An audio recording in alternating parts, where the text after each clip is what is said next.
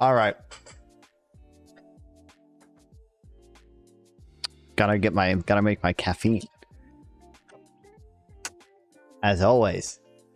As always.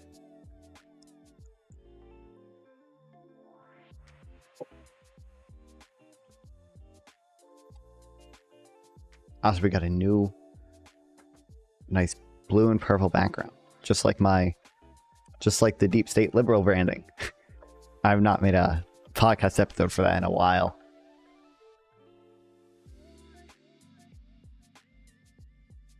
Hell yeah.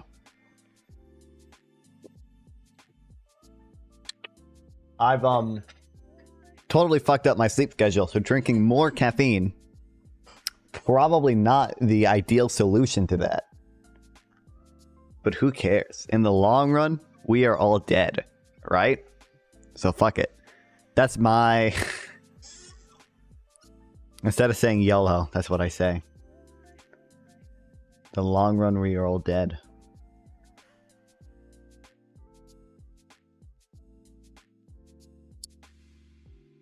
Alright, before we get into the interview and stuff, obviously.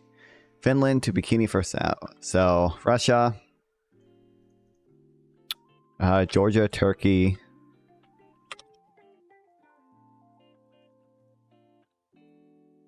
Syria, Israel. It'll be Israel, Egypt, Libya, and then I don't know.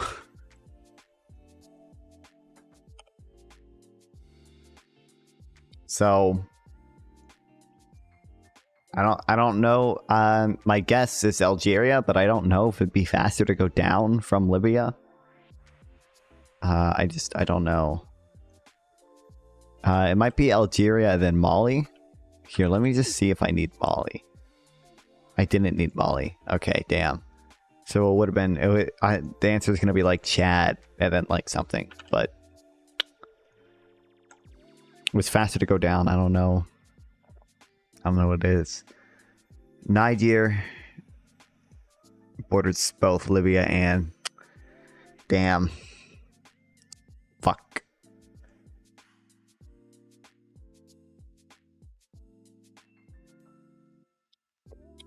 Subpar. Not ideal.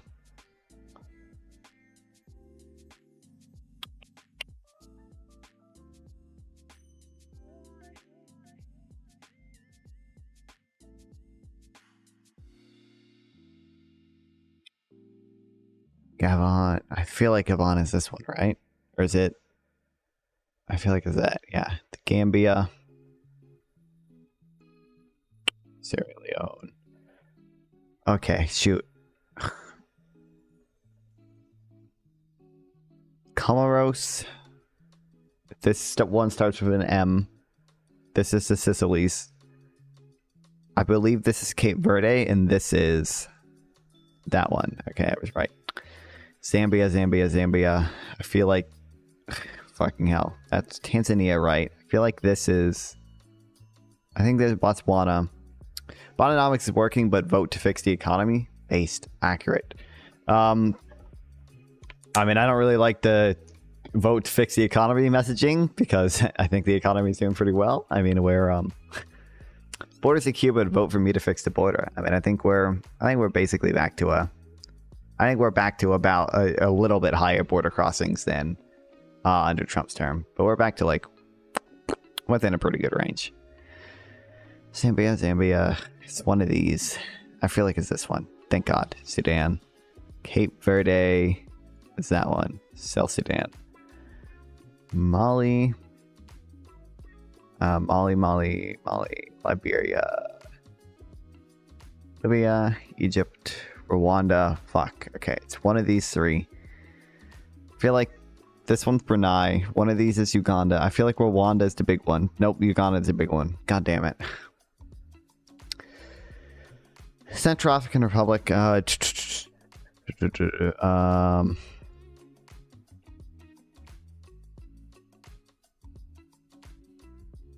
forget. Why do I forget? I feel like it's that one. Okay, Namibia. Eye contact is a key element of trust. Listening with confidence. Kamala avoids it. That is like the that is the worst critique of a candidate I've ever fucking heard. Okay, I don't even know if that's true. I don't even know how the fuck do we measure that? We're gonna watch the interview pretty soon. I guess maybe we'll see if you're right. Benin. I feel like Benin's this one. Tanzania. Fuck. Wait, Tanzania's that one. God damn it, I knew that one too. This one's a... I know these. God damn it. Comoros, Eritrea, Botswana, Madagascar, Kenya, Ethiopia, Tanzania, Cameroon, Eritrea, Togo. Watch the interview, especially while making bold claims about her abilities. Her words are confident, but her eyes are telling a different story. Okay. Hey, who is she? Is she making... Do you mean eye contact with the interviewer? Or with the camera?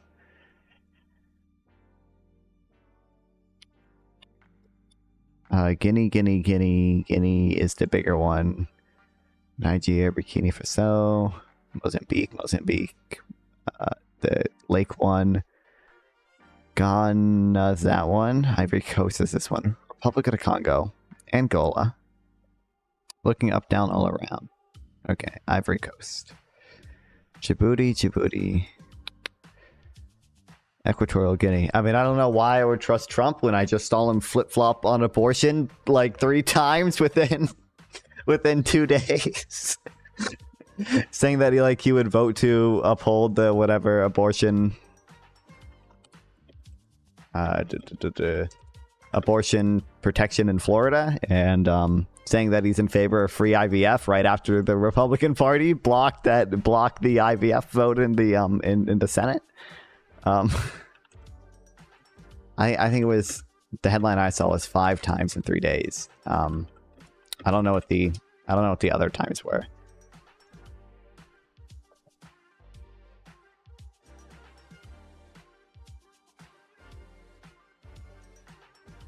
Oh, this is not about recently. Okay.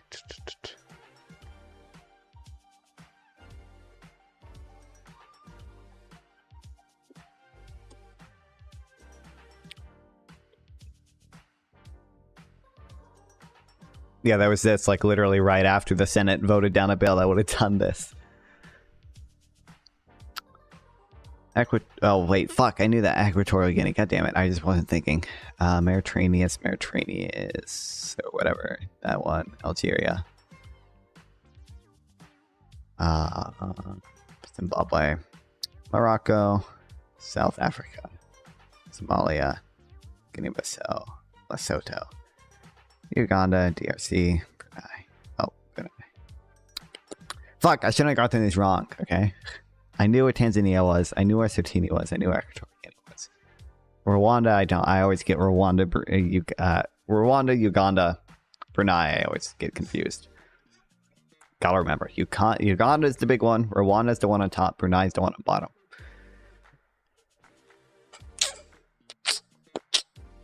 Fucking hell.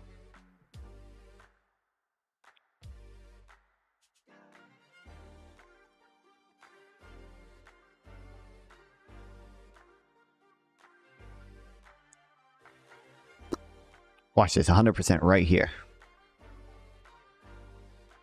Bulgaria. That one.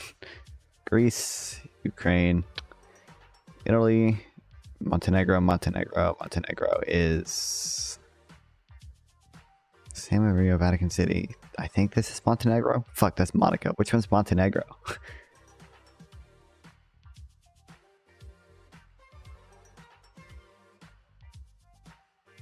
Why am I... Kosovo, North Macedonia. Oh, wait, Montenegro is it this one? Yeah, okay, Vatican City. Bosnia. Czechoslovakia. Austria. Hungary, Belarus. Kosovo. Denmark. Liechtenstein. Liechtenstein is... that one. Latvia. Estonia,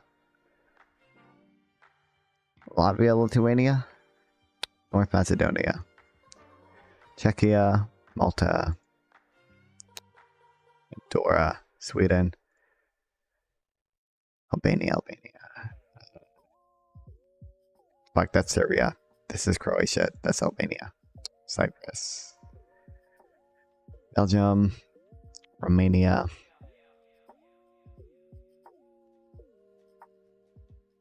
Hungary, Poland, San Marino, Norway, Luxembourg, Switzerland, Croatia, Iceland, Russia, Ireland, France, Moldova,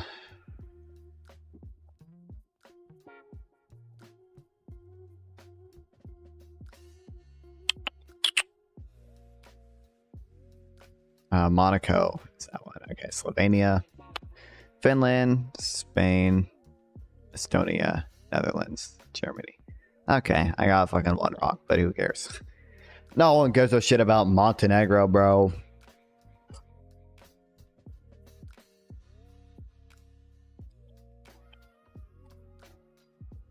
Anyway, while I was busy not streaming, I did make a few shorts. I think I made 2.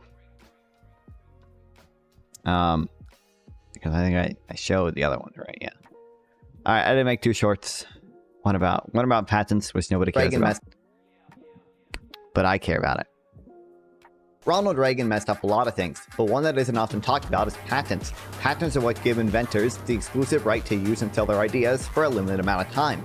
Now, as part of Reagan's general effort to streamline the government, he made 2 changes along with Congress to how patents were granted and protected. First, a specialized court was created to hear patent-related appeals, and second, the Patent and Trademark Office started requiring its applicants to pay fees. This simultaneously made it easier to get patents, easier to enforce patents in court, easier to get large financial rewards for enforcing such patents, and harder for people accused of infringing on patents to challenge a patent's validity. We can easily measure this by looking at the number of patent applications and patents granted. There's a massive spike after these reforms, and it's unlikely such a massive spike was simply due to a sudden increase in American creativity. Many of these patents, I think I have the numbers for this as well. Were granted to ideas that should not be considered novel nor new. The most infamous example probably being the patent granted to a sealed crustless. This was eventually struck down, by the way. But there are also like patents. I think there was another case where like a patent was granted to a 5-year-old for inventing a way to swing. We can also measure the massive increase in patent-related court litigation. Companies like Texas Instruments have made patent enforcement into a business in its own right, netting billions of dollars. Look, patents are important to protect innovation. If I spend time and money inventing something, then it's important my idea can't be stolen by my competition who didn't. But allowing people or companies to easily get patents for old or overly broad ideas, then allowing them to easily sue others for massive payouts, whilst at the same time making it harder for people to challenge the validity of those patents, restricts innovation more than it helps. This especially applies to research tools, where sometimes expensive licenses are required to research with special equipment. I didn't, I only have 90 seconds. There's like cases we can look at, like there's Duke versus... I think it's somebody v. Duke. Madley v. Duke. Yeah, this was about patent stuff, about research equipment. Or patented research equipment. What the fuck is this? Cyberharvard.edu. And sometimes not only do you need to license a patent in order to do research or whatever, any technology that you invent with that licensed patent, you then have to pay licenses to the owner of the research thing, which is bullshit. Even if we can see that minimum wage causes unemployment, there's still a strong argument for it. Morally, people shouldn't be working for poverty wages. The minimum wage is the wage at which below people must face an existence below the poverty line. That's something a wealthy society like ours should find unacceptable. In that respect, minimum wage is analogous to environmental regulations. They may cause some level of disemployment, but that's the price we pay for a civilized society. Furthermore, any decent society doesn't let the unemployed starve. Ideally, there's a social safety net that ensures some baseline quality of life. Also, unemployment can be further mitigated by stronger fiscal policy that can support higher levels of employment. But it's not really clear that we should concede that a reasonable minimum wage causes much disemployment. A comprehensive analysis.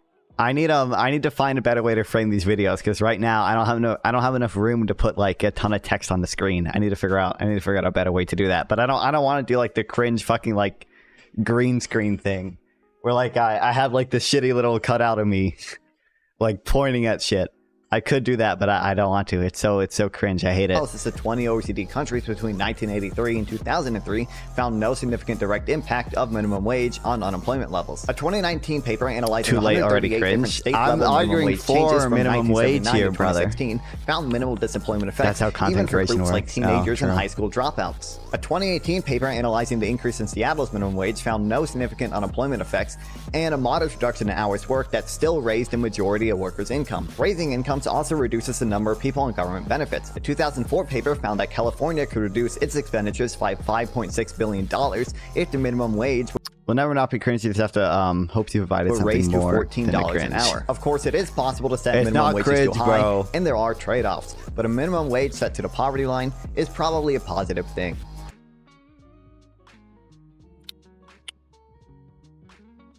It's not cringe. It's informative. It's good content, bro.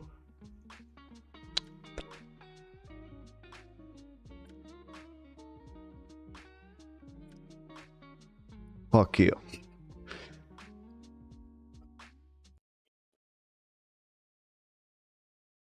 Listen, I think it's less cringe when I have my fancy microphone, okay? I have my, well, semi-fancy lighting, okay? I have my nice, what should I got? Like normal white lights on me. And then I have like the LEDs in the background.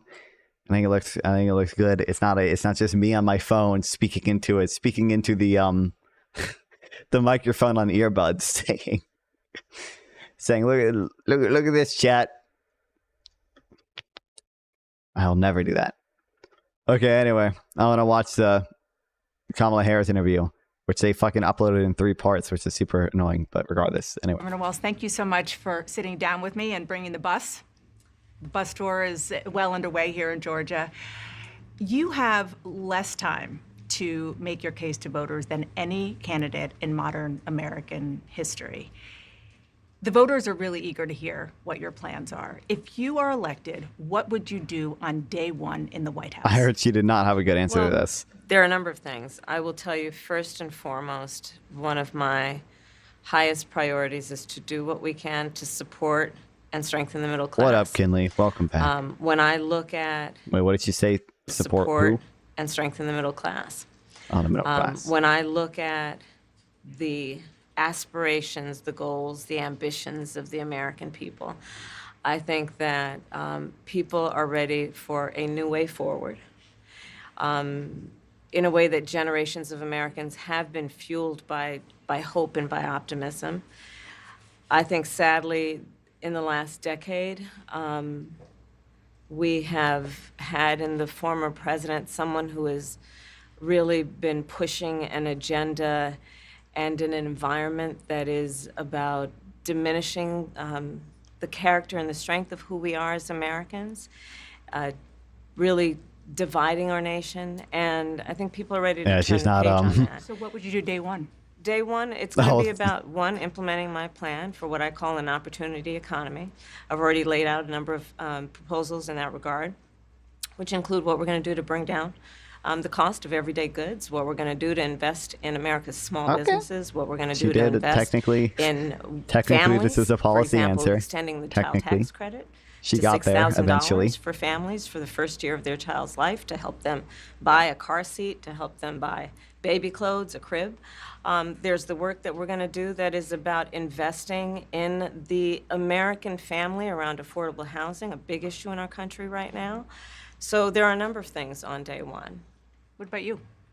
Well, I'm excited about this agenda too. As I said, the idea Who even? of inspiring America. Why would the to fuck what would you can answer be, that? and I think Answer many to the of vice these things president? that Who the cares? President's Vice president can't do proposing shit. are things that we share in values. And the child tax credit is one we know that reduces childhood poverty by 1/3. We did it in Minnesota to have a federal partner in this. Unbelievable, I think, in the impact that we can make. You talked about, you call it the opportunity economy. You are well aware that right now many Americans are struggling. There's a crisis of affordability. One of your campaign themes is we're not going back. But I wonder what you say to voters who do want to go back when it comes to the economy specifically, because their groceries were less expensive, housing was more affordable when Donald Trump was president. Well, let's start with the fact that when Joe Biden and I came in office, during the height of a pandemic, we saw over 10 million jobs were lost. People, By the way, those we were latest yes about Tim Walt's DUI in 1995. Damn, really? Everyone was saying it was going to be like a softball. Oh, Type I Turtle followed me. Softball interview. So far, she when she asked like when she asked like, oh, what are you going to do day one? And Kamala Harris gave a non-answer. The interviewer actually fucking pressed her on it. She was like, okay, so what are you actually going to do? And she's going to ask about Tim Walz's DUI, and she just well, let's start. She just with asked a really good question of like, what do you say to people who do want to come back? Oh, thanks, Type Turtle Carter for the for the sub. I appreciate it. You are my favorite streamer. Oh, thanks, man.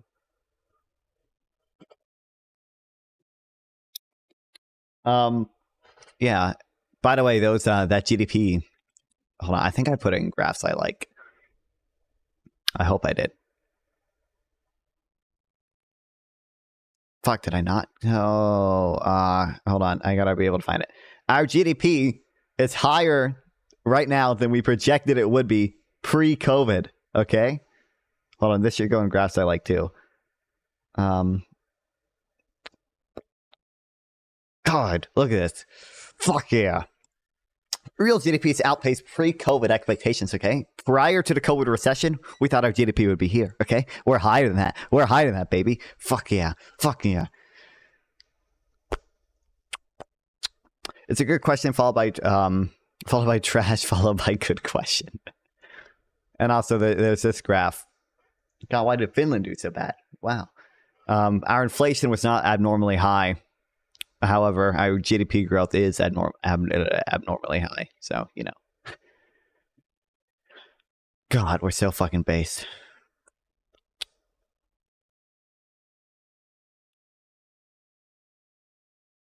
that when Joe Biden and I came in office, during the height of a pandemic, we saw over 10 million jobs were lost.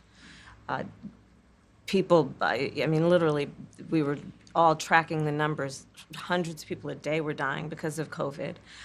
The economy had crashed. In large part, all of that because of mismanagement by Donald Trump of that crisis. Bro. When we came in, our highest priority was to do what we could to rescue America. And today, we know that we have inflation at under 3%. A lot of our policies have led to the reality that America recovered faster than any. I mean, yeah, it's under 3%. I think the new report was 2.6%, right? And that's still kept up by owners equivalent rent. Okay, obviously, I don't expect Kamala Harris to be able to say this because it's impossible to. It's so hard to explain this to voters, to median voter. But inflation is actually at way less than 2.9%. It's just kept up by owner's equivalent rent, which lags behind other market prices. So it's just if you look at the new tenant rent index, rent inflation is down.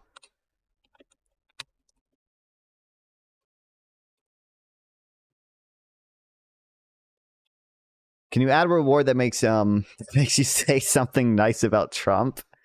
I would have run out of things to say so quickly. There's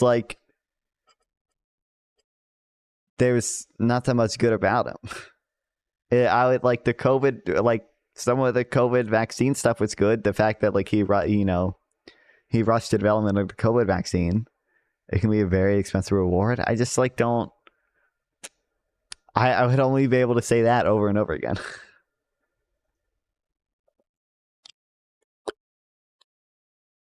Look at the new tenant rent index. God. Yeah, rent inflation is falling. It's just that the way that CPI, which is the inflation index that most people use, not the Fed. The Fed uses PCE, but a PCE uses own equivalent rent too. It just weights it less. What about the Trump checks? Oh, that's true. Yeah, the 2 stimulus bills under him were good. Yep. That's it. That's it. What else can I say? He did like tax cuts, border wall. I don't think either of those were particularly good. His bigger penis and Biden and Kamala combined. Awesome trading cards. Shoe. Oh yeah, the shoes and yep, he's selling shoes and he's selling trading cards and he was selling a Bible for a while. Let's see the stimmy checks. Stimmy checks were good. The NFC, yep. Stimmy checks were good. I feel like I remember Trump doing something good with organ donation, but it was something I don't remember. Trump administration finalizes a rule that could make thousands more organs available for transplant. Finalized major reforms in the way organs are collected and distributed for transportation, an effort aimed at making thousands more kidneys, livers, hearts, and lungs available for the lengthy list of people waiting for them.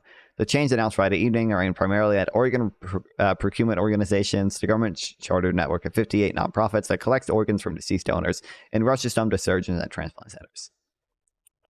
So this was good, I guess. Also, we've all seen Hunter Biden's cock. It's pretty big. So like, you gotta wonder, where he got it from.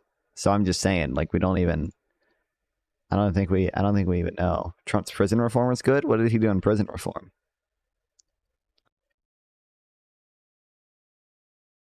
Any wealthy nation around the world. But you are right. Prices, in particular for groceries, are still too high. The American people know it, I know it. Which is why my agenda includes what we need to do to bring down the price of groceries. For example, dealing with an issue like price gouging. What we need to do to extend the child tax credit to help young families be able to take care of their children in their most formative years. What we need to do to bring down the cost of housing.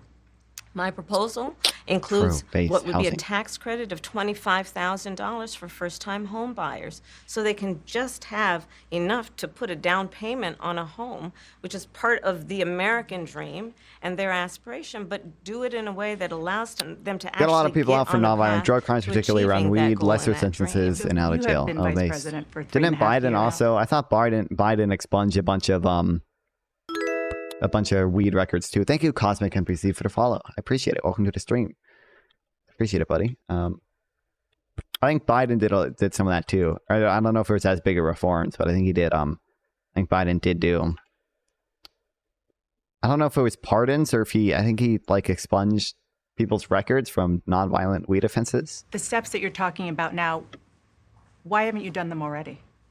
Well, first of all, we had to recover as an economy, and we have... Thoughts on Kamala interview performance? Brother, we're 2 questions in.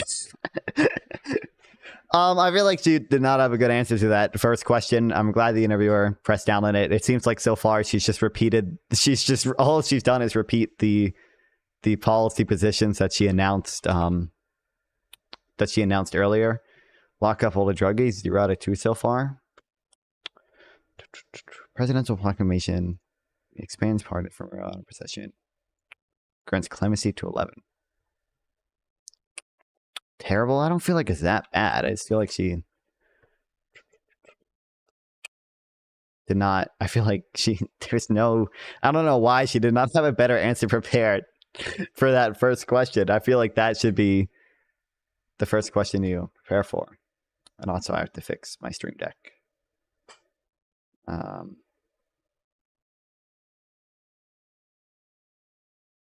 done that. I'm very proud of the work that we have done that has brought inflation down to less than 3%.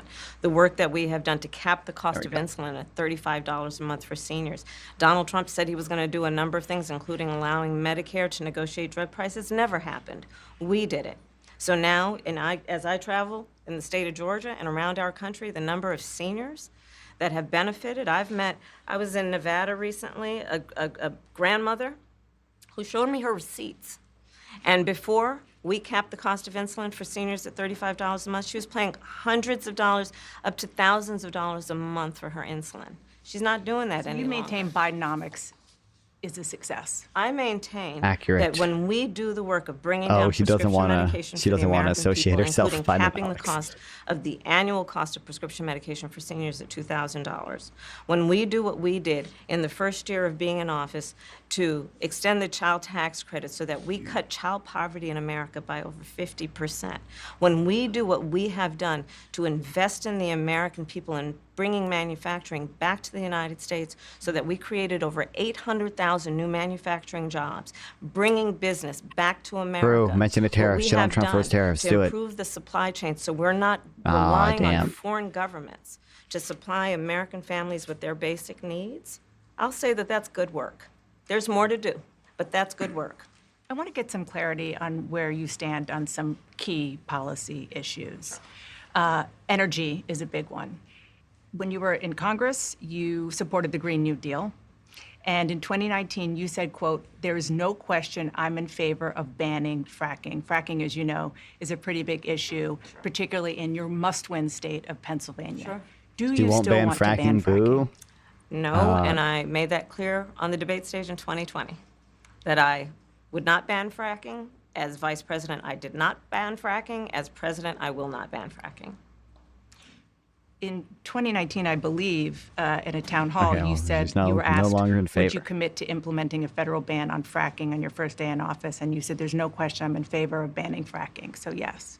So it changed in that campaign? In 2020, I made very clear where I stand. We Wait, are- she did she Paul, mention you that? said you were asked, would you commit 2018 to thing? implementing? In 2019, I believe, President, I will not ban fracking.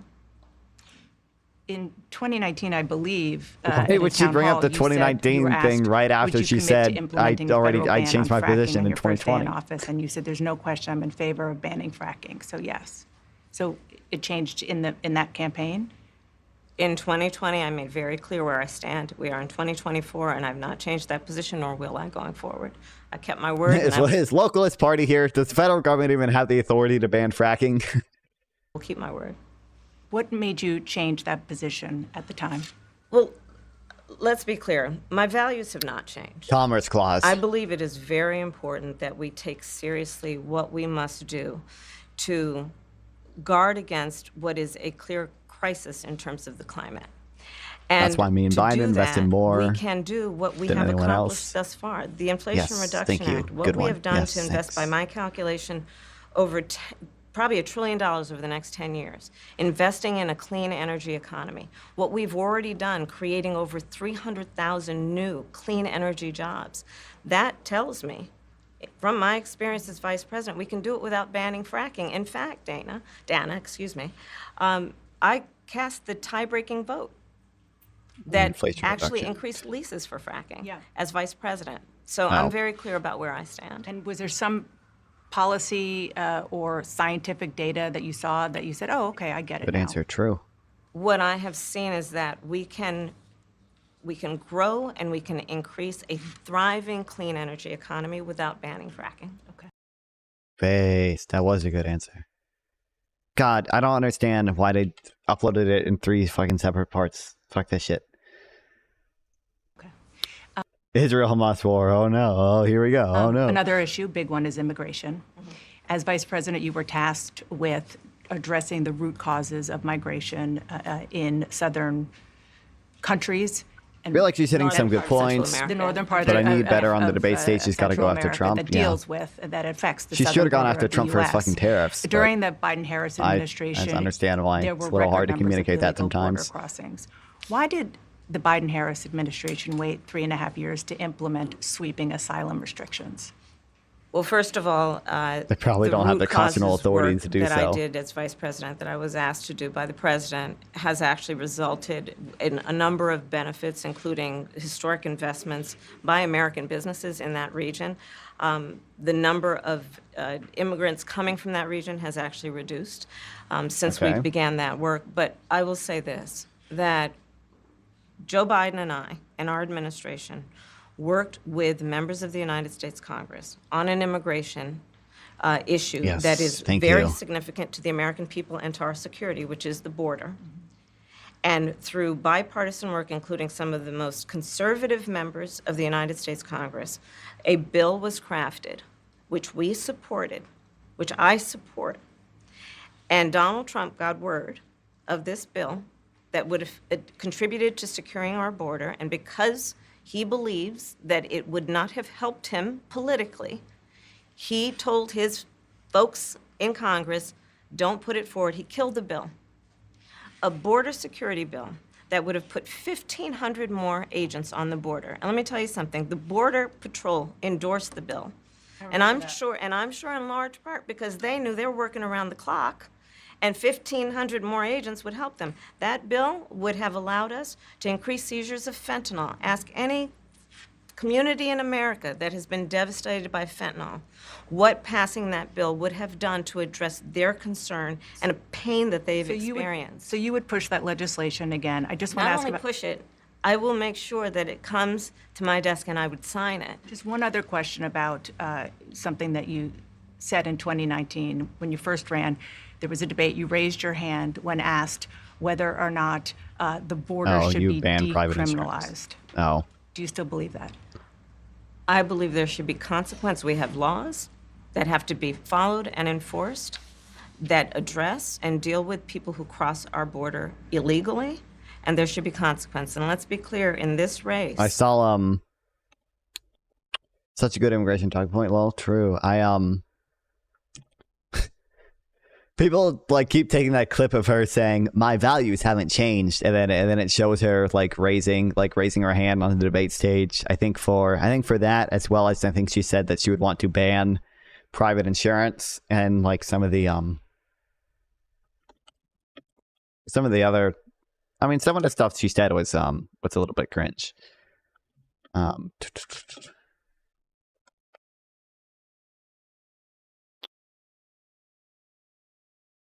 Where is it? Hold on, wait, this is this even the right thing? I feel like Medicare for all is a public option is whatever. Yeah, but I think she held like the most extreme like Bernie position on it or whatever. So people Were you the last person?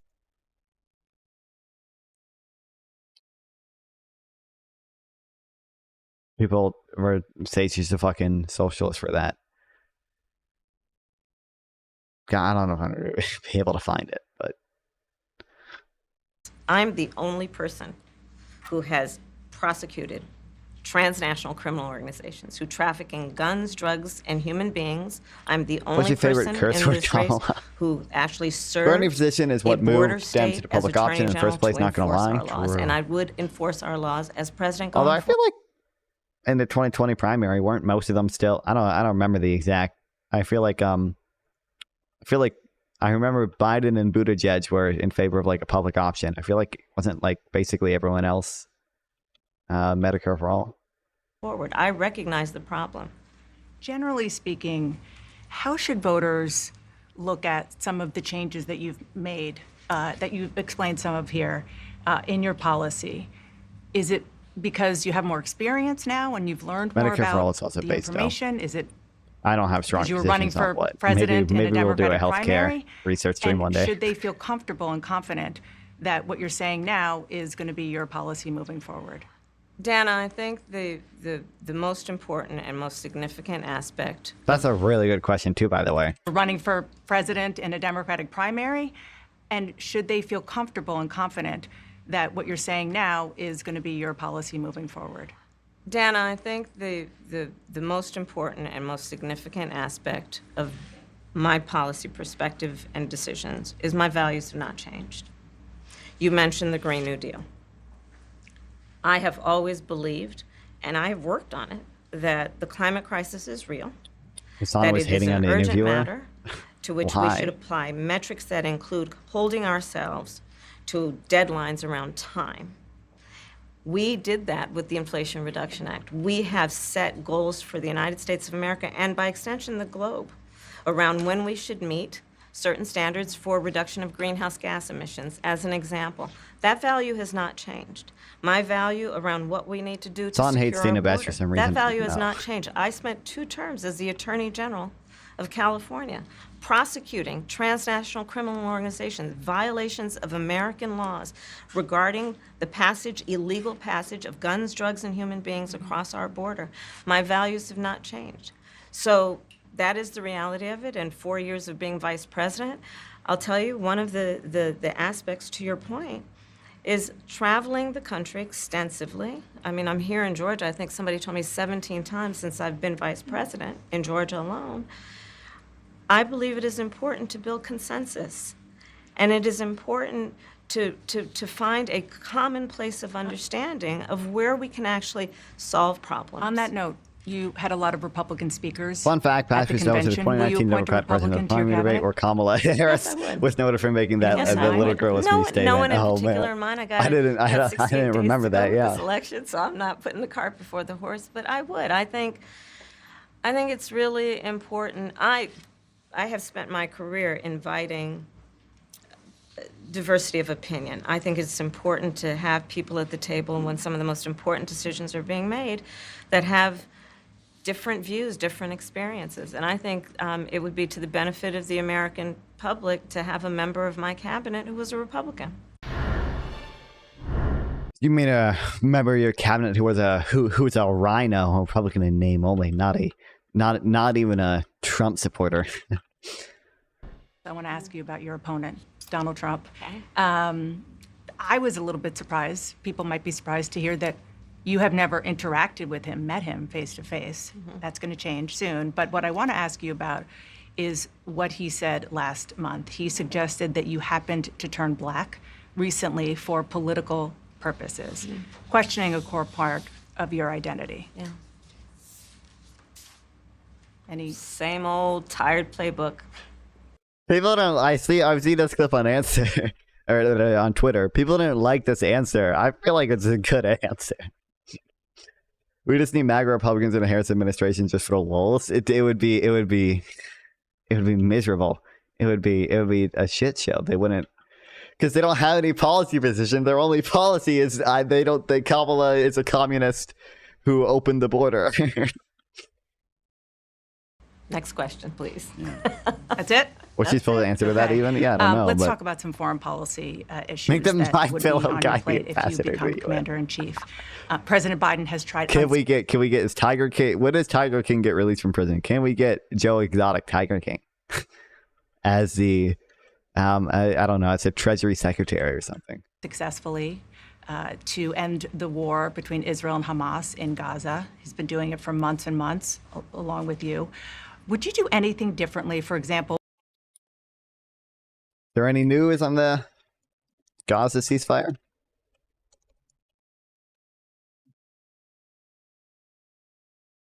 Gaza talks on nitty gritty. You read this. Make Warren Mulder Fed chair. God, you know what we need to do, by the way? We need to do a stream on quantitative easing, because I think I'm pretty convinced that the MMT view of quantitative easing is correct. I've not seen any remotely good objections to it. Yes, in fact, I happen to turn black, or no, it's always black. Like, what the fuck is the point of the question? Dude, that would have been a based answer. Yes, I did happen to turn black. I don't know what happened. The MMT view of quantitative easing is correct. Yeah, I literally haven't seen any. Here's why printing money is okay. Non-fund. The MMT view is that quantitative easing isn't printing money, and I don't think it is, because you're just crediting a reserve account and debiting a securities account. So, also there are right here definitely positive trade-offs to printing money sometimes. I feel like Right. I did a cartoon once years ago for Brentwood hands out the window, not holding on to it, looking over at Alan and going, nice driving, while the car's going over the cliff, right? So, but that's exactly what it is. You know, it's monetary policy is the kid with a steering wheel that's not attached to anything. And how do you know that? Just look at the details of what actually happens when you do quantitative easing. You buy treasury securities. So what does that mean? It means you go into the market and you offer a price where people are indifferent between that treasury security and holding cash. And what is a treasury security? A treasury security is a dollar balance in an account at the Fed. It's called a securities account. Okay, they give it a fancy name, treasury security, but it's like a savings account at a normal bank. If you buy a treasury security, this guy says money printing. This guy says that money printing because we are just giving people money more digitally. The Fed money, you get it back with interest. If you go to a commercial. The point he's making here, I think you messed up your grammar. And okay, I don't know what you tried to say. The point he's making here is that it isn't money printing. You're just shifting money between two accounts. Commercial bank, you buy a CD, you send the money, you get it back with interest. It's the exact same thing. So the Fed is a bank, and they have two types of accounts. A normal bank would call them checking and savings. The Fed calls them reserve accounts, Federal Reserve Bank, and securities accounts, treasury securities, okay? But they're just checking and savings. And so when the Fed buys securities, they go into the market, they offer a price where somebody decides, you know, instead of this securities account, I'd rather have my money in a reserve account. And the Fed debits their securities account, makes it smaller, and credits their reserve account, makes it larger. They're both dollars at the Fed. It's effectively swapping assets on the balance of the balance sheet of the Fed. It's not actually creating new net aggregate demand. Yeah, so if you had $1 million here in your securities and you sell it to the Fed, now you have $1 million in your reserve account. Both of them were bank deposits at the Fed. There's functionally no difference. And the only reason they call it printing money is because they don't count the securities accounts as money, but they do count the reserve accounts. So it's an accounting. Now, why do they do that? Yeah. Because back in 1933, the reserve accounts were convertible into gold and the securities accounts were not. So again, it's another legacy of the gold standard. Yeah. Everything always. Yeah, I haven't seen any. This makes sense to me, and I have not seen any good critique of it. I even asked Perplexity. Like, are there any like critiques of this that I could read? And it did not give me anything. Did not give me anything good. It basically said it gave me like critiques of like, oh, welcome to the stream, Angelic Hoon. It just gave me stuff to read. Harris 2024 based. It just gave me stuff to read on like zero interest rate policy and not like critiquing other parts of MMT and not critiquing the MMT or the MMT view of quantitative easing. So I think I'm probably pretty convinced with that. It makes sense. Even if it was printing money, I would still say I still don't think Sam Harris. True. Trump 2024. No. Boo. Got me, bro. We need a Shapiro Harris ticket. Ben Shapiro and Sam Harris. That would be the optimal presidential ticket. Or Sam Harris, Ben Shapiro. Sam Harris, president. Ben Shapiro, VP. Well, would you withhold some U.S. weapons shipments to Israel? That's what a lot of people on the progressive left want you to do. Let me be very clear. Ben I'm Shapiro, unequivocal and unwavering in my commitment to Israel's defense and its ability to defend itself. And that's not going to change. But let's take a step back. October 7, 1,200 people were massacred. Oh. Many Alex Jones young is people goated. who were Yeah. simply I love when you attending lied about a music festival. Sandy Hook Women were horribly and lost a raped. defamation lawsuit because of it. As I said what's the then, I level say terrain? today, Israel has a right to defend itself. We would. And how it does so matters. Far too many innocent Palestinians have been killed. And we have got to get a deal done. We were in Doha. Alma lost this on the vote, I know. We have to get a deal done. Did This you war see must that, end, and we must get a deal. The Mike from PA tweet? Where like he literally shifted from, oh God, I hope I bookmarked it. Do you think banks will lend more money if they have more money in reserve accounts versus treasury accounts? I would assume yes. I would assume, although it's not printing money, you're probably still affecting loanable funds, right? I would assume that's the. I mean, traditionally, accounts as banks lend reserves. Yeah, I would assume that's That's basically the effect it actually has. But I don't even think that's effective. Goalpost move for Mike from PA. Well, I know, yeah. God, I think maybe I like. All right, this is my likes.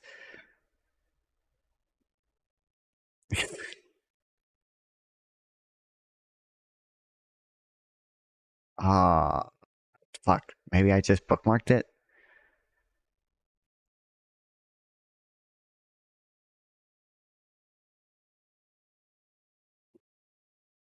MIT disagrees with vulnerable funds models and the court to show Keynesian critiques and monetary policy apply. Okay. Wait, why does MIT disagree with the vulnerable funds model?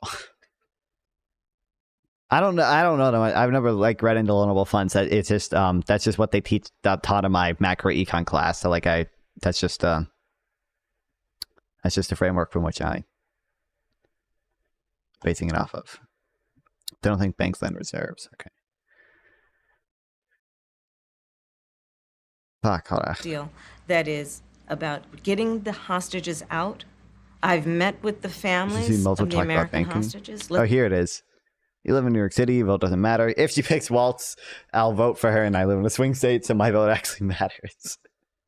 If the genocide is caused, still have an election day, well, not vote for Kamala Harris. There's absolutely nothing you can do to change my mind about this. Damn. Let's get the hostages out. Let's get the ceasefire done. But no change in policy in terms of arms and so forth.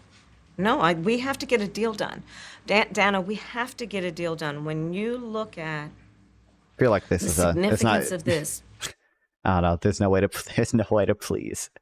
There's no way to please people on this. So I feel like this is a good enough answer. Can I Oh, I can. I'm a genius. If you right click somewhere, it assigns that terrain height. Okay, good. To the families, to the people who are living in that region. A deal is not only the right thing to do to end this war, but will unlock so much of what must happen next. I remain committed since I've been on October 8 to what we must do to work toward a two-state solution, where Israel is secure and in equal measure, the Palestinians have security and self-determination and dignity. East. Oh, wait, fuck. Yeah, that's fine. Well, let's build some houses here, then it'll level out.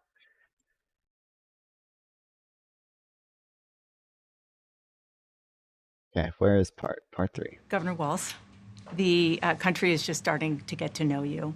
I want to ask you a question about how you've described your service in the National Guard. You said that you carried weapons in war, but you have never deployed actually in a war zone. A campaign official said that you misspoke. Did you? Well, first of all, I'm incredibly proud. I've done 24 years of wearing the uniform of this country. Equally proud of my service in a public school classroom, whether it's Congress or the governor. My record speaks for itself, but I think people are coming to get to know me. I speak like they do. I speak candidly. I wear my emotions on my sleeves, and I speak especially passionately about our children being shot in schools and around guns. So Great pivot. I think people know me. They know who I am. They know where my heart is. And again, my record has been out there for over 40 years to speak for itself. And the idea that you said that you were in war. Yeah. Did you misspeak, as the campaign has said? Yeah, I said we were talking about, in this case, this was after a school shooting, the ideas of carrying these weapons of war. And my wife, the English teacher, told me my grammar's not always correct. That's why but you again, mentioned it. Okay. If it's not this, it's an attack on my children for showing love for me, or it's an attack on my dog. I'm not going to do that. And the one thing I'll never do is I'll never demean another member's service in any way. I never have, and I never will. God, Republicans deserve to be shit on so much more for some of the rhetoric around either the fucking Tim Waltz tampon stuff or the Tim Waltz IVF stuff, or just calling his son retarded on Twitter. God, I can't believe any of that shit. Okay. I just one other question, because again, this is all new. Yeah. This was not. However many days ago, this was not on either of your bingo cards, especially yours. You had to clarify that you had said that you and your wife used IVF, but it turned out you used a different kind of fertility in order to have children. And then when you ran for IVF sounded Congress so in out of pocket, I know. 2006, your It's wild. campaign It's repeatedly insane. made It's false unhinged. statements about a 1995 arrest for drunk and reckless driving. The DUI. What do you say to voters who aren't sure whether they can take you at your word? Well, I've been very public. I think they can see my students come out, former folks I've served with, and they vouch for me. I certainly own my mistakes when I make them. The one thing I'll tell you is I wished in this country wouldn't have to do this. I spoke about our infertility issues because it's hell, and families know this. And I spoke about the treatments that were available to us that had those beautiful children there.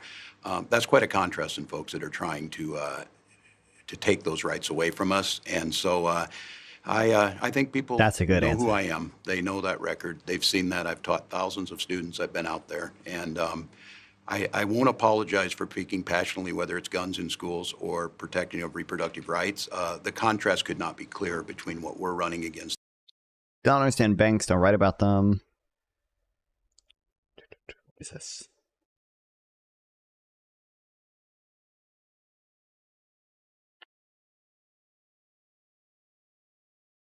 The vice president's position on this has been clear.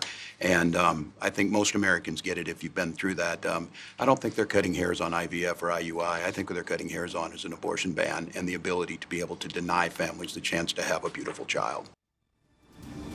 Vice President Harris, you were a very Listen, I'm in favor of the IVF question because we got you got an opportunity to shit on Republicans. staunch defender of President Biden's capacity to serve another 4 years. Right after the debate, you insisted that President Biden is extraordinarily strong. Given where we are now, do you have any regrets about what you told the American people?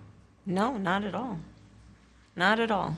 I have Under my- served with President Biden for almost 4 years now, and I'll tell you, it's one of the greatest honors of my career, truly. He cares so deeply about the American people. He is so smart and loyal Dave Rubin or to go the hard. American people. And I have spent hours upon hours with him, be it in the Oval Office or the Situation Room. He has the intelligence, the commitment, and the judgment and disposition that I think the American people rightly deserve in their president. By contrast, the former president has none of that.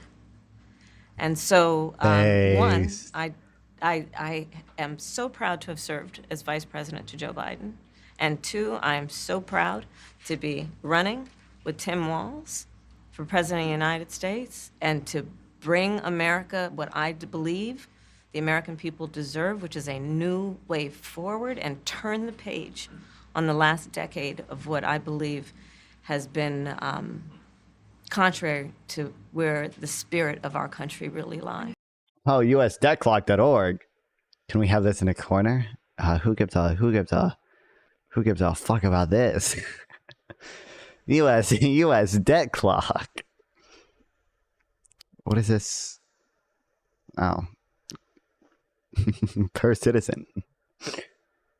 Man, I can't believe every taxpayer has to pay $268,000. But the last decade, of course, the last 3.5 years has been part of your administration. I'm talking about an Or era at least they have the debt to started GDP about ratio a here. decade It's ago. not even that bad. where there is some suggestion, warped I believe it to be, that the measure of the strength of a leader is based on who you beat down, instead of where I believe most Americans are, which is to believe that the true measure of the strength of a leader is based on who you lift up. What is this? The fund's market value. Is this Norwegian social wealth fund?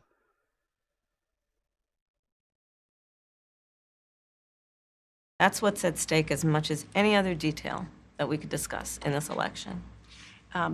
Because we haven't had a chance to talk, I'm just Sovereign curious, wealth. staying on President Biden, when he called you and said he was pulling out of the race, what was that like? And did he offer to endorse you right away, or did you ask for it?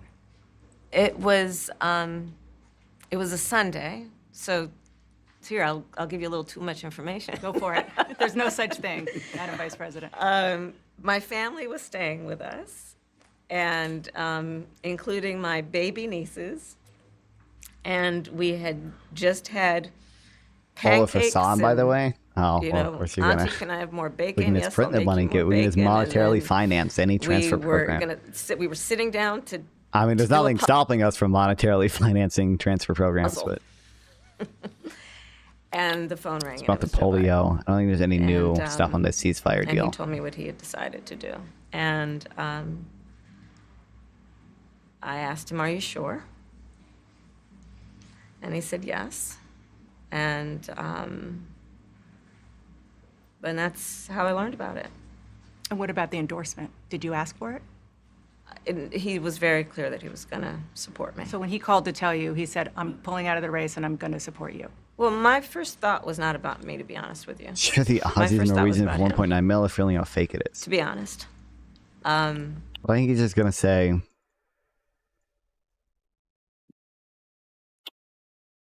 fund back two funds, government, okay, blah, blah, blah.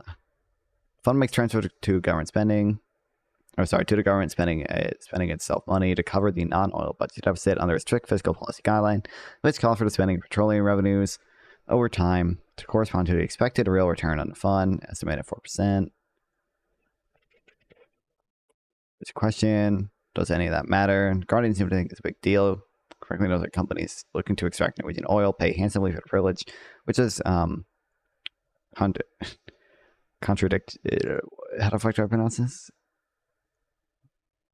Contradistinction. Contradistinction to the approach taken by the Australian government. What's the point here? I think history is going to show a number of things about Joe Biden's presidency. I think history is going to show that in so many ways it was transformative, be it on what we have accomplished around finally investing in America's infrastructure, investing in new economies, in new industries, what we have done to bring our allies back. Term funding means that money is being provided to allow for some spending to occur. Funding allows for the spending that otherwise would not occur. However, the Norwegian government is sovereign in its own currency, and therefore it is never revenue constrained. Sorry, it makes no sense to say that such a fund, or to say that such a government uses the. Why can't I fucking read? It makes no sense to say that such a government uses the returns from the petroleum fund to provide itself with more capacity to spend than it otherwise would have, which is the meaning of the term funding. What's the real economic value? I'm sure the government who has a branch that can print money so another branch can buy bonds and inject cash into the market. That another government body is almost all members investing in. Oh yeah, the point is, or yeah, that's right. Norway does make its own currency. Back together and have confidence in who we are as America and grow that alliance. What we have done to stand true to our principles, including the one of the most important international rules and norms, which is the importance of sovereignty and territorial integrity. And I think history is going to show not only has Joe Biden led an administration that has achieved those extraordinary successes, but the character of the man is one What year? Yeah. Crazy. that he has been in his life and career, including as a president, quite God, our state selfless level and puts the American people first. It's I higher just than have most to of these ask you other both fucking about fake-ass two countries. Standout moments, aside, of course, from the addresses that you both gave, but standout moments that were perhaps unexpected during the Those kids convention. literally the You exact same mentioned one thing. of I'm not them. lying. I read most of the deficit myth. My dad is reading the deficit myth still. A moment that you shared, that the world shared with your son, Gus.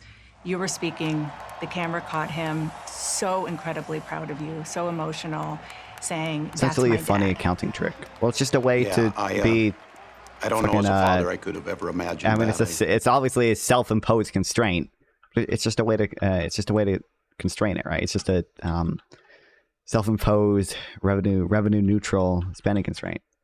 Grateful for so many reasons to be on this ticket, but that moment, to understand what was really important, to have my son feel a sense of pride in me, that I was trying to do the right thing. And it was, you try and protect your kids, it brings notoriety and things, but it was just such a visceral, emotional moment that I'm just I'm grateful I got to experience it, and I'm so proud of him. I'm proud of him. I'm proud of Hope. I'm proud of Gwen. She's a wonderful mother, and these are great kids. And I think the one thing is talking about the era we're in is our politics can be better. It can be different. We can show some of these things, and we can have families involved in this. And I hope that there was I hope people felt that out there, and I hope they hug their kids a little tighter, because you just never know, and life can be kind of hard. And last question, Madam Vice President, the photograph that has gone viral.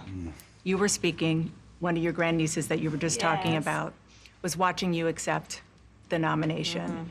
You didn't explicitly talk about gender or race in your speech, but it obviously means a lot to a lot of people, and that viral picture really says it. What does it mean to you?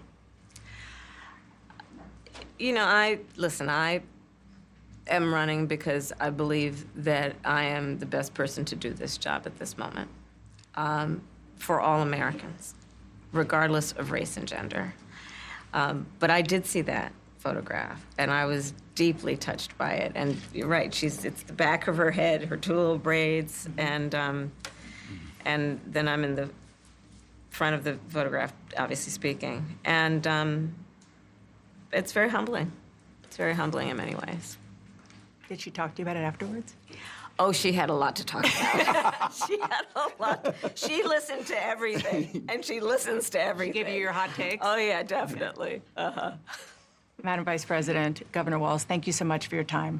Appreciate it. Thanks for having Thank you, us. Dana. Thank you. Base. I feel like she did a mostly good job there.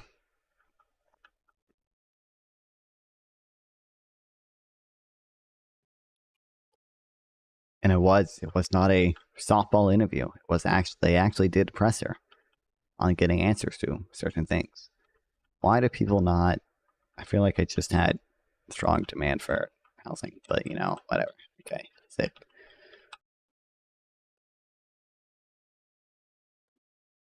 You know, Americans are so much better off than Europors, and our society is so much more dynamic. I mean, we're better off some ways.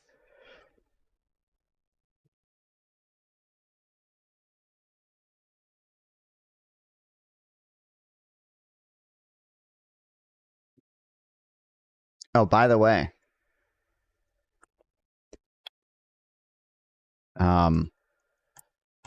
okay, cool. Yeah, it could just crash. Okay, whatever. Hopefully, depending on how things go, we might get non-fun, might get a non-fun hippy dippy appearance. That would be pretty cool.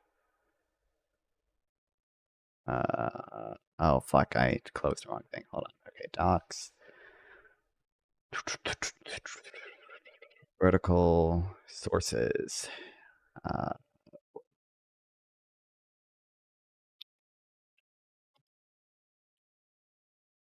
That would be cool. That would be skibbity true. It would be skibbity. I don't know exactly how it works. Apparently they'll fucking I think they just DM you at some point when they're doing a recruitment debate, but we'll see. You should go talk about your love for Israel and Netanyahu.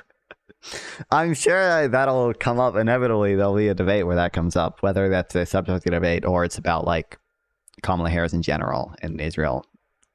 It's almost always gonna come up in that discussion, or if it's just about foreign policy in general. So them your BB tattoo. There's a big BB with a Israeli flag in his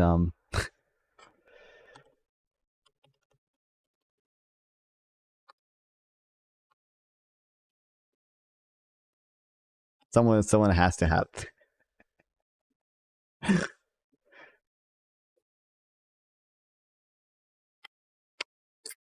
And he always says facts if you really listen. I'm sure some of the things that he says are factual.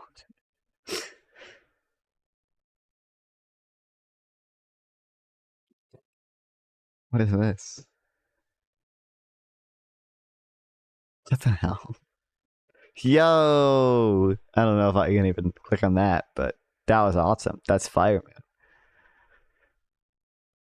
Oh yeah, there's a lion. There's a lion with an Israeli flag. BB is riding a lion. and holding an Israeli flag. Better than trans in war. Oh man.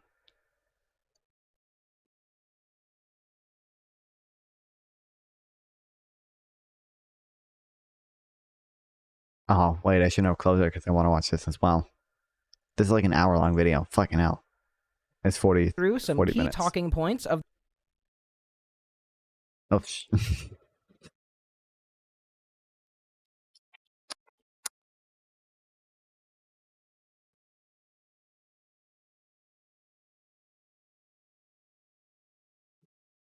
But yeah, apparently the person, I was watching like a Sound Soul video, and they were like, "Welcome to a hippy dippy recruitment debate." I was like, "What?"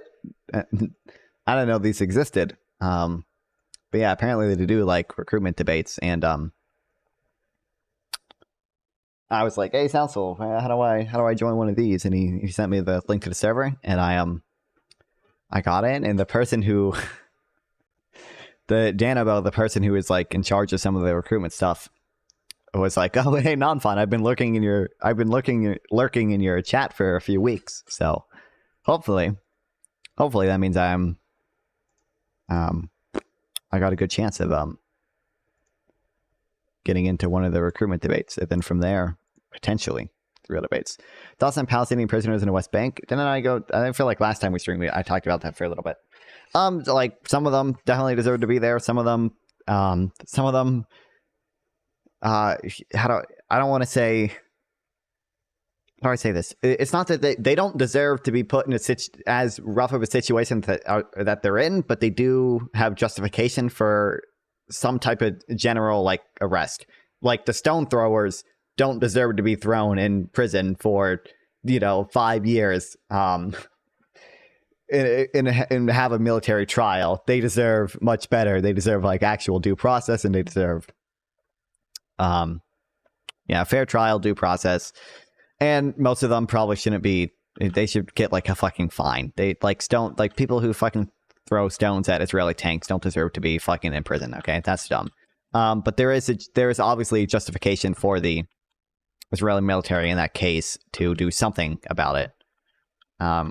Yeah, I don't think they're at all equivalent to the Palestinian, to the Israeli hostages that Hamas took. So, yeah. And then there are definitely some people I know apparently, according to some, I think there were 2 articles from I think one was from the Times of Israel and one was from a different Israeli news source. So whether you believe them, whatever. Apparently, one of the issues with negotiations right now is that a lot of the Palestinian factions that aren't Hamas in the Gaza Strip, like Palestinian Islamic Jihad, they want all of the West Bank prisoners to be released, and Israel is not willing to release some of them because some of them are actual high level terrorists. Okay, but what if the West Bank Israeli settlers are tried under Israeli law in Israeli courts, and Palestinians in the West Bank are tried in military courts? Is that apartheid? I don't think it's apartheid. It's just a result from the occupation. It's obviously not fair, but it's just a result from the different citizenship status because of the occupation. Yeah,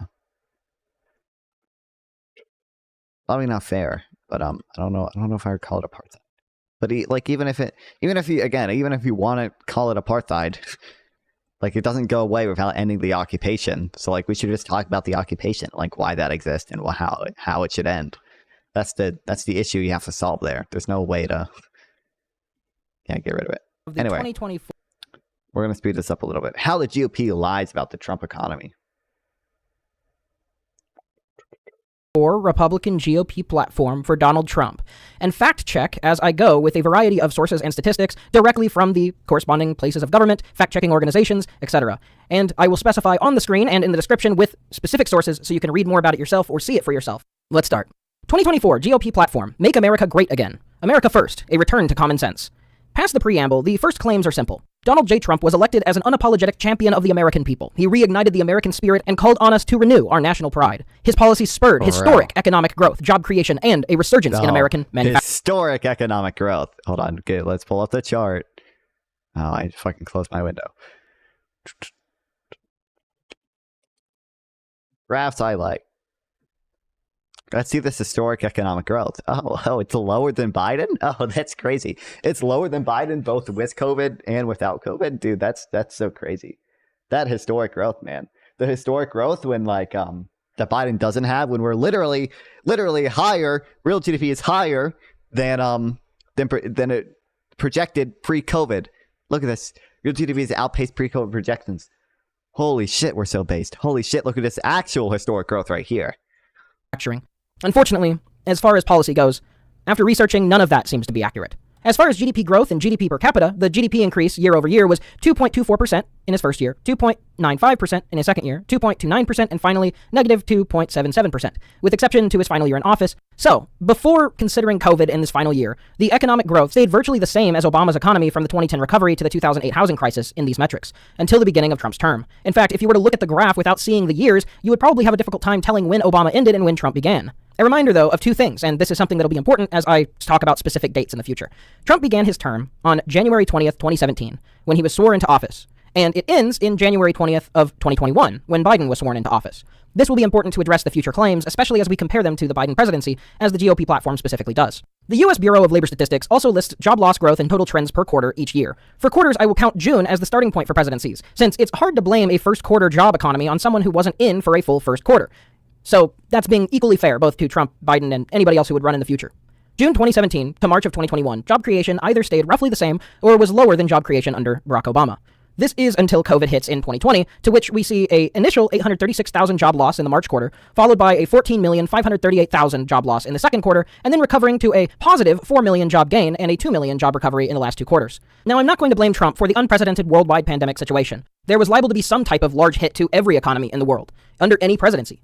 But I at least think it's worth noting that this type of catastrophic loss, undoing the net job creation of his entire presidency and putting it in the red, as well as undoing the last 2 years of job creation under Obama, it's worth mentioning too, that in September 2017's quarter, the net jobs were negative, losing 39,000 jobs. The first time for this to happen in a quarter since the 2008 housing crisis in Obama's first term. So before COVID, he was basically the same as Obama with a few weak quarters. And once COVID hit, it was a massive spike, making it so that the... Where's the fucking... I was going to mention, also, not only do we get a lot of job growth under Biden, okay? A lot of that job growth, yeah, here we go, has been in manufacturing our nice fancy new chip fabs. Peak unemployment at the end of Trump's term was over 8%, 8.09. That is to say, from a purely objective standard, there was not historic economic growth or job creation, at least in any sort of broad way that people would generally interpret it. Maybe some small job sector had a historic boost, but the broad trend of the economy was anything but historic, aside... And his tariffs fucked up a lot of the U.S. manufacturing shit because he put tariffs on steel and aluminum. Now, to be fair, Biden, I think Biden increased, I think he kept the aluminum one, and I think he's increased the steel one, which is cringe. We probably shouldn't be doing that. But Trump is the one that started it. Still a bad policy. From the decades-low negative job creation and unemployment caused amidst the COVID crisis. It's also an... I think the number I remember, I think the estimates say it led to a increase in steel jobs by 1,000 and then a decrease in manufacturing jobs by 75,000. So that's a total of 74,000 jobs lost. And then also you're taxing consumers. Consumers face higher prices too. There's a burden on consumers for that as well. It's not even just job losses. Fitting characterization to say that American manufacturing had a resurgence. From the start of Trump's presidency, manufacturing jobs bounced between 2 and negative 2%, and as of February 2019, it only remained in the negative until Biden took office. Meaning for a full year before COVID hit, manufacturing was down every month between negative 1 and negative 3%. Once COVID did hit, the worst month, April 2020, saw manufacturing hit a record low of negative 19.5%, a number not seen since the 1940s. Even through the height of the 2008 financial crisis, it came close, capping at a negative 18% in its worst month of 2009. So, okay, ignoring COVID, Trump was a slightly below average president on jobs and the economy. An objective downturn from Obama, but mostly the same, at least by these specific metrics, which I think are the most obviously representative of America's economy as a whole. These are the successes that the Republican Party and GOP were touting as their opening success for their 2024 platform statement. The next claim of the GOP platform statement is this. Yet after 4 years of the Biden administration, America is now rocked by raging inflation, open borders, rampant crime, attacks on our children, and global conflict, chaos, and instability.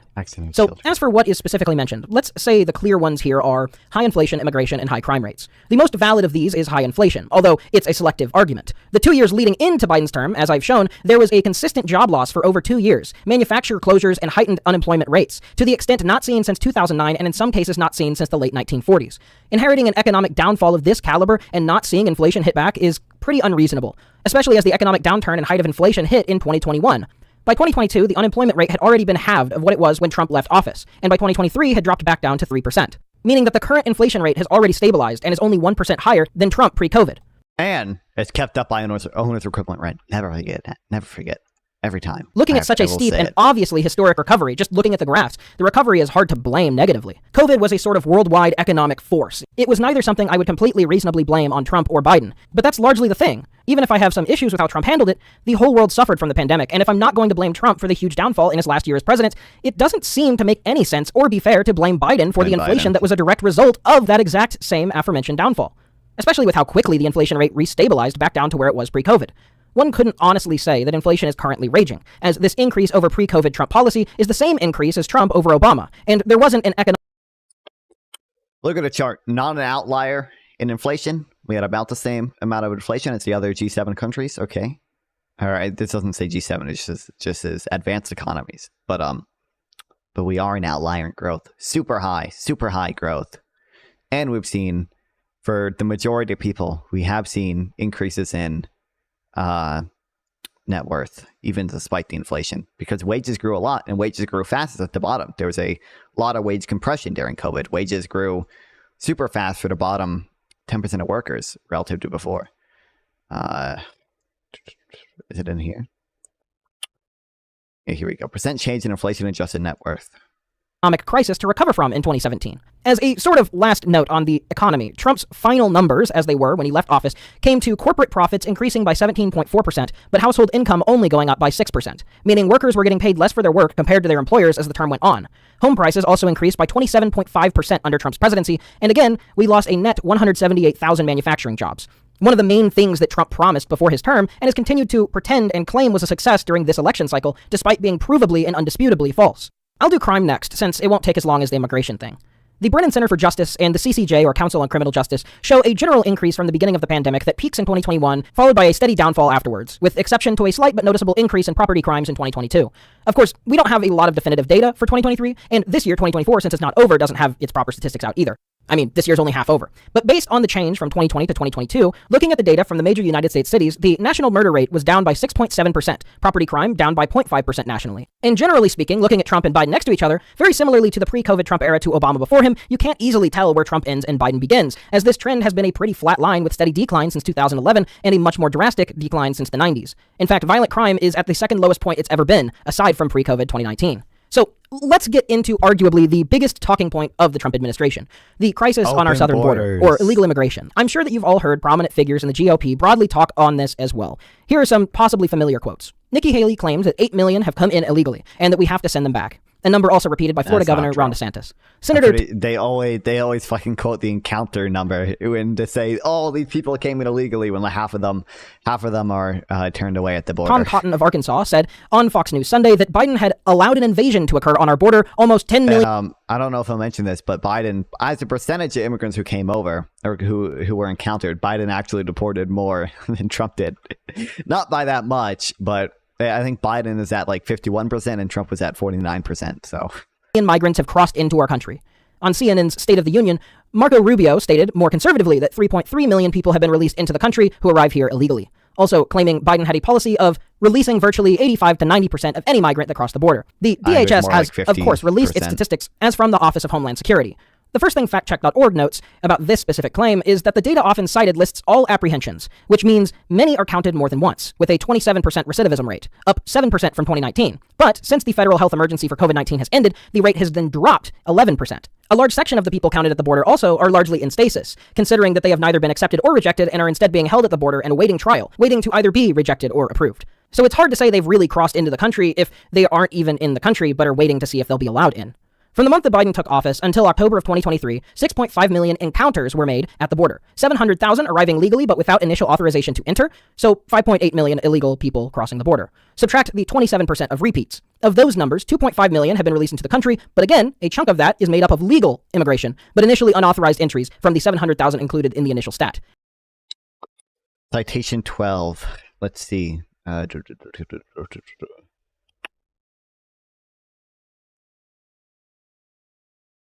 going to put these in my immigration notes because I feel like there's a good chance these claims come up in the future.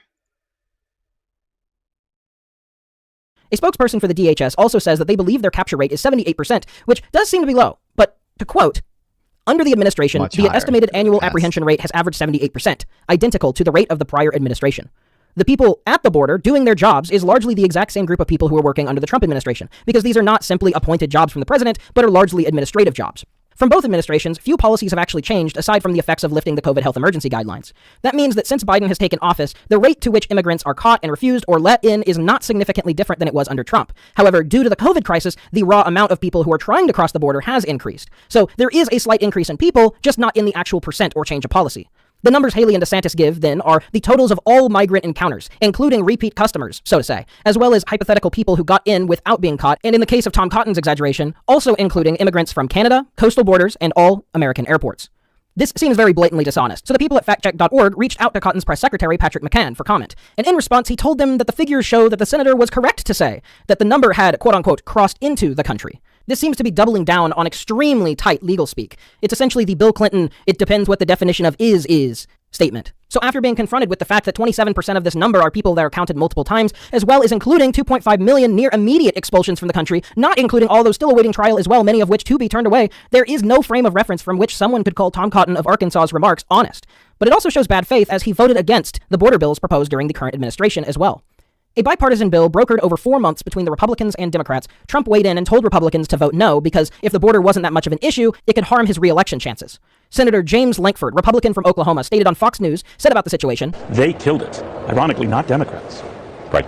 It was, and it was painful to be able to watch it. It got stirred up in all the presidential politics, and several of my colleagues started looking for ways. After President Trump said, don't fix anything during the presidential election. It's the single biggest issue during the election. Don't resolve this. We'll resolve it next year. Quite a few of my colleagues backed up, looked for a reason to be able to shoot against it, and then walked away. I get that. That's a decision everybody makes in it. My issue is if we're pursuing everything, we very often end up with nothing. If we're pursuing someone coming later to fix it, later seems to never come. When we have a moment to fix things, we should fix as many things as we can then come back later and fix the rest. That's on Donald Trump, Senator. Again, he's got an office that he's running for. He's got a campaign that he's running. I'm already in office. I've got a responsibility to be able to carry on this. Republican Senator Lankford also stated an unnamed popular commentator told him flat out, if you try to move this bill that solved the border crisis during this presidential year, I will do whatever I can to destroy you before the next presidential election. While we should acknowledge this second comment as hearsay, this clearly portrays one of, if not two things. One, that the Republicans who voted against this, like Tom Cotton, know that the border crisis is an exaggerated issue for politics. Or two, they sincerely believe there is a crisis, but would sacrifice the safety of the American people if it meant getting Trump elected once again. Personally, based on the data I've shown and also have cited below, I think it's number one. But if someone is sincerely concerned about the southern border, the second option seems much more sinister and like a betrayal to the people who voted for these elected figures. The GOP party platform then goes through a series of paragraphs stating what common sense tells us. It says, common sense tells us blank, and then it fills it in with one of these before-mentioned stated issues, explaining why they find these issues important, but not really stating how they would fix them, different from prior. But as I've outlined, the actions of the GOP don't reflect the results of this stated priority. The first new addition to these common sense things, though, is common sense tells us clearly that if we don't have a strong military, we won't be able to defend our interests, and we will be at the mercy of hostile nations. The policy of the Republican Party must be to ensure Kamala Harris is literally saying that we're going to have the most lethal military. The Republicans are the one that are trying to shoot down Ukraine aid half the time, or I should say half the Republican Party in Congress is anti-Ukraine aid. Then, that America's military is the strongest and best equipped in the world. Looking into the statistics again, Biden has maintained the same year-over-year increase in military spending that Trump started, even upping the rate from 2021 to 2022. Regardless, the American military is the best military in the world, to an almost comically absorbent degree. The United States in 2022 spent $876.94 billion on military expenses, the most out of any country in the entire world, and by a long shot too. The second place, Saudi Arabia, spent a mere $75.01 billion on the same year, meaning that the United States spends over 8 times more than the next highest spending military, and more than the next 40-plus countries beneath us. And that's just because I got sick of adding numbers. This is literally the meme of this is the one thing the two parties agree on is military spending. It's like, oh, both parties say they want to decrease the deficit, but when it comes to military spending, this is that meme. Like, why are we still of less than $1 billion to try and reach the United States numbers. I stopped at like $650 billion. Our military is easily the most bloated part of the American budget, especially since this number doesn't even include resources used to help our veterans. Over Obama's 2 terms, spending towards veterans increased by $100 billion. Under Trump's 1 term, it increased by $34 billion. Under Biden's term, as of 2023, it increased $48 billion, meaning that per term, Biden has already outpaced increased aid to veterans that Trump offered by 25%. Well, yeah. And both parties are still in favor of increasing it, which, I mean, to be fair, like, the world's only getting more dangerous. You probably should be spending about the same. The issue is, I think we're probably being fucking price gouged on a lot of shit. Although, according to Nader, I think Nader told me once, it looks that way, but that money is funneled to secret projects. I have no clue if that's true or not. I don't know how accurate of a source of information that is. At least till Russia stops. I don't even know, like, even if the Russia-Ukraine war stopped, like, there's still issues with Israel and Gaza, and then Taiwan as well. Yeah.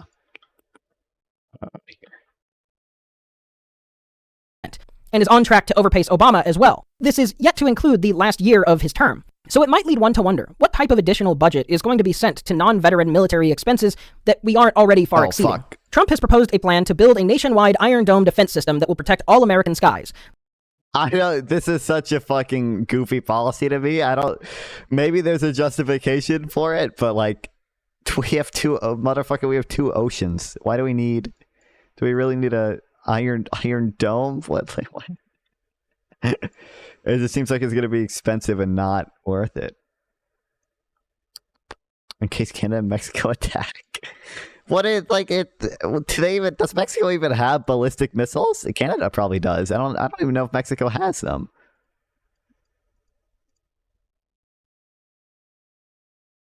The same as Israel has, although much larger due to the obvious difference in nation size. The estimated cost of this has been stated to be $2.5 trillion. But where is this money going to come from?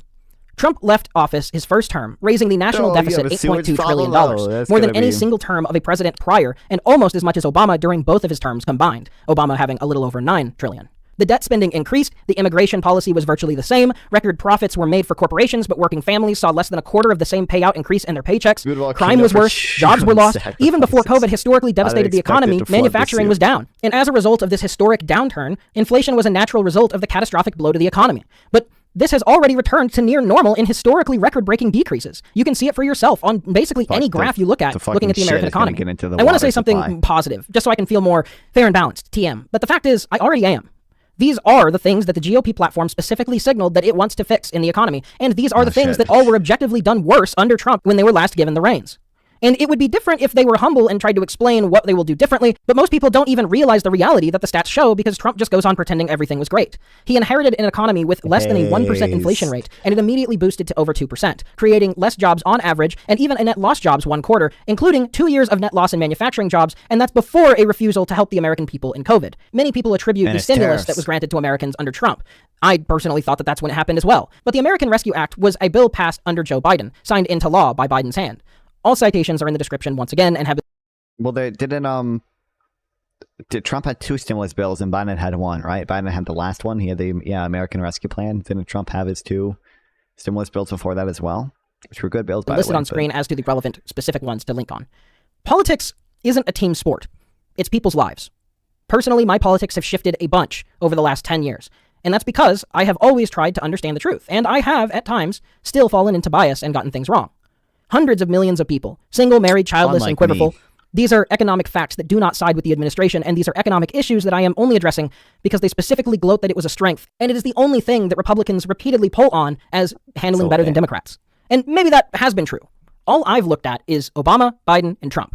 And out of those 3 administrations, Trump clearly had the most economic downturn, even if we were to ignore the obvious effects of the COVID crisis under Trump and Biden. It's no one's fault for being misinformed. Most people are busy. They have full-time jobs, school, church, family, and friend obligations. I had to take multiple hours out of my day researching a lot of this stuff just to get the information. The lack of laws Why is restricting this malicious still actors leaking? from spreading false information on social media means it's more rampant than it's ever been.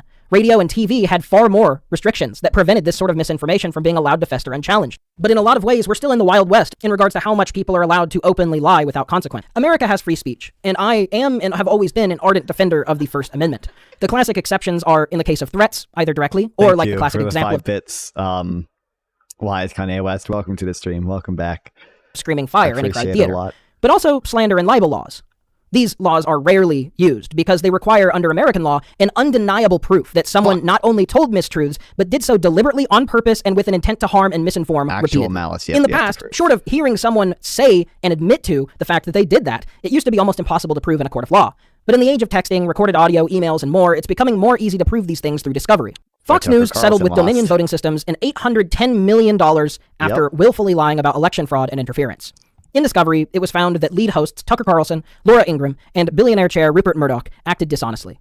Fox said in a statement to quote, "We acknowledge the court's rulings finding certain claims about Dominion to be false." Similar lawsuits towards Sidney Powell, Rudy Giuliani, Mike Lindell, and Patrick Byrne, and the networks One America News and Newsmax also have cases pending, but are likely to settle or be found guilty, as many are close associates with Fox and close company with many of the people already found guilty. Rival voting company, Smartmatic, has also now filed suit for fraudulent claims and are pending for the court. In private, it was found through discovery of text messages and emails that hosts such as Tucker Carlson repeatedly called these claims about election fraud insane and absurd in private, with Chair Rupert Murdoch even stating in a deposition that he didn't believe the claims and could have easily stopped them from being made, but didn't. Without question, these comments and many others meet criteria for actual malice, a willful disregard to misinform the American people, to betray the sacred duty that is supposed to be the core of news. Lou Dobbs was fired from Fox in 2021 shortly after the Dominion case was filed, with one clip in particular about his rage at an Atlantic article, which reported on Trump calling people who serve at a cemetery suckers and losers. Dobbs called it a hit job, despite information.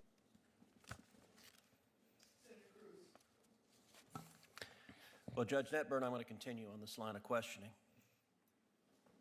In your court, what matters more?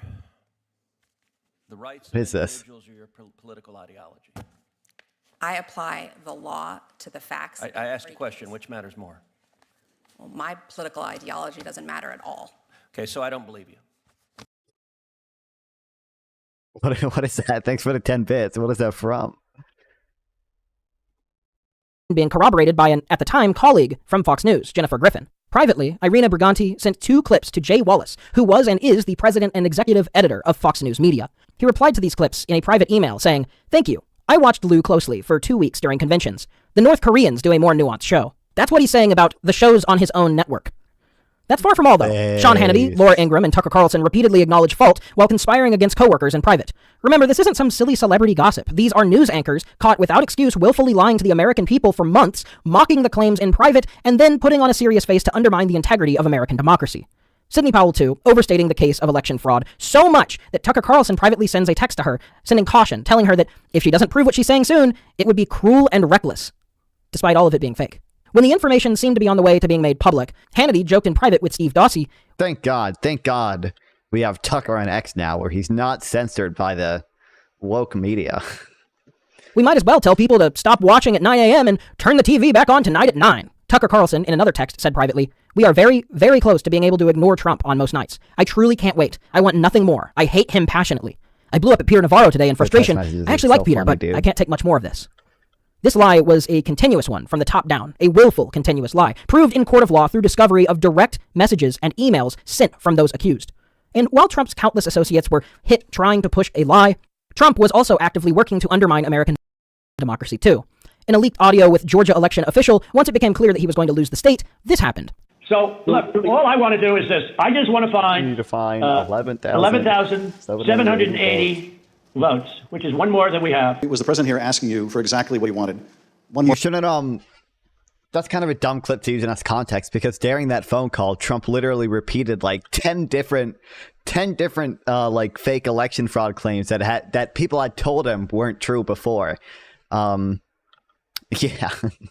if you're talking about like voter or the like election disinformation, you shouldn't be using the "I want you to find this many votes" clip. You should be using like when he literally mentioned the like Georgia ballot video.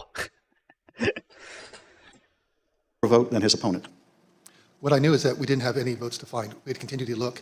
We investigated, like I just shared the numbers with you. There were no votes to find. Mr. Secretary, after making this request, the president then goes back to the danger of having you deny these allegations of fraud. Let's listen to that part of the clip. When you talk about no criminality, I think it's very dangerous for you to say that. Here. Video.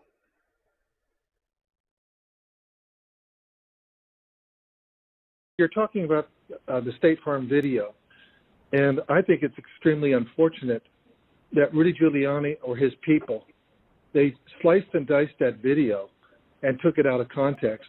So the next day we brought in WSB TV and we let them see the full run of tape. And what you'll see, the events that transpired are nowhere. Yeah, this is literally like Trump lying about the video, and then like the Secretary of State has to explain to him why the video is fake. Even though Trump prior to this had people explain to him that the video was fake, he's just repeatedly lying because this phone call happened. I think this phone call happened on January 2nd. He ran back in there when everybody was gone and stuff. What day did this happen? I feel like I think it happened. It happened January. Oh, uploaded January. Well, that's a year later though. She stuffed the ballot boxes. Let's face it, Brad. I mean, they did it in slow motion. Oh no, it's not a year later. January 3rd. Okay. Replay magnified, right? She stuffed the ballot boxes. They were stuffed like nobody's ever seen them stuffed before. So there's a term for it when it's a machine instead of a ballot box. But she stuffed the machine. She stuffed. I think I'm not going to be able to find it. I don't. I know that I know the January 6th committee has that table where they show Trump was told this was fake before, and then he repeated it. I felt then and still believe today that this was a threat. Others obviously thought so too, because some of Trump's more radical followers have responded as if it was their duty to carry out this threat. My email, my cell phone was doxxed, and so I was getting texts all over the country, and then eventually my wife started getting the text, and hers typically came in as sexualized texts, which were disgusting. And then some people broke into my daughter-in-law's home, and my son has passed, and she's a widow, and has 2 kids, and so we're very concerned about her safety also. Because I knew that we had followed the law and we had followed the Constitution, and I think sometimes moments require you to stand up and just take the shots when you're doing your job, and that's all we did. During the remainder of the call, the former president continued to press you to find the remaining votes that would ensure his victory in Georgia. Let's listen to a little more. Why wouldn't you want to find the right answer, Brad, instead of keep saying that the numbers are right? So look, can you get together tomorrow? And Brad, we just want the truth. It's simple. And everyone's going to look very good if the truth comes out. It's okay. It takes a little while, but let the truth come out. And the real truth is I won by 400,000 votes, at least. So what are we going to do here, folks? I only need 11,000 votes. Fellas, I need 11,000 votes. Give me a break. Many emails from electors also showed collusion to provide fake votes, making pithy comments calling them alternative votes, a reference to the Trump campaign line about alternative facts. Still more and more, as a cheated coup appeared not to be working, Trump flagrantly lied on the stage January 6th about the election, and according to Mark Meadows and 3 other people who were privately confirmed to have been there but chose to speak with anonymity, they stated upon hearing that the protesters had put a noose and gallows up outside and chanted "Hang Pence," that Trump had allegedly expressed support for the idea. Meadows initially provided thousands of text messages in a subpoena to the court, but changed his tune suddenly, suing the court and Verizon to try and keep things privately. The House brought him in contempt of court, but the Republican-controlled Congress dismissed his charges to keep the information private. This is a near-endless litany of information, and I think in large part it's exactly why it's been so easy to twist and ignore the truth. If you want to believe the best in someone, and the evidence against them is so inaccessible, and the accusations so unbelievably awful, it becomes very easy to just stop engaging, accept a more comforting answer that it must just really be a witch hunt, and that they're after nothing. Pile that on with the threats to people and their families' lives, and it's genuinely become something scary to talk about on such things publicly. For my part, I'm not in politics. I don't have any cushy job. I don't have any special funding. I think I provided enough information here. The information is public, if you want to learn more. And to my mama and papa, we can obviously just talk about things more in private, as I'm sure we would otherwise. I hope that you've enjoyed the information that I put together in this video as well. Yeah, here. I think this is, yeah, right here. And so he said, well, what about this? I saw it on videotape, somebody delivering a suitcase of ballots. And we said it wasn't a suitcase, it was a bin. That's what they use. They're counting ballots. It's benign. And then later, there is even security cameras footage from Georgia showing officials telling poll watchers to leave the room before pulling suitcases out of ballot. Yeah.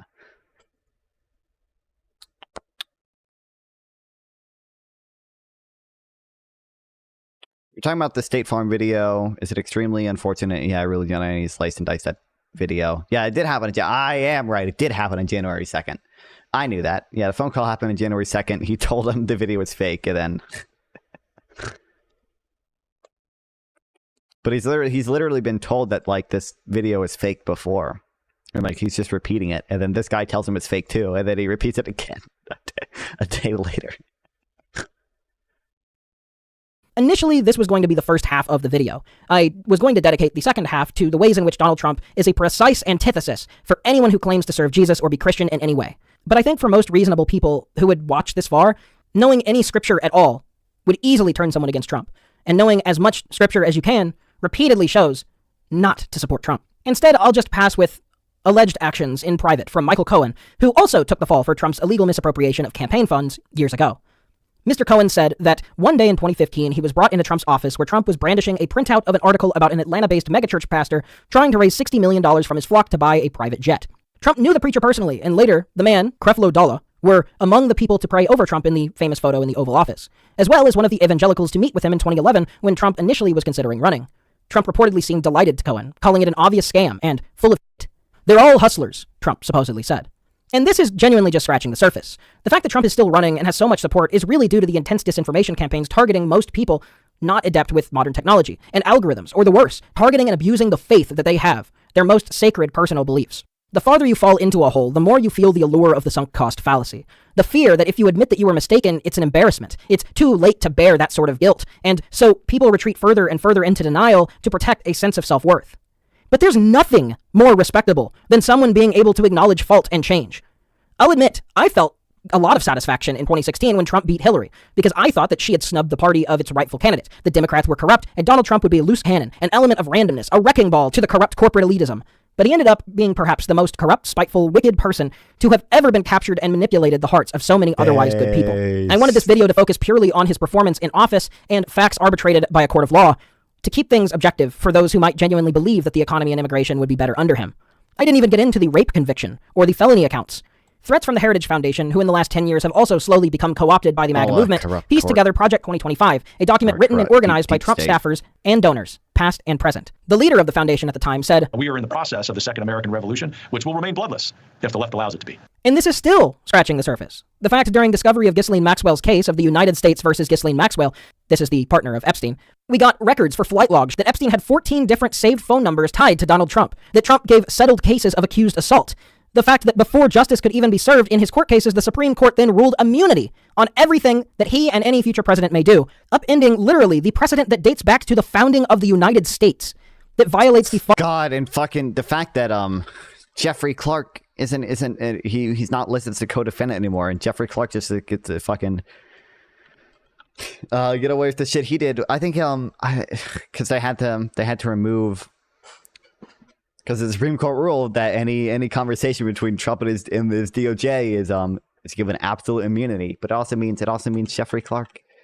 Jeffrey Clark isn't even a co-defendant anymore. Fundamental idea of checks and balances, and that we shouldn't have a king. And this blatant disgrace and treason to our democracy was just so that in case he gets elected before he can be convicted, then he can escape any prosecution under the law. It's a genuinely harrowing situation, and as already shown, many of the people pushing this for money are...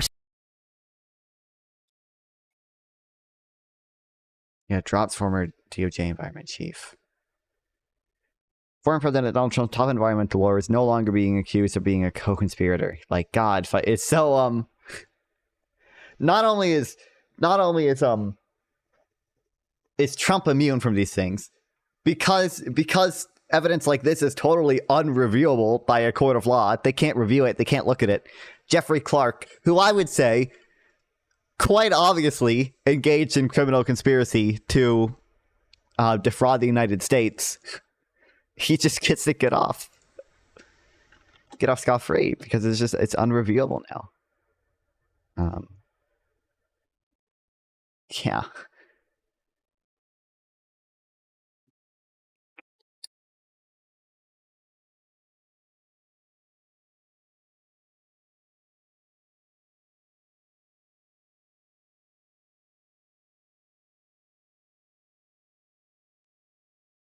Is he he's a lawyer, right? Is he has he been disbarred?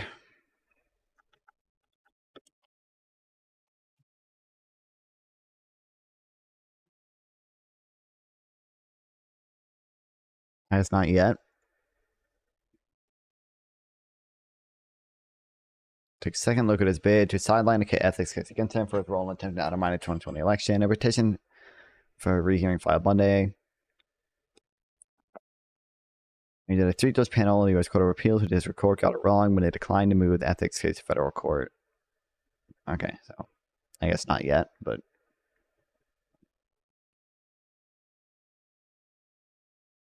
Jeffrey Clark disbarment is the only possible sanction.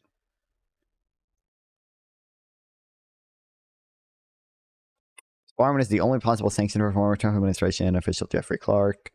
D.C. bar official said on Monday, Clark, a former U.S. Assistant Attorney General, in late 2020 tried to get Justice Department Superior Assistant a letter to Georgia, improperly questioning the election outcome. 3 lawyers for the bar wrote. Clark engaged in dishonest attempts to create national chaos on the verge of January 6th. The lawyers led by the D.C. Disciplinary Counsel Philip Fox wrote, the D.C. bar is trying to ascertain how to sanction Clark after a 3-person panel earlier this month preliminarily ruled that he broke at least one lawyer ethics rule. A lost law license could hamper Clark's ability to win a high post in the second Trump administration. Clark's lawyers did not immediately respond to a request for comment. Okay. Disciplinary proceedings are being weaponized against allies of former President Donald Trump.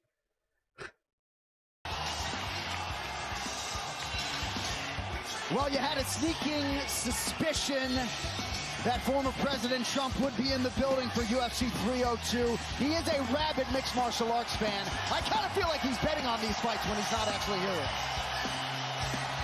Boy, the round of applause he's getting right now is pretty staggering. And you had to imagine that. Why is Joe Rogan even there? Thank you, sir.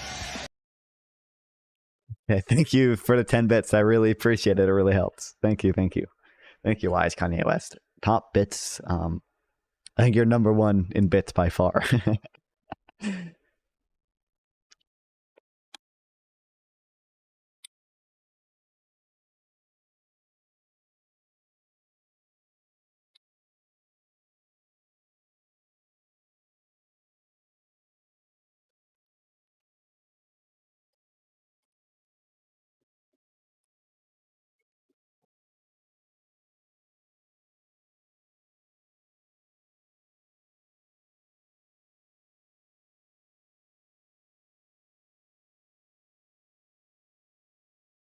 The memo that Greg Jacobs wrote, or not memo, op-ed. I think it's an op-ed. I think it's an unreleased op-ed that somehow got leaked.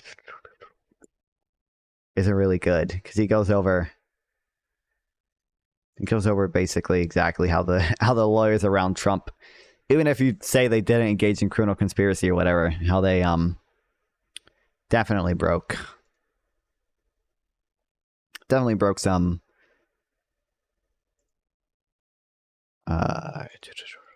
check out benefits.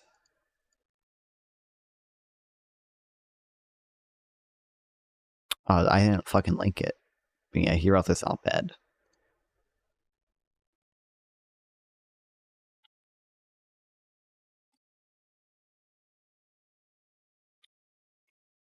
Draft op-ed, Greg Jacobs wrote in January 2021, and he was chief counsel to Vice President Mike Pence, but ultimately decided not to publish. Washington Post obtained a copy of the draft for the story examining Trump's attorney John Eastman's actions surrounding Jan 6th.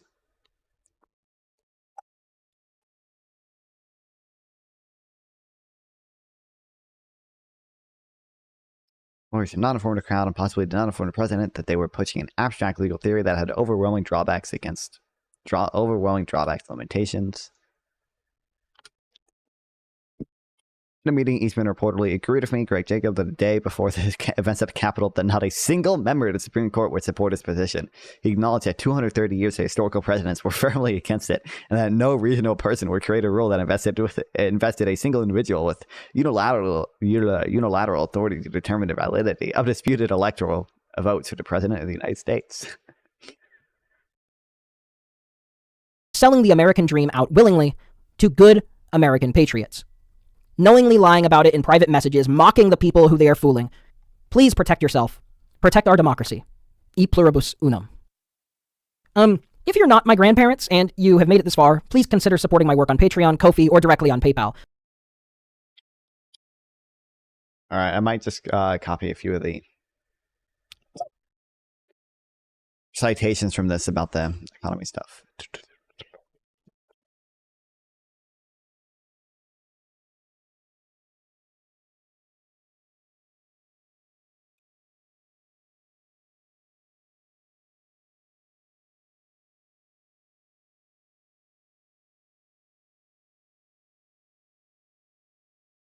It's just I feel like I already know to this. It's really useful.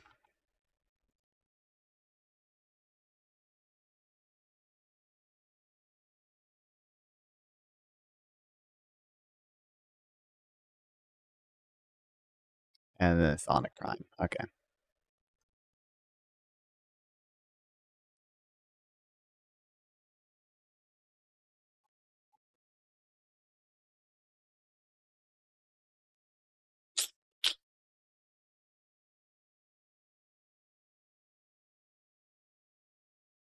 All right.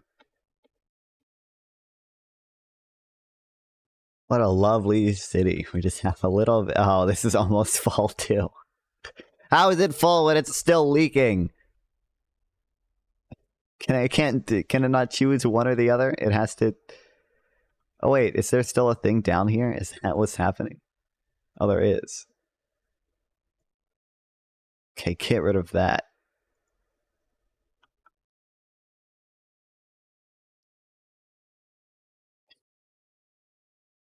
Hold on. If I make it leak over here, it should be fine because it should go this direction. Let me just rate. Let me. Yeah, we're fine. We're fine.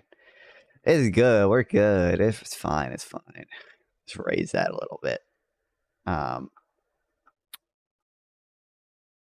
we're good. Yeah, it's fine. You know, it's fine. We're good. Uh-oh. Well, you know, there aren't many homes over here yet, so it's fine.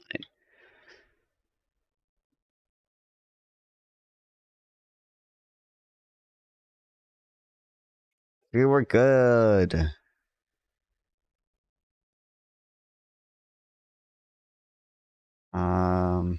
We're good. We're chill. Everything's chill. Just gotta make this a little bigger over here. No, just like, yeah, we can just, you know. Yeah, that's good. I'm good at managing my city. Okay, we have some shit to read that we gotta start reading. Oh, fuck, there's a fire over here too? God damn it. Oh, everything already burned down. Well, I should have built fire. Fire stations over there sooner. Hold on, let me put fire stations and hospitals down. I want to read some stuff on UBI today, as well as some stuff on maybe some means testing stuff too. I don't know how much we'll get through. We'll see. Who knows?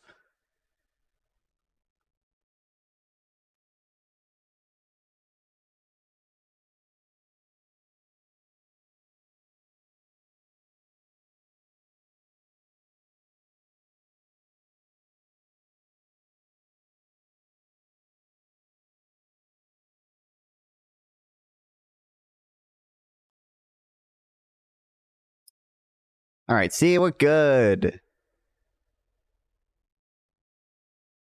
Not even here. Oh, well, you know, that's fine. Okay, we're good. They're just two disconnected things now.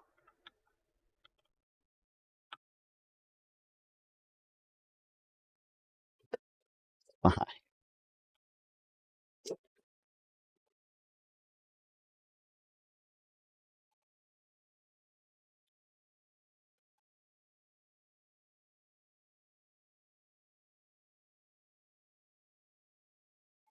Oh, I use TTS. You have to donate in order to do it, but if you really want to donate, you do !TTS in the chat, or go to the description on YouTube, and it has a link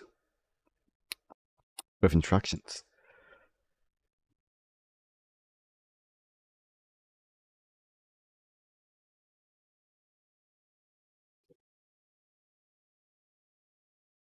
There we go. Okay.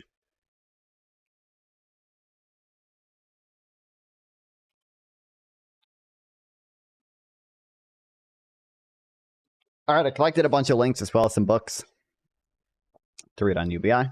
So I don't know exactly what we'll read on it, but also welcome to the stream.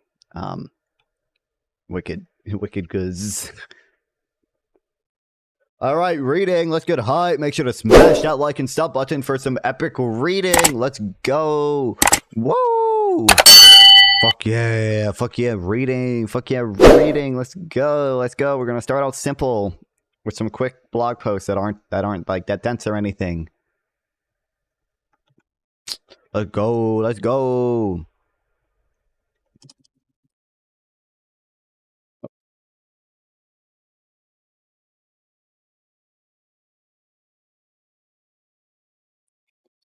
W's in the chat. Why we need universal basic income now. An introduction to UBI and its benefits. Hello, I'm John Munitz. You may have seen me or heard of me on Twitter, blah, blah, blah. For my previous media network. Okay, don't care. I've covered many topics on my subject before, and now it's time to start a series of explainers on UBI and the potential positive impacts in the future. In this blog post, I will be introducing the concept of UBI, factors as to why I believe we need to push for its top priority right now, and why UBI is better than our current approaches to welfare.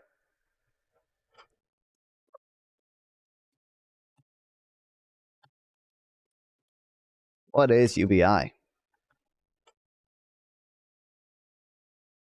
UBI is a simple idea. Cash in every citizen's pockets every month for life. No bureaucratic strings attached. What does that mean exactly? How much cash are we talking about? Who qualifies as a citizen? Why no strings attached? Let's break it down.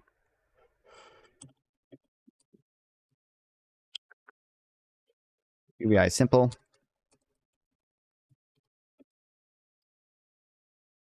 Each citizen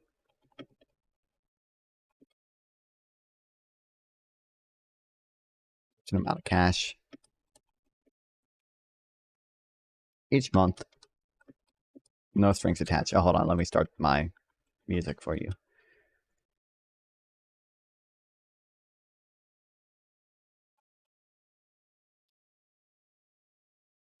Okay, there's your chill hop gaming beats. And then I'm starting my music too.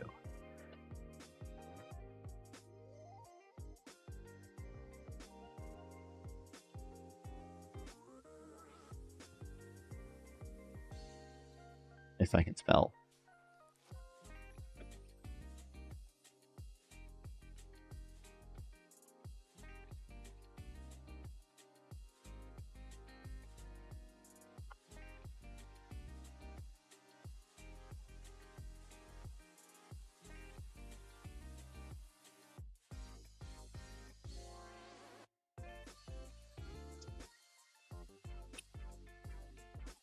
Okay, cash. Yeah, let me make this. 3.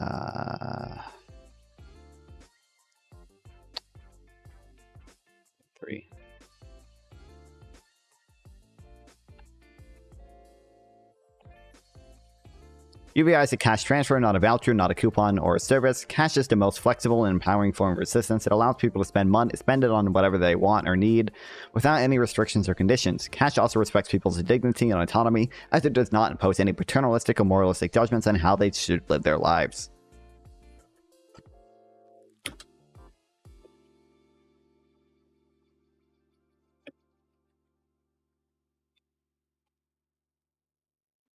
A transfer.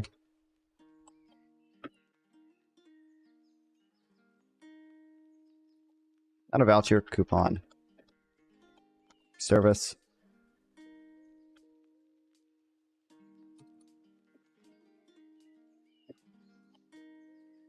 simply gives people money, allows them to spend it they want.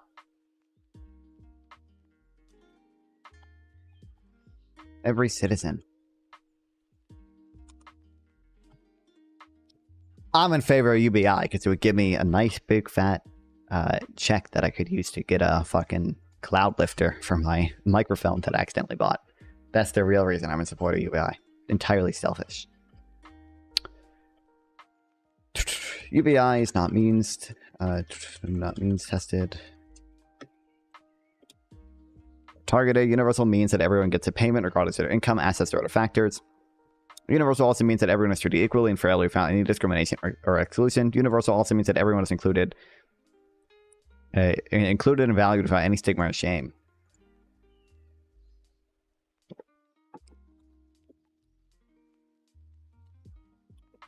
Everyone gets it, regardless of income.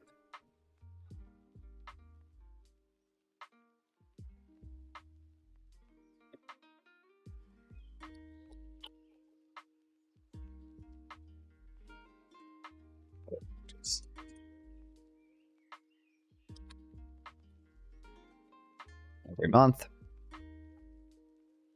UBI is recurrent, not one-time or sporadic. Recurrent means that people receive the payment on a regular and predictable basis, usually monthly. Recurrent also means that people can rely on a payment as a stable and secure source of income without uncertainty or anxiety. Recurrent also means that people can plan or budget for their future without any fear or stress.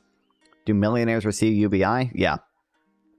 But I think Mankiw has a good example for this.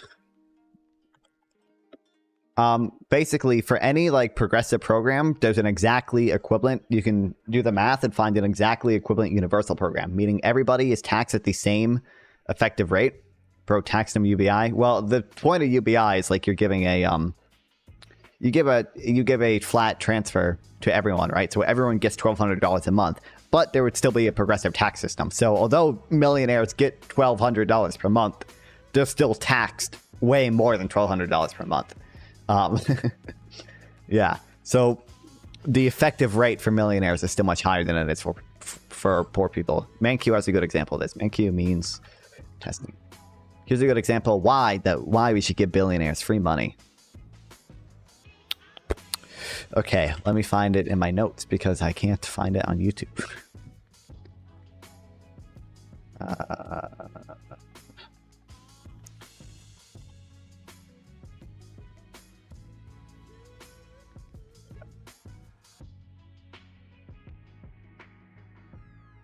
Okay, this is not what I wanted. Here it is. Okay, Kinley. Well, it's true. Means testing can sometimes here it should say decrease the cost of programs. This often is an illusion.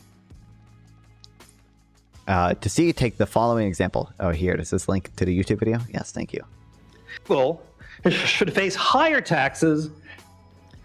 Now, what I find hard to believe is that Mr. Frugal, they might say, okay, well, that's just the cost of redistributing economic resources, and if this was the only possible to something along the lines of the policy dollars and a 20% in here we go is a means tested transfer issues.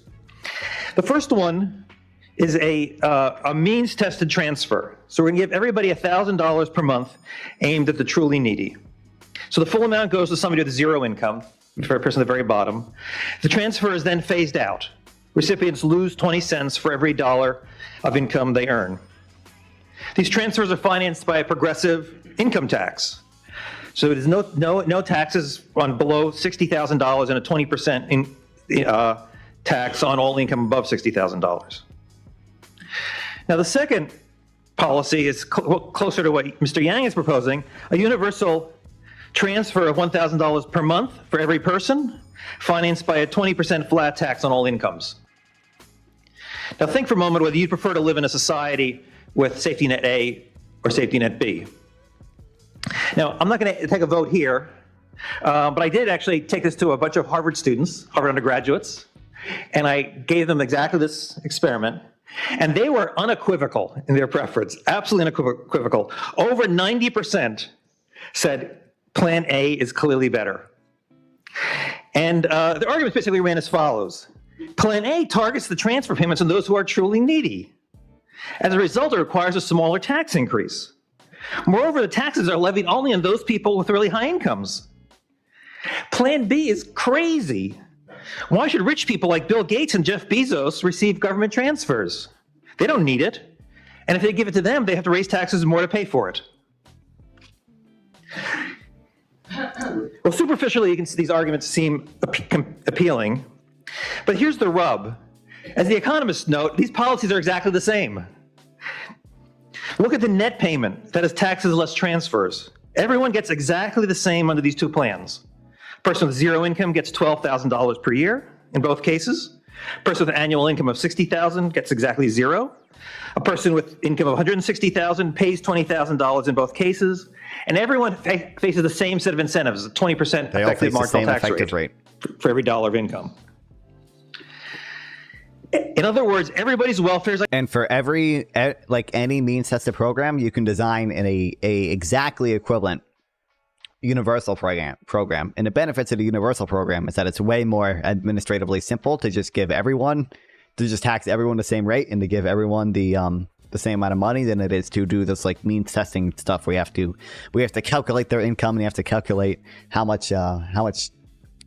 big of a tax rebate or whatever they should get. Yeah. It's identical under the two plans, and everyone faces the same set of incentives.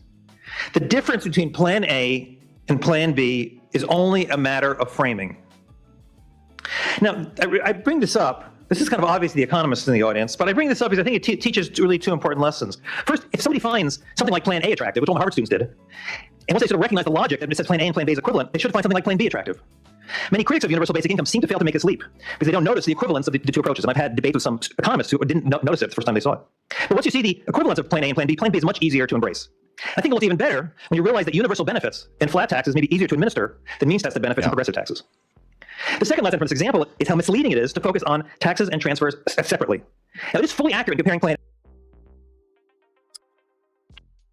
A. Every month,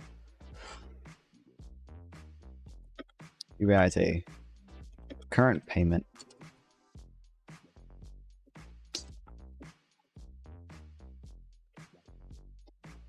but on a regular and predictable basis. Will millionaires invest that $12,000 and avoid taxing it technically, while poor people can't invest it? I mean, technically, the millionaires can spend the money however they want. Poor people can invest it. First of all, we tax, under our current system, we tax investment. We do tax capital gains. Understand, obviously, poor people or rich people hold a disproportionate amount of, investment, obviously. And, but no, they're still taxed at a higher, depending on what the tax system is. Either you tax the same amount, you can tax the same effective rate for everyone, or you can tax income progressively, and you still to end up taxing millionaires more.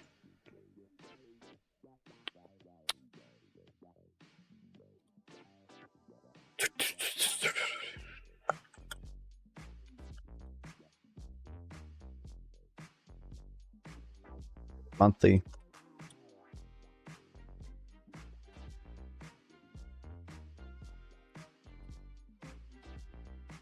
Everyone. Stigma attached. For life.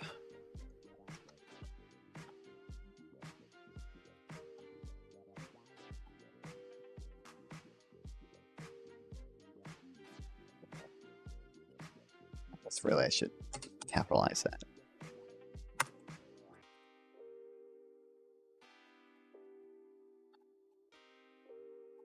Why is this bold when I literally hit Control B? Okay. UBI is permanent, not temporary or experimental. Permanent means that people receive a payment for as long as they live without any expiration or termination. Permanent also means that people can count on a payment as long as a long-term and sustainable source of income without any disruption or discontinuity. Permanent also means that people can invest and save for the future without any risk or loss.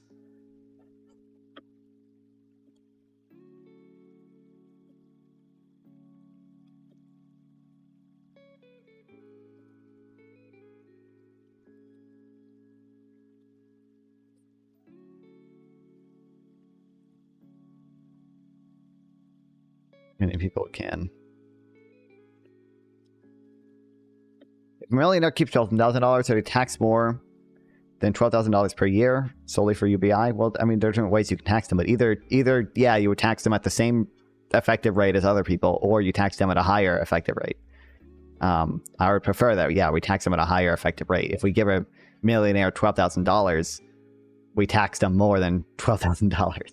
That's how you fund UBI. That's why it's like an income redistribution thing. Yeah, like you shouldn't be looking at taxes and transfers separately. You look at taxes and transfers together and look at their net payment.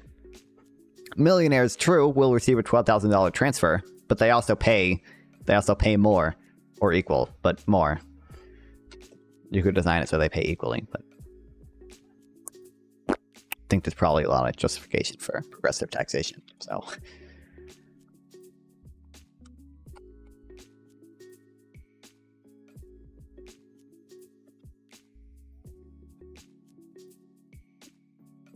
So they don't get any money technically?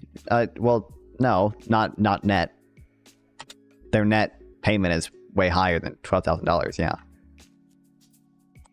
That's why you don't look at taxes and transfers separately. If you look at them together, you notice that they pay a lot more.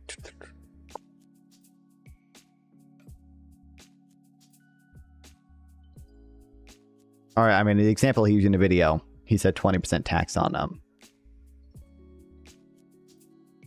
everyone, but I think we should probably tax.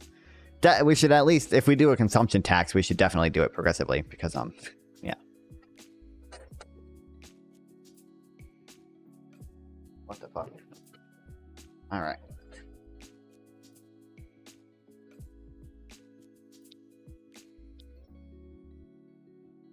No bureaucratic tax. UBI is unconditional, not conditional or contingent. Unconditional means that people receive the payment without having to meet any requirements or obligations, such as work, education, or behavior. Unconditional also means that people receive the payment without having to prove or demonstrate their eligibility or need, such as income, assets, or disability. Unconditional also means that people receive the payment without having to deal with any bureaucracy, hassles, such as paperwork, verification, and monitoring.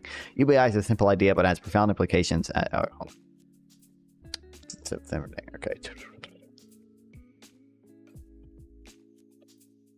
UBI is granted unconditionally.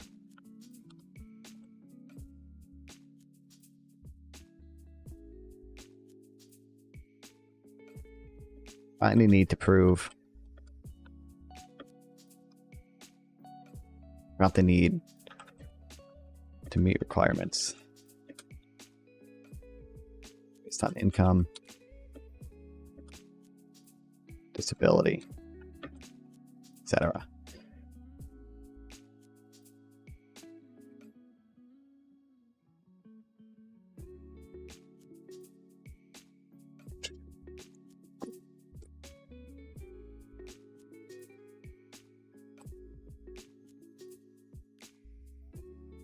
Simple idea with profound implications. UBI is not only a policy, but a vision, a philosophy, and a movement. UBI is not only a solution, but also a question, challenge, and opportunity.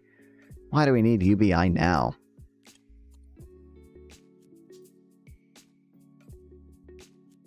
We need UBI now because we're living in a time of unprecedented change and challenge both locally and globally. Here are the drivers of the need for UBI.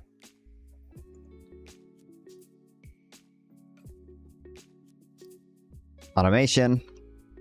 Technology is advancing rapidly and replacing jobs and tasks that humans used to do. This is creating unemployment, underemployment, and income insecurity for millions of people, especially those with low skills or education. Automation. It's replacing jobs.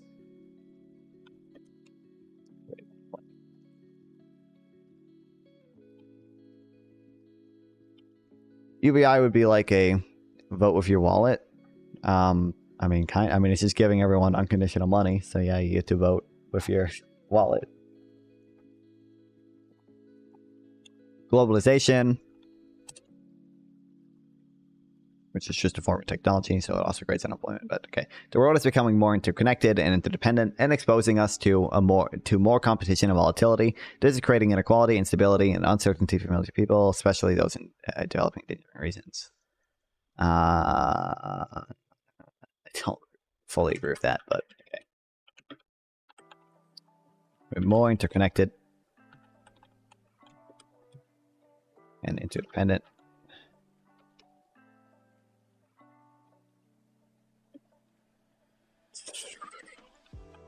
Exposes us to more competition and volatility. I agree with this first sentence, but not really the second. Climate change.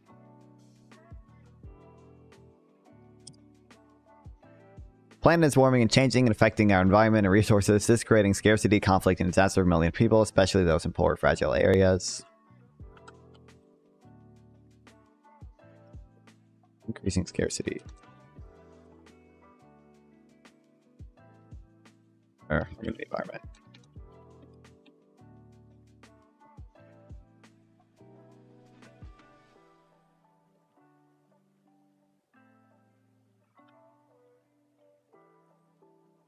Affects poor people most.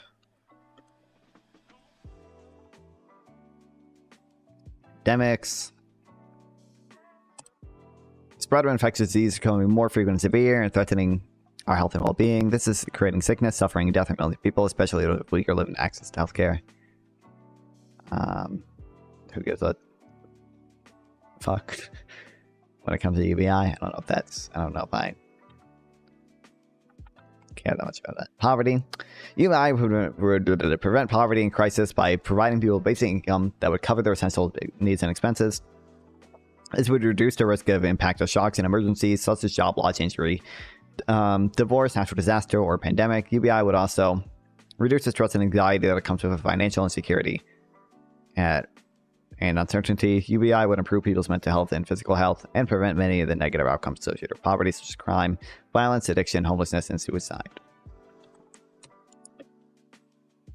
UBI would prevent poverty and aid in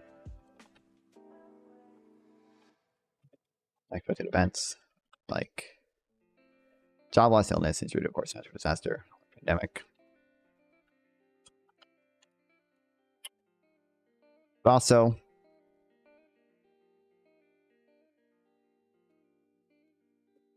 act as an automatic stabilizer and dampen the impact of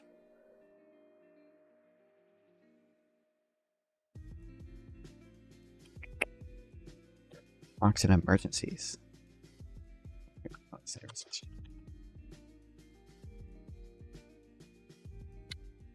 Rising hatred. One of the main drivers of hate, violence, and extremism in our society is economic insecurity. People are struggling to survive, they become more fearful, angry, resentful of others who seem to have it better. They're more susceptible to scapegoating, conspiracy theories, and radical ideologies to promise to restore their dignity and power. UBI would reduce this economic anxiety and desperation by providing everyone with basic level of security and stability. It would foster a sense of solidarity and compassion among people rather than division and hostility. It would create a more peaceful and tolerant society where everyone feels valued and respected. Okay, sure. UBI reduce economic instability and anxiety, which can drive people to hateful,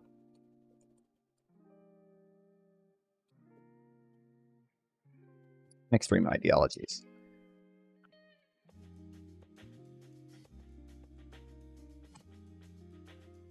These and other forces are disrupting the economy and society and creating new challenges and uncertainty for millions of people. Many people are struggling to survive, let alone thrive in this challenging world. Many people are facing poverty, homelessness, hunger, and debt. Many people are experiencing stress, anxiety, depression, and despair. Many people are feeling hopeless, helpless, and worthless. UBI can help us cope with these changes and challenges by giving us a reliable and flexible income that we can use as we see fit. UBI enables us to pursue education, training, entrepreneurship, and other opportunities and talents and interests. UBI can empower us to make choices that improve our lives and well-being. The current approach is inadequate, insufficient, and stigmatizing.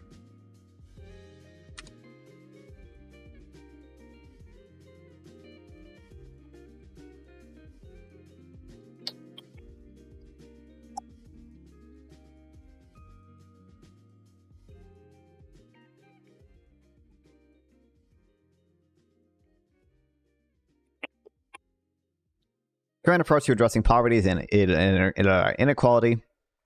It's based on a bunch of patchwork programs that are often inadequate, efficient, and stigmatizing. These programs include welfare, unemployment benefits, food stamps, housing assistance, healthcare, subsidies, and others. They're supposed to provide a safety net for those who fall into hard times and a ladder of opportunity for those who want to climb out of poverty. However, these programs have flaws and limitations. The current patchwork programs designed to create a social safety net.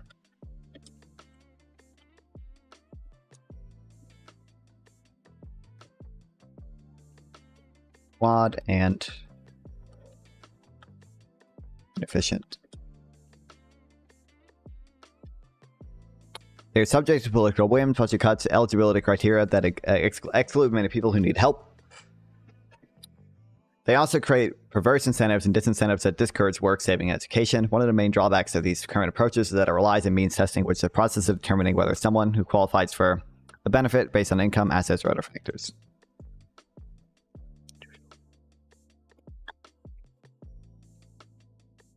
Programs subject to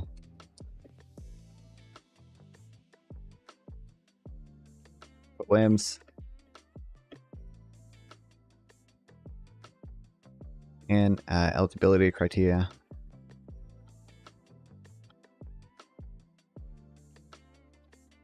That exclude people who need help. And great welfare cliffs.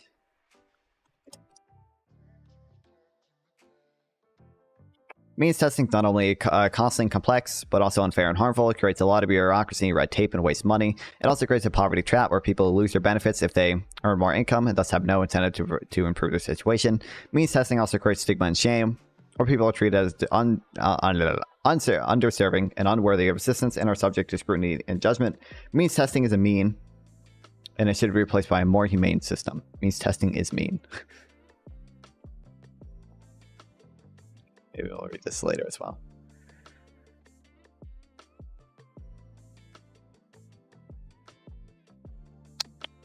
One time I recognized a sculpture because I had an art project where I had to where with a partner we had to like research an artist and explain their project. This was in like 5th grade. I remember the first day I was matched with my partner. He was literally fucking jorking it. He was jorking it. He was literally edging in art class. I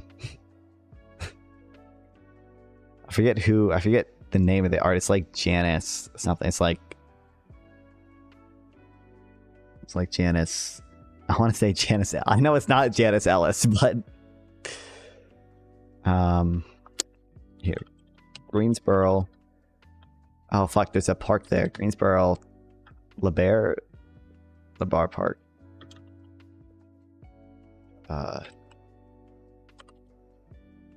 Sculpture. I think it's this.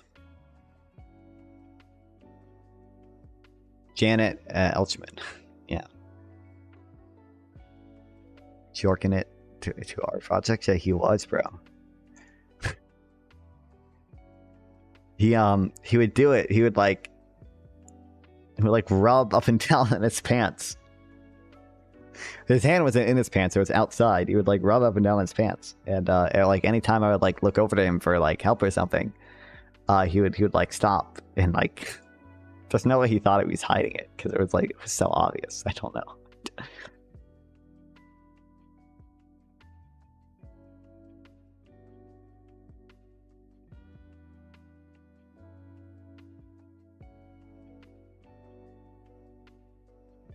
But yeah.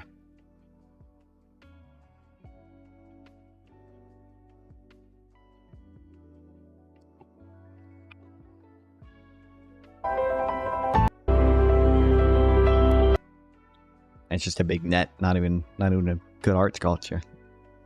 What the fuck's it even mean? Anyway. Back to reading.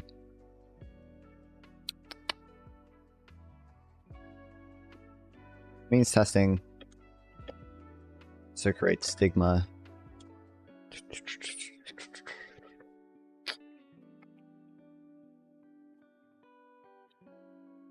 UBI is a protractive and preventive solution. Art more like fart. True. Can't wait. That's it's a hold on. I gotta pin that. Hold on. YouTube sucks. Hold on. Okay, now I can pin it.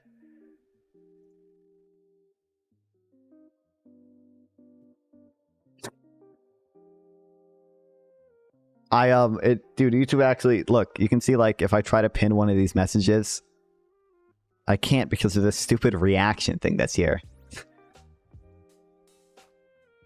Oh wait, I guess I can just click on it. I didn't know I could do that. Oops, I did not mean to delete that. Sorry, Kinley.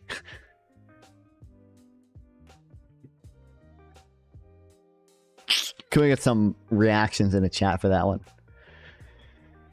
I don't ever see them when you do that. When you do them, by the way, there's no, because they don't like show up in my chat window that I have in OBS. So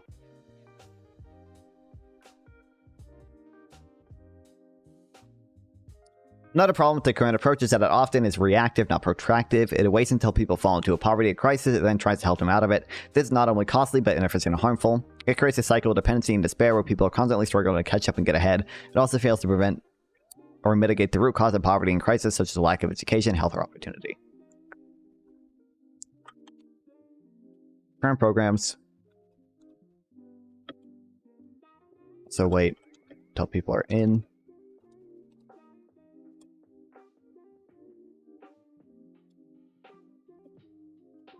Poverty to help them.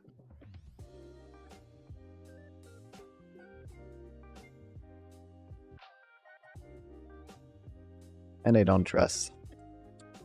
Root. Streaming for European viewers? I'm streaming from my broken ass sleep schedule. I gotta fix my sleep schedule. Cause I have to leave my house at some point. In a few days. So it has to be fixed. So we might actually stream for a while today.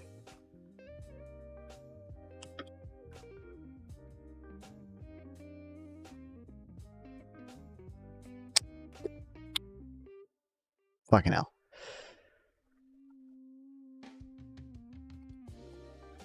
Same when I'm living at night, lol. Dude, I don't even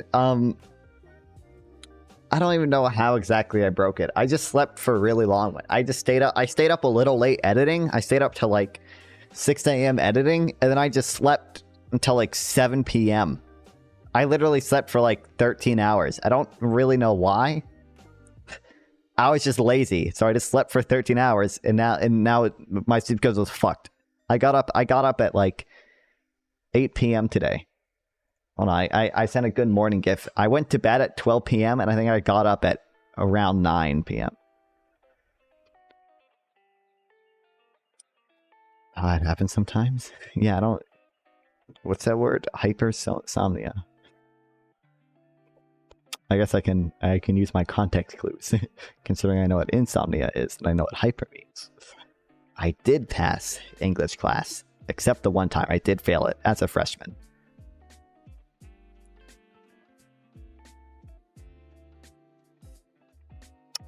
But I retook it at a pass, so it's fine. We're chill.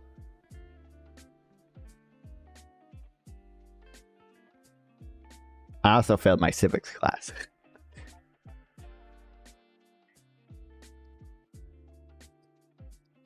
But clearly, there's obviously no reason I should have failed a high school civics class other than I just didn't do my work because it was online school. That's like, it wasn't because I was dumb or anything. Like, obviously, I would hope that my research streams, my reading streams show that there's no other reason that I would fail a civics class. Although I never put this much effort into my schoolwork, like what I'm doing right now, like all this reading. I never did any of that shit for school. Why the fuck would I do that? When I could just stream it for free content, free knowledge. UBI would also be protractive and preventive measure. It would give people the resources and support them before they fail or fall into poverty or crisis. It would create a floor that no one can fall below, and a springboard that everyone can jump off from. It would enable people to invest in themselves in the future and avoid and overcome traps and pitfalls to keep them down.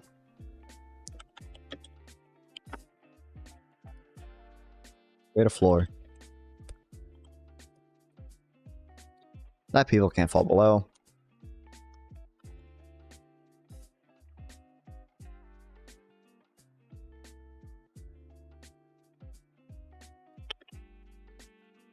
Prevent them from falling.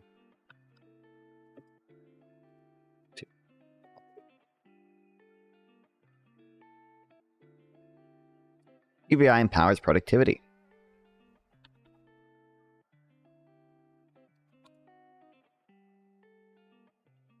One of the biggest myths about UBI is that it will make people lazy and dependent. The opposite is true. UBI would increase people's motivation and productivity by freeing them from fear of losing their income if they quit or lose their jobs. For example, a study in Finland found that UBI recipients were more likely to find employment than those on traditional welfare. UBI would also make people refuse exploitative or abusive work and to pursue meaningful and fulfilling work. For example, a study in Kenya found that UBI recipients were more likely to start their business or engage in creative activities than those without UBI.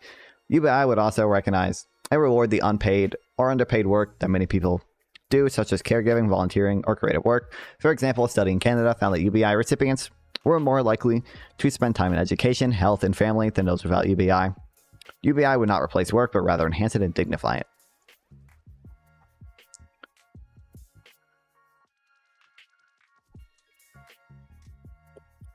UBI would allow people to seek work without fear of losing their income. I guess benefits. That fucking study in Finland.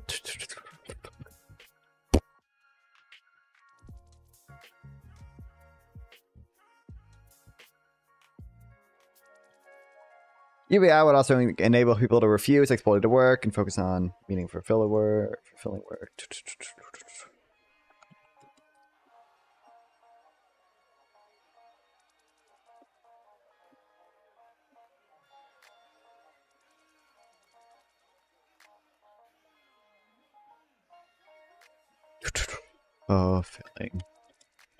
work.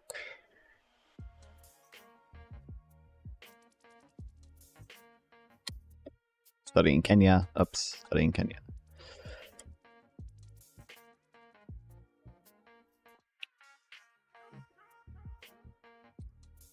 Yeah, also rewards unpaid or underpaid work, such as caregiving, volunteering, or teaching. I'm going to say teaching. Listen, if teachers weren't paid so little, maybe I'd be a teacher, man. Maybe I don't know what I want to do. Maybe I still will be a teacher. We'll see.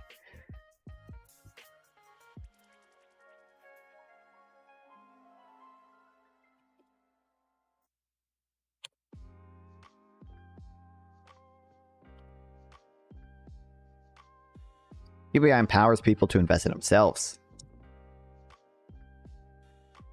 UBI would empower people to invest in themselves and their future by giving them more choices and opportunities. UBI would enable people to pursue their passions and talents, learn new skills, knowledge, start new businesses and projects, volunteer and contribute to their communities, and care for themselves and their loved ones.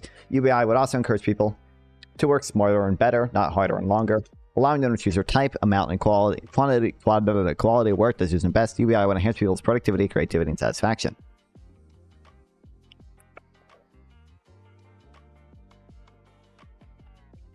UBI would allow people more opportunities.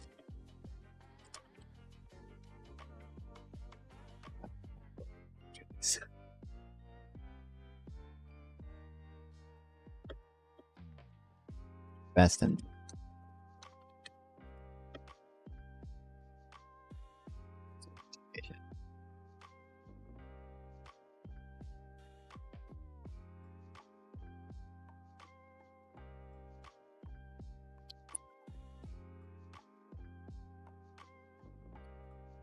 learn new skills. Start new business and projects, volunteer and contribute to communities, and care for themselves and their loved ones.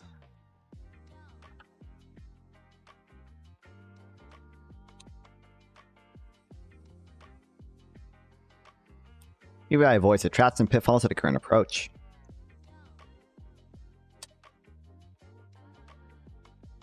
I need a wireless mouse. Goddamn. What the fuck? My life is... I have so many cords. So many. This can't be the most efficient way to do what I'm trying to do. Oh, also, by the way, speaking of more cords that I added to my desk, I'm gonna start doing more. I figured out a way to set up TikTok debates correctly, so I can have my phone, my second phone, down here, and I can stream the TikTok debate. But I can also capture it with OBS, and I just mirror my phone screen to my computer and capture that with OBS, as well as the rest of my screen, so you can see like what I'm doing. Yeah, so I'm gonna do that at some point.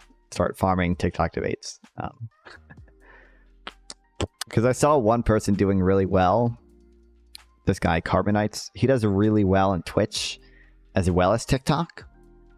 I know there's people like, I think his name is Parker or whatever, like Parker, Get a Job Parker, I think. There's a lot of like TikTok debaters who do pretty well on TikTok. But this guy does well on TikTok. He averages like 90 viewers on TikTok or something. But he also does really well on Twitch. He also averages like over 30 viewers on Twitch.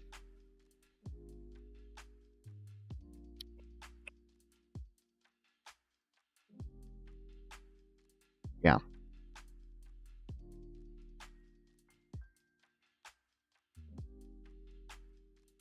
We got to get practice in for the hippy dippy. UBI would avoid the traps and pitfalls of the current approach by eliminating the need for means testing and its negative consequences. UBI would not create a poverty trap where people lose their benefits if they earn more income and thus have no incentive to improve their situation. UBI would not create a bureaucracy trap where people have to deal with a lot of paperwork and hassle to access their benefits and thus waste time and money. UBI avoids welfare cliffs where people lose benefits.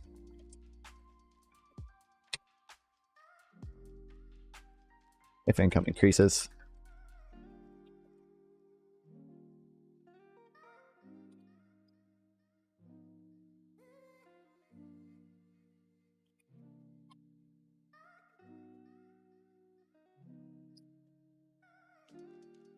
Also, is administratively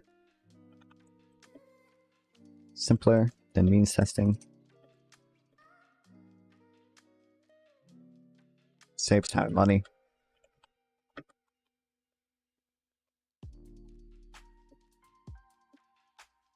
Else avoiding.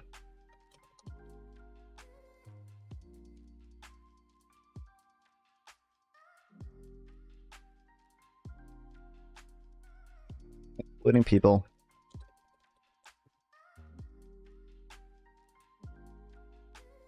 Or what's a good way to phrase it? I don't want to say excluding people. I want to. What's a good way to phrase like it doesn't have the same problem with like people falling through the cracks. Like there's a lot of people who are eligible for welfare benefits in the U.S. who don't get them because they don't like file the right paperwork. Excluding.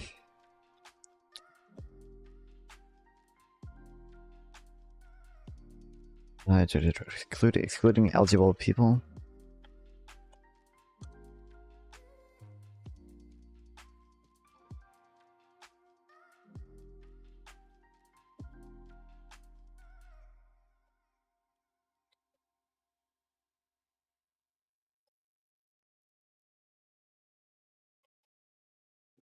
UBI would not create a stigma trap where people are treated as undeserving and unworthy of assistance and thus feel shame and guilt. UBI would not create a dependency trap where people rely on external help and lose their autonomy and agency. UBI would not create a work trap where people are forced to work in low quality and low paying jobs that they do not enjoy value and thus lose their motivation in meeting.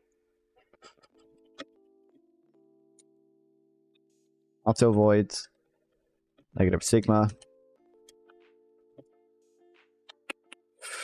People are treated as unworthy, undeserving and unworthy of assistance. That's feel shame and guilt. UBI avoids.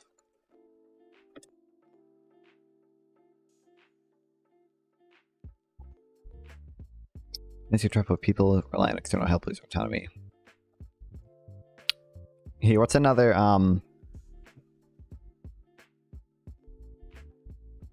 what's a good way to phrase UBI avoids the this is a thing Milton Friedman talks about a lot with his negative income tax, where he's like, well, the negative income tax, people avoid becoming a slave to the government, where the government tells them exactly how much they can spend on food, and exactly how much they can spend on housing, which he's making a good point there.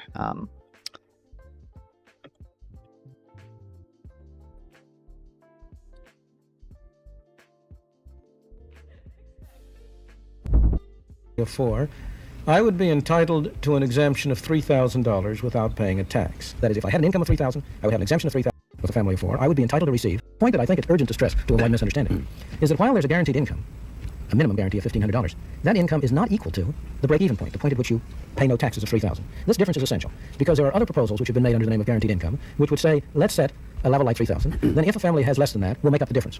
Now the trouble with such gap-filling programs, with a program which says if you have less than $3,000, we'll make up the difference, is that you destroy the incentive of people to earn anything. Why should anybody go to work and earn anything? Now, under a 50% rate, you also weaken their incentive. And if you were starting from scratch, you might be adding to the problem. But you're not starting from scratch. Our present welfare programs, our present direct relief, and aid to dependent children programs, in effect, have a 100% tax rate. Because if a family on relief, if let's say a woman, as currently is mostly the case under aid to dependent children, if a woman who is on relief takes a job and earns $100, and she's honest, she is required to have her relief payment reduced by $100. That's one of the ways in which we've been producing poor people. Yes, but it would be easy enough to modify that system without invoking your revolutionary substitute. Not at all. Impossible. How? What? Where? I don't know where you mentioned it. Oh, here.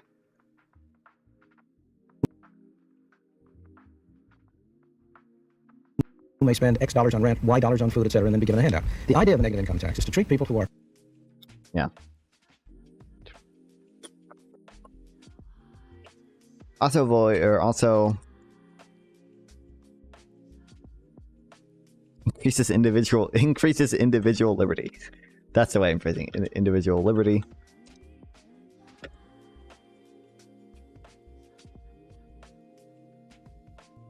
Allowing people spend money how they see fit. Matter. Receiving in-kind benefits. Then, yeah, also it avoids the dependency trap.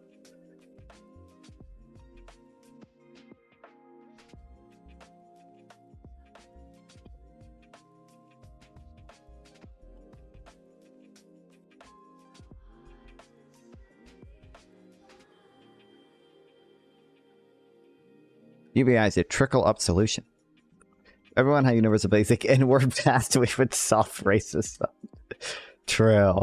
Can we get one N-word pass per month from the government? Universal thing. God, every time I don't know what I'm gonna do about my website, guys. I don't know. I didn't think it through. I can't have nonfun.com and I can't have nonfun.gg because then my fans would be called NGGers. So it's a real issue that we're gonna have to sort out at some point. I do own nonfun.blog, but I don't really want. I had that for my Substack, which has nothing on it. I don't really know. Yeah. I don't really know what to do. I can buy nonfun.org, but like all those are cringe. I don't really want that. I don't even know if I can buy nonfun.gg. Nonfun.on? Oh. Maybe, I guess maybe. Oops. Nope. Not what I wanted.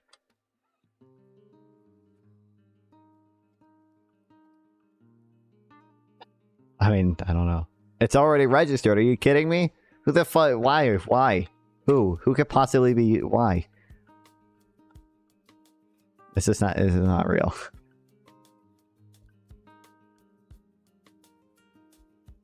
I think I can get nonfun.gg. Oh, I can't even get nonfun.gg. Are you kidding me? Who the fuck owns nonfun.gg? Here, let me like see. Oops. Codappy.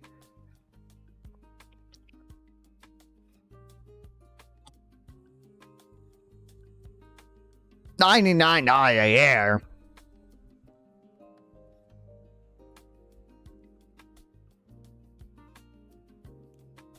No fucking shot. Why is nonfun.gg $99 a year? Nonfun.co is like $20 a year.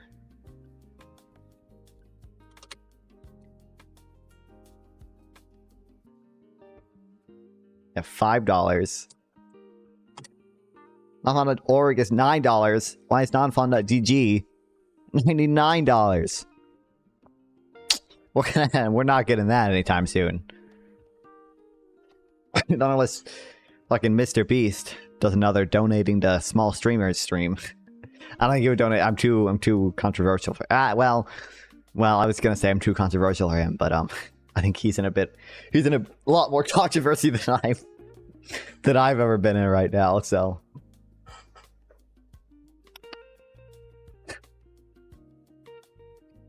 Another myth about UBI is that it would be too expensive and unsustainable. The truth is that UBI would be a smart and fair way to distribute wealth and prosperity that we all contribute to and deserve. UBI would not be a handout, but rather a dividend, a share of the common wealth that belongs to all of us. UBI would not be a drain on the economy, but rather a boost, a stimulus that would increase demand, consumption, and growth. UBI would not be a zero-sum game, but rather a positive-sum game with a win-win for everyone.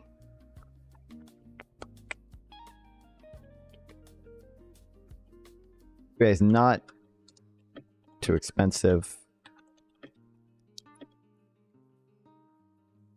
or sustainable. And it's not just a handout. It's a dividend.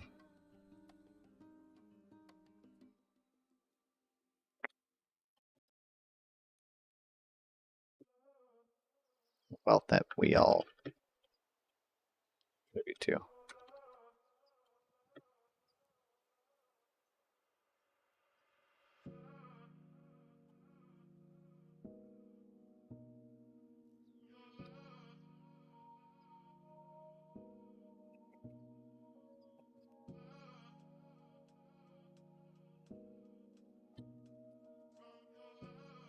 Not a drain on the economy.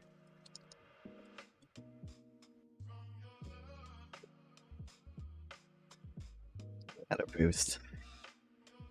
UBI would not be a trickle-down policy that benefits a few at the expense of the many, but a trickle-up policy that benefits the many and lifts the whole. UBI would not only help the poor middle class, but also the rich and powerful. UBI would create a more dynamic and inclusive economy where everyone has a stake and a voice. UBI also creates a more harmonious and cooperative society where everyone has a sense of belonging and responsibility. UBI would create a more peaceful and stable world where everyone has chance and hope. Conclusion. UBI is not utopia or unrealistic idea. It is a sensible, humane, and effective policy that we can and should implement as soon as possible. UBI is not a solution, not only a solution to many of the problems we face today, but also a vision for a better future for all of us. UBI is not only a matter of economics and politics, but also a matter of ethics and values. UBI is not a policy, but a movement, community, and cause. UBI is not only an idea, but also a reality, a possibility, a hope. If you agree with me and want to learn more, I invite you to join me and millions of others who support UBI. You can follow me on Twitter, where I share information and insights on UBI and related topics. You can also visit websites of or some organizations and initiatives that promote and advocate for UBI, such as basic income. I think I have this one linked already. But I know we solved any of today's problems.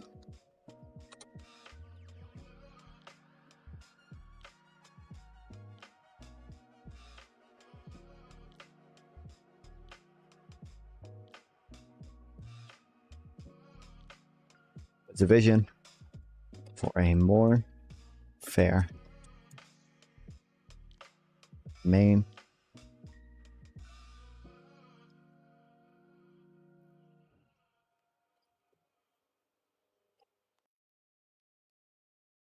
All right, what?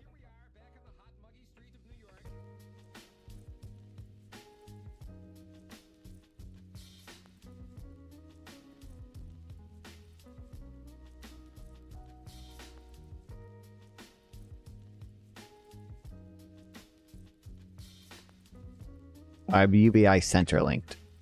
I think I have.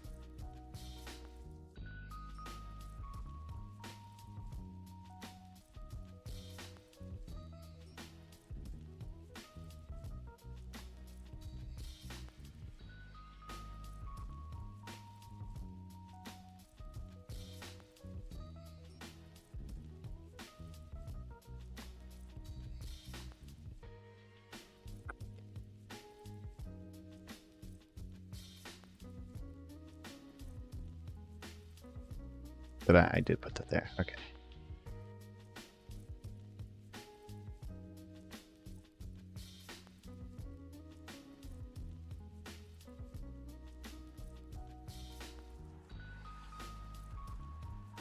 Or here. I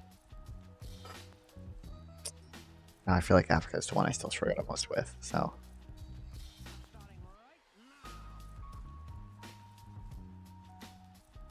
Guinea-Bissau, Angola, South Africa, Cameroon, Eswatini. Thank God, Togo. Togo is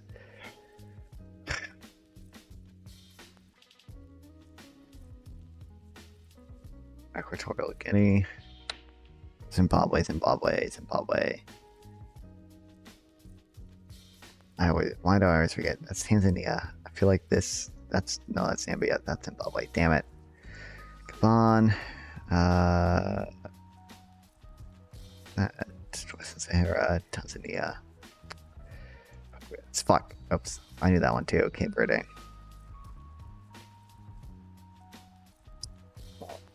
Central African Republic. Eritrea. Chad. Sicilies. Tanzania.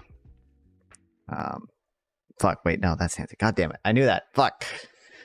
Mali. Nigeria. Guinea.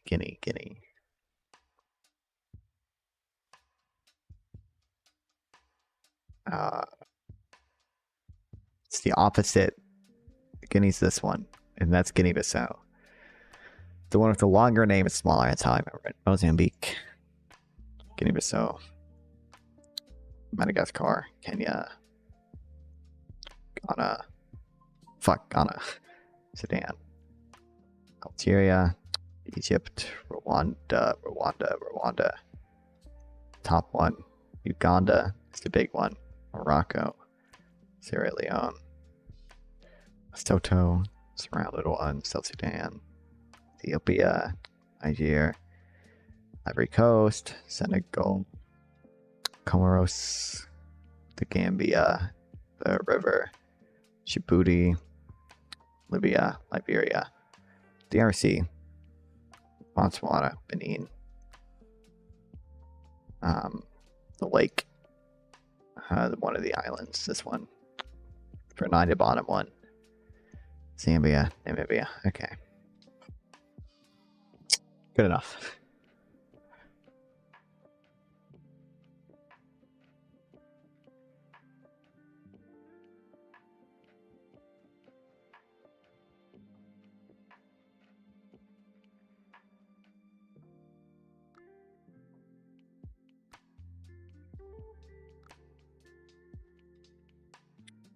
I have an example of universal basic income.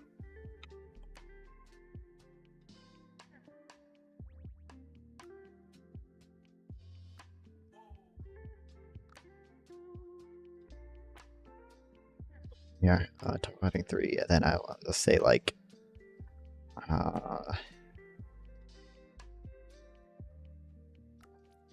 resources or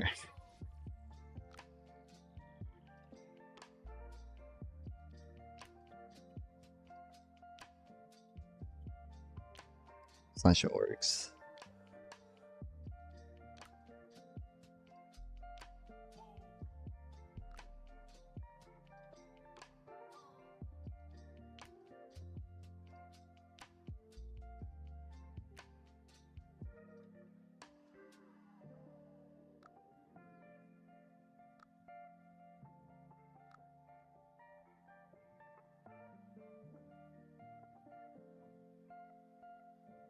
Okay.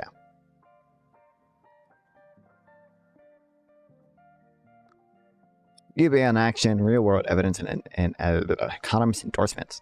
In my previous blog post, I introduced the concept of UBI and highlighted its relevance in today's world. Now let's delve deeper into the evidence and examples that demonstrate the potential benefits of UBI for individuals and society. A rich historical context. UBI is not a novel or untested idea. Its roots trace back to ancient times and has been explored across diverse cultures, religions, and ideologies. Over the years, UBI has been subject to rigorous study and experimentation, yielding promising results. Let's start with some notable examples. The Alaska Permanent Fund.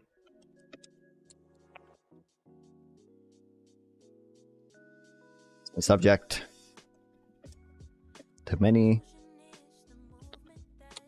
pilot programs.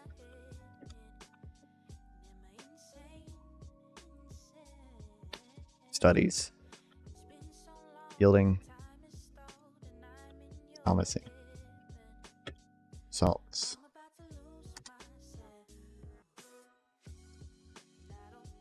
Alaska Permanent Fund. Since 1976, the Alaska Permanent Fund has been yielding a yearly dividend to all Alaskan residents using state oil revenues. The dividend amount has varied, ranging from $300 to $3,000 per person per year. Research shows the program has several positive effects, reducing poverty and inequality. The dividend helps those individuals out of poverty and narrows income gaps.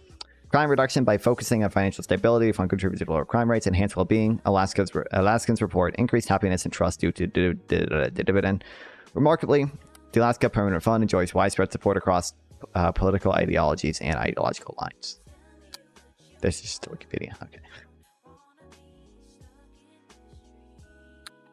Since 1976, Alaska has been using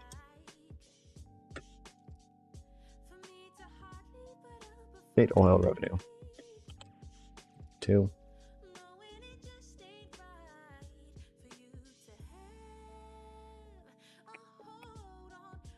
give yearly dividends to its citizens.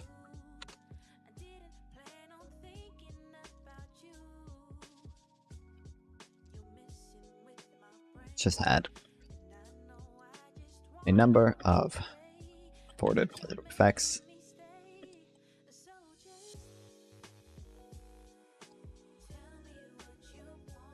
Reducing poverty and inequality.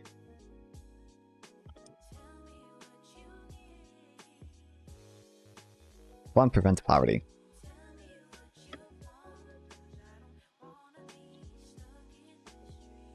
And salary income. Crime reduction.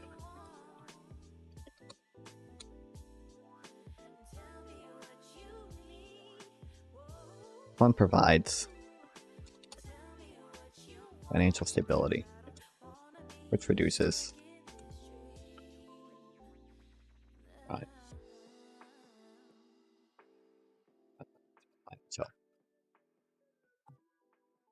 Enhance well-being.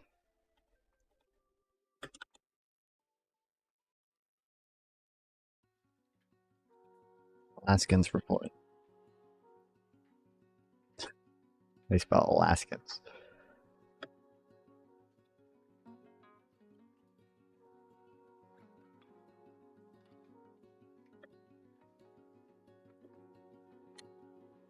Fund. Mini income experiment.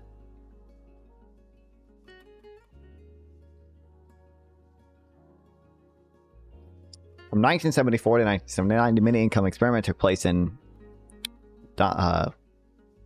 Dauphin, Manitoba, Canada. During this period, recipients received guaranteed income, which varied based on family size and income level. Key findings from the experiment include work effort and labor market impact. Contrary to concerns, income did not significantly discourage work effort for most recipients. However, young mothers and students did reduce their hours to prioritize family and education. Health and education improvements. The unconditional income positively influenced health outcomes, educational attainment, and overall well-being. Hospital visits decreased, mental health improved, and school enrollment rates rose. Strengthening family stability. Mini income contributed to stable family environments.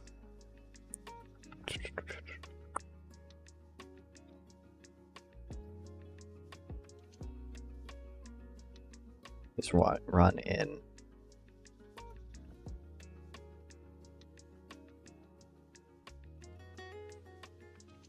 Canadian okay, I don't really care about the province.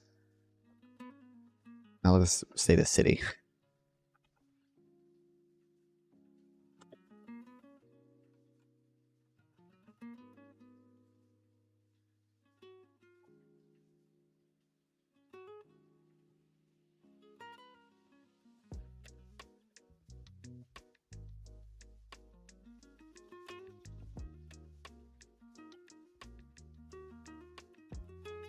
Oops. The key findings being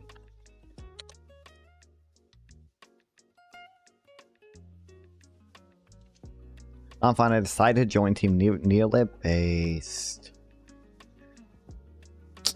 Welcome back, Roots and Music. I don't know if you're trolling or not.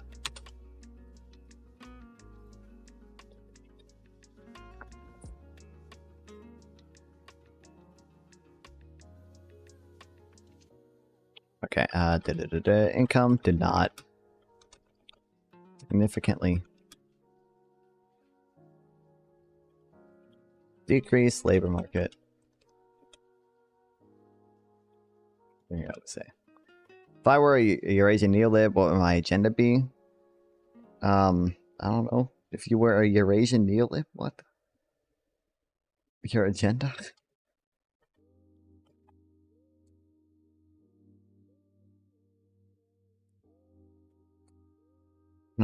Degrees. Work effort for most participants.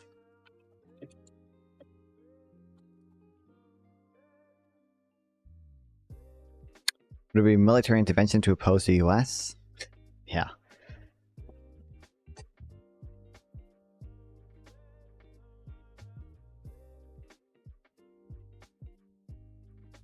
However, young mothers and students, they'd reduce hours to focus on family and education.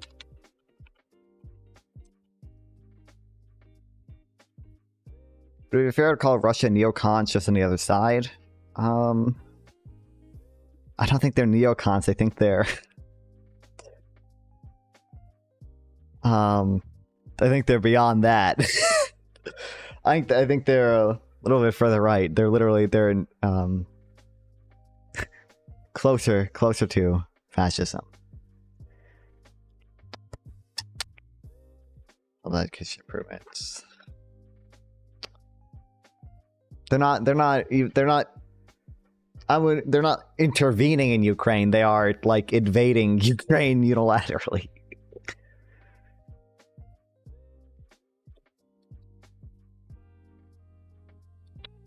But fascism is up? No. What do you mean fascism is up?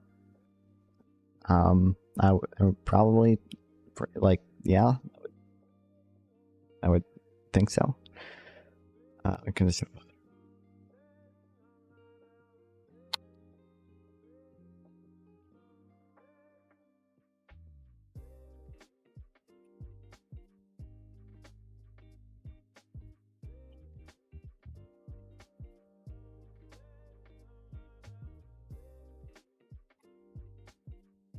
Literally.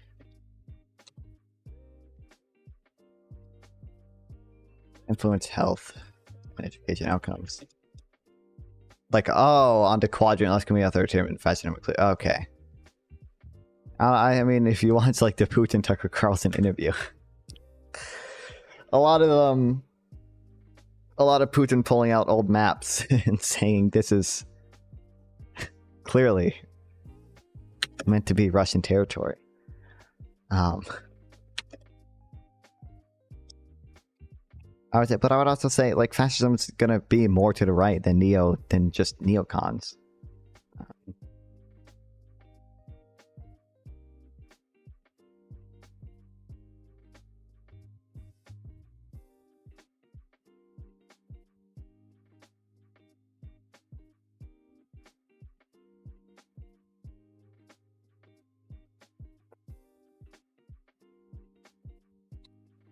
Hospital dental improved and school enrollment has grown. Enrollment rose.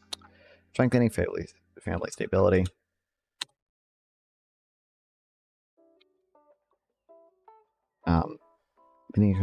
Stable family environments.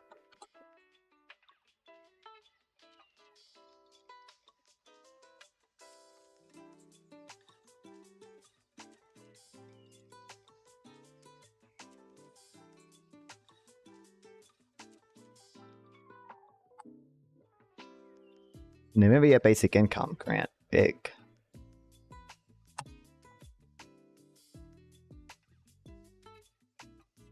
Oh, it's an acronym. The Namibia Basic Income Grant made waves by providing monthly cash transfers of $100 Namibian, approximately $12 to all residents of, don't pronounce that, Namibia, from 2007 to 2009, funded through donations and churches and NGOs. This unconditional and universal grant had far-reaching effects, transformative. Okay.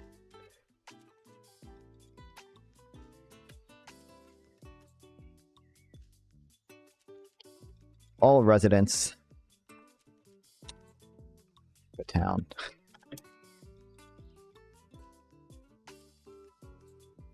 What is it? No, I know what you're. I know. Yes, I'm aware. I know what you're referring to. Yes, but the graph must be lies. Well, this obviously is a dumb graph, but.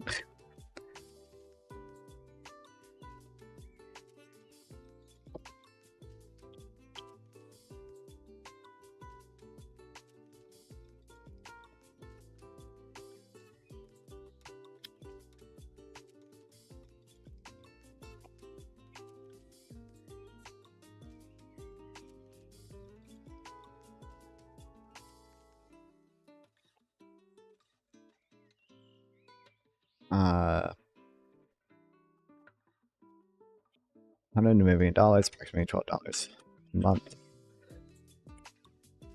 Thought you know what could mean that fascism starts on the right and there's a spectrum line, and that's a spectrum there. Could that be? When I hear neocon, I'm typically going to think that a fascist is going to be way more to the right than a neocon. I'm typically going to think a neocon is still going to be like pro-democracy, relatively pro-democracy.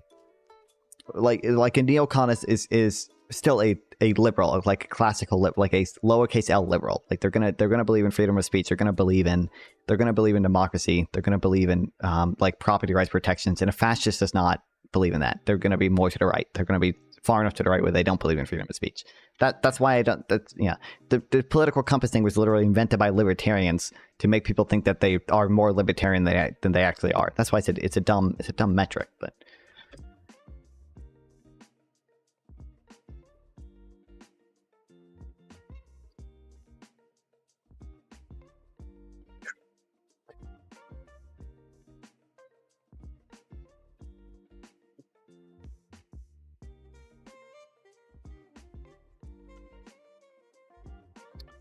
Poverty reduction. Poverty was reduced. Here, the poverty rate.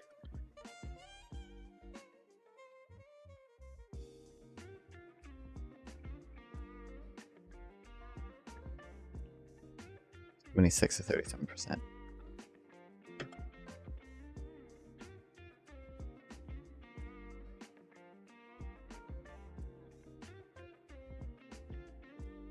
There's no impact. Malnutrition drops. Malnutrition rates drop dramatically from 42 to 10%.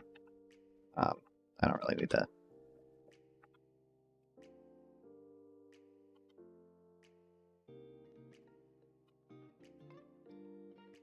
Education boost.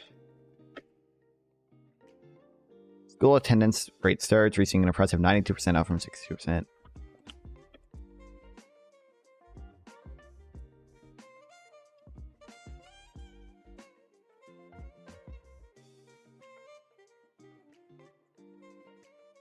$62.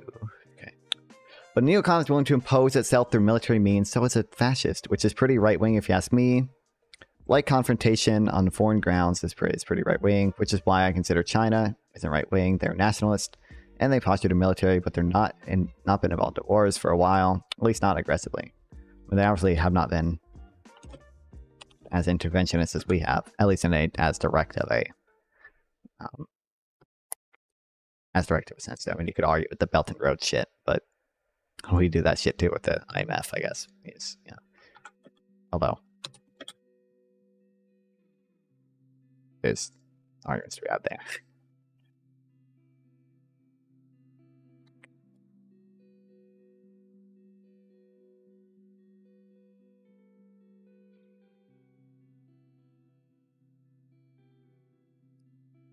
Crime reduction.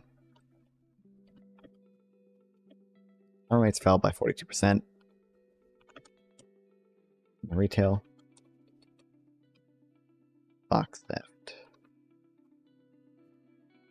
Fell by 43%. I'm going to be fair though, I prefer economic warfare compared to actual wars. You know what I mean? What do you mean you prefer it? I mean, it's probably better. It's probably less harmful to most people when there's a economic war compared to a like when there's an economic or sanctions or trade war compared to actual war. People are fucking drafted and killed. I don't think either are good, but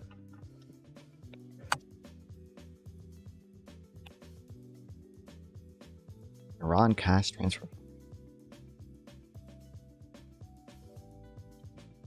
Better for human health, yeah.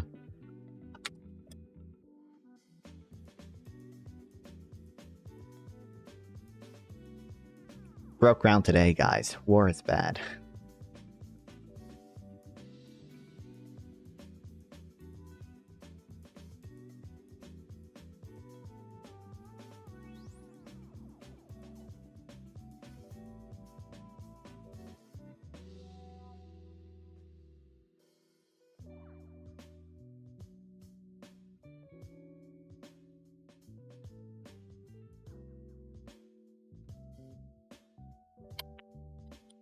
In 2010, Iran introduced a groundbreaking policy akin to UBI, targeted subsidy program, the nationwide cash transfer.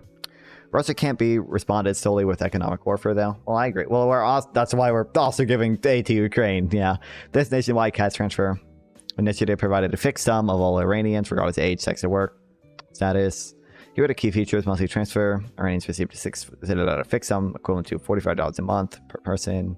Subsidy reform program replaced subsidies on food and fuel. Unconditional, universal, every citizen benefited. 2010, Iran.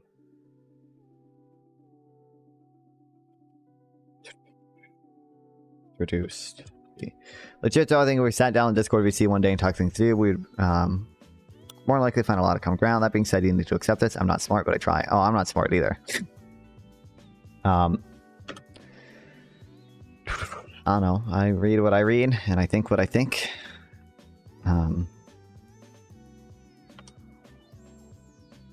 Oh, this is like not fucking work.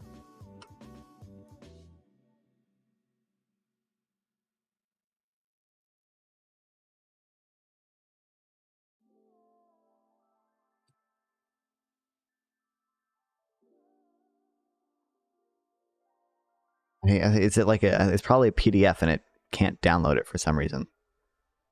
Because I'm pretty sure the Chrome extension thing. Yeah, PDF viewer. Error code, yeah, okay, so it's just broken. If I open with Edge.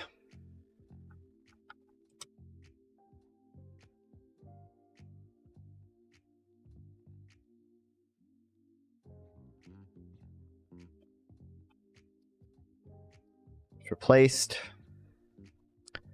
Subsidies on food and fuel. With monthly cash transfers.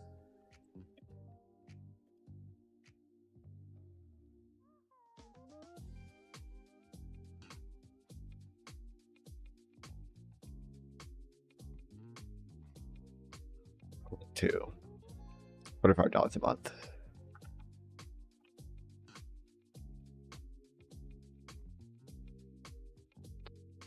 Like, I didn't think Russia was authoritarian and very harsh cracking on human rights. Absolutely. The question for me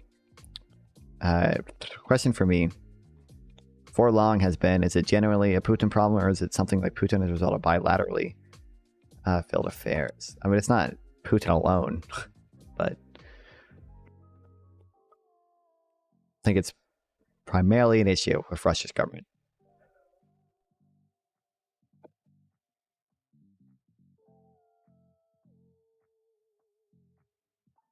No, you can argue the fucking whatever stupid shock therapy shit or whatever the fuck, but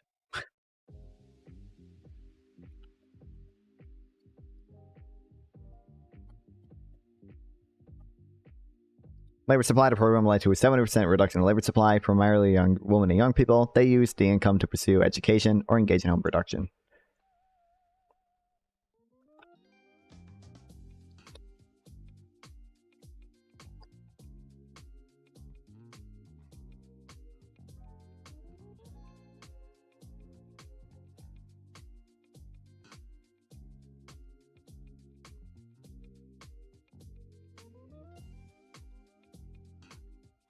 Primarily young women and young people.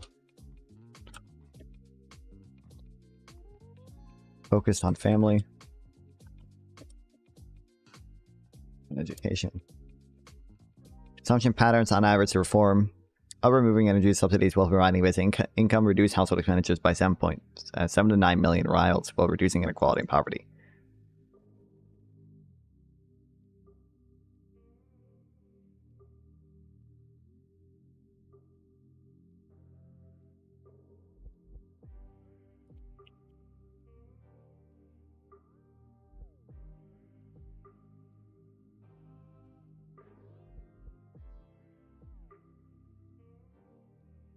Reduce household expenditure by 7 to 10 million rials for reducing inequality and poverty.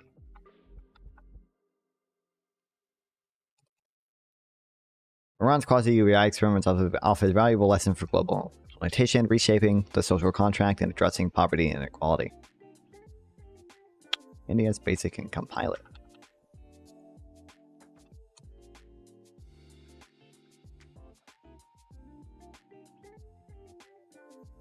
There's a lot of these.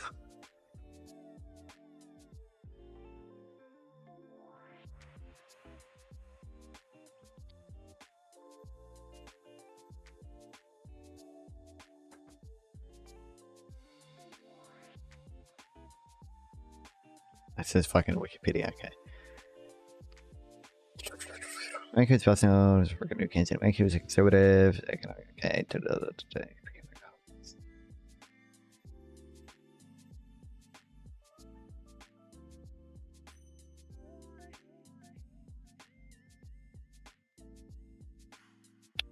Even if Putin isn't a problem, Putin will be the example that invading independent territories isn't Gucci. Accurate.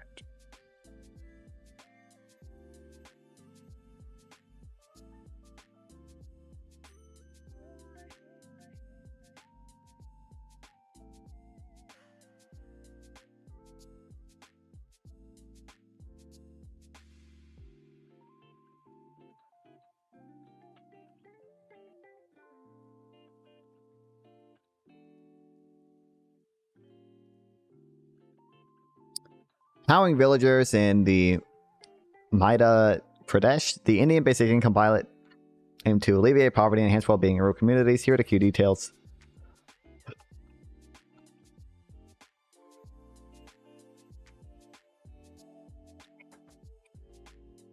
Made monthly cash payments.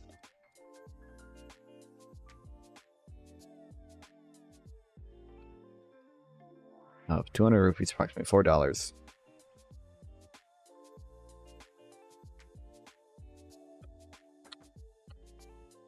Adults. China's looking at Russia and maybe reconsidering Taiwan. Yes. Children receive about 100 rupees, about $2.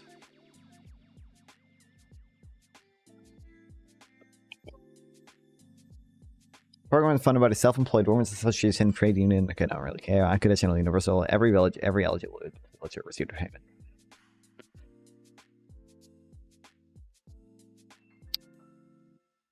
Positive outcomes.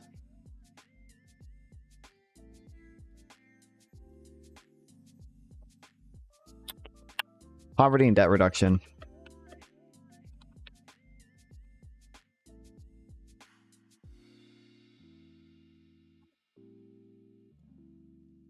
Program significantly narrowed the poverty gap, achieving a remarkable 32% reduction. Recipients, I think China and Taiwan are still the same people. I think that's becoming less true, but even if they were, it doesn't really mean that China shouldn't invade Taiwan. But who don't like free money? Everyone loves free money. Welcome back. Ethnically, it cannot divide us too. Well, one, there were native people on Taiwan before the Chinese went to Taiwan, right? And then so there are still like native Taiwanese people there. And then two, I think Taiwanese people, the younger generations, are increasingly identifying as Taiwanese rather than Chinese.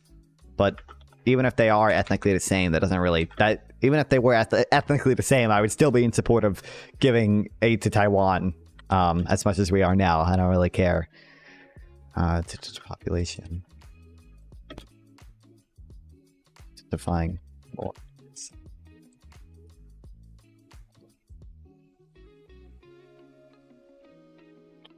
Here's primarily Chinese, yeah. Primarily Taiwanese. You can see 83% for those 18 to 34. Under, it's only 61 for those 39 plus, yeah.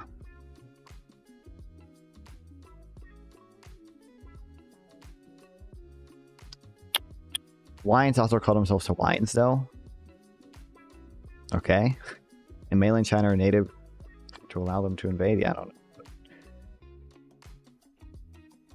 I don't know what the point of Hawaii's about.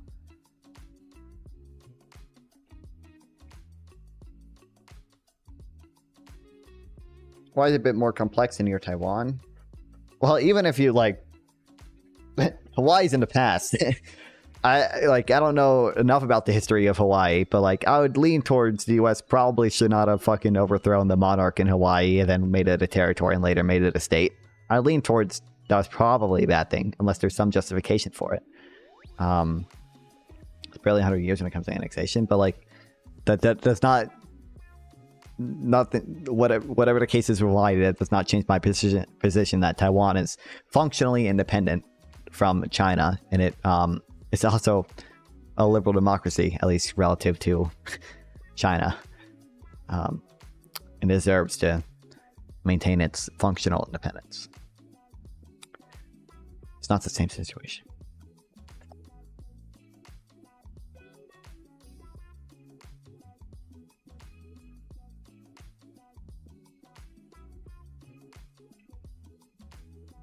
Poverty is reduced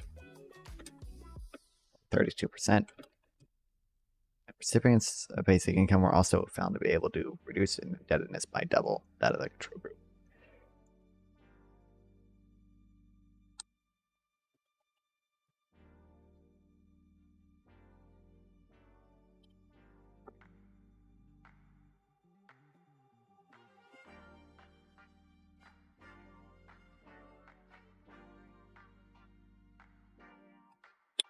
An independence should be the only thing changing the landscape. Oh, Confederacy and independence should be. I agree mainland China should not, under the circumstances, invade Taiwan or cost them dearly. I'm just saying 95% of the people there are Han Chinese. Well, I just showed you the Pew Research thing, which shows the majority, even the majority of older people still identifies primarily Taiwanese.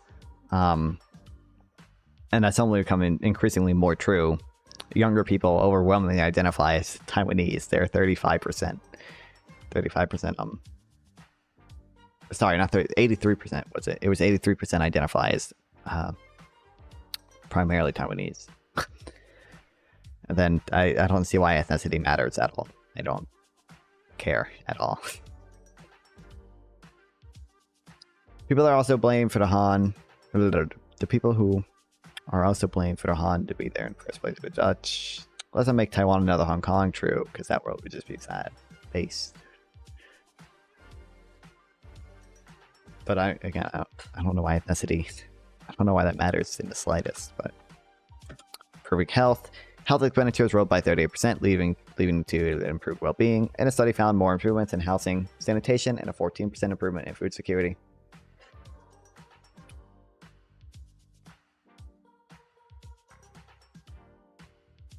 Me too. Improved health outcomes.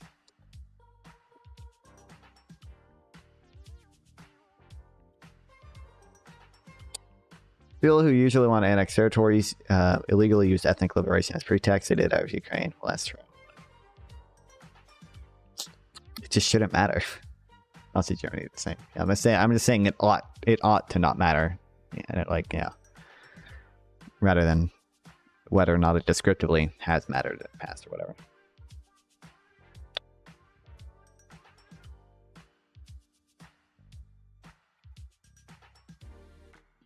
Also measured. Also found improvements in housing, sanitation, and 42% improvement in food security. Furthermore, disabled people found inclusion in society. Furthermore, recipients who were found not to spend on alcohol, tobacco, more than the control population.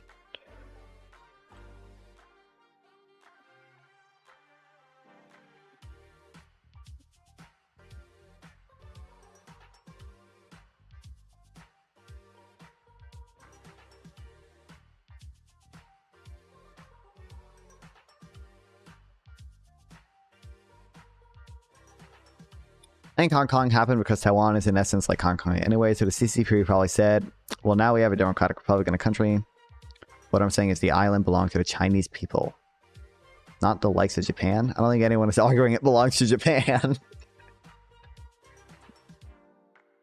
I fuck up recipient spelling too. I fuck up every spelling of every word ever.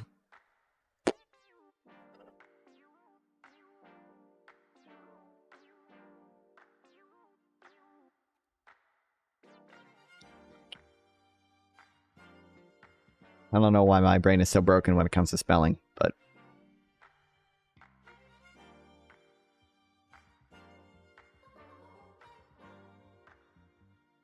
China broke the argument with Britain. Oh, sorry, agreement with Britain. Hong Kong was supposed to be around 100 years independent, mainland China, but then that had been broken. Wasn't it? Well, didn't it? I don't remember. It was in like 2017 or whatever. Weren't there like agreements to like start handing over control before that? Like, wasn't the issue that China was like, there was some agreement that like handed over to China after 100 years or whatever, and then like I think there were agreements to like slowly phase in Chinese control, wasn't it? Wasn't that the whole issue? Is that China was increasingly coming more into control of Taiwan? Quebec is not declared independence and whose authority. There are referendums and those issues. Oh, wait. If Quebec declares independence, should Canada be allowed to invade us? Yes. The fact that some Quebec is from Canada doesn't change anything after independence. That's what he means. It's just some kind of coup. Yeah, I don't like. I think Quebec declaring independence would be more analogous to like the fucking Confederacy declaring independence. But if Quebec declared independence and then operated as a effectively independent country for 50 years or whatever, then I'm probably gonna lean to yeah, maybe we should just should respect Quebec's independence at that point if they are operating as a functionally independent country. So even French people have failed the migration test.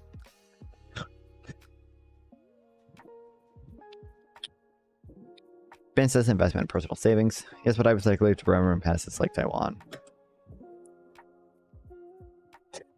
Not joking. Awesome.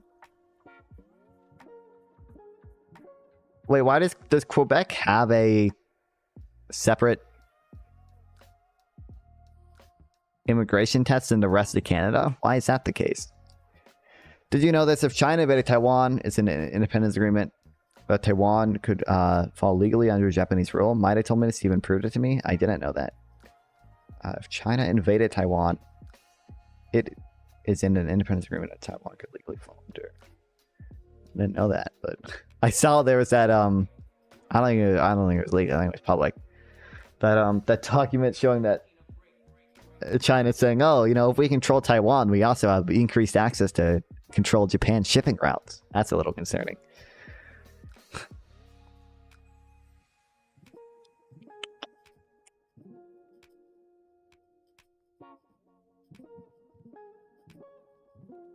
French immigrant can't write. He's worse than any immigrant that passes. They do. I'm not familiar with the ins and out, but I found this hilarious. That's wild. Okay, personal savings nearly tripled. New business startups doubled, and farmers increased their spending on high quality seeds, fertilizer, and pesticides.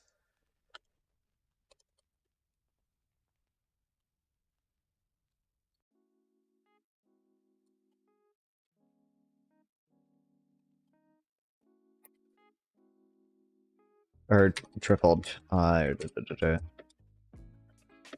Almost tripled. The number of business startups doubled. And farmers use the increased income to spend on higher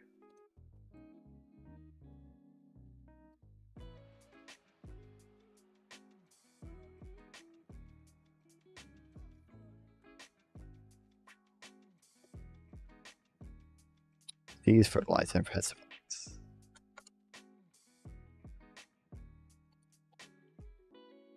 Education boost school attendance rate surged by an impressive 67%. It's called a Treaty Taipei.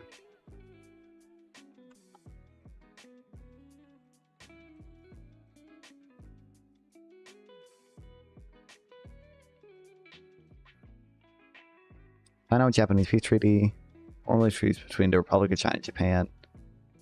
Peace treaty with Japan, Republic of China.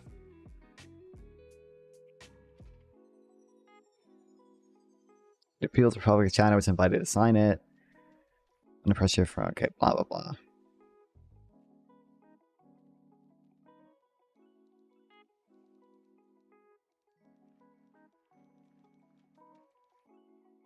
Where does it say?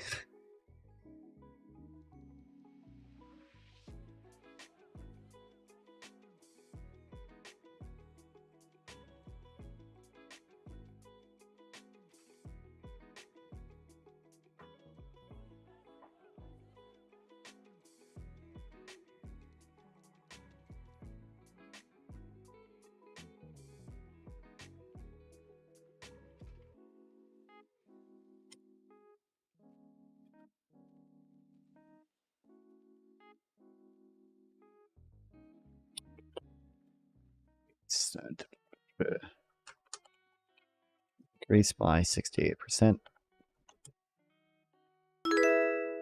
Thanks for the follow, FK Gaming 001. I appreciate it. Welcome to the stream, buddy. Thank you. I appreciate it a lot. What's going on with you? Or are you a lurker? I don't know why I try to talk and drink at the same time. Jesus.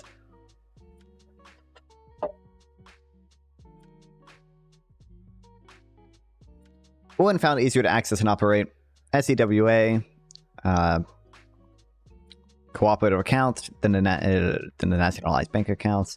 Cash grants led to an increase in owned account work and a relative switch from wage labor to own account farming and small scale business. This was especially true for scheduled caste households for women workers. I don't know what that is. Providing individual grants gives individuals more autonomy and bargaining power than within a household, which, as the results confirm, is particularly important for women, the elderly, and the disabled. It also ensures complete financial inclusion since an account is owned for each individual in the family.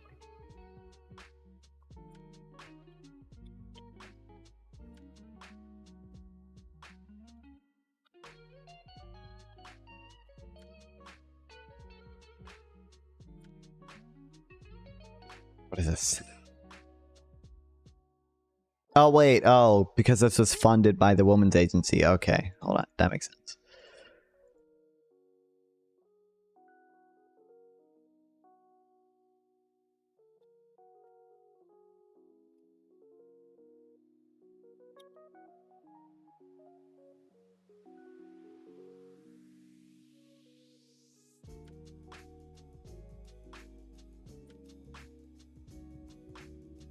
Well, I don't really care about this then.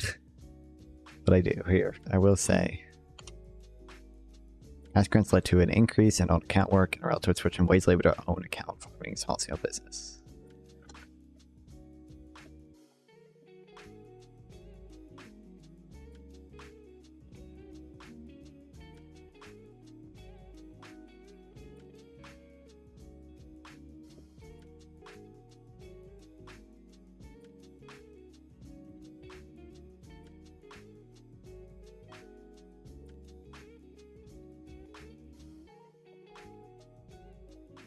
Own account farming.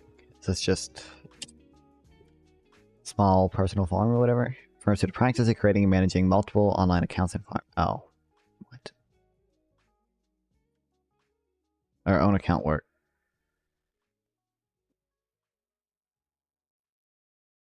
Own account. One of our partners to let jobs to find itself. Okay, yeah. For instance, similar to Spanish, and part of groceries that we get as immigrants too.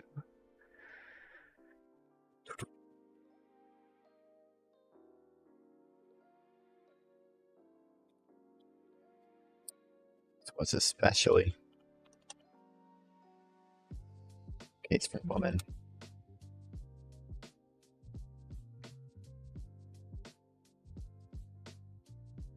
Give directly experiment.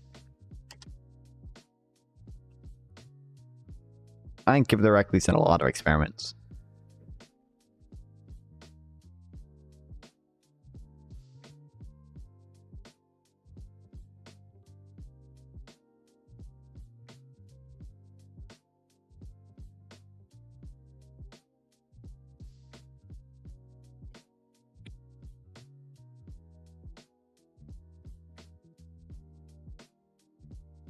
Oh, by the way, just because I got reminded of this, because I think I like Give directly. It's a weird language, like 1/3 French, 1/3 German, 1/3 Spanish. It's really weird to hear. Well, does anyone even speak it? I've never heard of this. That sounds like a fucking hell language.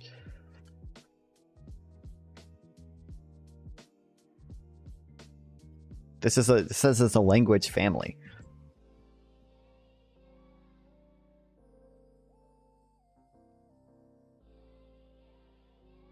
What the fuck?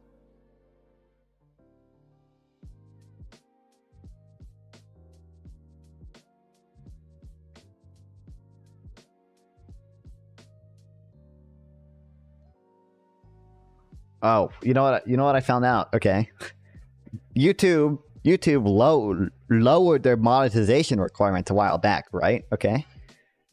They lowered it from previously you needed 1,000 subscribers and 4,000 hours of watch time to be monetized. Then they lowered it to 3,000 hours and 500 subscribers, or like 10 million short views. But I'm not getting 10 million short views anytime soon, so it doesn't matter. Okay. You know what I found out the other day? Okay. That's the new lower requirements give you access to the YouTube Partner Program. Now, it does allow access to things like super chats. It allows you access to like super chats and to like memberships and things like that. It allows people to donate, basically. It doesn't monetize your videos. It doesn't give you ads and videos. You still don't get that till you meet the old requirements of 4,000 watch hours and 1,000 subscribers. The 1,000 subscribers is not that hard. I'm 200 subscribers away from that. But the 4,000 watch hours is fucking... that's 1,000 more watch hours than I thought I needed. So... you know. That's a little cringe. See. Oh, and I guess you need 3 video uploads, but I do that anyway. Like, so it's fine. Fucking bullshit, I'm telling you.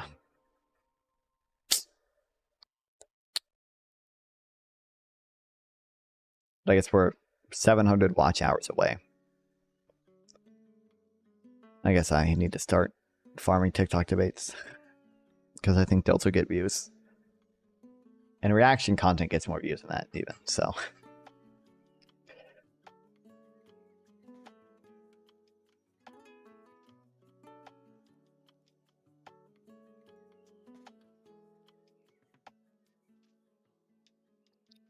Give directly. Since 2011, to Give directly expand has been making key differences in the lives of poor households across Kenya, Uganda, and Rwanda. Key features include generous transfers,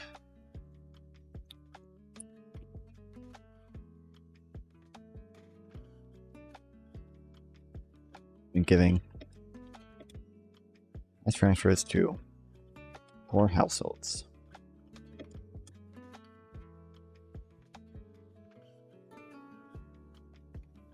In Kenya, Uganda, Rwanda.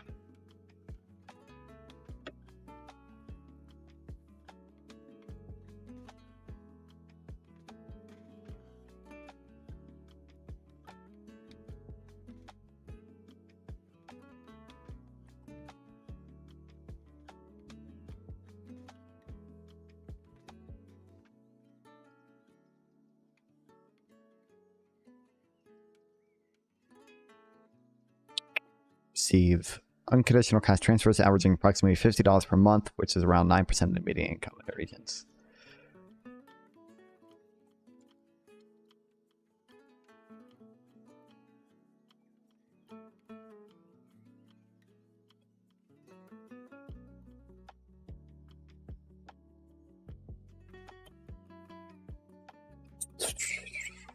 $2 per month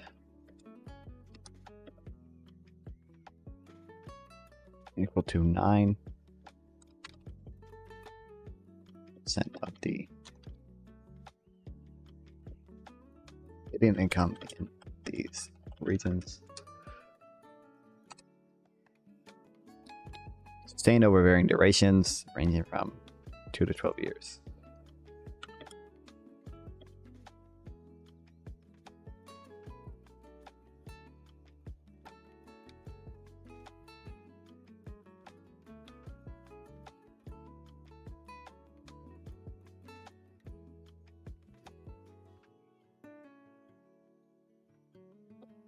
Funding.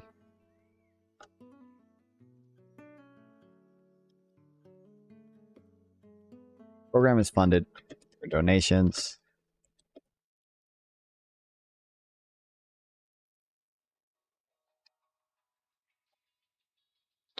These test groups. Experiment employed a rigorous design, providing participants into distinct groups. Okay, I don't really care about this.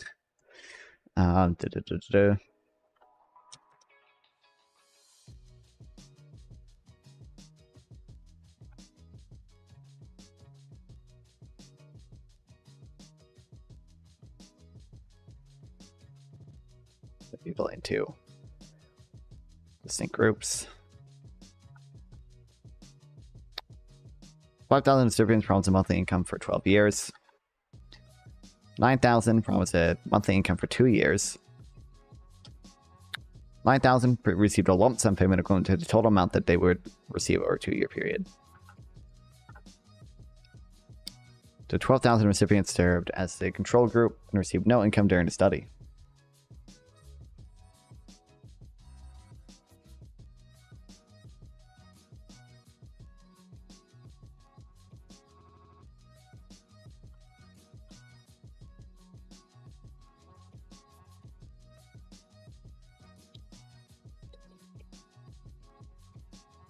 Tangible benefits. Monthly UBI empowered recipients, contrary to concerns. A monthly UBI made recipients more productive.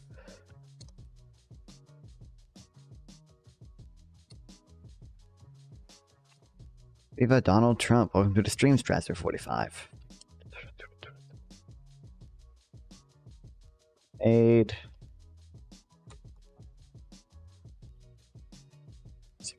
Productive.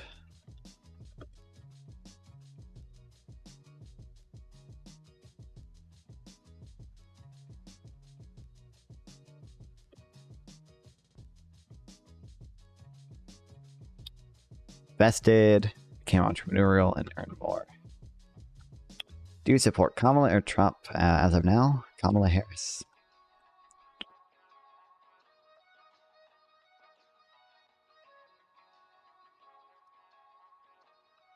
Common fear, laziness, and materialized recipients and not work less or increase alcohol consumptions.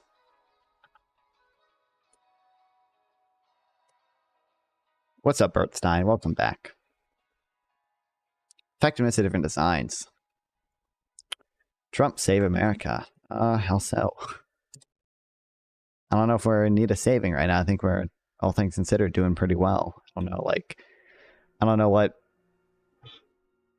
know what Trump would do to save America. I feel like most of Kamala's policies are better in that respect. I don't know.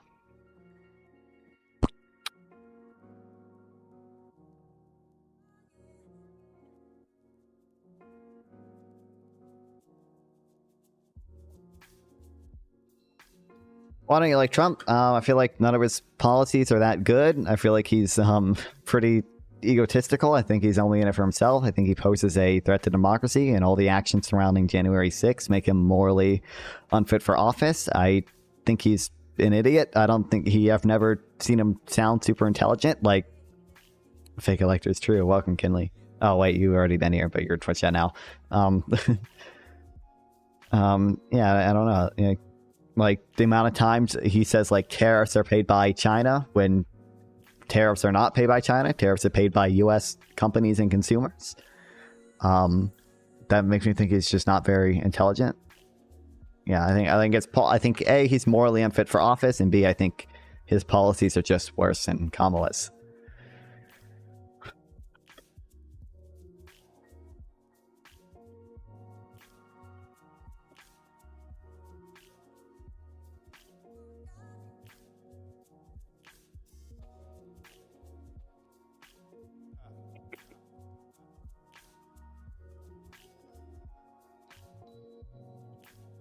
Enabled significant investments. What are you doing? I'm just reading stuff on UBI right now and taking notes to learn. Your mom owned.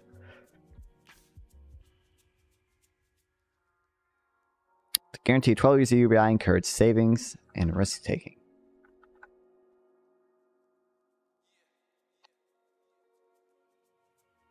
Trump save America. If you repeat it enough times, it becomes true. I think I heard that.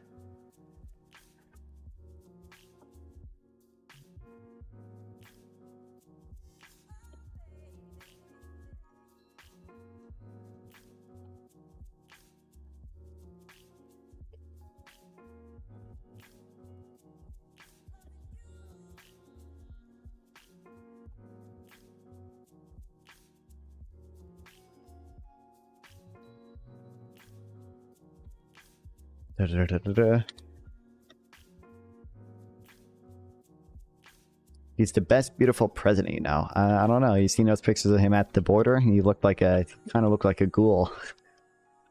Unironically, like a Fallout ghoul.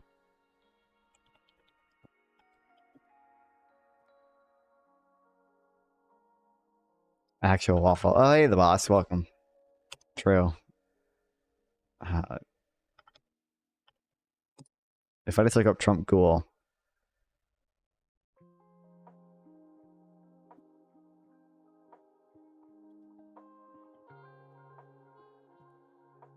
Come on. Oh, god damn it. It's such okay. Trump at Twitter.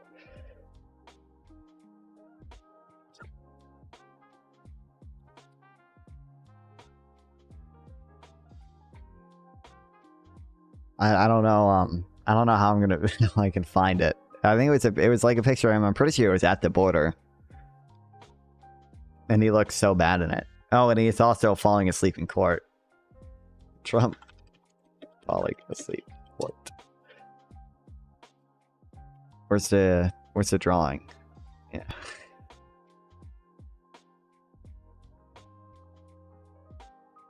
You're losing weight like mad. Yeah, he's up. During that call with Elon Musk, he was slurring his speech a lot as well.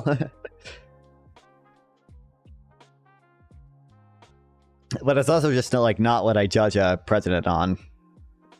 I don't really care what they look like.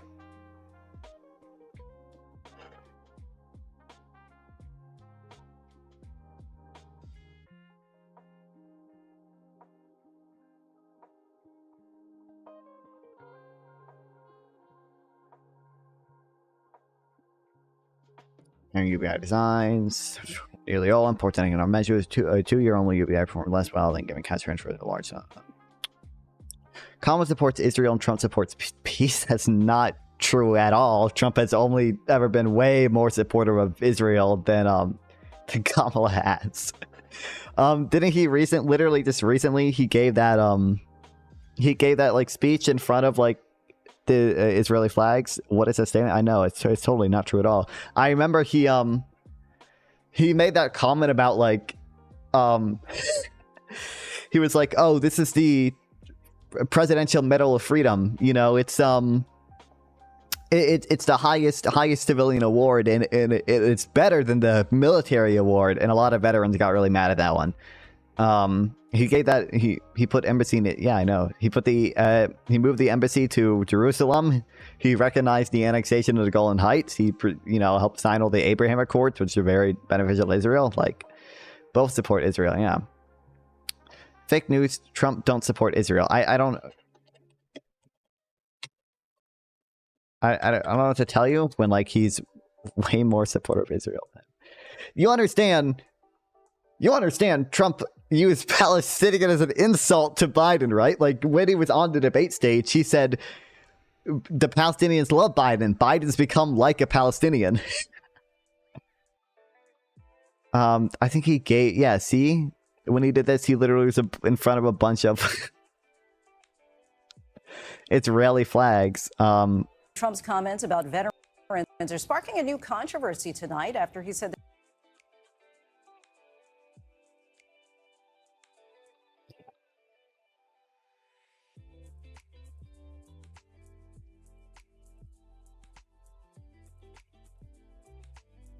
also, Trump's peace plan was like super pro-Israel.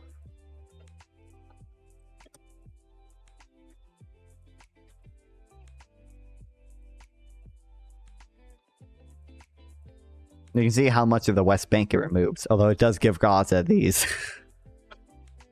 I think these are like where oil fields are.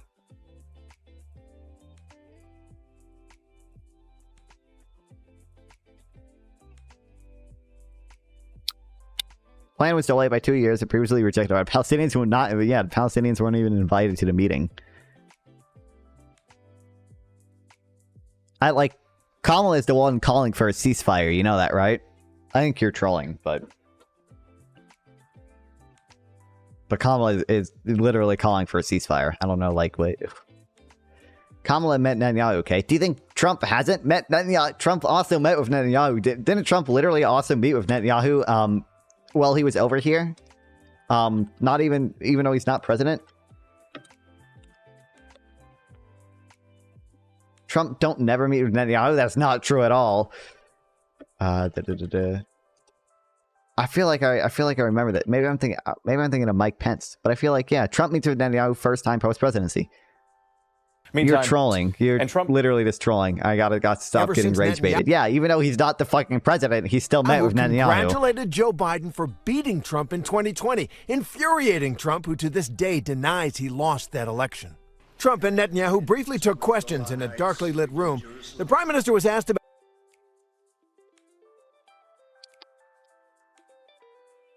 I don't know, it makes sense. They're pretty similar people, you know? I mean, they're both like, you know, kind of authoritarian, AI fake news, you know. Netanyahu's also, you know, indicted, or I don't know exactly how the system works, but Netanyahu's also a criminal. He, you know, he's been indicted on like corruption stuff. That's part of the reason why he doesn't want to end the war, but I don't trolling, you are trolling. Is she supposed to not go talk? Yeah, I don't know. Like, if you try to get a ceasefire deal done, you don't just not talk to one of the sides. Trump built its fucking golf course in Israel. Trump golf course.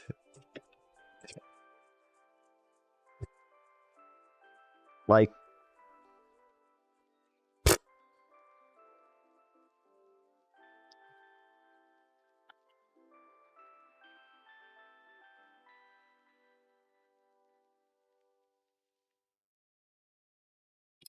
Trump moved into Jerusalem, turned Palestine into Bentistan, recognized the Golan Heights, cut off. Oh yeah, he cut off aid to Palestinians. Yep.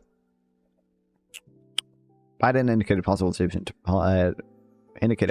policy towards recognizing the Palestinian state, placed sanctions on Israel settlers and outposts, resumed aid formerly frozen by Trump.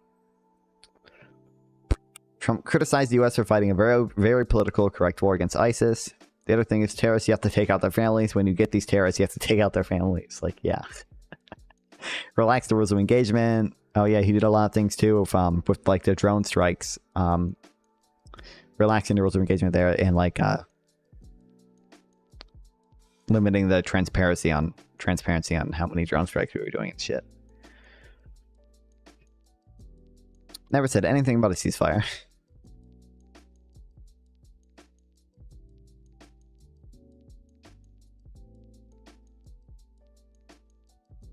Telepathy is also a thing.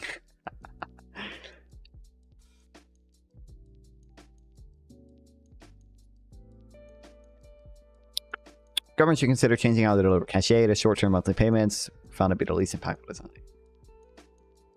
Finland basic income experiment.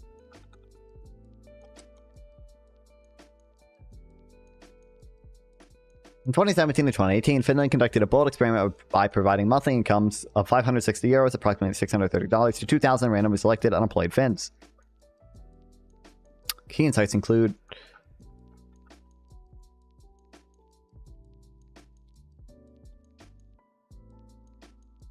Finland provided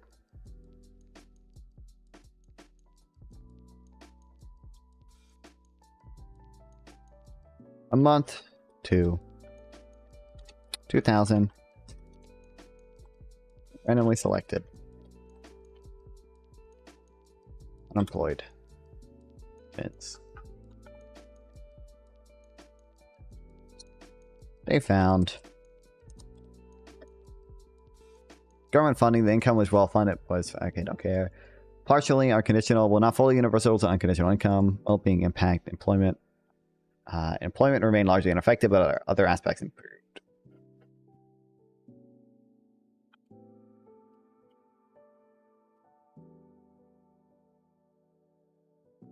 Yeah, how to say.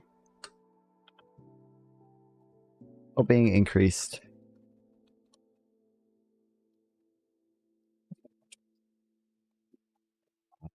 Employment remains largely unaffected.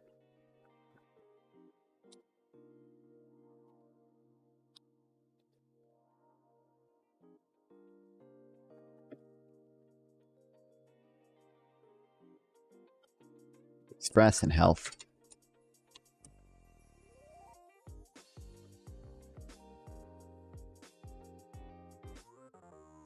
Stockholm empowerment, economic empowerment demonstration.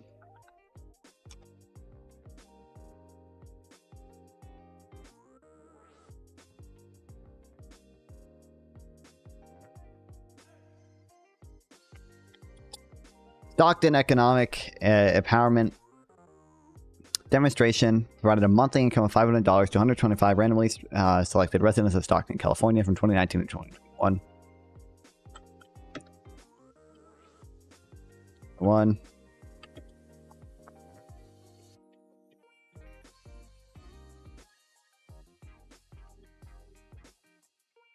Monthly income of $500. It's given to 125 random selected residents of Stockton, California. We found employment boost to full-time employment rate increased by 12 percentage points.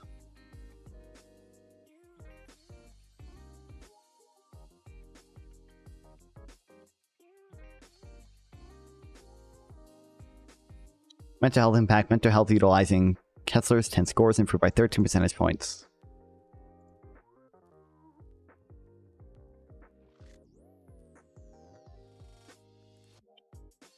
Mental health improved by 13 percentage points for basic income recipients, while the control group worsened by 4.8%. These findings, along with other ongoing basic income compliance in the USA, affirm that UBI is both feasible and beneficial, dispelling common misconceptions.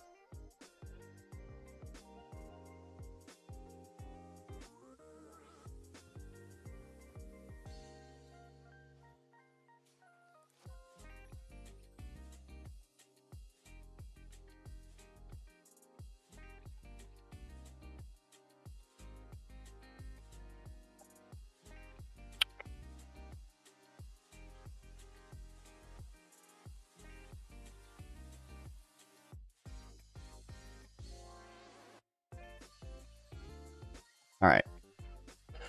Benefits of UBI for individuals and society. The advantages of UBI are multifaceted, touching upon various aspects of well-being and societal progress. Here's how UBI will progressively.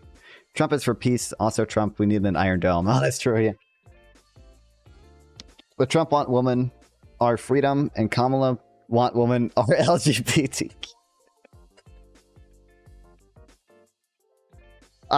That's true. I didn't consider that one, buddy. That's true. You know what? Well, actually, you know, I was gonna say Trump might have won my vote there, but actually, lesbians are hot. So, you know, now that you say that, I'm actually pro Kamala forcing women to be lesbians. That just means more epic hot porn. So,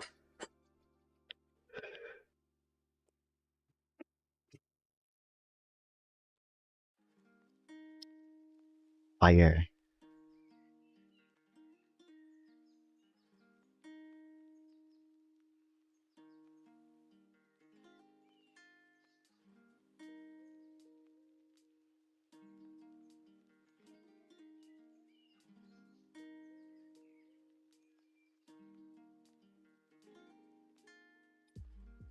Kinky.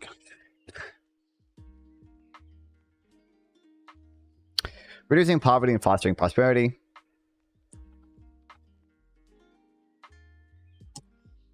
Guaranteed minimum standard of living. UBI ensures that every person receives a basic income, providing safety net against poverty.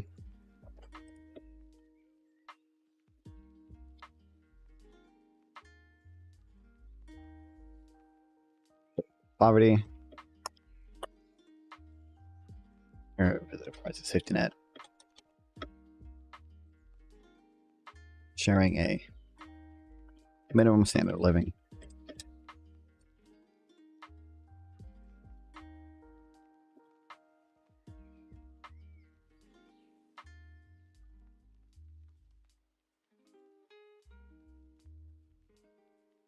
This financial stability allows individuals to cover essential needs while pursuing other income sources such as work, savings, and investment.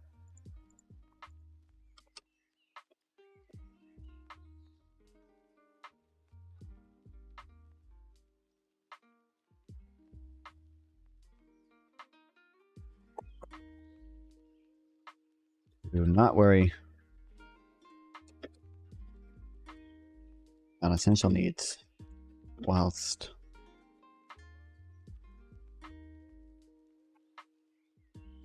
I hope you vote Trump. I mean, you have not really provided any argument for voting Trump other than other than the he wants peace in Israel thing, which is a lie, and he wants women to be LGBT, which I really don't know how to interpret that one. It's hard to say whether that's true or not. Kamala, I would say, is more friendly to LGBTQ people than Trump, but I would say that's a good thing. I think that's a good thing. I think gay people are chill.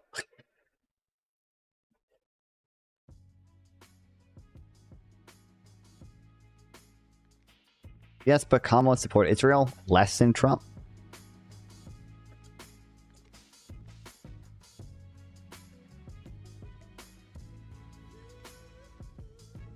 Bro, 3% of population right now is LGBT. Calm down.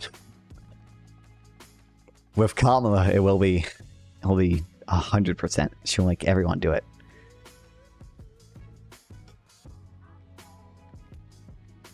Although Biden's been in office for 4 years, and I mean, not everyone's gay yet.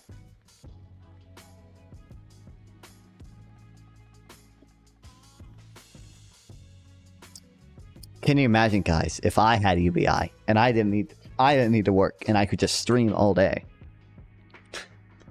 I don't have a job right now and I barely stream anyway, but I shouldn't say I barely stream. I don't stream as much as I could.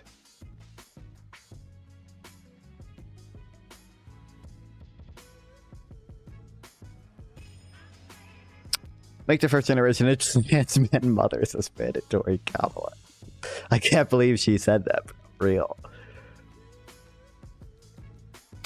Closing the wealth gap by narrowing the divide between the rich and poor. UBI promotes fairness and inclusivity. It creates a more level playing field where everyone has a chance to thrive.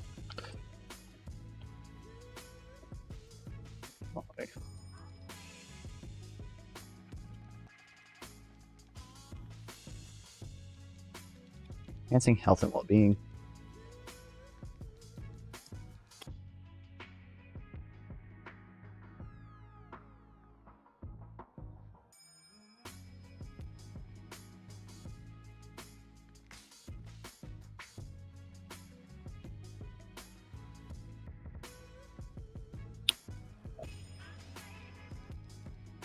Kamala shaking Netanyahu's hand with a big smile. Trump never did that. I just showed you pictures of fucking Trump of Netanyahu. I guarantee you, you're trolling. You're trolling. I'm not gonna take anything you say seriously, but Trump is the best economic program. That's not true at all. It's the opposite of true, dude. His tariffs are bad. You know, like almost all economists don't support tariffs. Very, very few economists think that tariffs will increase economic well-being. What he said about the Fed, he says he wants to end monetary independence and he wants the president to be included in interest rate decisions. That is fucking horrible. That is catastrophically bad.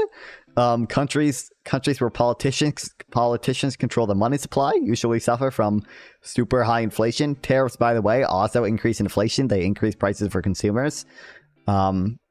Yeah, I don't like GDP growth has been way higher under Biden. GDP growth was not high under Trump. His tax cuts went disproportionately to rich people, whereas like Kamala's policies are helping low and middle income people disproportionately. Like yeah. Trump increased the deficit more than Biden did, and their proposed budgets. Trump increased the deficit more than Kamala. So if you care about that. And he stopped the most war in his mandate compared to Obama, who was just loved because he played basketball.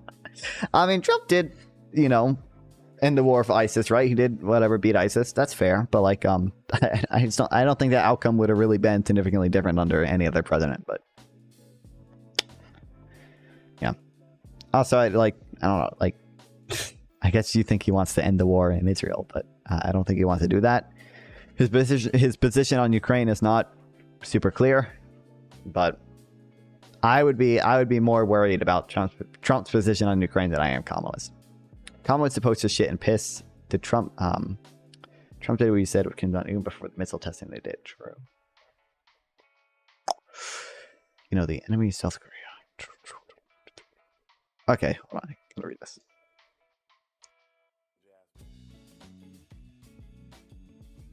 UBI grants individuals means to meet fundamental needs: food, shelter, clothing, and healthcare. This directly impacts physical health.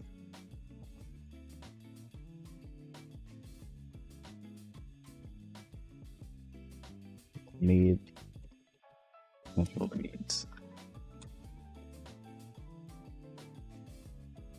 Fundamental needs like food, shelter, and healthcare.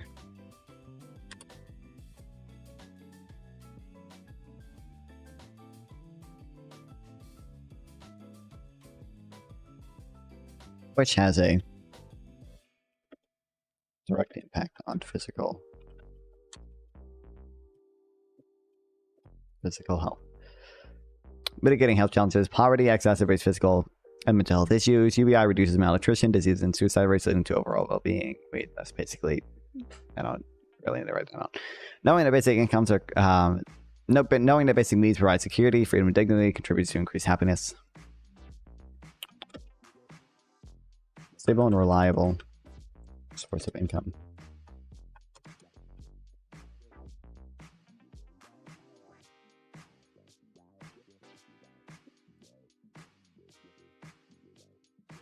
Ensures baseline access to needs.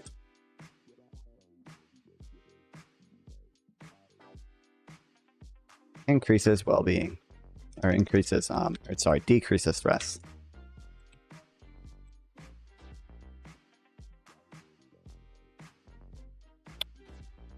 Increases happiness.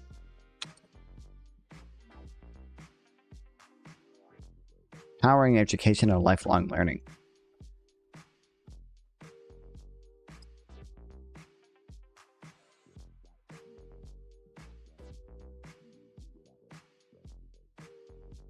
Equal opportunity. UBI incentivizes education, training, and lifelong learning. Individuals can pursue their interests and abilities without financial constraints.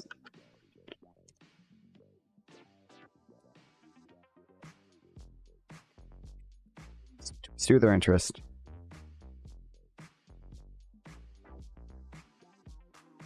That's not how you spell that, is it?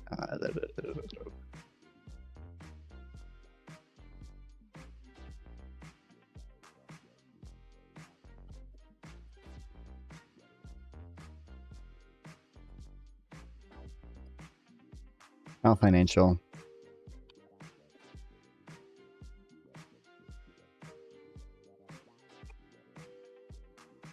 interest rate increases or incentivizes.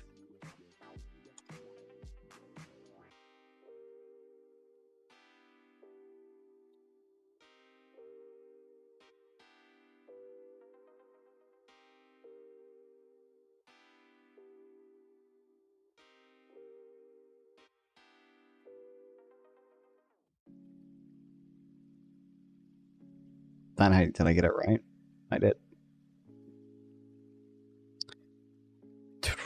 By reducing enrollment costs for financial hurdles, UBI enhances the quality and outcomes of education.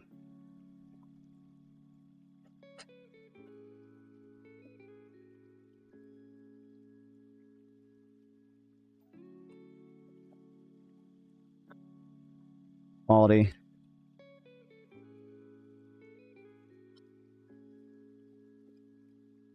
Outcomes of education.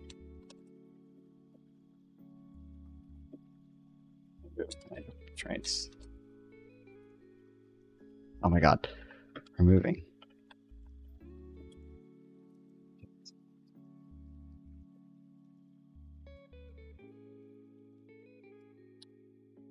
More time resources learners can explore and discover new horizons. Okay, great. Yeah, I'll say allowing. I'm gonna say focus on schooling.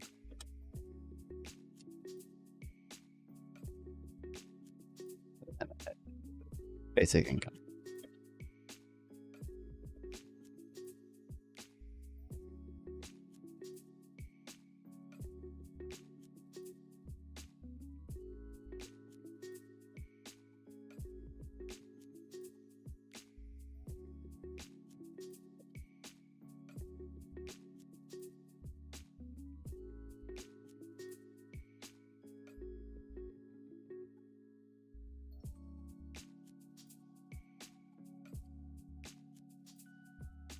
Fostering innovation and entrepreneurship.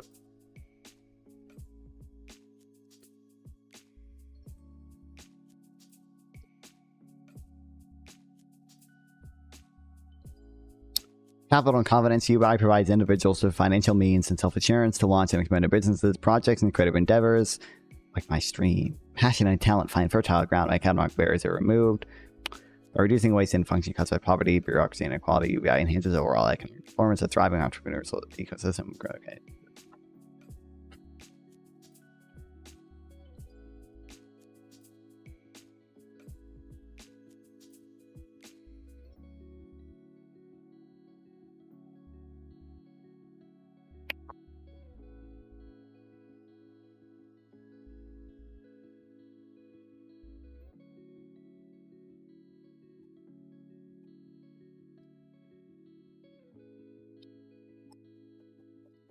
Start or expand. Businesses.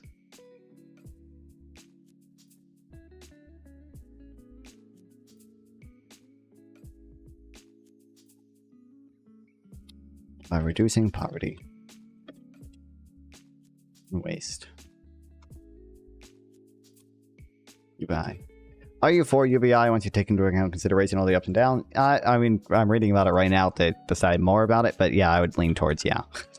I don't think that, like, I want to see many downsides. The downsides are going to be there's probably going to be a small amount of inflation, and it's probably going to be a little bit of a decrease in hours worked. But all the studies show that the decrease in hours worked is concentrated in people that arguably shouldn't be working, like young mothers and students. You know, both of those, by the way, are really just investments in human capital. The young mother taking care of her child is an investment in human capital because that child then grows up to be more productive if they're taken care of better. And the students as well, if the student focuses on education and learns more, that's an investment in human capital as well, which increases long run growth, right? That's human capital is a big thing. So yeah. And like, I mean, you know, if we have like 1% more inflation per year, but the majority of people's incomes increase from UBI by 2%, then like everyone's still better off, right? So agreed base.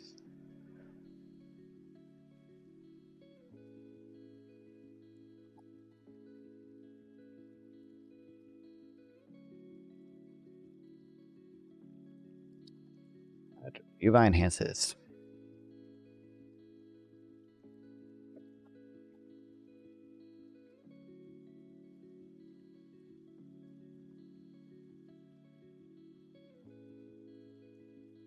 Is the money to fund it always coming out of the government taking on more debt? Not necessarily. You can easily design it to be revenue neutral. One, UBI would probably replace a lot of our existing welfare programs. So, like, do we really need? We probably don't need food stamps if everyone is just getting free money anyway. So, like, you can use the money from food stamps, and then I think most UBI proposals, like Andrew Yang had a kind of weird way of funding it, but Andrew Yang proposed like just a value-added tax. You just increase taxes on consumption. I think that was how Andrew Yang wanted to fund UBI. I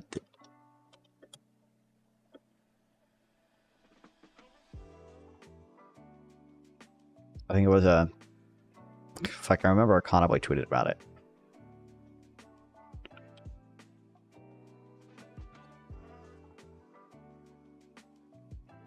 What is the chart he used?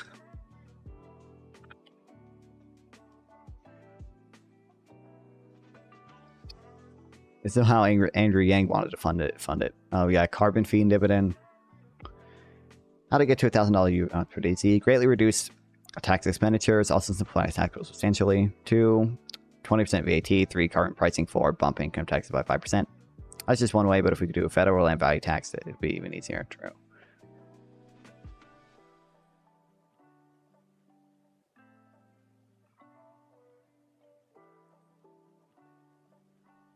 Yeah, I'm busy. Welfare overlap, value-added tax.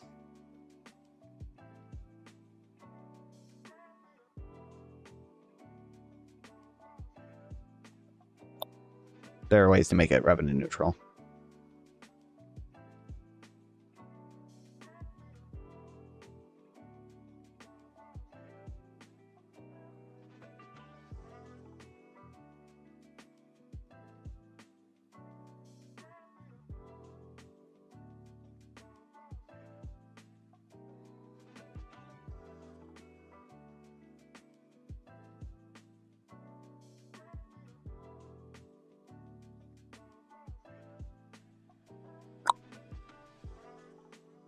Also, is Copson okay still here? We can just embrace MMT. How would you feel about a money coming straight for the rich, like increasing their taxes? That I'm chill with that. Like, that's good. It just depends on how they're taxed. There are good and bad ways to tax people. So there are plenty of ways to increase taxes on the rich that I like. Like a land value tax, that's going to affect disproportionately rich people. And I'm all in favor of that. A progressive consumption tax that taxes rich people more than poor people. I'm all in favor of that. I'm all in favor of taxing the rich more than the poor. I think with that we should tax progressively. It's just that there are some taxes that are bad ways to do that and some that are good ways to do that. Okay, strengthening democracy and civil engagement.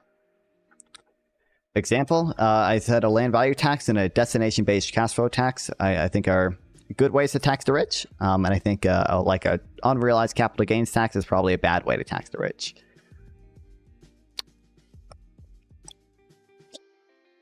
And a realized capital gains tax is probably fine. It's not good, but it's fine. Fair. Amplifying voices. UBI empowers every citizen to express themselves and actively participate in public life, informed opinions and diverse perspectives, and enrich our collective decision-making, mitigating polarization, economic insecurity, often fuels conflict. UBI fosters a more civil and open discourse, bridging gaps, promoting understanding, building community, trust, and cross. Okay, this is all fucking dumb. Promoting diversity and inclusion. UBI ensures that everyone, regardless of background or identity, respected in our society, recognition. Okay, I don't care. Free to pursue their goals and experiences. Empathy and compassion. Economic anxiety, depression often feed greed and hatred. Okay, so I'll lump these two together into just reducing hatred and let's bring this up.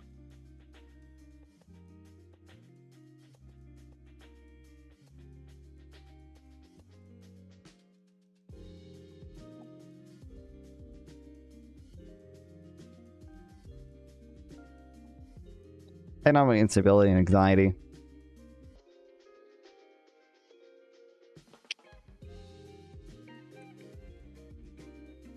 Increase the prevalence.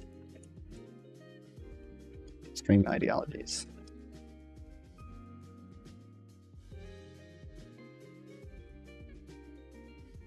UBI. Reduces this. After environmental stewardship. Would UBI decrease total product yield and thus fewer exports, and people would work less and have more money with UBI? One, it's likely that a lot of people wouldn't work less and some people would work more. It's like the overall effects on the labor market are probably not that great. Definitely not any greater than our current welfare system. So probably not. So people work less and have more money. Decrease total product yield. I mean, that probably wouldn't decrease total product yield. Also, that like increases demand. I'm so sick of successful people. Capitalism is literally the dumbest thing on the planet. Welcome to the stream, Inverted Mystic. Nice troll, dude. Welcome back.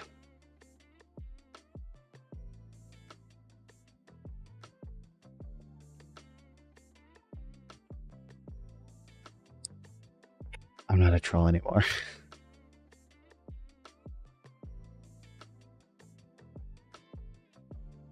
I hate capitalists and I hate communists.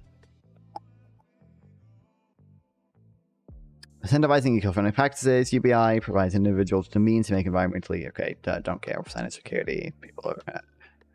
Well, I don't know.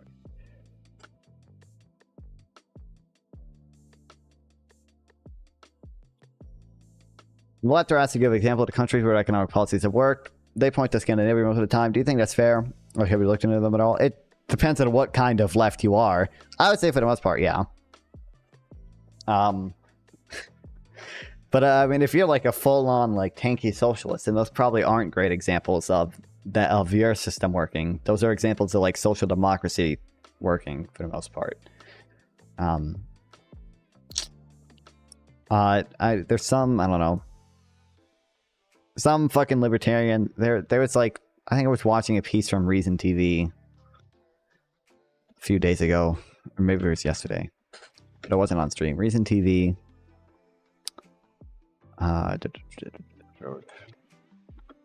Sweden.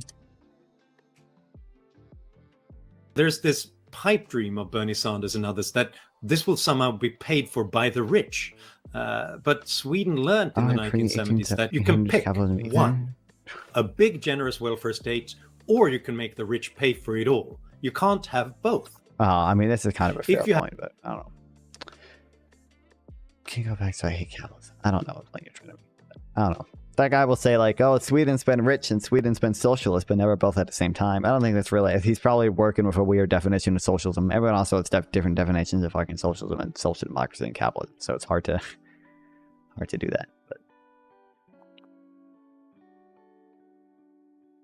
oh shit! Wait, I can take this off. Oh, that makes sense actually because I can. You know why socialism works in Sweden? I don't even know. I wouldn't even call Sweden socialist. I would call it a social democracy. Because it's just for Swedish people. Oh, true. Yep, that's the only reason. It's not even Syria or Sweden accepts a lot of refugees, like from Syria. It's not even true.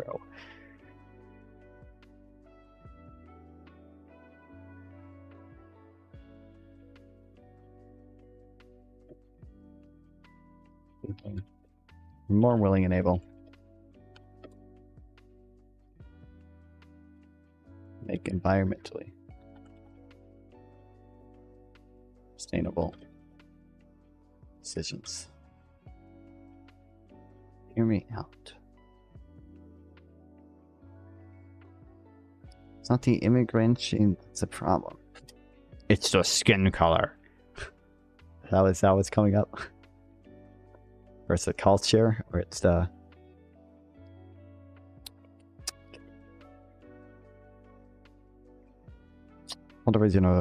care, UBI, hiding people understanding the natural world. Okay, whatever. The more people you put on social welfare, the harder it is it strain. That's true, but like immigrants also work to support the social welfare system. They work and pay taxes. They know it's not like they just drain from it. And then they have children, and those children work and pay taxes as well. Sweden's like 100k people. Sweden has like 8 million people.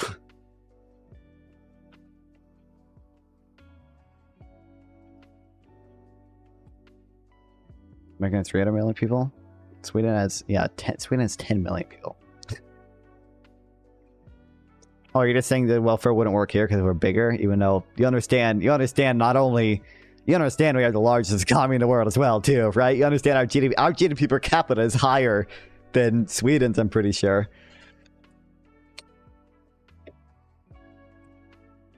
Yeah, 76,000. And then let's,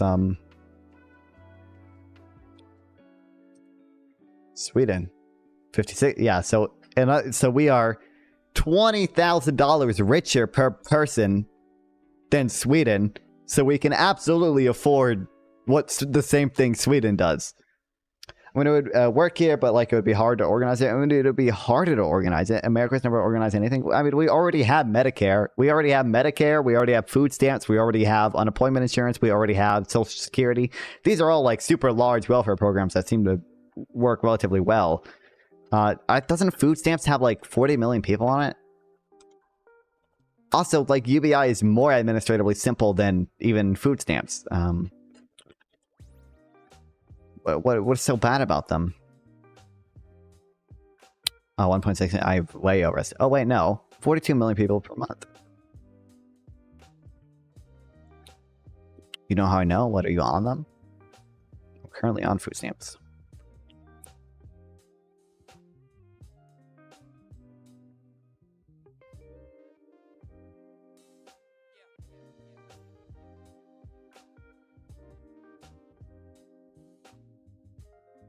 They give me like $12 a month. I shit you not. Well, then your income's probably high enough where you only get that amount, because then it probably phases in and out, right? I would imagine.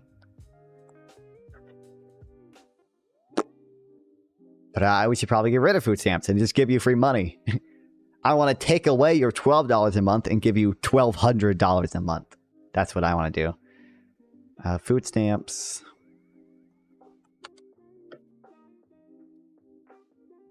Phase out. I'm assuming food stamp phases out, right?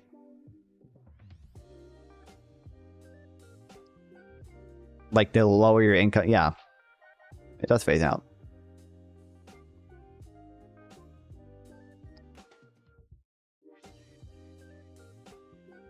So you're probably, over here. So if you have a higher income, you get less in benefits. So you're... Capitalism rewards selfishness. Then you can buy 100x more stamps. True. I reward kindness.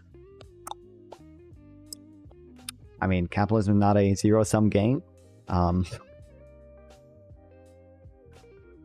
Selfishness it creates a lot of positive incentives. It may be selfish of me to want more money, but what that means is I'm incentivized to invest in like making my own business, right? Like I'm incentivized to invest by giving other people what they want.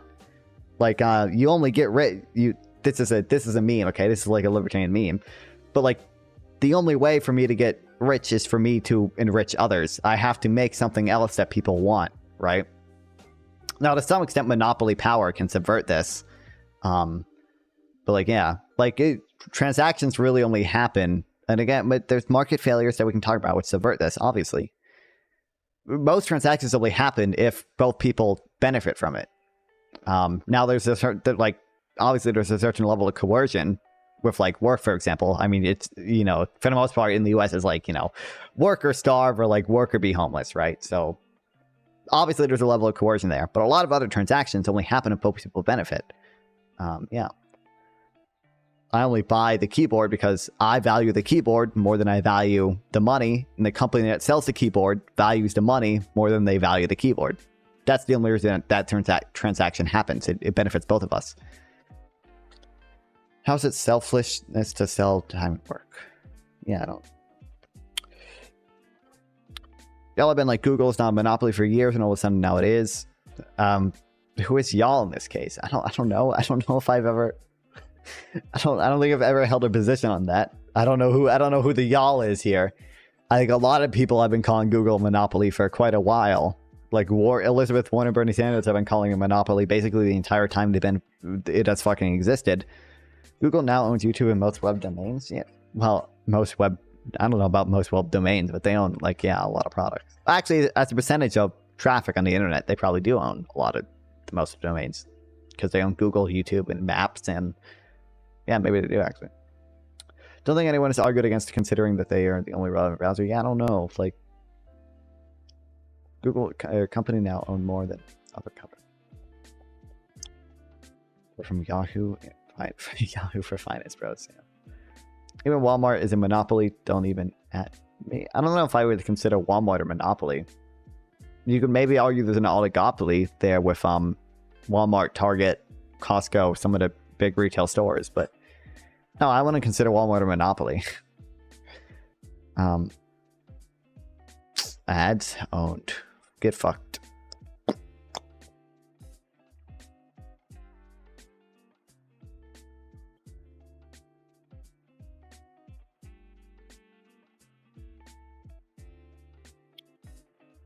In summary, you guys know, okay, said that a million times. And then this is a bunch of people who support UBI, and it's everyone. Oh, Robert Rich.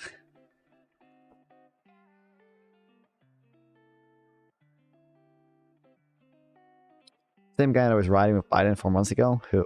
Me? I still am riding with Biden. I'm riding in Biden.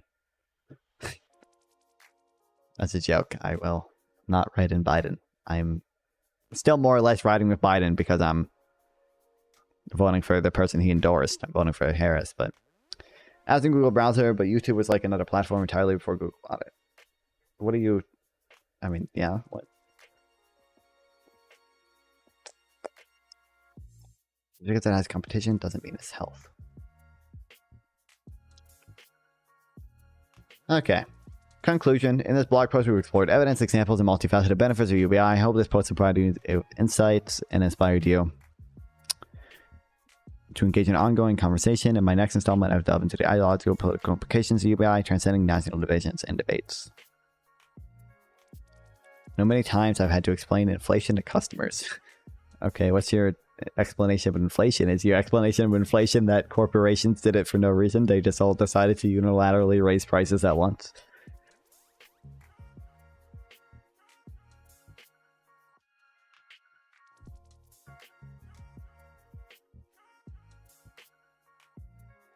Which, by the way, take a short break from UBI. We should actually read some of the greedflation things that I have to read.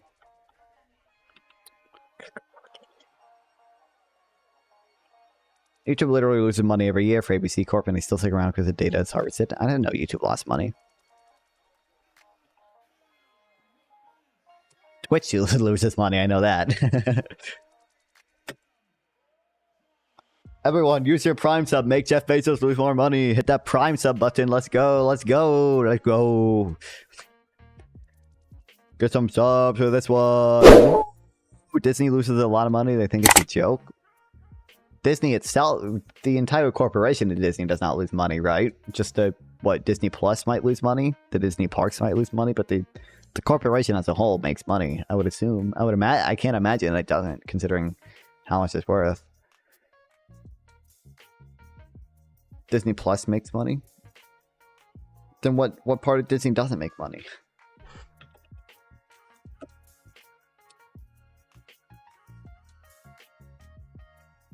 $29 billion in profit. Or gross profit.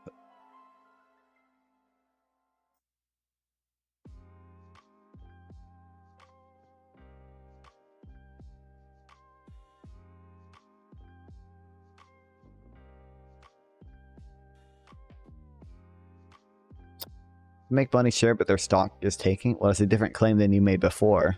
But okay, what has to do? Doesn't that sort of prove that they're not a monopoly, or less of a monopoly?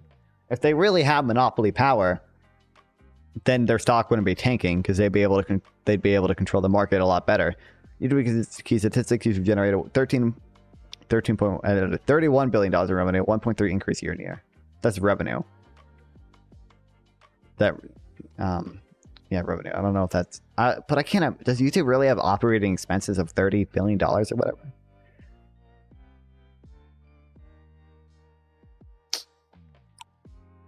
Entire business model of Google is based on keeping people on the browser and displaying ads that basically fund their endeavors.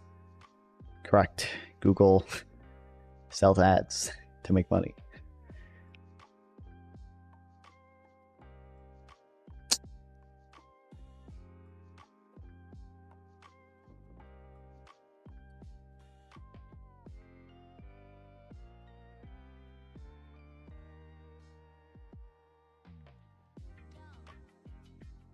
I would guess that YouTube is profitable. It's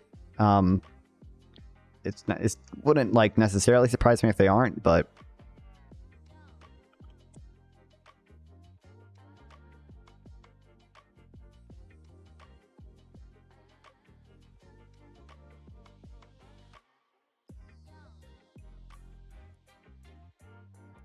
nibble.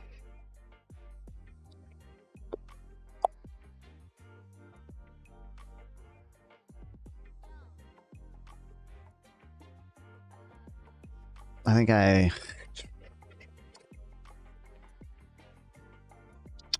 being honest, if the world was fake and all stopped right now, would you honestly be surprised? If the world was fake, what does that mean?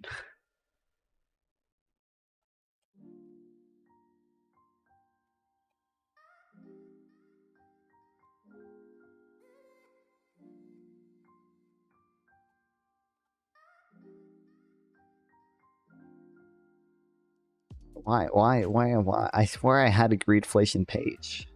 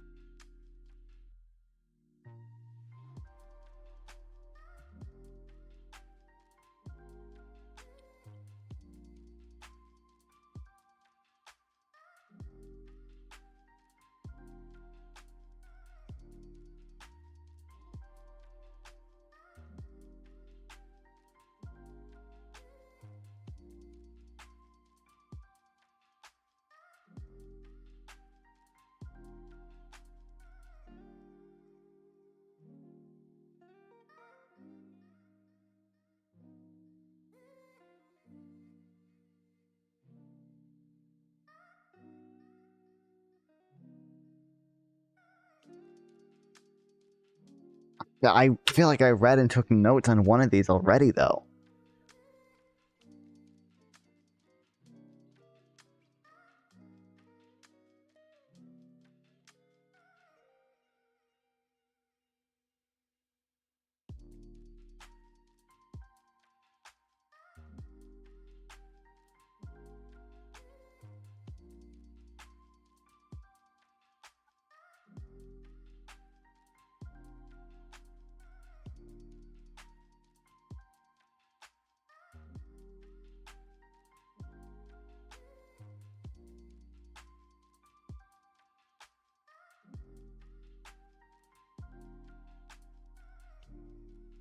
Okay, I don't know what the fuck I went. Okay.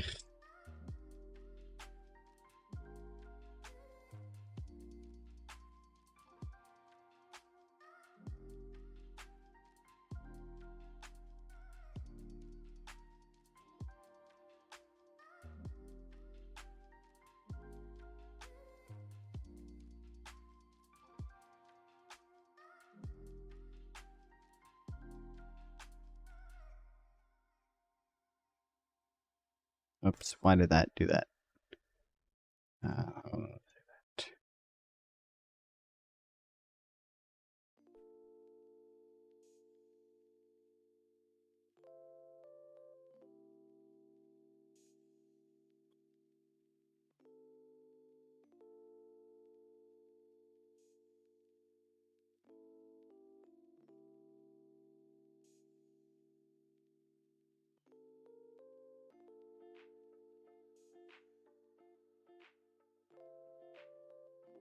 I don't know where. I feel like I definitely had it before, though.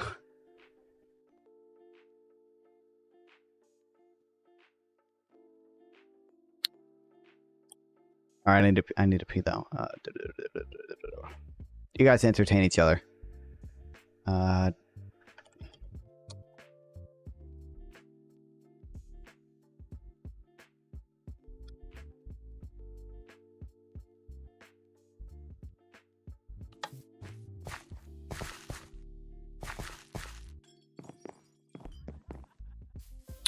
Okay, enjoy this while I'm gone. And here's Bikini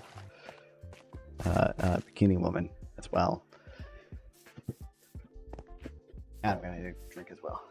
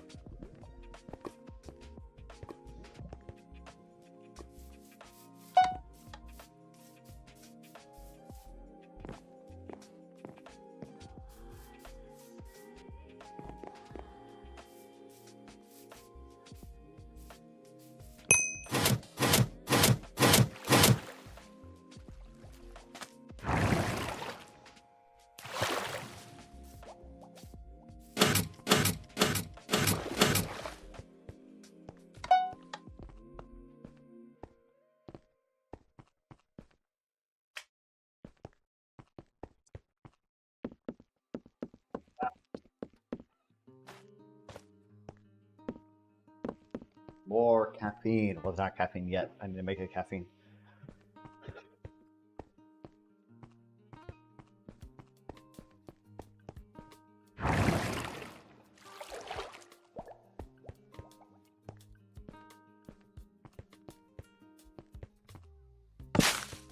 I'm gonna run out of this already. Got like one left in it.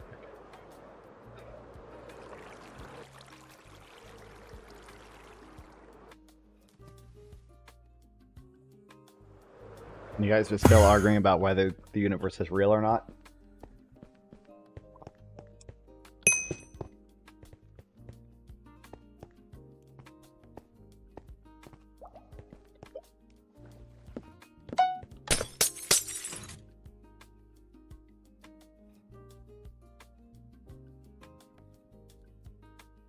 I don't know. Phenomenal. All right. Quick break from UBI. Sometimes I hear voices telling me to stop.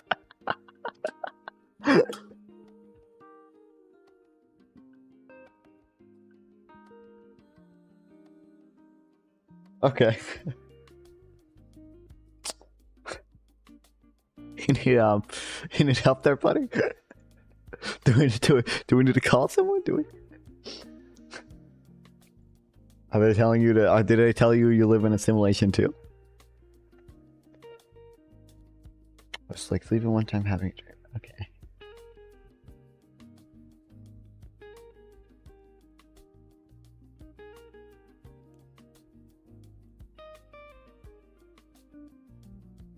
Okay, dude. I don't really need a. I don't really need a research about your dream. I don't know what that. I don't know what that is about.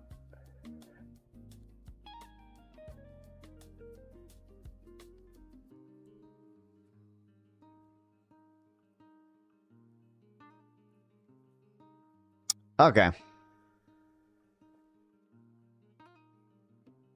David Sartoria wrote me to a piece he wrote last week with the thesis, which is that after corporate media lied America into a war and a financial crisis, the data showed they lied about a main sort of price hikes and brutal policies followed. My alleged sin was the May 2022 article, "Greedflation is Fake," about takes like this one from Public Citizen, which appear to be arguing inflation was caused by some kind of exogenous increase in corporate greed. At that time, some were floating the idea that the economy needed price controls in order to combat this surging greed. If you need to jog your memory, I recommend. Oh, new mention in PPG server.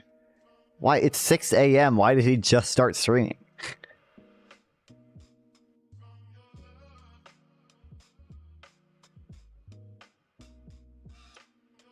Booming head syndrome, look it up. Need to jog your memory? I'd recommend reading Robert Rich's Corporate Greed, Not Wages Behind Inflation. It's Time for Price Controls. Or taking note of Elizabeth Warren Price Gouging Prevention Act of 2022, which would have turned the FTC into some kind of national price regulator. It's absolutely a time and place for price controls and rationing and economic policy making. One of my grandfathers was a communist and a naval aviator during World War II. My other grandfather was an economist who spent the war working at the Office of Price Administration, where he helped secure the future of the free world by organizing rationing and price control system of footwear. I'd recommend rationing and price controls for Europe during the winter of 2022 to 2023 to help deal with Vladimir Putin's effort to cut off the supply of natural gas. But my point about the greedflation is twofold. One, greed is constant in the economy, not a variable. And that'll explain why inflation was higher in 2022 than 2019. Price controls and rationing, or second, price controls and rationing are responsive to certain kinds of supply disruptions associated with war or natural disaster. But if you need to address run-of-the-mill excess demand, you end up with shortages.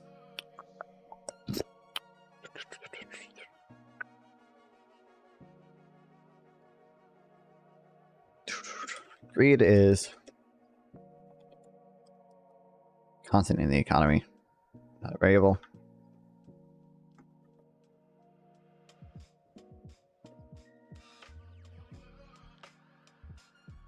Doesn't explain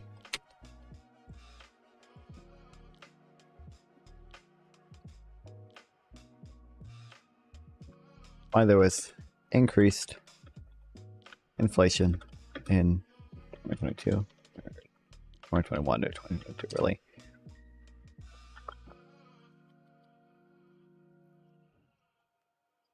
are cases where price controls can be okay.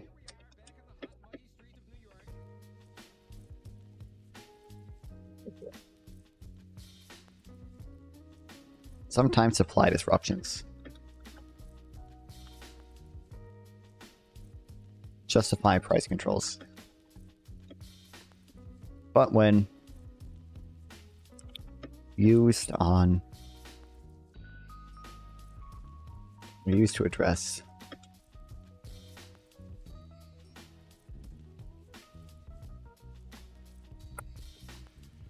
demand pull inflation, you end up with shortages.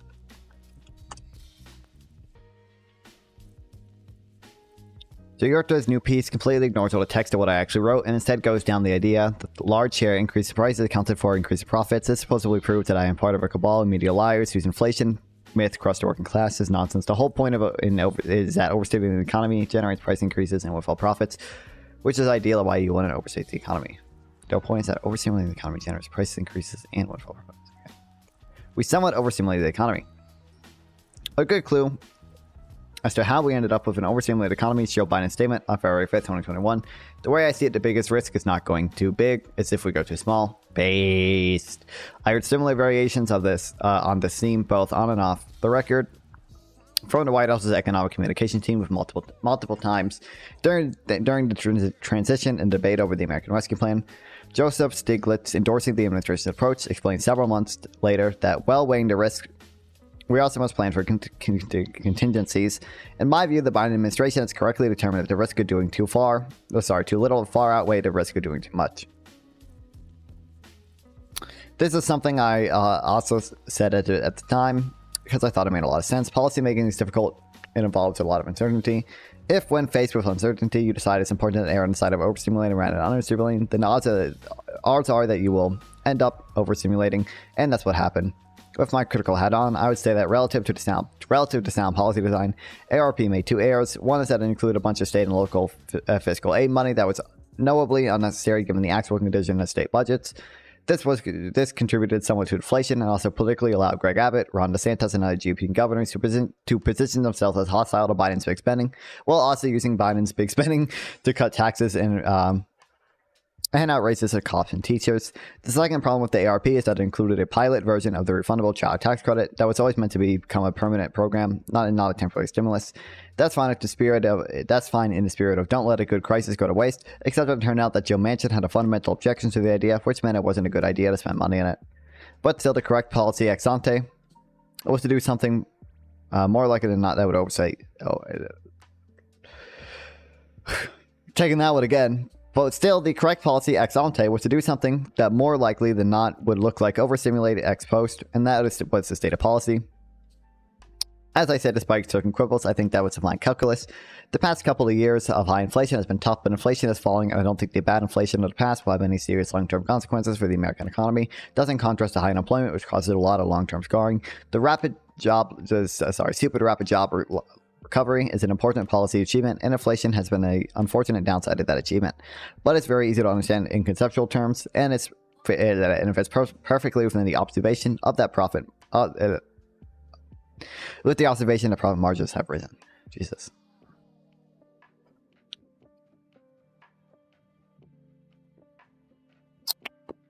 Two things can happen if demand for goods and services you sell goes up. One is you can sell more stuff and increase in quantities. The other is that you can raise prices. One hopes for a similar policy is a large increase in quantities and a small increase in prices. Here.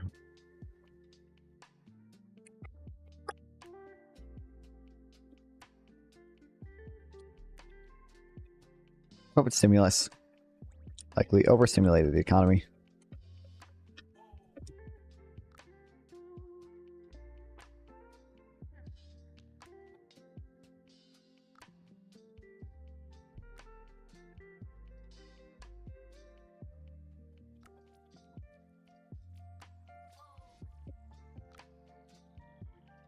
Which obviously generates price increases and windfall profits.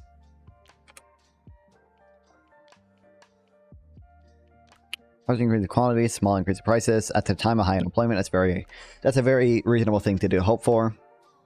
After all, most companies should be able to relatively easily increase quantity sold by hiring unemployed and do the extra work. That's the stimulus working, but if you go too far, the economy starts to run out easily. Okay, hold on.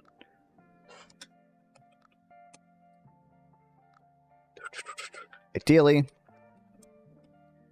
you stimulate the economy.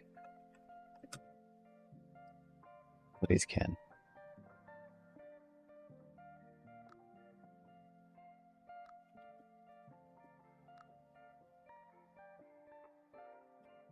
Alright, demand increases.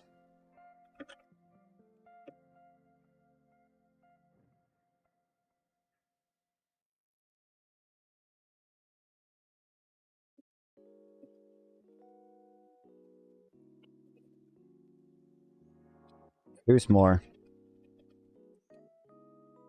Rather than raise prices.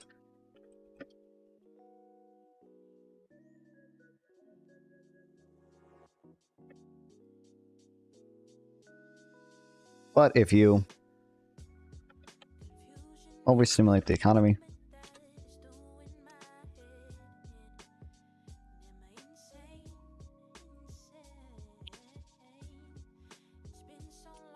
companies run out of easily available unemployed workers. And so they raise prices.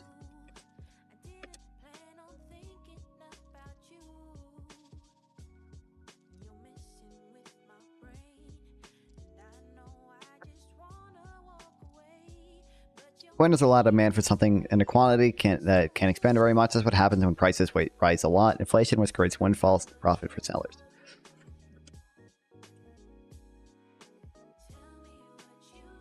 Okay, now this.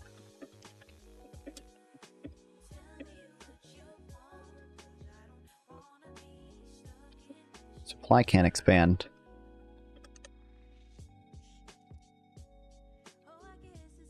Means prices rise a lot. Inflation.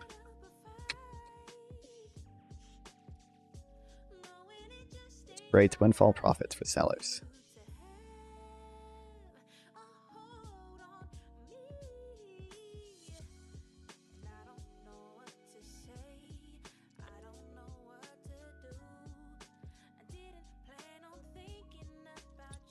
Not that well, you can certainly turn to any one individual company and say, why don't you just raise wages if it's that hard to recruit unemployed workers? This does not work for the economy as a whole. When there's a lot of unemployed workers, you can have a large shift of people. You can have a large shift of people from not producing anything to producing something, and production rises. When there are a few such workers, people are mostly switching from producing one thing to producing another thing, and the increase in aggregate production is small. Such part of the inflationary process is indeed that nominal wages go up a lot, which has been happening, but prices go up too. In other words, a large share of the price increases induced by overstimulating the economy are captured in the form of windfall profits. That is indeed undesirable, but it's not an alternative to the too much stimulus explanation for inflation. It's a description of why ideally you should not do too much stimulus. As we've already covered, I think the Biden White House has mostly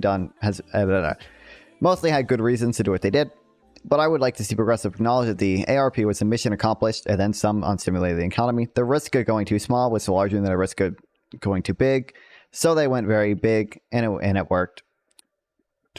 But that means suppression economics is done, and it's time to return to regular economics with trade-offs rather than have these weird arguments about profits.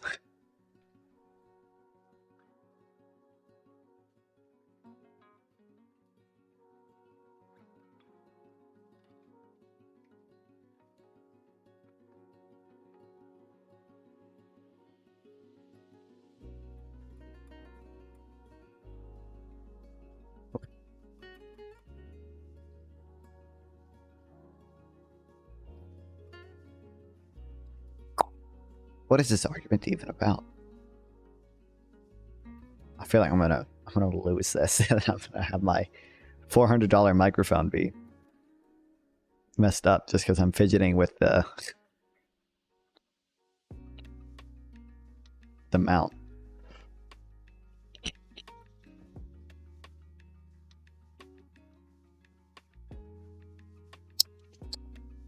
By the way, did I get my money yet from selling my shit? So I can afford to buy the equipment I need to run this microphone better.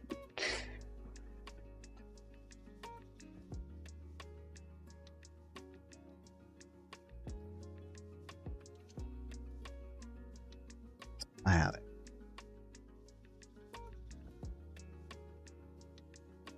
Oh wait, maybe.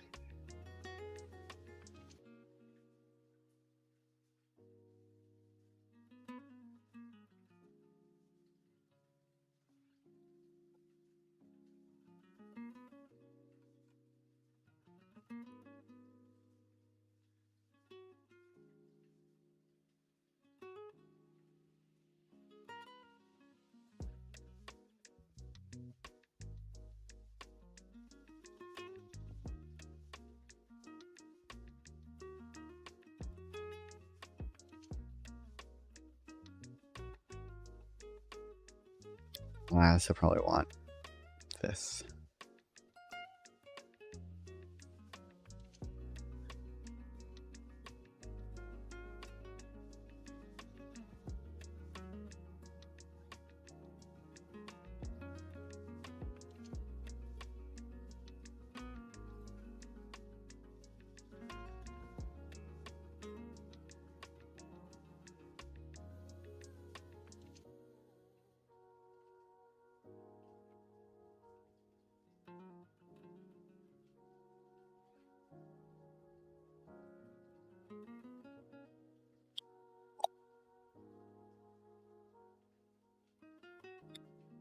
Okay, what is arguing about? The blessing that occurs on the internet is that it lets people, of course, across vast differences. And to an extent, I think the American inflation debate is getting crossed up with the debate happening in Europe, where the situation is different. European governments did less fiscal stimulus. European countries faced a bigger supply shock from the Russia-Ukraine war, and European societies have different labor market institutions. In Europe, it's common to have much stronger labor unions, sectoral bargaining, and even some degree of what's called tripartite bargaining, where the government, unions, and corporate sector work together to set wages.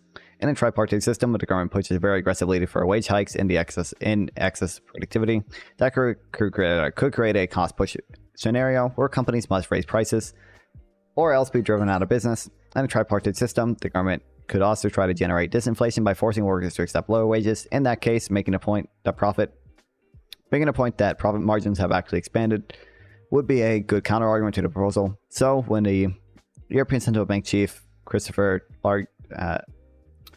Lagarde argues that profit margins are statistically account for a large share of inflation, she is intervening in a European policy debate. It's the name of the bank, which is limited relevance to the American situation. What's actually happening in the United States is that the Federal Reserve has been raising interest rates. This has reduced asset prices nationally and altered time preference in a way that's bad, specifically for software startups. It also created a fair amount of problems with the banking system. If you're a shareholder in a medium-sized regional bank, this has not been a good spell for you. But seniors is claiming the working class has been crushed by brutal policies inspired by greedflation doubters.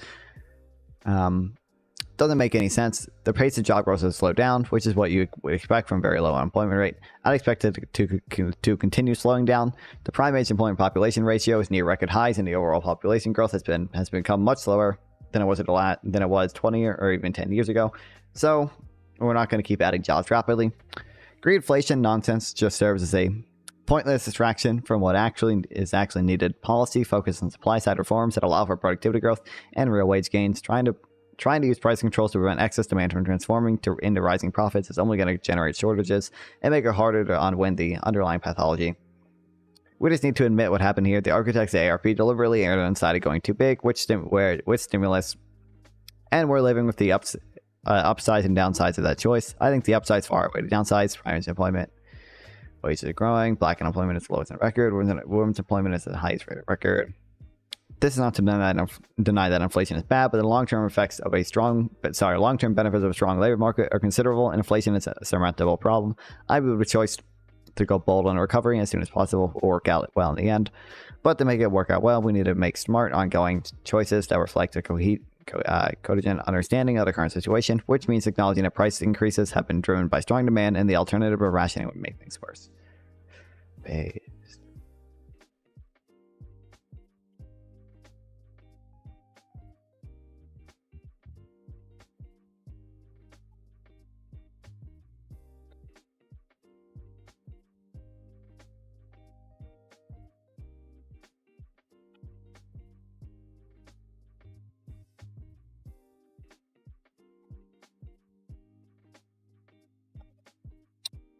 Okay, doing this in reverse order. Reflation is fake. America needs fussy technocracy, not new rounds of populism. Suppose for a moment that you own a company that sells tables. Along comes a global pandemic that leads some governments to formally shut down aspects of the in-person service economy, and beyond that, even in places that don't close bars and restaurants and movie theaters, people tend to go out less. At first, it seems like this might lead to a catastrophic recession due to lost incomes, but the government wisely steps in and provides massive fiscal and monetary stimulus. The result is that people are spending less on services they did before, but have just as much, if not more, cash in their pockets as ever, so they start buying more furniture than ever. This means great sales for your table company, and you start to respond to the surge in demand by making more tables, but there are fundamental choke points in your production process. You can increase output to some extent by buying more wood or aluminum, whatever your tables are made out of. Beyond a certain point, you need to train a whole new set of people to work in a company to buy more table making equipment, or both. You don't want to make a big costly investment in response to temporary surge in demand for tables, so with people buying more tables than you can make, your tables end up back ordered. At this point, you realize that if you raise prices, you'll get fewer orders, but you'll be able to fill orders promptly. That means your customers, who will be very annoyed by shipping delays, are more satisfied, and your profit margins are going to go up. It's a win-win, except for people who are annoyed by inflation. Imagine you own a table company.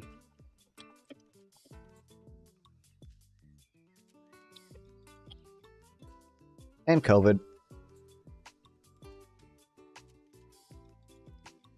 Such down many sectors of the economy. High unemployment.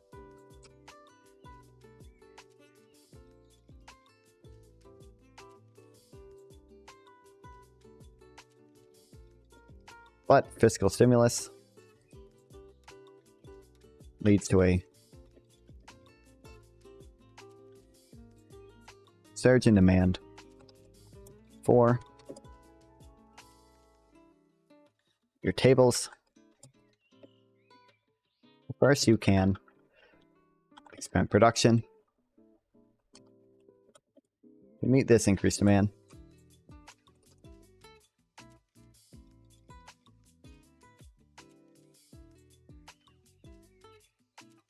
But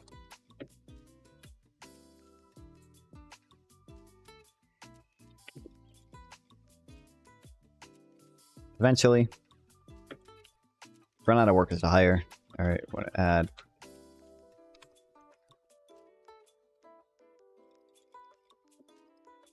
cost to hire, train new workers, buy new equipment.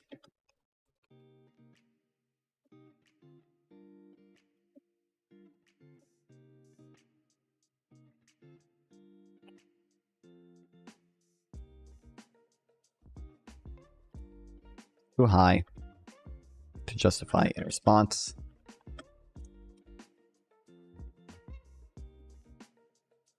Increase in demand. Temporary increase in temporary increase in demand.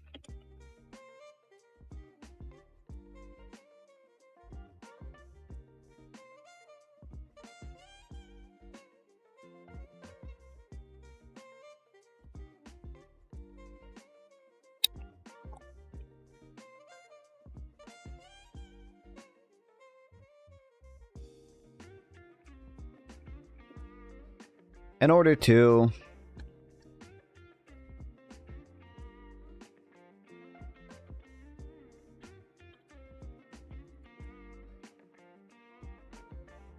be able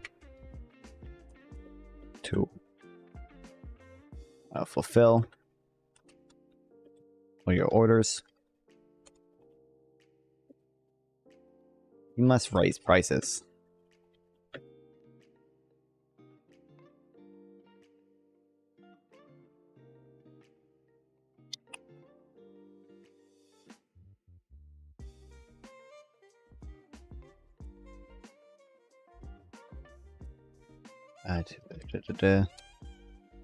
That means your customers are more satisfied.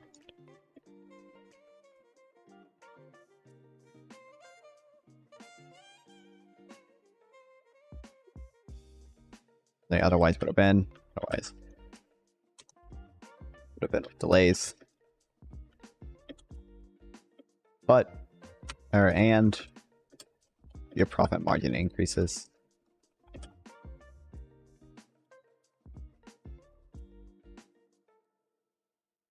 It's a win-win. Several people know about inflation, so imagine, to your surprise, some politicians start screaming at the high profit margins. Prove that inflation is greed, really greedflation, driven by monopoly power. When all you do is make tables promptly to people who wanted tables. Democrats gaslit themselves about inflation. Base.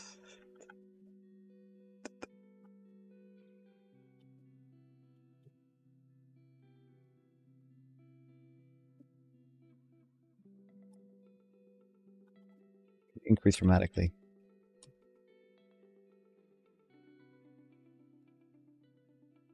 Being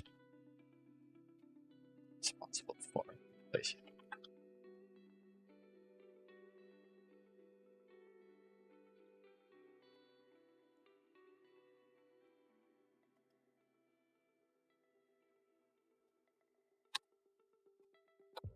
I'm referring, of course, to left-wing Democrats taking a current inflation situation to the extent that blaming corporate greed for everything is just rhetoric to pass the time. Well, the Federal Reserve does its work. I don't mind at all. But Elizabeth Warren introduced a bill last week. She called it Price Gouging Reforms Act in 2022, which is more serious business. Warren's main proposal is that the Federal Trade Commission should step in and block price gouging, which the bill defines as selling things, a table, for example, at an excessive price relative to the average price over the prior 120 days. You can get out from under the charge of price gouging if you can prove that you only raised prices because of the price of your inputs went up. So, for example, an airline would, I think, still be allowed to raise airfare in response to the increase in jet fuel. This is just to me the Democrats perhaps got a bit high in their own supply in attributing last year in attributing various inflation phenomena to supply chain problems. There were specific problems in the supply chain for automobiles, but in general, people just bought a ton of durable goods last year. So if we actually had a negative shock to if we'd actually had a negative shock to global supply chains, then the nominal price would have gone up, but inflation-adjusted consumption would have gone down. What actually happened, though, was people bought more durable goods than ever in inflation, even in inflation-adjusted terms. The problem in the supply chains was people ordering tons of stuff.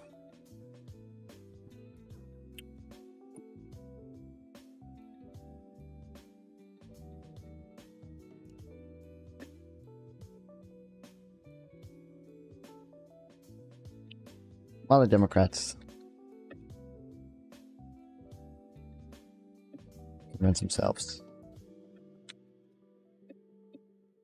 Inflation caused by supply side constraints. And greed.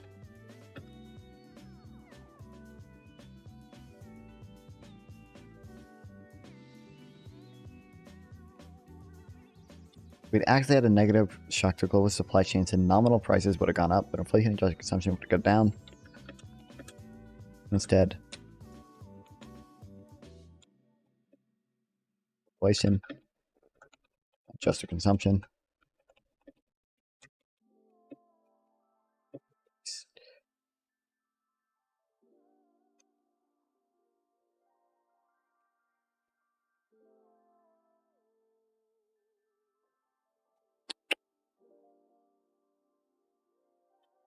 Graphs I like.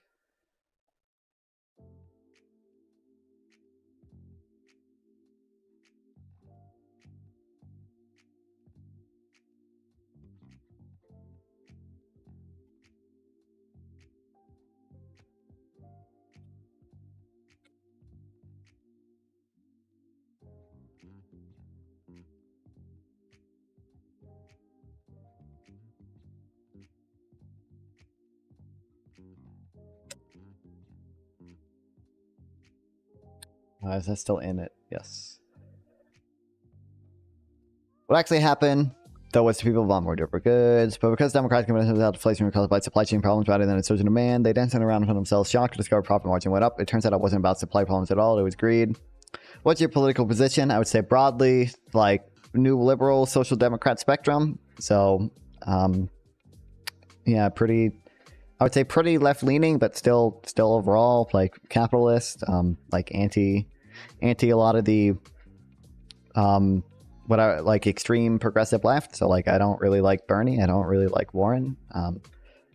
I mean, I agree with a decent amount of their stuff, but I think things like a wealth tax are kind of insane. Yeah, but overall, I think I don't know, I'm left leaning. I think welfare is probably good, or UBI, something like that. Yeah, I don't know. Biden loving new liberal is how I described myself in the last time I had to introduce myself in a Discord server. So, welcome everybody to the stream, by the way. Night Masks, how you doing?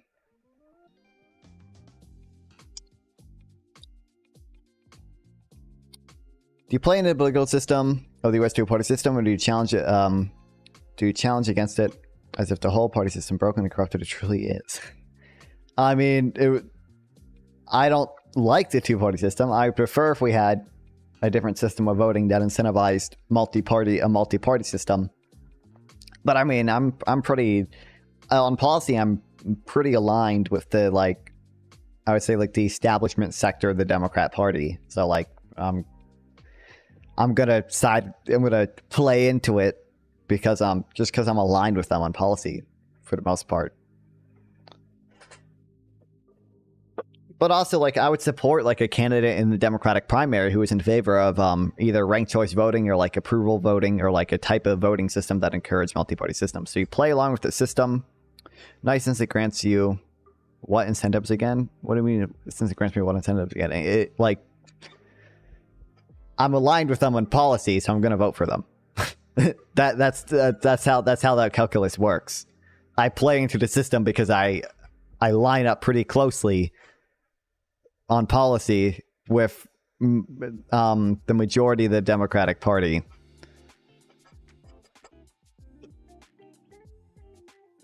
But again, I would absolutely support a candidate or a bill or someone in the primaries who's in favor of switching the U.S. over to a multi-party system. I don't like the two-party system particularly. I think I think we should probably move away from it. I'm in favor of type of proportional representations that don't allow gerrymandering and allow third parties to compete. Yeah.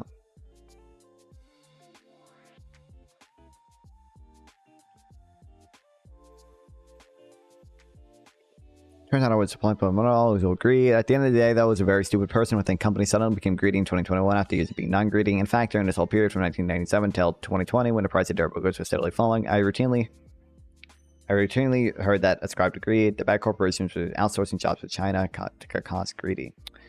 What's your political goal? I mean, that's a broad question. I would say broadly to my political goal is to maintain liberal democracy. I think that's a big one. Maintain our liberal democratic system. So things like rule of law, the First Amendment, things like that, like classical liberal things. And then secondly, I would say, I have people that have different interpretations of this, but I would say a just economic system where people don't have to face an existence below the poverty line, whilst at the same time individual property rights are for the most part protected. I would say those are the two big things.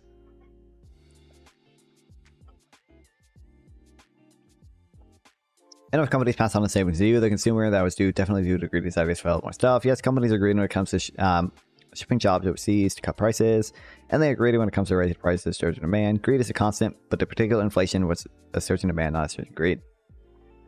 Do you think there's a rule of law? Do you think there is a rule of law in a capitalist extreme economy like the U.S. where money can bribe officials as long as it's in a legalized framework? I don't think money is... I mean, for the most part, I think rule of law is upheld. I think, other than the Trump immunity case, ignoring the Trump immunity case, okay. For the most part, rule of law is upheld. When Bob Mendez or whatever was taking illegal bribes, he was convicted. I don't know if he's been convicted yet, but he's been indicted, right? Yeah, and then there were people surrounding Trump that Trump eventually pardoned, which is not good, but that were taking money from foreign governments and not reporting it, who were indicted. And I think I feel like some of them were convicted before he pardoned them, but yeah. I don't know. Like you say, you can bribe officials as long as there's a legalized framework.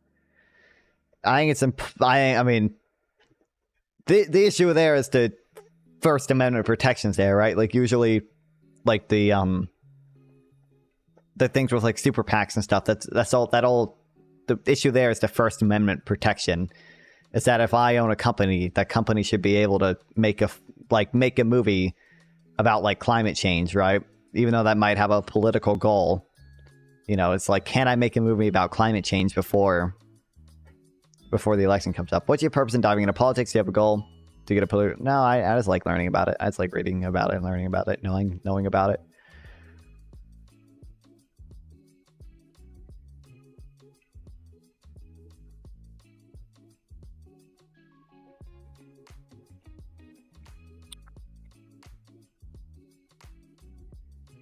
Warren is correct. It's not a law of physics that a surge in demand leads to a surge in prices. When Ben & Jerry's holds a free ice cream cone day, they get a surge in demand. They could respond to that by raising prices to a non-zero level to improve profit margin, but that would kind of wreck the marketing gimmick. You get a situation where the line is very long. You need to wait a while for your ice cream. As a once-a-year promotion is kind of fun, but in general, an economy where you need to spend tons of time standing in line and waiting for things, kind of a bummer. Time wasted in queues is a real loss. At times, it's probably appropriate to the. Yeah, he mentioned it's the last post, but soft resonating could apply these things. Okay, whatever. Simple story. Here is aggregate spending growth, nominal gross domestic product for every quarter of the past 20 years. You can see that during the Great Recession, it slowed, dipped below zero, and then bounced back to a normal level. We didn't have a surge of catch-up spending to return us to the prior trend, which is why the recovery was so slow and grinding. After the pandemic, by contrast, we did get a huge surge in spending and caught up. Does your understanding of what you are exploring better help your life in regards to financial, social life? I mean, the thing is, like, I just find it interesting, so like I'm gonna do it regardless. Even though jerking off doesn't help my financial or social life, like I like doing it, so I'm just gonna do it. There's a margin to everything. Obviously, I could do it too much and it would negatively affect my social life or whatever. I mean, financials, I'm probably gonna do something like, A, I like learning about economics, and that in theory could have a direct financial effect, and then B, I'm probably going to go to school for economics and then get a job that has something to do with economics or social science. So there's that has a financial impact. Social life, I mean, I like talking to people about this stuff as much as I can. So how does politics impact your views in social life, if any? I don't know if politics impacts my view in social life, but I'm not a very social person in general, so.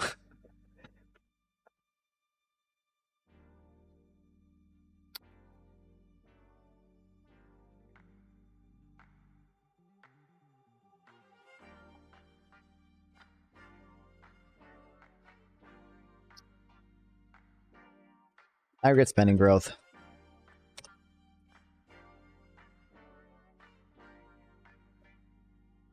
Equal to GDP.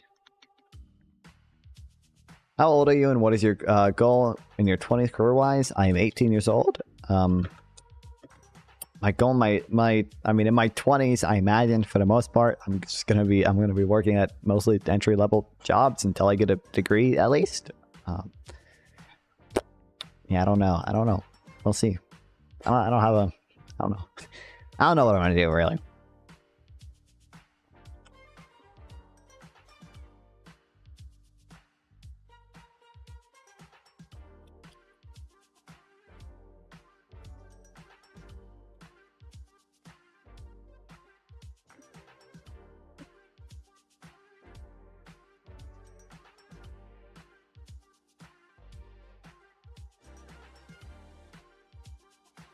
What industry do you see yourself working in based on your current interest? Is going to be something in social sciences. Like, it's going to be, I don't know, for some fucking think tank or something for social sciences, I imagine.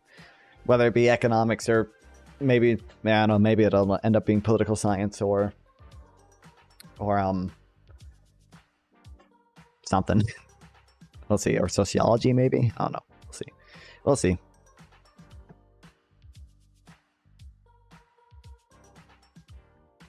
before stream could take off, hit that like and sub button. Let's go. Let's go. Whoa. Whoa. Hit that. Make sure to hit that follow. Make sure to hit that. Smash that like button. Ring that bell icon. Hit that follow button. Exclamation point Discord in the chat. Join the Discord. Exclamation point TTS. Donate. Exclamation point. Kick Twitch and YouTube. Follow all of them.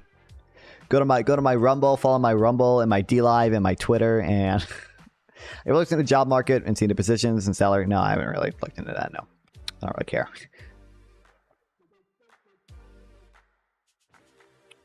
Haven't caught up normal spending is still running at a usually high level. And that's the whole deal. Early in recovery, surge in spending means a surge in output, but all kinds of ideal resources are brought online to capture the rising spending. Sorry. Okay, but spending.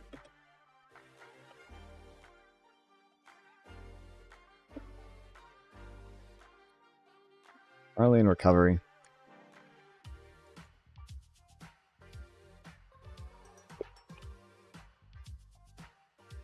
Assess capacity.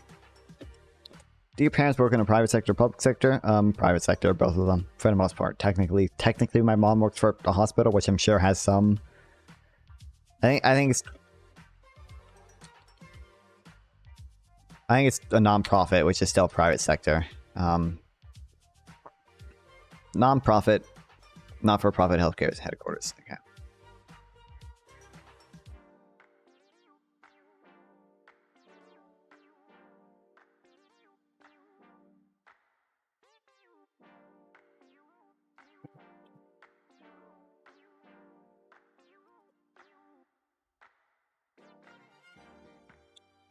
Have I read Google the reviews of this hospital? Why? I don't care.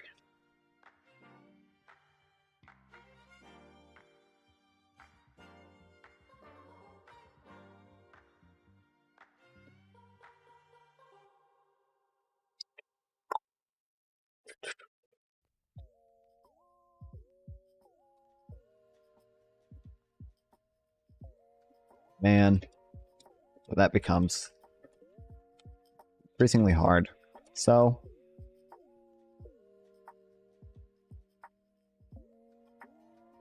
we just have to rise.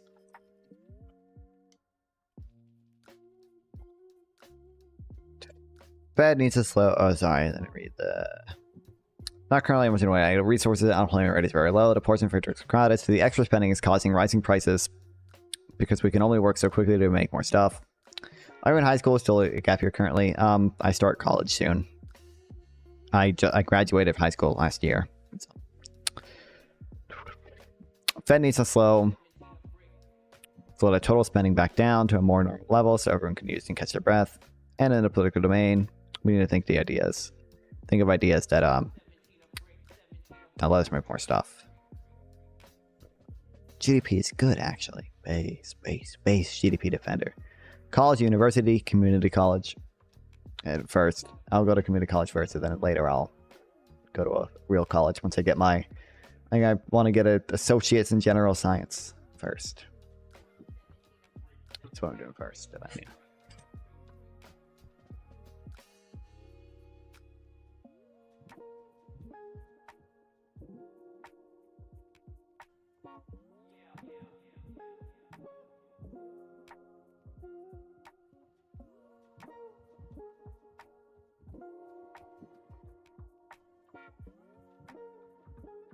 Okay. I've been mostly riding on the populist left here, so to change directions, consider a recent post by Curtis Yarvin, a favorite thinker of the new populist right. In response to me asking for someone to explain the populist right's act for policy ideas beyond various enemies listed on its rants, he delivered a fairly disjointed essay that essentially disclaims any intention of pursuing four specific policy goals. There's a bunch of stuff in here about how GDP is bad, that I broadly associate with the lazy left-wing anti-capitalist thought of the 1990s, and of course it connects to the new rights idea that international trade is bad. Oh, of course. Have you worked before in like a part-time job? Any? Not really. No. Only ever a little bit for like my dad's company, but not even. But that was a while ago. Even I don't count that. No, I haven't. No.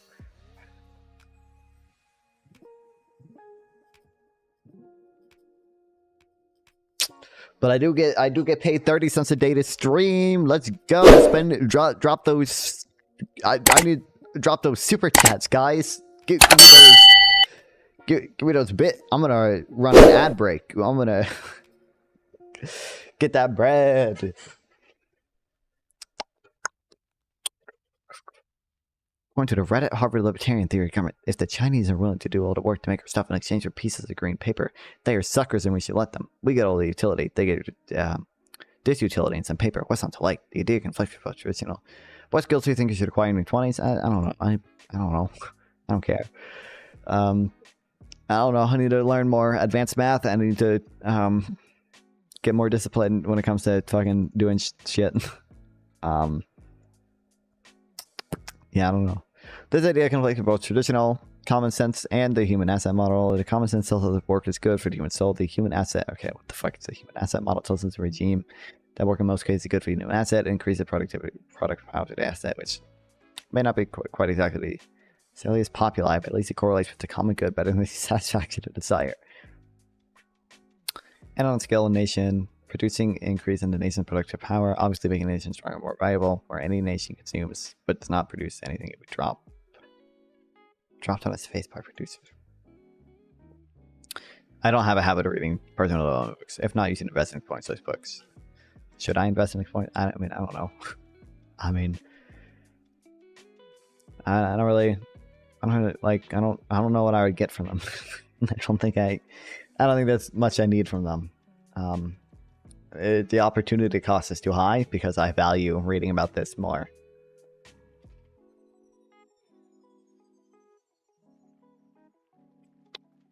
Like any whatever fucking Jordan Peterson self-improvement book I could read, the opportunity cost is like a book on UBI, and I would much rather learn about UBI. And I think a weird misunderstanding of the inadequate stimulus of most of the 21st century. What I learned at Harvard is that if we let the Chinese make our tables for us, and the upside is that our workers can now go work and make other stuff, so we give up tables and the other stuff. Now instead of making tables, the former table makers become unemployed. That's bad, but that's just another way of saying that unemployment is bad, not that trade is bad. And unemployment is really bad. It was a huge disaster that we let the unemployment linger for so long in the past. But I am a boring policy literist, so I want to make policies that will address today's problems. And right now, we do not have an unemployment problem. We have a people are trying to buy more stuff than we can produce problem.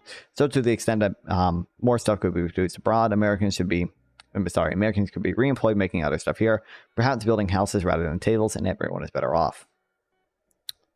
The time for tedious neoliberalism. While Warren and Garvin in somewhat extreme cases, they represent the rising intellectual fashions. In a lot of ways, it's a question of bad timing. Back in 2008 to 2012, the country could have used a lot more unorthodox economic thinking. Protectionist trade policies might have been beneficial. Large-scale debt cancellation would have definitely been beneficial. Deficits didn't matter. We had been plagued by shortfall demand. And of all kinds of wireless populist schemes could have helped people a lot. But the current inflationary situation calls for the kind of tedious neoliberal thinking that has become painfully unfashionable these days. Fiscal authority would be helpful. The Federal Reserve raising interest rates is helpful, and most of all, over the medium term, supply-side reforms that could raise economic efficiency would be helpful. So freer trade is good, expanding legal immigration is good. This is stuff the White House did. Last fall on housing is good. But if we could listen to Brian Schwartz and go even more, that would be better. I suggest giving me the personal development book grant you less applicable knowledge than what you are interested in exploring. It grants me less knowledge than what I am interested in. I don't know. Applicable how? Like applicable to general life? I would assume that whatever fucking weird self-help books probably give me better advice for that, obviously, than like a book that I'm actually interested in. But like, I don't know. I'm just more. It's just just not interesting. Reform occupational licensing would be good. Just go through the whole federal rulebook with a pen. Ask yourself which of these rules have been supported in the past on the grounds that it creates jobs. Would be a good heuristic. Because in today's economy, we don't want to create jobs. We want to maximize output per worker, which means eliminating wasteful overuse of labor. It's time for fuzzy technocracy, not popular.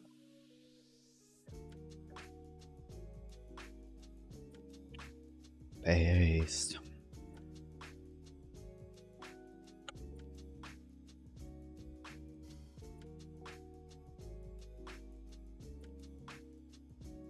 Okay.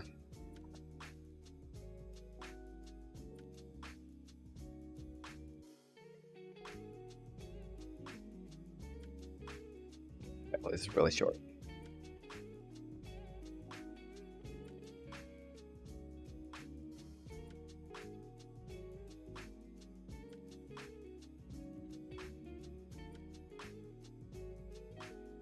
Universal basic income seems to improve well-being.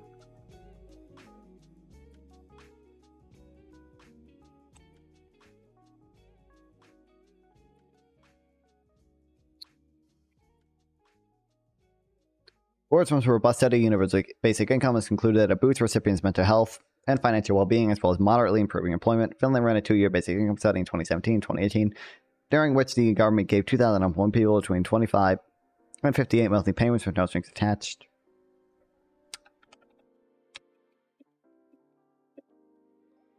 Do you explore politics in a lens of the U.S. hegemony narrative, or did he seek the truth by exploring multiple narratives from different... I don't... It's such a dumb question. I don't... How would I go about seeking it through a U.S. hegemony narrative, and how would I go about seeking it through a different narrative? I don't know what that means.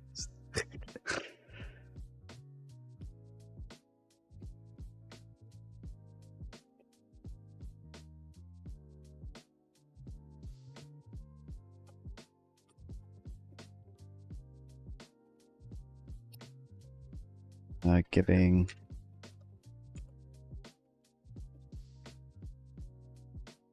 2,000 unemployed people between ages 25 and 58 monthly payments. 556 euros.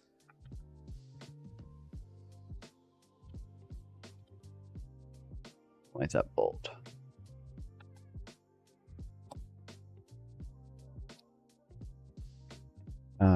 Don't know how to pronounce that. A social insurance institution in Finland announced that the findings in Helsinki via a live stream to study compared to employment and well-being of basic income recipients against a control group of 173,000 people who are on unemployment benefits. Do you know who owns the left and right media in the U.S. and how you notice patterns in narratives they report, or do you realize this fact? I've read Manufacturing Consent. I know what you're talking about. I know the conspiracy reigned. Don't care. Okay.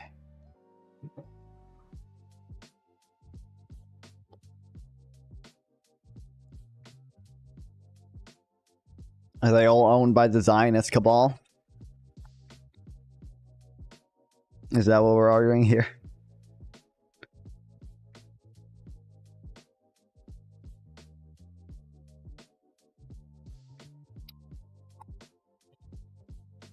Study.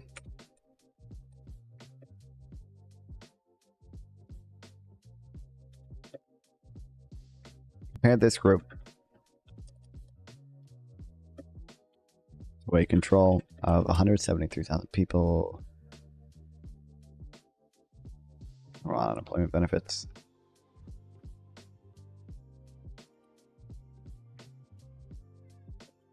We learn history from World War I to the end of the Cold War and Vietnam War in the narratives from various nations instead of U.S. history books. I mean, if you want to learn about U.S. history books is probably a good way to do that. But like, I'm aware of the fucked up shit the U.S. did as well. I don't know what you... like, what would you want me to read other than U.S. history books if I want to understand U.S. history? Do you mean books about U.S. history? Do you mean books from the U.S.? I could maybe understand the utility of reading books not from the U.S. in that case, but I don't know what else you would fucking read. But also, you never answer my question if the Zionist cabal controls all the media.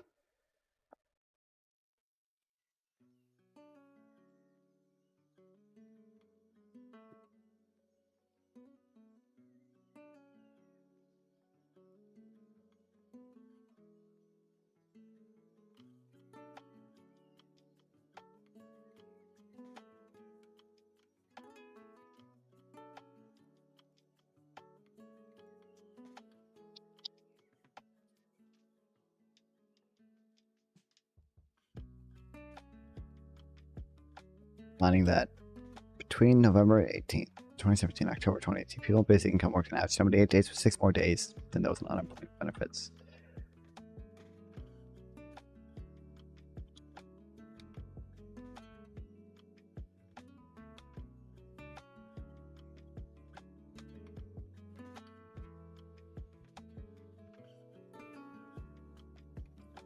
There's no Zionist cabal. There are interest groups and think tanks that operate in the interests of Israel. Okay, there we go.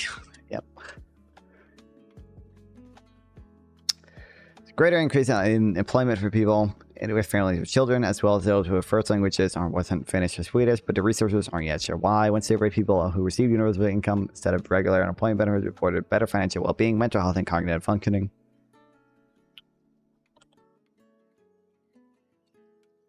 Recipients of UBI. Also reported better financial well-being, mental health, and cognitive functioning, as well as higher levels of confidence in the future. When asked whether basic income could help with dealing with situations that economic fallout of the COVID pandemic, Y said that it could help alleviate stress at an uncertain time. I think it would bring security in a very insecure situation when they don't know whether they're going to have an income, she said. Defining basic income doesn't seem to provide its incentive for people to work. However, the effect of basic income was complicated by legislation known as the activation model, which the Finnish government introduced at the beginning of 2018. It made the conditions for accessing unemployment benefits stricter. Don't get me wrong, Zionism is very real, and many argue that it's no different than Nazism based on current actions, but has taken geopolitical interests of Zionism. Preliminary findings released in February last year. I previously found no difference between two groups in number of days worked. Money matters, but it's not alone sufficient to promote either labor supply and demand. Okay, great.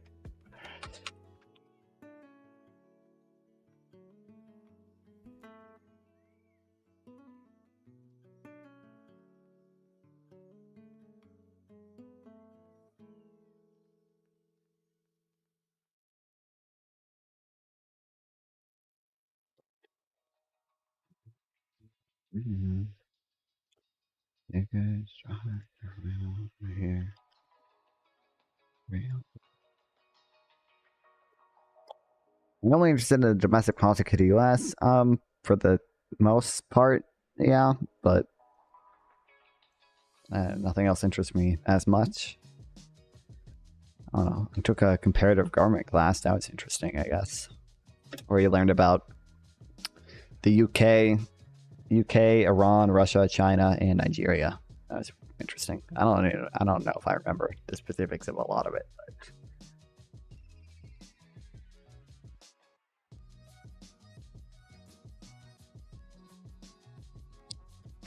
Happy Monkey Day. It's Monkey Day. What the fuck is monkey? What does that mean? I don't know. It's Monkey Day.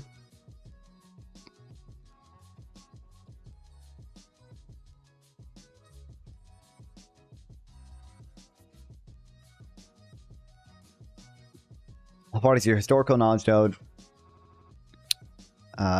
Knowledge you think you know. Think you know goes back to I don't know. For what? International Primate Day, duh.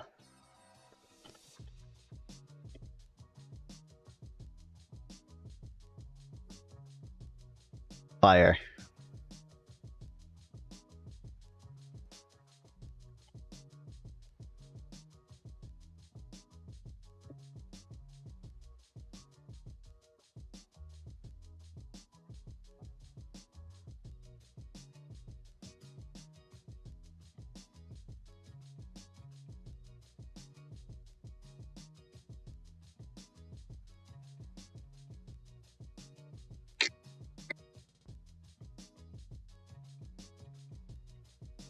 Line arguments against basic income debunked. Intelligent income removes the incentive to work. For development of U.S. politics and monetary policy establishment of Federal Reserve, since you seem to be interested in monetary aspects of domestic policy like basic income, I understand a decent amount of it. I haven't done like a full deep dive into fucking history, but like I don't know. I understand what Federal Reserve was created in 1913, I think, right? And then when did we abandon the gold standard? I think we suspended it, and we suspended it before we officially got rid of it. We officially got rid of it in 2021, but we did suspend it before that for a limited period of time. I don't know. We started paying interest on reserves after the 2008 crisis. We moved over to an ample reserve system and started paying interest on reserves. What else? I don't know.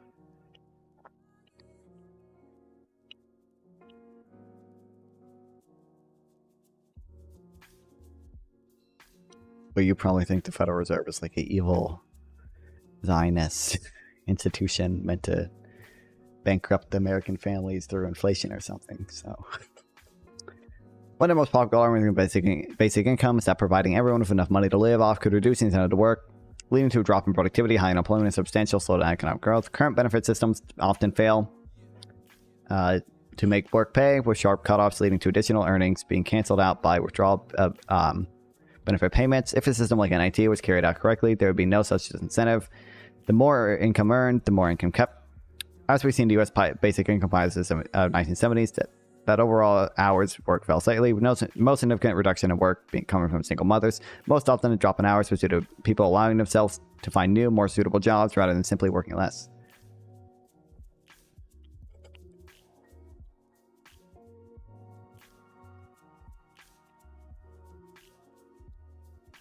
Current welfare programs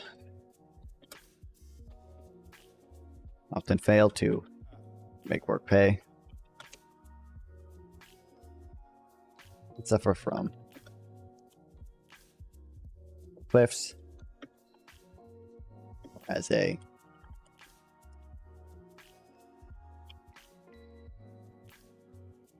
basic income / NIT do not.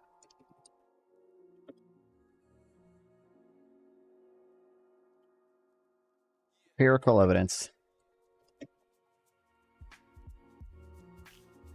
Fed is the only institution that's causing inflation as they grant loans to the U.S. government for foreign aid at the expense of the living costs of domestic citizens. But I think you know this, hopefully. Yeah, that's exactly what's happening.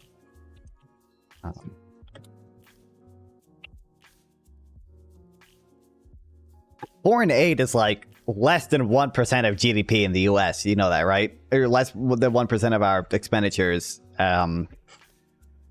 No, I think it's GDP. Hold on. Foreign aid is like still, it's like less than 1% of government expenditures. I think.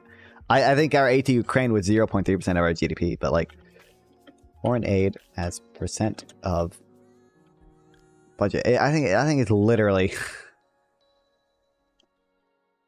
I think it's literally less than 1%. It's less than 1% of the federal budget. Yeah, like. That's 29. That was before the Ukraine war, though. So, like, it's probably a little higher now, but even still, it's definitely, it's like less than 2% still, because it would be a little over double that. So,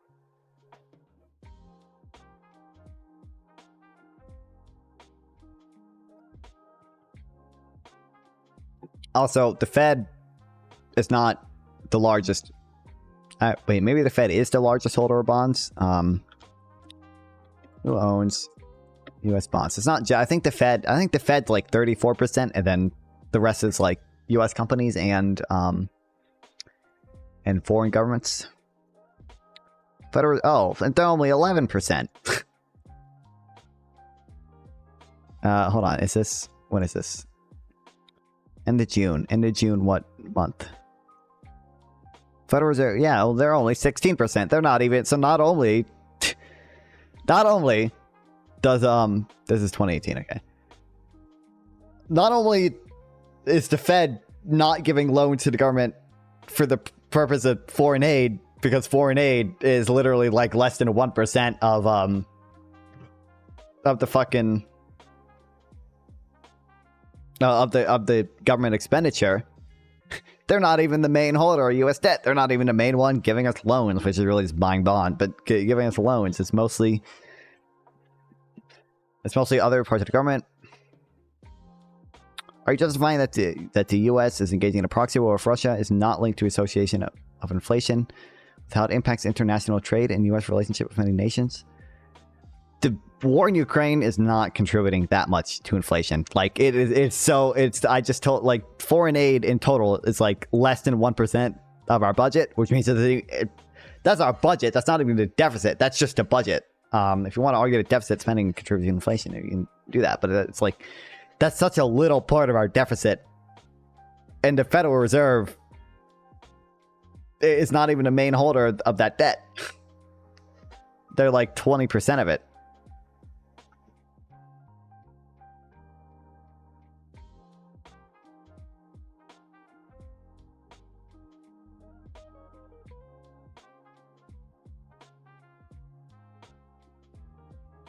Also, like, inflation can have positive trade-offs, so, you know, there's that as well.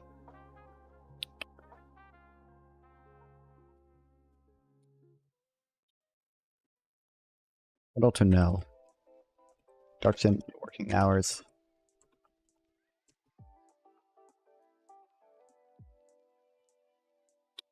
Why doesn't the U.S. grant this money to its own infrastructure? We spend way more money on infrastructure than aid to foreign governments. You know that, right? You know we spent almost $1 trillion on infrastructure, and we gave like $80 billion to Ukraine. You know we spend infinitely more on our own domestic infrastructure than we do on foreign aid, right? And also, you realize the foreign aid is not money. You realize we're not giving Ukraine money, right? We're giving Ukraine very little money. We're giving Ukraine and Israel, although Israel buys most of our weapons, and Taiwan too, we're giving them military equipment. This stuff can't be used to build infrastructure because it's fucking military equipment. We're giving them like old shells that are about to expire, and it's actually sometimes it's cheaper to give them the old equipment and let it be used on a battlefield than it is to dispose of those shells. Like when we have shells that are about to expire, we have to dispose of them somehow. That costs money. It's cheaper to send them to Ukraine. Sometimes it actually saves us money. Your argument seems to justify the use of foreign aid for war. What?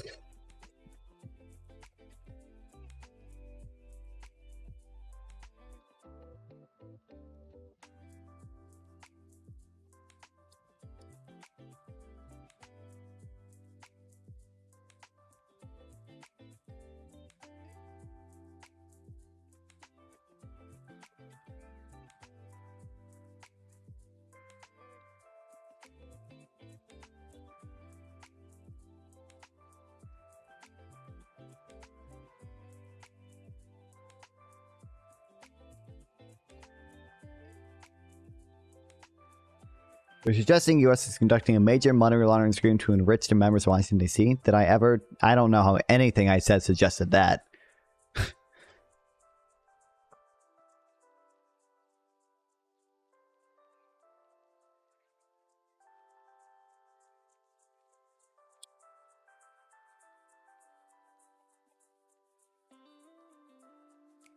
Or else works for slightly within a significant work on single mothers.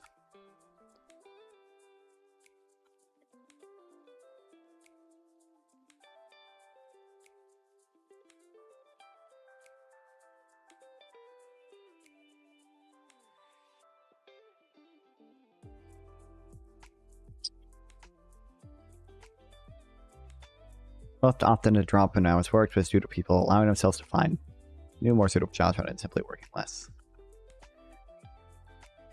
You remind me of the bird lady from the show Rich Kids in a Hall. Well, welcome to the stream, Richie Hardy.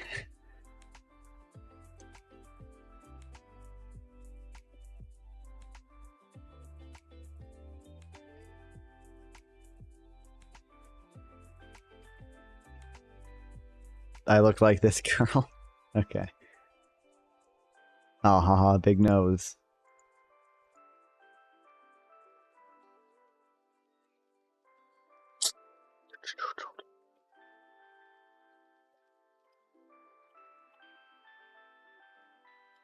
Despite the ability to get by and not work at all, the individuals who would be most likely to slack off are those whose productivity is low in the first place, perhaps due to a lack of motivation or aptness or the role that they are in. The absence of these workers from the labor market could actually boost productivity as they are replaced by new capital. Their roles could be automated.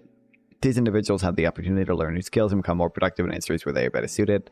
More people could find a role that motivates them, as U.S. pilots suggest. Few appear to drop out of labor force solely due to UBI refused. Are you Jewish? I'm not. Additionally, many of those who could benefit the most from basic income would be those who often face difficulties in full-time work, people involved in childcare, domestic duties, those who are disabled. In this case, it makes it easier for these people to manage as they are receiving their own income and aren't reliant on others, assuming that basic income is paid on an individual rather than household level.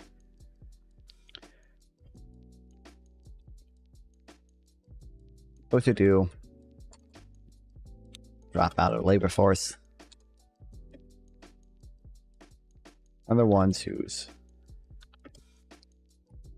Why wouldn't it be? If the money is being sent to military industrial complex companies, which are U.S. companies with publicly available stock, and members... Oh, well, yeah, sure, members of Congress are buying stock that they know will go up. Sure, that's true. That part is true. That's an issue, yeah? But I want to consider that a massive money laundering scheme. That's just Congress people taking advantage of the fact that the U.S. spends a lot of money on its military. Like, it's an essential form of money laundering to some extent. The process of finances generate more dollars in military industrial conflict line of politics. These members are expensive U.S. taxpayers, whose money doesn't even end up directly funding government spending.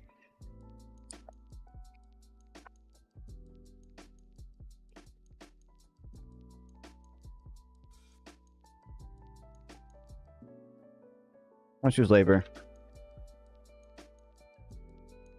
It's most likely to be unproductive. There it is.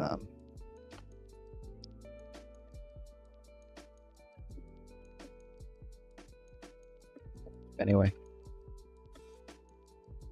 that's due to a lack of motivation or aptness to the role they are in.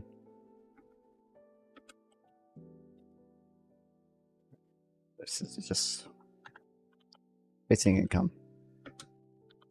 Allows these people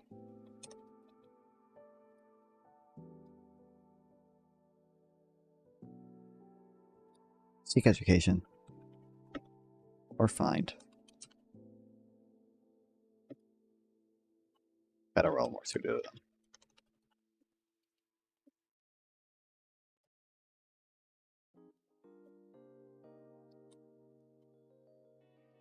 And they could be placed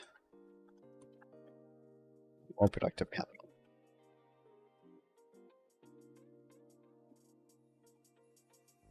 There.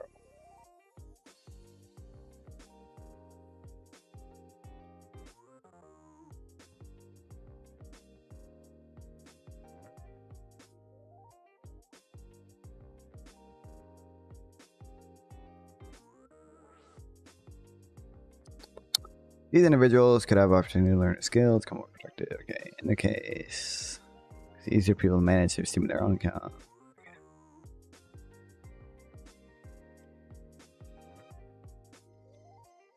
People are more likely to find work meaningless when it is no longer the main source of income. Won't those who choose to stay in employment find little value in the work if they don't need the money that they earn? This argument holds little reason to sell people. Many people relish work itself and hold a sense of pride and identity in what they do. With the current welfare system, millions are stuck in an unfulfilling job, often because they cannot afford to take time off and obtain the skills needed to switch industries. Basic income allows these people to feel free to pursue the positions they're really interested in rather than having to take time to keep afloat. People could also have the liberty to learn skills that would allow them for an expansion of creativity, simply more enjoyable and fulfilling roles. Greater bargaining power for workers could mean businesses having to replace mundane essential jobs requiring little skill of automated capital or AI. Otherwise, market distortions could occur due to labor being more expensive than capital. Why do you think the U.S. institutions like the IRS are aggressively seeking tax payments when the money doesn't even directly fund government spending? Given the Federal Reserve grants low, you're making like this weird like MMT point. Like the reason we collect taxes is because we self-impose the constraint that taxes be used to even out government spending. That's a self-imposed constraint. We don't actually have to have that constraint. If we didn't want to, we could spend money without collecting taxes. There's no point there. There is no issue with doing that. Well, sorry, there is an issue. The issue with doing that would be inflation. But there's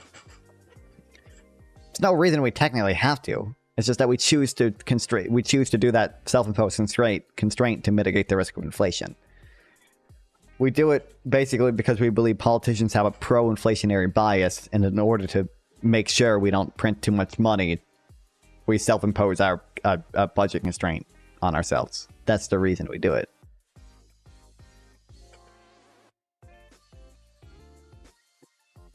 Also, again, the Federal Reserve is not even the main holder of U.S. bonds. Also, by the way, if we weren't funding, if we weren't using taxes to fund, you realize we only sell bonds to make up the difference between what taxes raise and what we spend. That's the only reason we sell bonds. We could just not sell bonds. There's no reason we actually have to sell bonds. The same way taxes don't finance government spending, bonds also wouldn't finance government spending.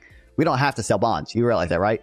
You realize bonds don't finance government spending as much as taxes don't finance government spending, right? So you see the problem and don't challenge it, yet you haven't paid taxes to know the true impact on your own pockets yet. Well, I mean, what's the problem? What do you think the problem is? Also, again, if you're saying government, or if you're saying taxes don't finance government spending, you realize the bonds also don't finance government spending, right? There's no reason we actually have to sell bonds. We could just monetarily finance it. We could just print the money. There's no reason we have to sell bonds. Just like there's no reason we have to raise taxes. We could. There's no well, the reason is inflation again, but also selling bonds supports interest rates as well. But selling bonds is a self-imposed constraint, just like taxes are a self-imposed constraint. But I think that self-imposed constraint is probably a good thing for the most part. I mean, I don't know. Like maybe someone could convince me of MMG, but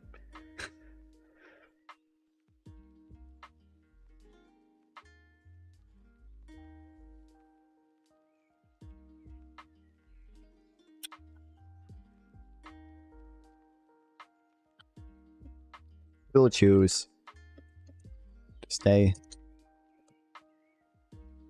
1 minute. Still receive income. Spend. You are wrong. The Fed can't just print money to finance government at will. It's a private institution, not part of the U.S. You realize the government, that's a self-imposed constraint. You realize that, right? That's a self-imposed constraint.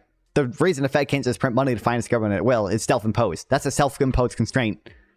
Just nothing stopping the Fed from doing that. We could change the law and the Fed could do that. You realize that, right? That's also a self-imposed constraint. Just like raising taxes to finance government spending is a self-imposed constraint. We don't actually have to do that. That too is a self-imposed constraint. The reason the Fed can't print money to finance government at will is because the law doesn't let them do that. We could just let them do that, or we could just let the government print money to finance its own spending. We wouldn't even need the Fed to do that. We like the government could just say, anytime we buy something, we're buying it with newly printed money. That's a self-imposed constraint.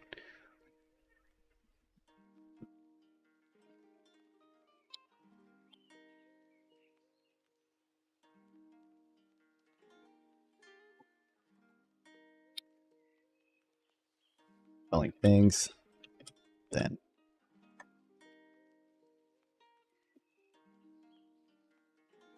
the basic needs. People also have increased opportunity to. Sure, it's a self-imposing constraint. Are you starting to see that our financial system is broken? Why is that broken? What do you mean broken? Just because we have a self-imposed constraint, that's broken? I think it's probably a good check, because it's a good check on inflation. Like, it's literally, that's what stops hyperinflation from just printing too much money if the wrong person gets into office. That's the reason we do it. Like,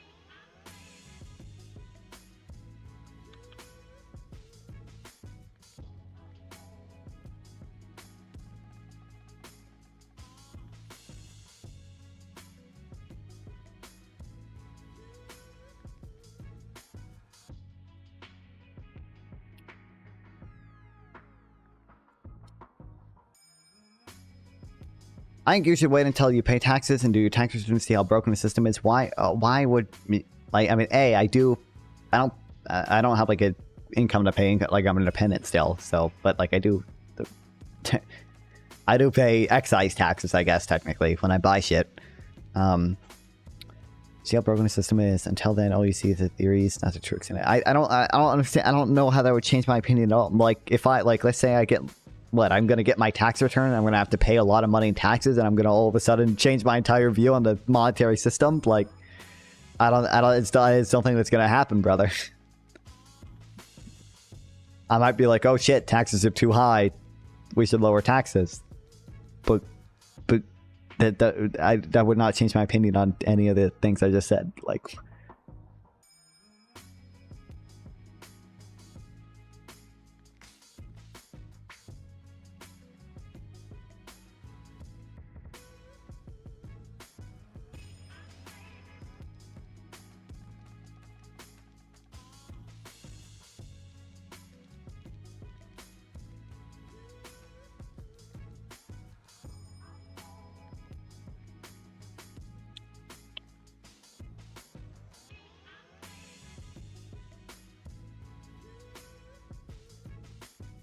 give me a second.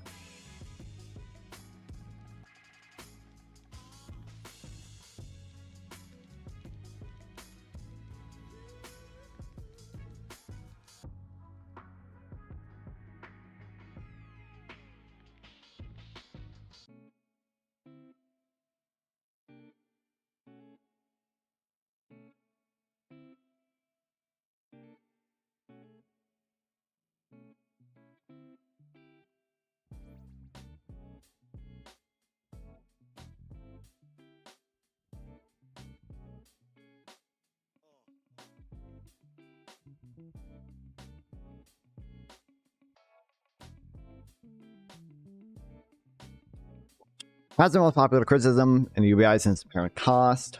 The money needed to give an entire population enough to live on has to come from somewhere. What could make a system affordable, potentially revenue neutral? Is it withdrawal? Is a withdrawal rate in the case of negative income tax, or clawing back money through taxation in the case of UBI? Anyway, I just wanted to test your knowledge and accuracy in these questions. You're doing great. Keep up with your passion and political interest. Make sure you live a little and explore the world more socially. Thanks, I appreciate it. Night Mass.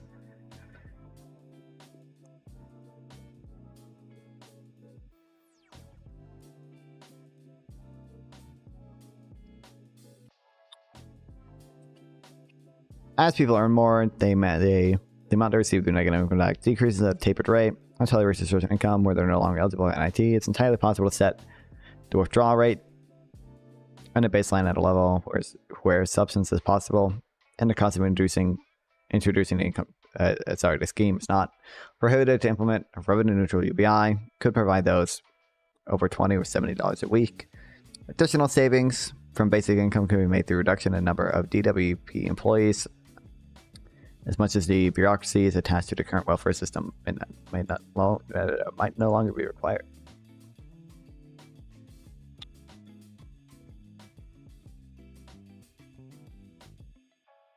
Possible to design a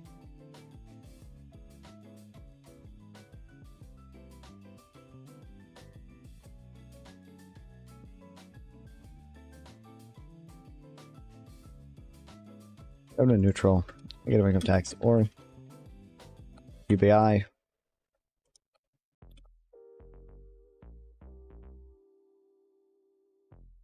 through a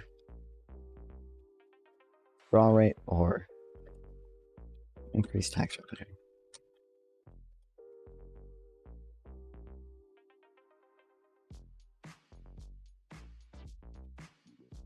Also, savings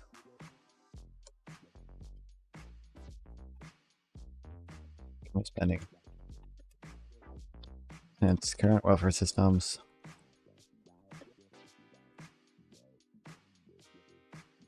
placed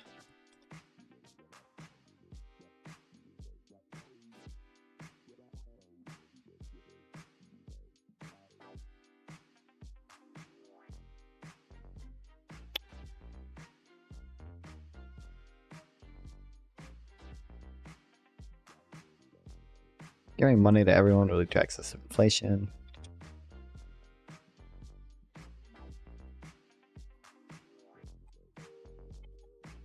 Common misconception that an entire population now has enough money to live on. More money will be injected into the economy, leading to higher levels of inflation. That's not the case. Floating the money supplies and changing due to the nature of funding behind it in IT.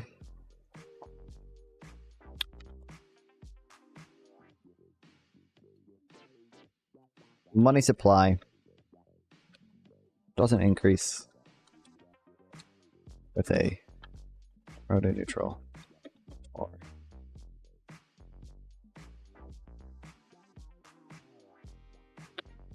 UBI or NIT. Demand pull inflation would not occur because we'd have closer to full capacity. Sorry, because we'd have to be closer to full capacity to experience high inflation. And in this scenario, more likely to what we expect, a healthy level of inflation and growth. In fact, AD itself might not shift out as you expect. And if inflation were to occur, we would have seen already the current welfare system providing substantial payments through universal credit.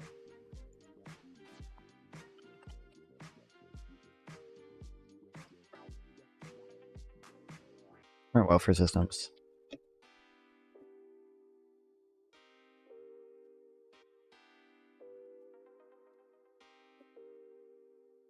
Back on. Demand.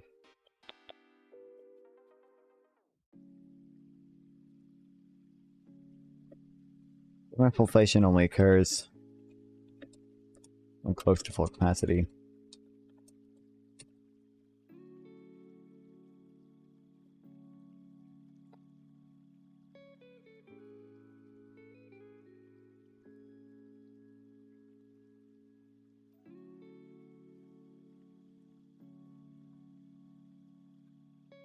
Other than high inflation, more likely we'd experience a healthy level of inflation and growth. The UK employed QE after the 2008 recession and didn't cause inflation, though we injected a huge amount of money into the economy. This is because banks who received extra cash didn't actually put it straight into the economy. They held on to it. Similarly, those who receive extra income may choose to hold on to it rather than spend it immediately. Well, there's a substitution benefit. Yeah.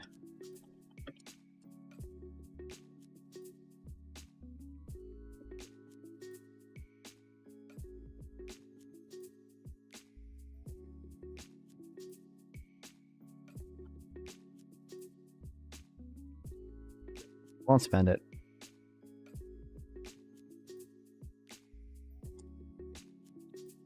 Basic income would worsen poverty and inequality.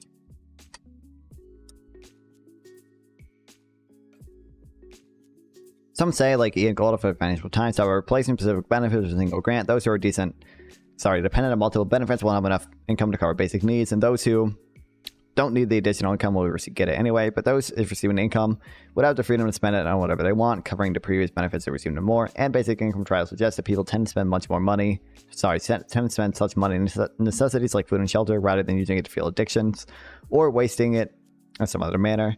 A Give Directly trial in which villages in Kenya were sent direct cash transfers resulted in individuals being able to literally build a roof over their heads, as well as start businesses and invest in livestock. Though inequality is not something to be concerned about. The actual level of inequality might actually decrease UBI, as there will be a baseline state of living, narrowing the gap between the rich and poor. Billionaires don't get a little more out of the system because of both NIT and UBI. Those with greater income pay it back via withdrawals or taxation.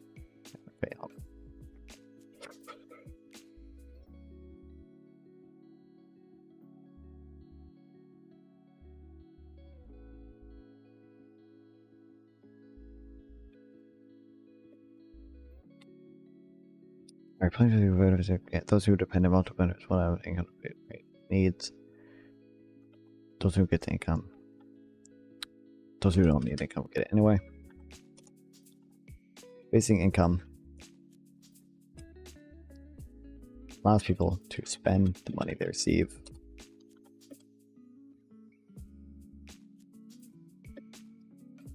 They see fit, rather. Turn it on.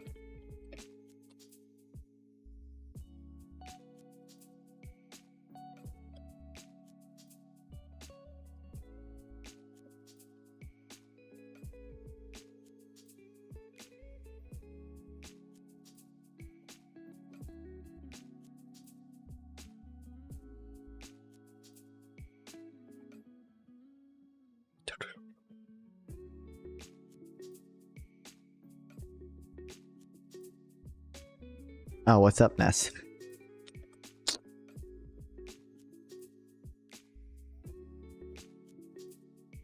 Evidence shows most people spend it on needs.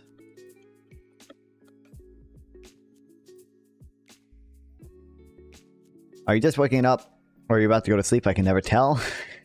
I mean, I've been streaming for 6 hours, 23 minutes. I got up a while ago.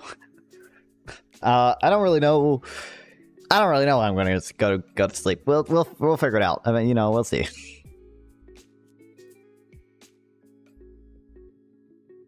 When I'm 18, should I apply to be Jeremy Fragrance's girlfriend? Yeah, you should do that, Ness. Is he taking applications?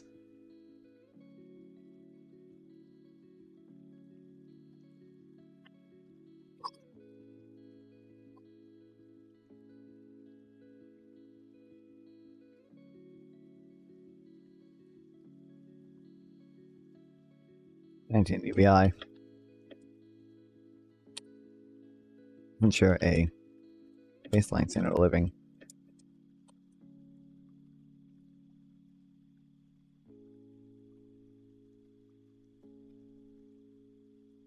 So it's a gap. Maybe I should apply in now and get a head start. Why is he taking applications? Where does he live? Does he live in America?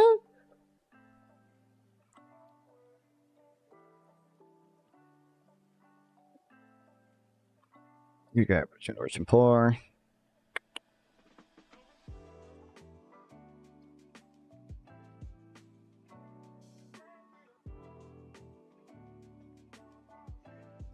Oh, what's up, Sample? Yeah, the people in chat are asking a question. I don't see you answering it. Are you Jewish? I did answer that one a while ago. I said no, I'm not. Oh, maybe I missed it. Damn. He asked that a while ago. Yeah, it's not even. Yeah. Damn, that's all. The people need answers. That's all you wanted to know. I just need to know. Oh, okay. Okay. You're doing UBI reading? Yeah, I'm reading some of the stuff you sent me. U-based I. That's right. That's right. Universal basic income. The chat too. Whoa. What's up, real Gumball Waterstone? Not much. I'm chilling. Amazing. Well, that's all I wanted to know. I just wanted to know if you're, one of them. That's it. One of them, yeah. No. Jared, do you remember that's the first thing that my grandpa asked about you when he dropped me off to hang out at your house? Yeah. Oh God! Wait, he asked if you were Jew, if he's Jewish. Yeah. Crazy. Terrible. A fun fact about my grandpa: he does not believe that slavery happened or the Holocaust. Terrible. So. No, that what? That should tell you about the motive behind asking that question. Horrible. What the hell? No. Okay. Wow. Yeah. Wait, shit. Your grandpa's a Muhammad Abbas? I didn't know that one. Oh my God. Yeah, that's right. Well, that's all. Wait, also, I have a funny story, but let me tell it in the DMs. Okay, give me a sec. Okay. Give me a sec. Screen share. It's kind of I just kind of want non-fun to know about it, but not everyone. Okay. Heard. Understood. Here, this happened yesterday. Okay, let me just screenshot. Maybe I'm retarded. Maybe I just I'm like not good with social cues. Okay. Wait, give me a sec. But here we go. Let me non-fun check this out. Okay.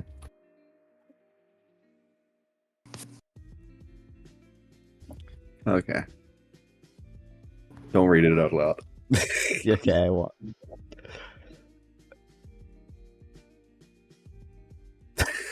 Oh my God. I had to make that joke.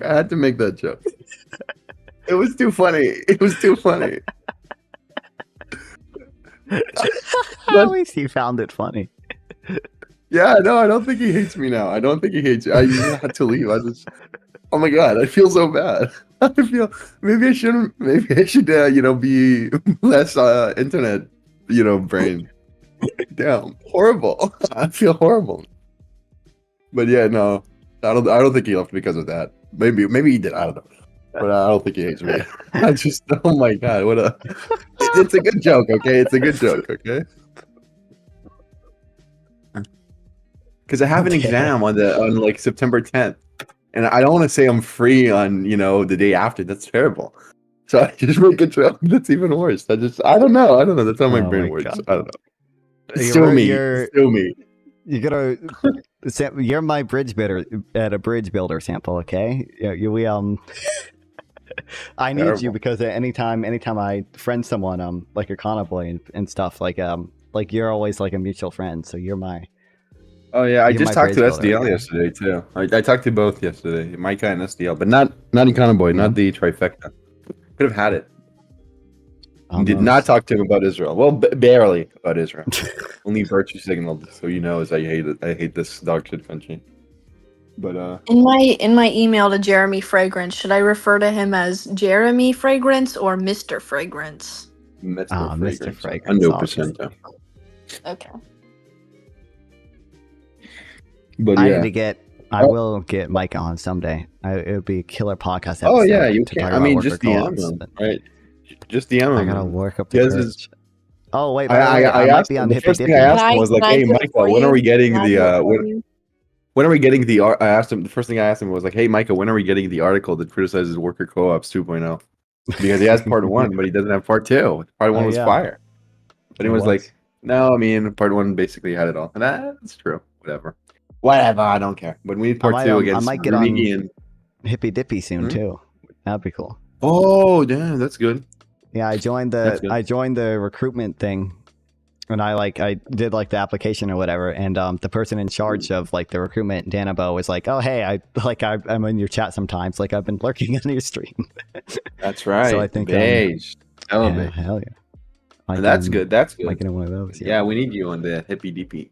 Also, another thing Mike brought up, he said maybe like, what was it? He said maybe talk to me to prepare against like talking points against SDL or something like that, or just like 2v1 on the Three Wonks podcast. But I don't know if I have enough free time to do that, and I don't know if I want to be in like a figure in this like wonky circle. But maybe like if you talk to him, he'll probably tell you the same. So I don't know. I'm just saying if you talk to Micah, I mean, you're the guy for it. You're like the content creator who can benefit. But yeah, no, Hundo. Well, that's all. I just wanted to make the Jewish joke. I know. Another thing I told this deal was that like I made it clear that I do not approve of the 2014 oligarchy study being in his fact sheet. Wait, does he use that? What? Well, it's nuanced. He cites it, but then he cites like replications of it, and then some other evidence to the contrary. So he thinks like the most studies like show not oligarchy, but like what's it called, the pluralistic democracy, where it's like also rich people's interests play a heavy role, and it's probably true. I mean, some studies don't really find a lot of corporate control or like lobbying effects, and people always cite this figure that a borillion trillion gorillion % of people who win are APAC funded or some shit, and that's false. And yeah, but I don't know. I don't care that much. But I just wanted to make it known that I do not approve of any citation ever of this dog shit terrible study. The only thing that it did good is make incentivize the field to research further. That's it. It did way more harm than good though. Terrible study. That's it. No, I like it because when people bring it up, I can immediately. Then I have to explain to people what R squared is. Oh, and that's true. It's very annoying because like whenever people cite studies, they pretend to know what they're talking about, and then like they don't, right? They think statistically significant means a really big result, right? Yeah. And then you have to explain to them, and then when you explain to them, you either are like economically literate, which SDL is, so he'll just talk about other literature, and then I'm outclassed, and then fuck me, right? Or they'll be like a denialist, and then they'll just like deny the basic statistics and scientific method, where it's like, oh, Well, but it's possible to even have like just like deny statistics or like how do you know observations are independent? And it's like, well, we don't, but we kind of assume it. Oh, so you make assumptions? Oh my God! So I don't know. I don't know. I do not know. I do not possess justified true belief that isn't an Ungedier case. That's all I'm saying. That's a philosophy. Okay. Can we take a break from the nerd talk so we can discuss my email to Jeremy Fragrance? Yeah, what are you emailing him about? Okay, so like a month ago. Is that okay? That's your stream. Huh? What? Is that okay? We talk about the email. It's your stream. Yes. It's okay with me. I don't know about Jared. Well, if I don't like what's happening, I'll just kick both of you from the call, okay? So. Okay. So like a month ago, Jeremy Fragrance posted a girlfriend application. He didn't give a template. He just gave an email if you want to email him. So this is the email I have drafted up. The email is girlfriend@jeremyfragrance.com if you're interested, by the way. Terrible. Sign it up to Hi, like a Mr. million porn accounts or something, and then like it gets spammed. I hope not. Hi, Mr. Fragrance. This is my official application to be your girlfriend, smiley face.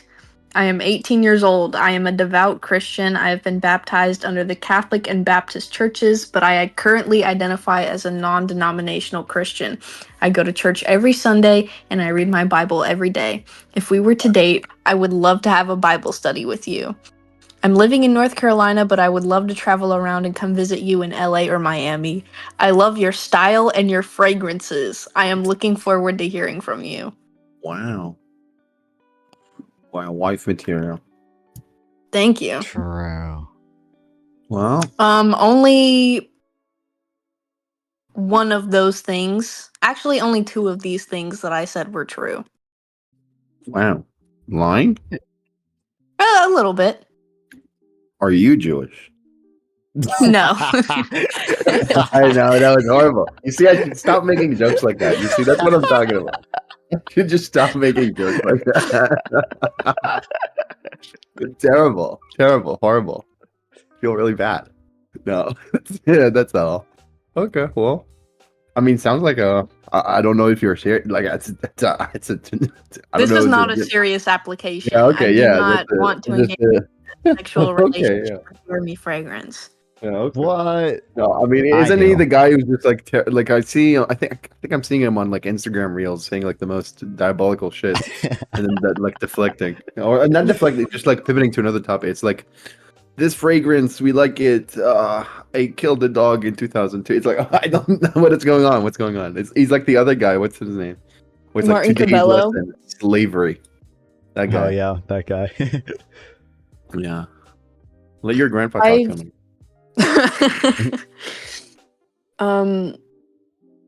I've heard that once you send the email, he like gives you his Snapchat, and then or like if he reads your application, he gives you his Snapchat. And I've seen videos of girls getting messages from him on Snapchat where he's like, "You look very sexy. You look very sexy today." He's he's like terrible. I don't know what's up with him. He's his own beast. I don't know. Well, I mean, it's good that people like that find the internet where they can be themselves. That's all. Yeah. In my opinion. Should I send him pictures of myself so he knows what I look like? Damn. Yeah. Do that.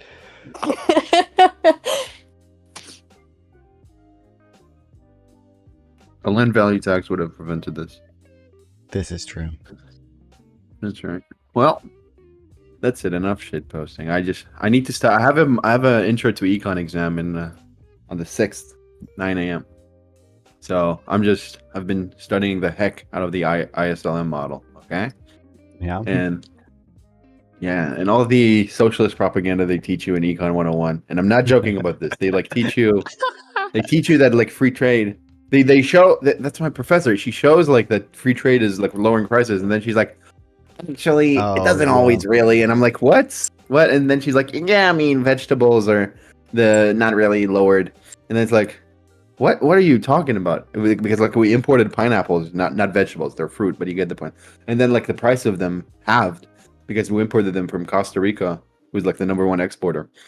So the price of pineapples halved after we opened to trade. And she's like, well, that's not the case with other fruits and vegetables. And I'm like, and then I look it up because I don't know it in the middle of fucking class. And then guess what? That was a lie. And it's just I don't get it. This is all this socialist propaganda. I don't get it. Bugs me. And then people will see like we have monopolies that are propped up by the government. And then they teach you, okay, well, you see a monopoly, what's the solution? A price control. And it's like, well, if it's a natural monopoly, yeah. But it's a government propped up monopoly. No, it's not. No, not price control. Break it up. Open the competition.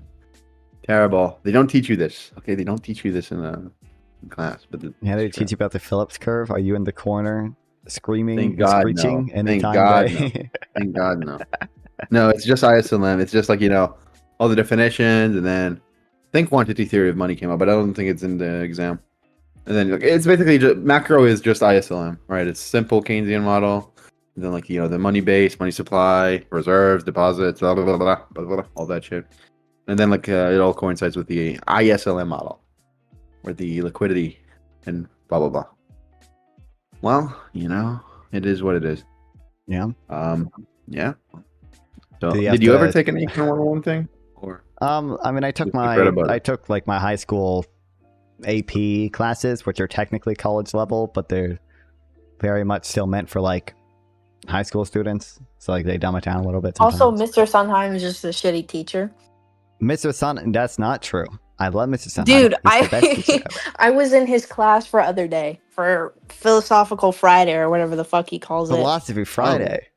And we were talking about OJ and the best philosopher. Based? Right.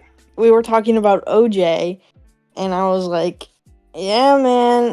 Well, because there were these guys in there, and they were like, OJ did nothing wrong. And I was like, no, he definitely killed his wife. And Mr. Sondheim was like, well, you have to understand that these kids are obviously joking. I mean, even then, OJ did do nothing wrong. There was no substantial evidence proving that he killed his wife. True. You got to respect the court's opinion. That's no, not the ICJ. it's No, not the ICJ. that. Not the ICJ. When it's like a local court, not like international court. But yeah, not the ICJ. Yeah, no, that's what I think. If the gloves don't fit, you must not quit. That's what I think. Okay. But yeah, I mean, I don't know, the OJ case, I never really read into it. I know the big Dersh. He's like a defender. But yeah, I am not a Philosophy Fridays sounds horrible. Philosophy Fridays based, okay? There were some students who couldn't appreciate it. Yeah, because you only wanted to talk about free trade. I did want to talk about free trade, but nobody. But even when I say students wouldn't appreciate it, they're the point of it is we're as a class supposed to mostly agree on something that'd be interesting to talk about or discuss. So sometimes it's our fucking ghost reel, and usually what he'll give everyone a piece of paper and they write down their answer, and you don't write your name, so it's anonymous, and he reads them all out. And then we all have a discussion about it. It's interesting, but students will just goof around during it and not pay attention and talk over him, and it's a terrible. No, yeah, I get that. Is it called Philosophy Friday, or is it just what do you call it? It's called Philosophy Friday. Terrible. You think it's terrible? It's awesome. I still text Mr. Sun. I actually haven't texted him in a while, but still. I don't think philosophy is. I know a lot of philosophy, but never has it helped me. The marginal returns diminish very quickly. That's what. Yeah. But I mean, well, we're doing we'd only ever do this. A lot of times, I'll ask oh, would you kill a butterfly for $10,000 or whatever? It's surface level stuff, and it's yeah. And then we'll do economics sometimes. I always wanted to do one at worker co-ops and or free trade, but nobody else wanted. Worker co-ops don't look the way my philosophy on worker co-ops is. It's very cynical. But it's all these market socialoids. Okay, these people are evil. No. They're just they're just biased. Okay, they're they probably were progressive. They probably were I'm progressive on social issues because of course I'm not a monster. And then probably the left is also right on a lot of econ stuff. And then you're like, you find out, oh, socialism is like terrible and trash. Oh, but then it's like, oh, well, what if I had this esoteric idea that like only 1% of socialists actually believe, but I like adopted it, and then I can call myself still a socialist and actually like prevent people from like, I like make my position unpopular, but at least I can call myself the label that makes me left wing. And then they do that and support it.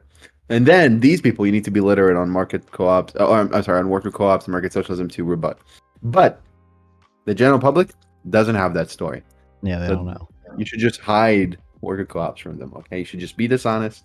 Don't let them know. They don't need to know. It's false. All right, we don't teach astrology in physics classes.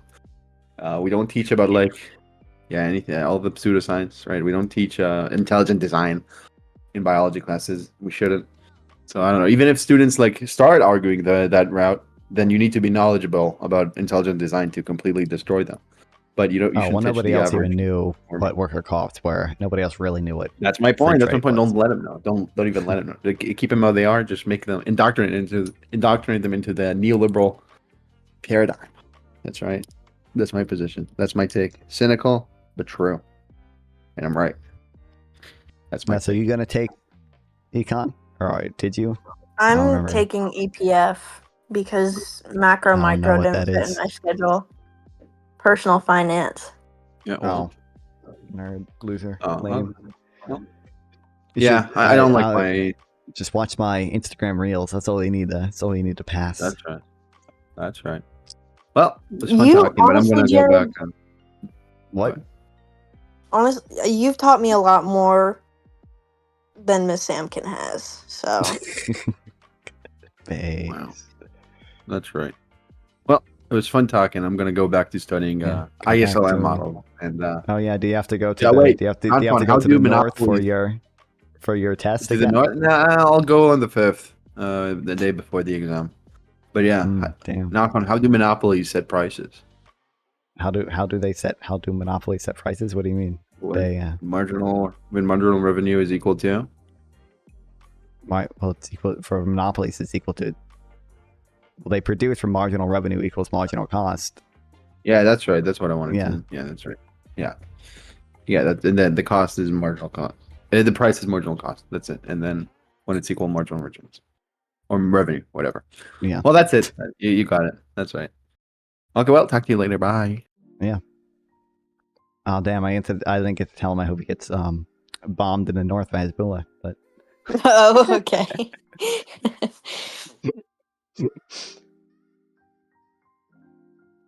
Mrs. Sonheim is an awesome teacher. Y'all just don't appreciate him. Okay. Like I do. I don't. Most people don't care for his teaching style. Yeah, and I don't care for him as a person.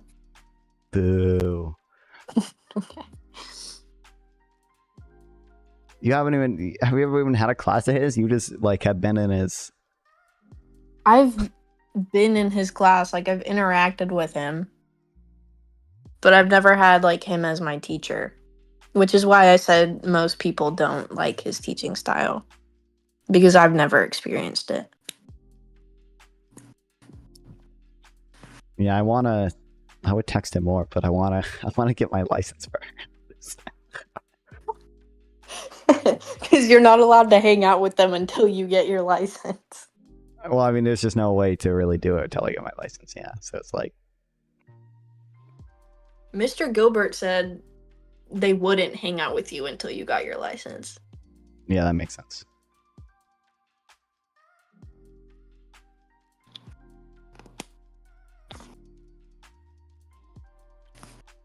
Are you with black men for Kamala? Does somebody make that?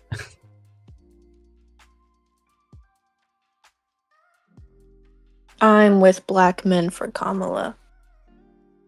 You're neither of those things.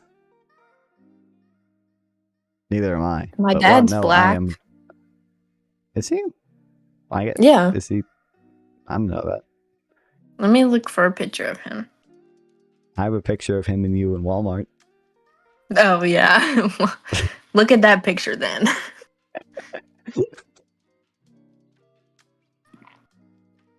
Are you with white dudes for Kamala? Hell yeah, because I am a white dude for Kamala. Let's go. I am also with white dudes for Kamala.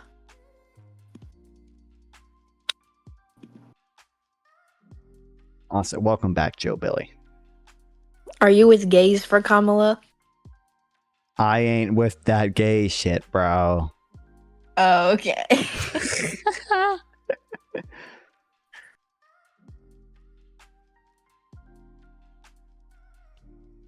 I think I still have that screenshot of you saying faggot over and over on Jackbox. No, I've never done that. You've done it quite a bit, actually. Nope. I've never made a joke with the F slur in it. That's never happened. Nope. But you've said a variety of other slurs. Not since I was like 15. Well, yeah, but still. Oh yeah, but how long ago was the N-word incident? Like 4 years ago at this point, because it was 2020. Okay. Maybe it was 2021, 3 or 4 years ago. Well, it has to be before 2021, I think. Maybe it was in early 2021, but.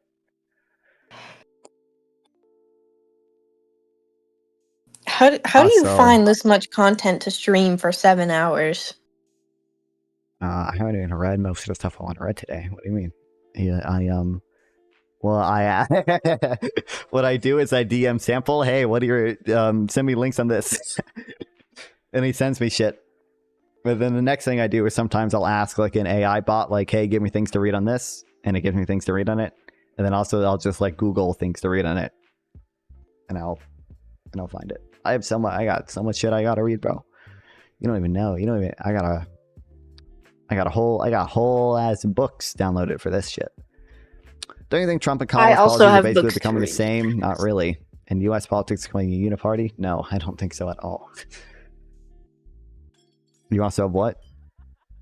I also have books to read. Yeah, because you're nerd AP, whatever nerd, AP, English. Literature. That's what it is. Yeah, nerd. Mm. Does she read out loud to you, or does she make you read it? She doesn't read out loud to us because we're not in the retarded class. Yeah, she would read out loud to us. Because you guys had no reading comprehension skills.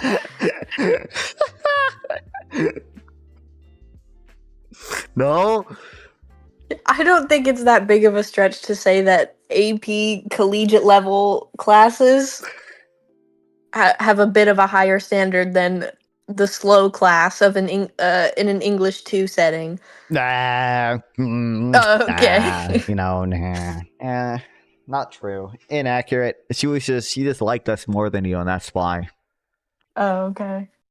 She was babying you is what she was doing. She was having read aloud time. Did you guys sit crisscross applesauce? No. Oh, okay.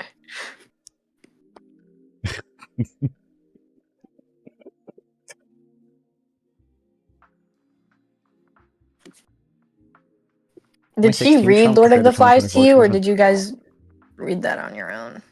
She read it to us. She would give us like 15 minutes of silent reading time each day or whatever. That's like the only time she would read to us.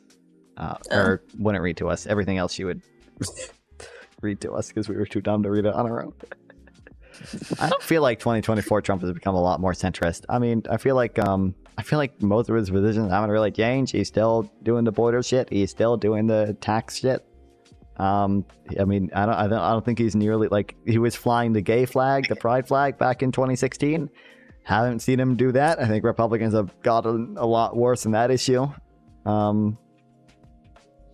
Yeah, but I don't even think he has very consistent policy positions. He just kind of says what's popular.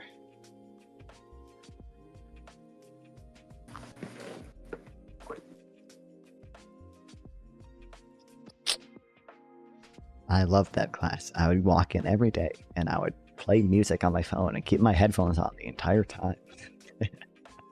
She actually banned headphones in our class. So. Right. Boo. Oh, she did not like that I wore them, but I did. Oh, okay. I was gonna say bad. that's a double standard.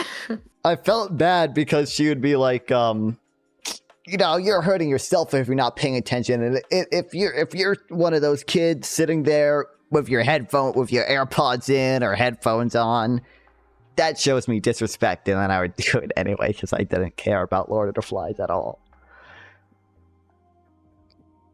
Sorry, Miss Walsh. I bet she's watching. Make a formal apology to her. Did you have her for English 4 too? I mean, yeah, that's what I had her for. I had her for English 4. Oh, I thought you had her for English 2. No. Who'd you have for English 2? I forget. I remember I had Miss Sullivan for English 1 because that was when I was retaking it, and then I had Miss Bretcher for English 2. I had Miss Bretcher. Oh, right, I forgot. I feel like Miss Bretcher and Miss Walsh are the same person, but with different accents.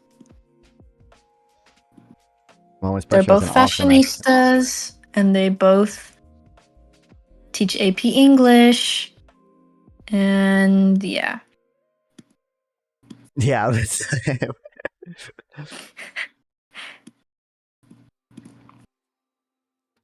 both have fucking traumatic backgrounds. Yeah. I don't know. Has Miss Walsh got on any stories about her fucking ex-husband who killed himself or whatever? I don't even remember. No, not yet. She has told us about how when she was teaching in Long Island, how one of her students raped and killed a girl, and then another student committed a hate crime against a Mexican man and got life in jail. And then the other guy killed himself in jail. Oh, awesome. I don't even remember that one. I don't know if she ever told that to us. I think his name was Dante Taylor. Dante, look up Dante Taylor, Long Island. That's the guy who killed and raped the girl.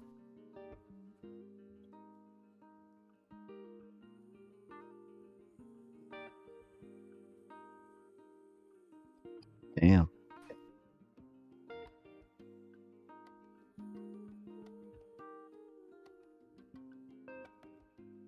If you go under images and you scroll down a little bit, there's a picture of him with his face like completely swollen and like oh yeah, disfigured.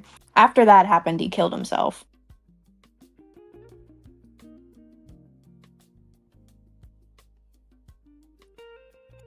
Damn.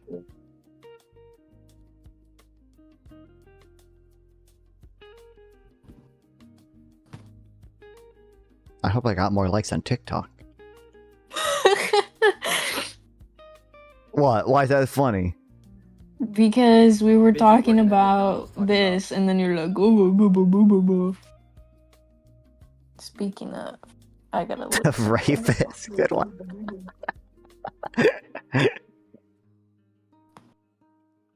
Nobody gave me more likes, but you did epically own the deep. I did.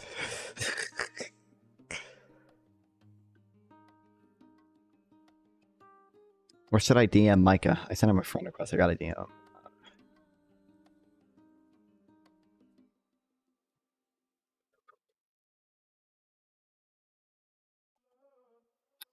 Hey, I'm a small streamer, and should I say like I'm a big fan of the Three Walks. Wasting your time. What the fuck was that?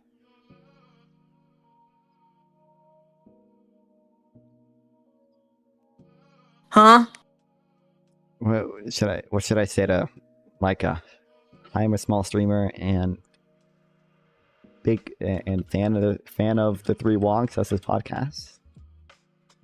Say hey. Hey, girl. Hey girl, I know you don't know me, but I don't know, man.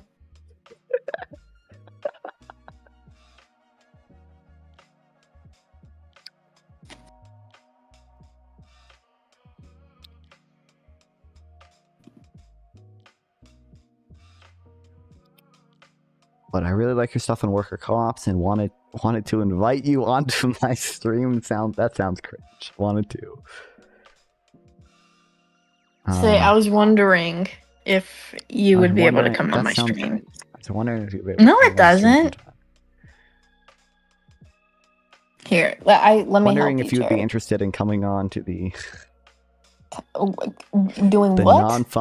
non-fun stream sometime.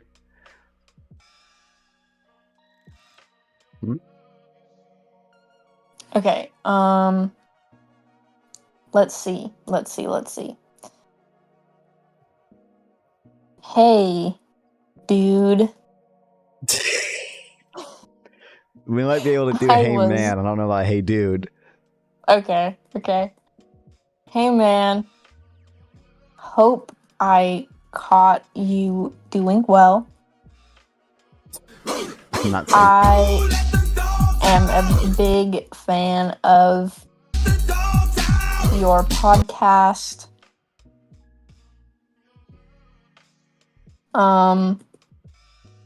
I'm a small streamer and was wondering if you'd like to get on stream sometime.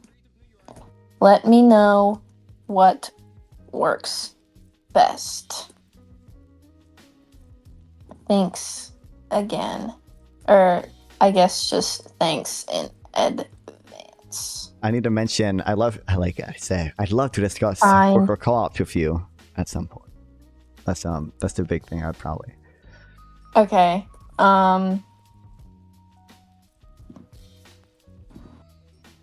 I'd like to get you on stream sometime Oh, and GDQ targeting. and maybe discuss insert nerd topic.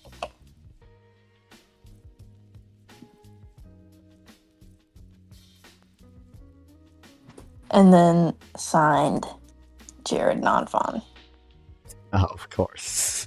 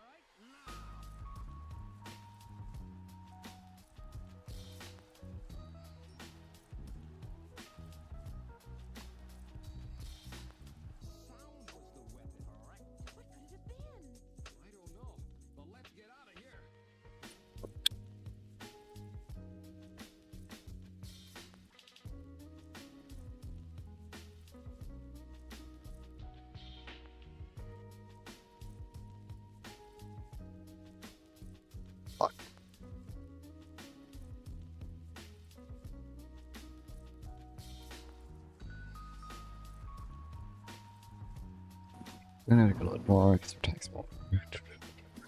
Basic income would be even better. Oh, what's up?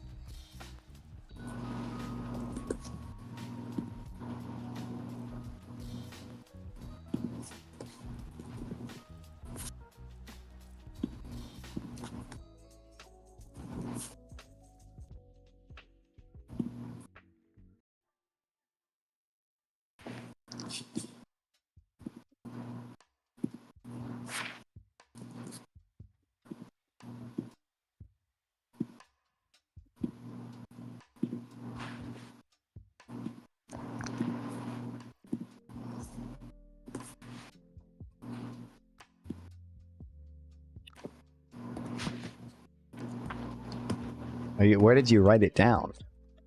Oh, my notes app. Hold on, let me screenshot it. Your send it notes to you. app. Just Yeah. copy it, Oh yeah, you're so right. and then I can copy it. After adding the notes.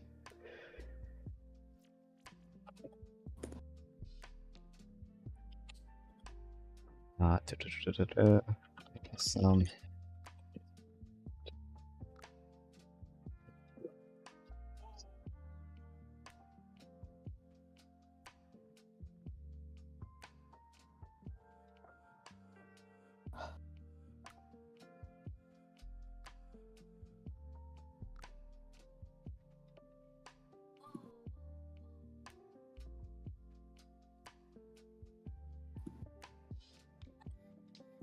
This is ironic that I'm acting as your wingman right now.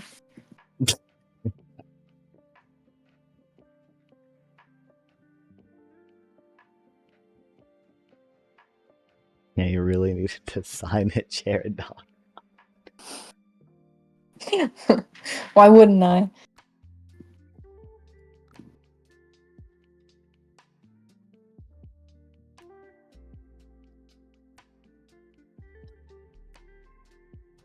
What if hey man.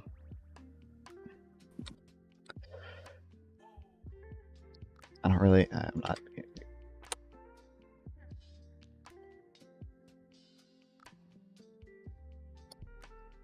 I'm a fan of 3 walks. Your blog. Also a small streamer. I'm wondering. I'd like to get on stream sometime. Maybe discuss.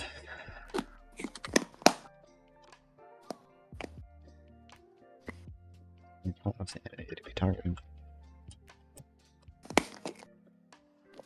Right. I guess technically I have a podcast. I think I made like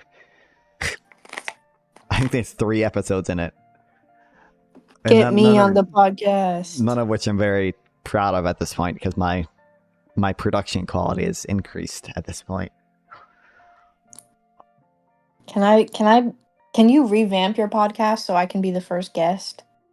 Yeah. What do we want? What do you want that episode to be about? Eating pussy and I don't know.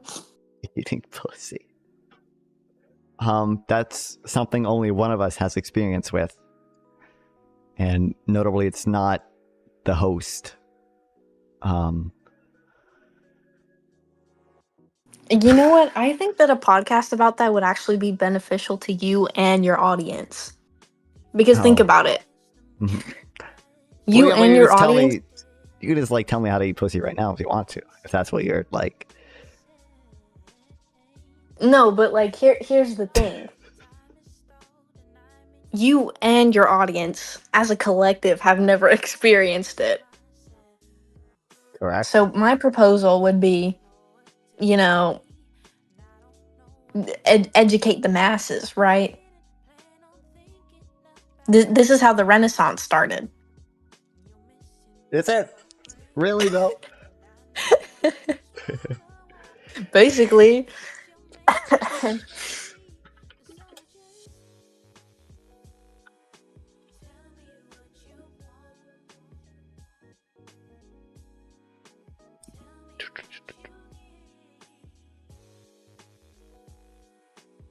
I don't think that's true. I don't think that one's accurate.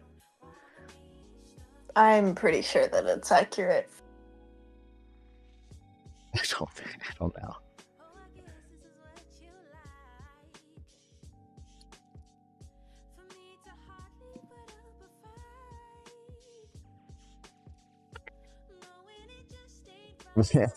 How long could you drag that out for? Well, it wouldn't be just about that. I feel like it would be longer than that. Well, I don't know. We would talk about different things, but I feel like that would be the main topic at hand. How to make a woman climax. I feel okay. Here's the issue, though. You're doing the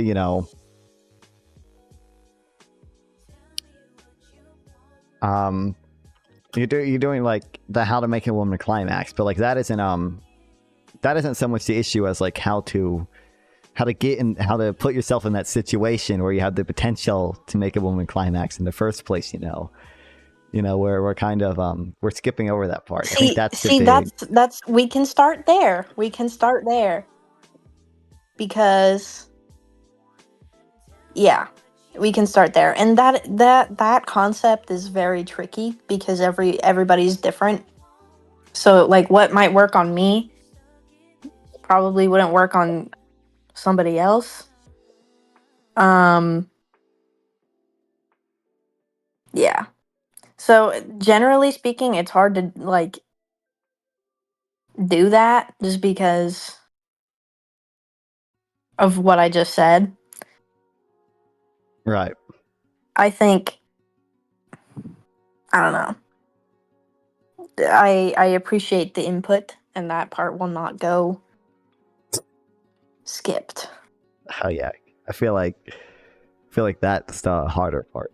I mean, I don't know. That is the harder part, and we can start from there and then make a 2-hour podcast about it. Yeah, I'm gonna send it to Mr. Gilbert afterwards.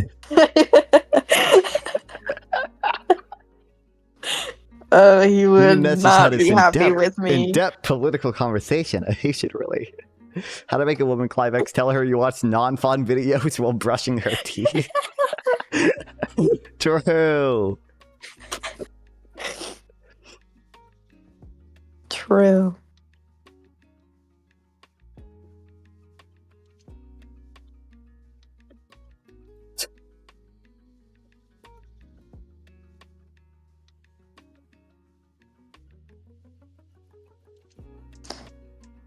So are you free Monday? When do you want to do this?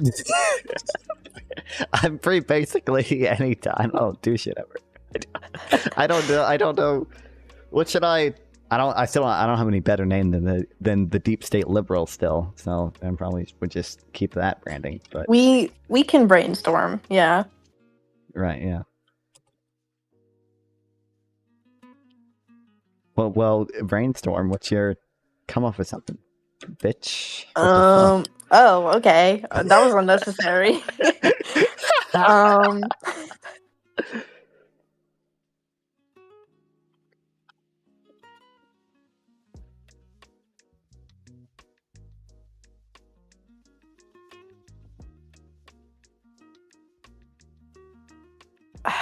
I don't know.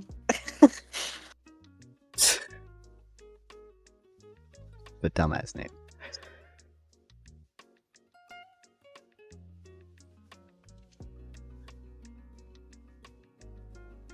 You could do something like, you know how Smosh had the show with no name? You could do the podcast with no name. Yeah, I guarantee you someone has already done that. No, they don't talk about how to make a woman climax, so. The podcast with no name, KE. The podcast with no name. I think there's multiple podcasts with no names. So.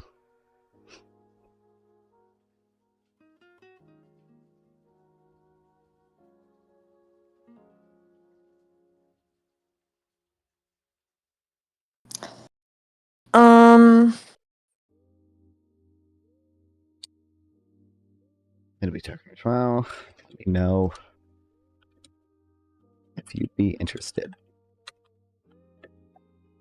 I don't know if I wanted this to sound as formal because I'm just like telling him to come on my fucking dumbass 4 Twitch viewer stream.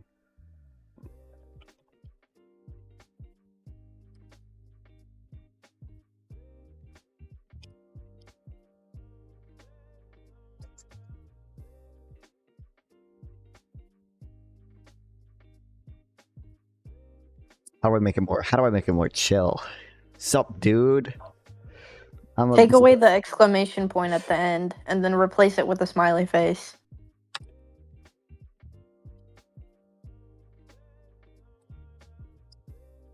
Or, alternatively,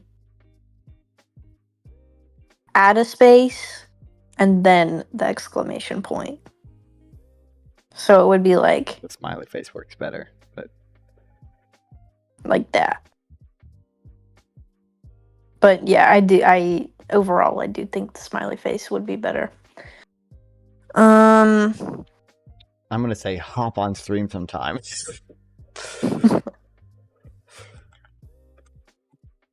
Hop on stream sometime to chat about. Oh shit, I have to get ready for work. I have Nerd. 10 minutes. I'll be fine.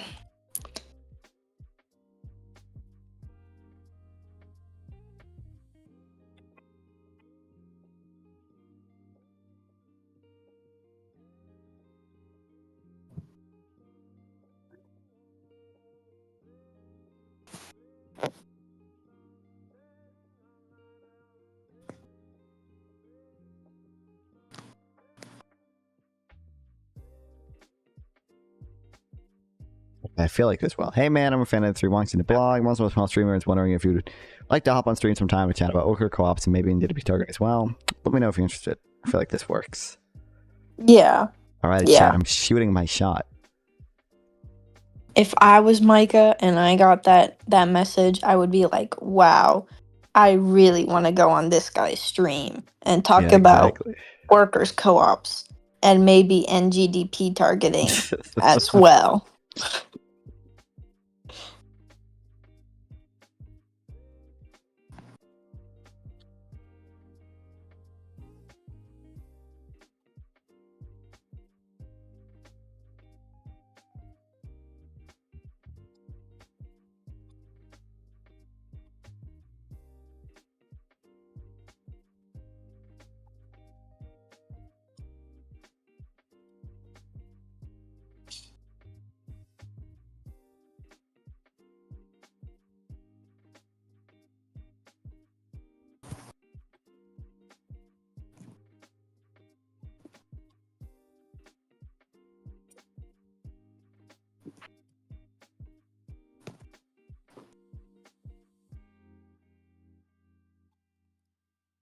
Oh, I thought that DM was from Micah. How is it?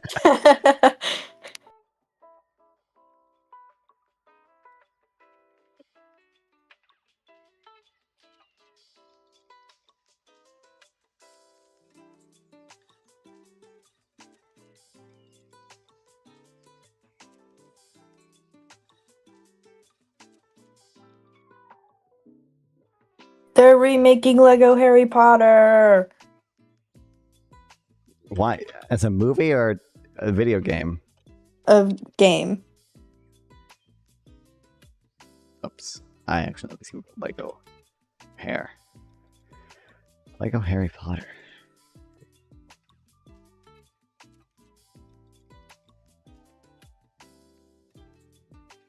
Lego games would be cool if they were online multiplayer, but they fucking won't add it. So it's the only way to play it. Co-op is to either have someone physically in the room with you or to use like Steam stupid remote play, and that shit sucks ass. True. I only ever had it on the Wii. So I love the Wii. I never... Huh? I said I love the Wii. It's so good.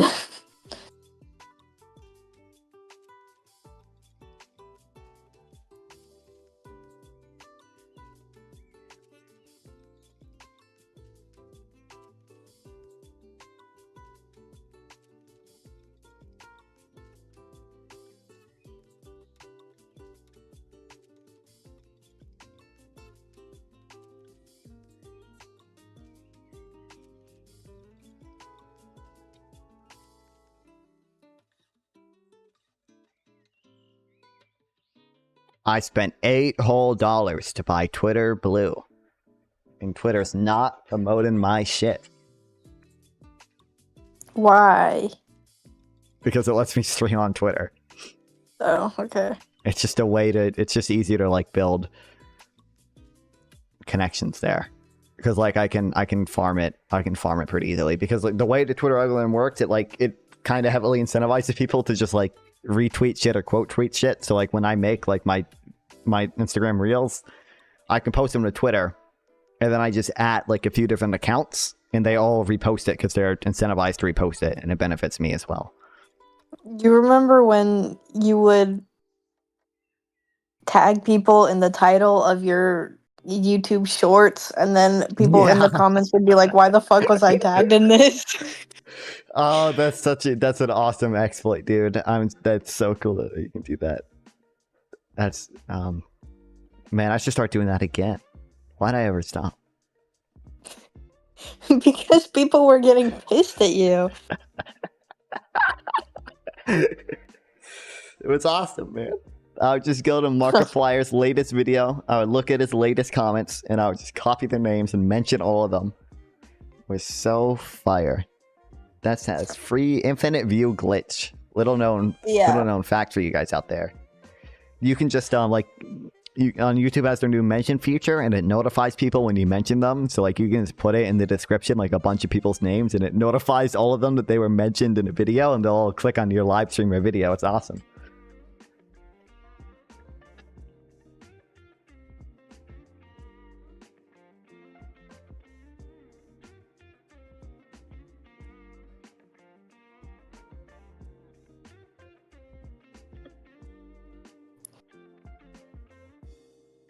So I'm gonna come over Monday. We can get the Deep State Liberal podcast started back up. Oh, yep. Do you need a co-host? Like, am I gonna need to make regular appearances, or is this just like, am I just regular. like I'll make a Patreon. You know, we'll split it 50-50. Okay. I can't tell if you're being serious or not. No one would pay for the Patreon. Well, I mean, it might be nice to have it up, unless there's like a fee just to start one. There isn't, but I think I actually do have a Patreon already. I just don't do anything with it. Because there's something I really can do with it. It's better for people to just donate directly through my stream, and they can use a funny AI TTS voice when they do it. So. Hello and welcome. Today we're going to be understanding what value-added tax is and how to calculate it. This video is important to the suppliers, manufacturer, distributor, retailer, consumers. Value it's adding to the supply chain. I'm not going to be able to physically come over if I'm going to be a regular co-host. Yeah, that so makes sense. we're gonna have to do some of the episodes digitally. Can you get a Shure SM7B so you sound better? About that, Yeah, what about it?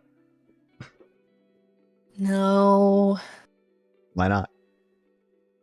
It's only $400, and then you have to buy a $100 thing to run it. Oh, so let's open my bank account. Let's see how much is in there currently.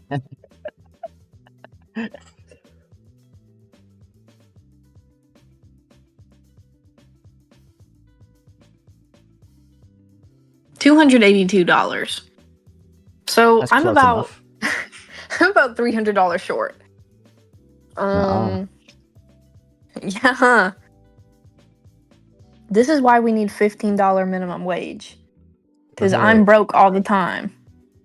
Don't you do you earn more than don't you earn $9 or whatever without tips, and then you probably It's $8.50 without tips, and then depending on how many hours I get, normally it's never less than like $100 in tips on my paycheck. So it's like $10 an hour.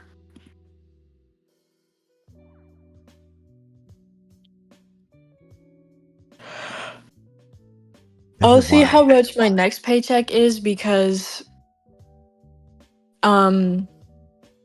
this week I started my schedule for school where I only work like 20 hours 2 weeks. So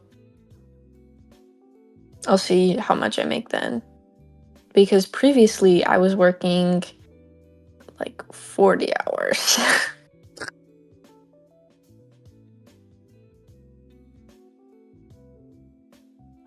Which was exhausting, by the way. I'm the cat. What's up, Chameleon Eyes 11? Welcome back to the stream. I can't believe you're the cat. Meow. What? Where's my cat?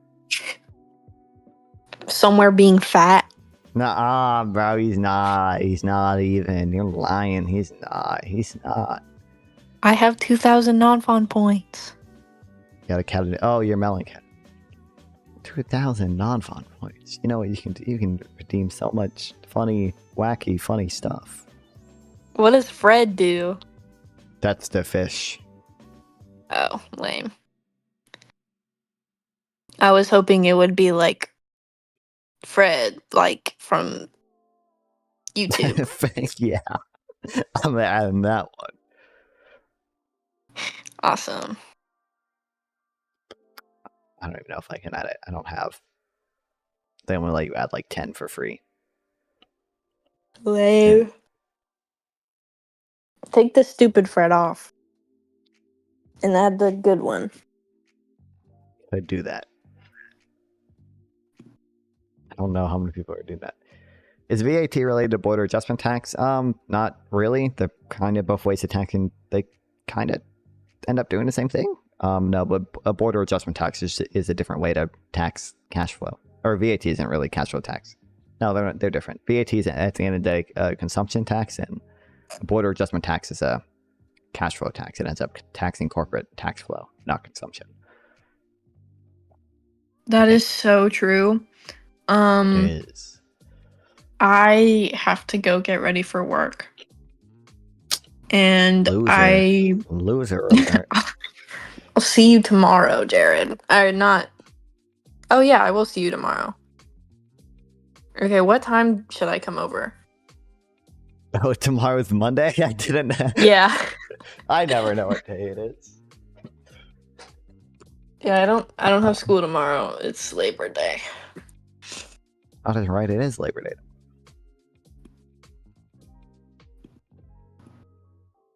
I don't know what I'm up. Like 12, 1 o'clock. What are we thinking? Come over at 1 o'clock. Okay. Google says border adjustment taxes imports. It kind of does, but it's different than it does that for administrative reasons. It doesn't tax imports more than locally produced goods the way tariffs do. Like the tariffs are like a tax on imports. A border adjustment tax just tax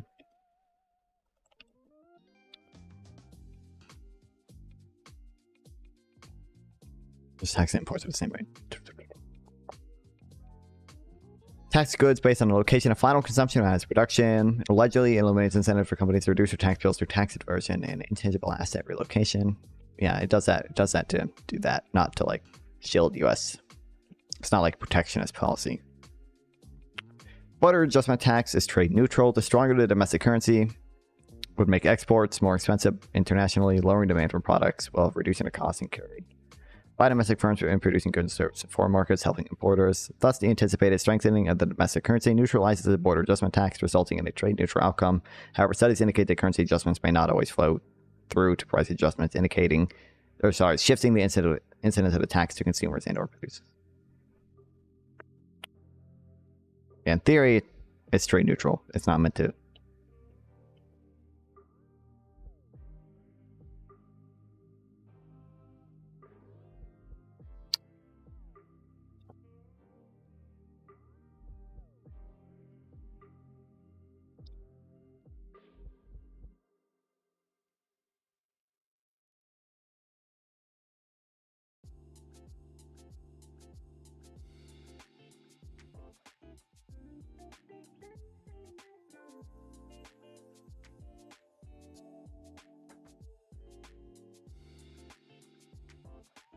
So taxes cash flow how? Basically, I don't have time to get into the whole thing. Basically, instead of like a normal corporate profit tax, which taxes accounting profits, the destination-based cash flow tax basically just takes a look at your cash inflows versus your cash outflows, which isn't always the same as the accounting profits, and it just taxes your net cash flow.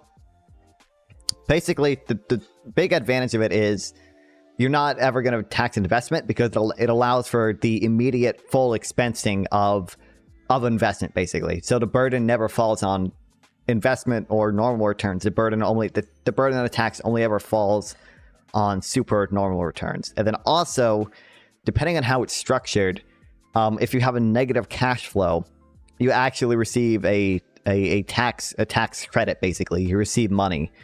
So that way, it doesn't have as big a distortionary effects, because basically the government is sharing in both the risk and the reward, because the government takes a risk because it says if you as a corporation loses money, we're going to give you money, and then it also shares in the reward because it says if you make money, we will take some of that money. So you don't distort incentives as greatly. Instead of accounting profits, investment and taxes, net cash flows, yeah. Technically, traditional corporate income tax is not supposed to tax investment. Depending on how it's structured, you can have it not fully tax investment. Yeah. Thanks, I got it now. Thanks, yeah.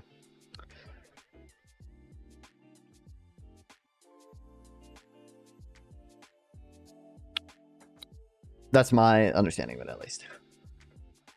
But I'm not a tax expert. Okay, their political implications, excessively high levels of UBI / NIT would be problems, high penalties, and the government support. There could be issues of opposing political parties, promising higher and higher basic income in order to accumulate greater levels of political support. For basic income to work, it should ultimately be revenue neutral. Otherwise, they become unaffordable or force the government to borrow to fund it. A solution might be to have a third party administer the level of basic income. We see something like this in a low pay commission, advising the government on national minimum wage. Removing politics from the payments means evidence-based increases or decreases in level rather than rhetoric driving the debate.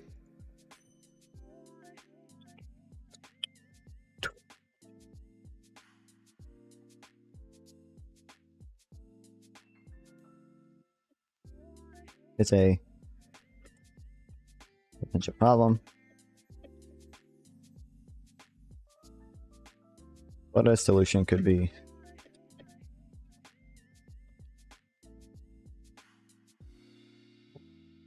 Being a third party administered level basic income, we see something like a low pay commission advising government national minimum wage.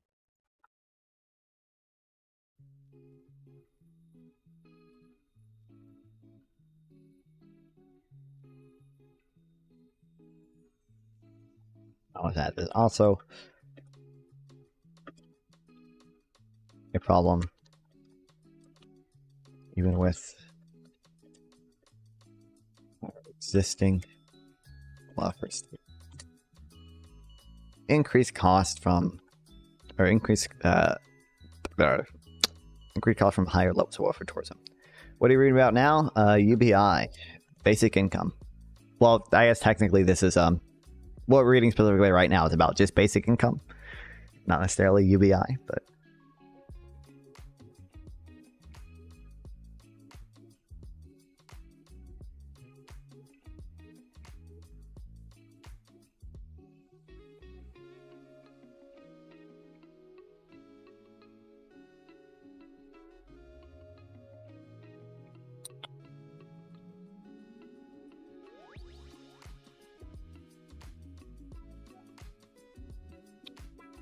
There are concerns about countries providing basic income for all open themselves to being swamped by an inflow of immigrants to the country looking for a stable income. The argument goes that the country would end up increasing the amount spent on such program, and so decreasing affordability. But his argument doesn't take into account the additional revenue provided by immigrants in terms of productivity growth. Studies have shown that UK immigrants should not be generalized as starting to cash out of the welfare system, and most immigrants are actually less likely to claim benefits than natives. Many forms of basic income, such as CBI, are only paid out to citizens of the country, so migrants would have to wait several years after moving before they could claim basic income, weakening any incentive to immigrate solely because of purpose of income.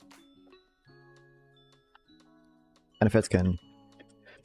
Trump love America, Kamala loves LGBT. If you think those two things are contradictory to each other, then I don't know what to tell you. I feel like America is a nation founded on liberal values. It's founded on tolerance. It's founded on tolerance of other people's lifestyles. If you consider being gay a lifestyle, those two things are not at all contradictory. We're a nation founded on freedom, founded on tolerance. Please support Trump today. I didn't consider it. If you say please, I guess I have to. God, I didn't consider that one. Damn, fuck. God damn.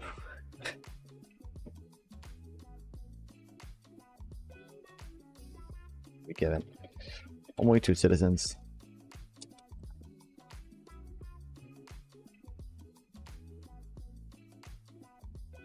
What do you think of Elon Musk? I think he's done some good things, like with SpaceX or whatever. But I think I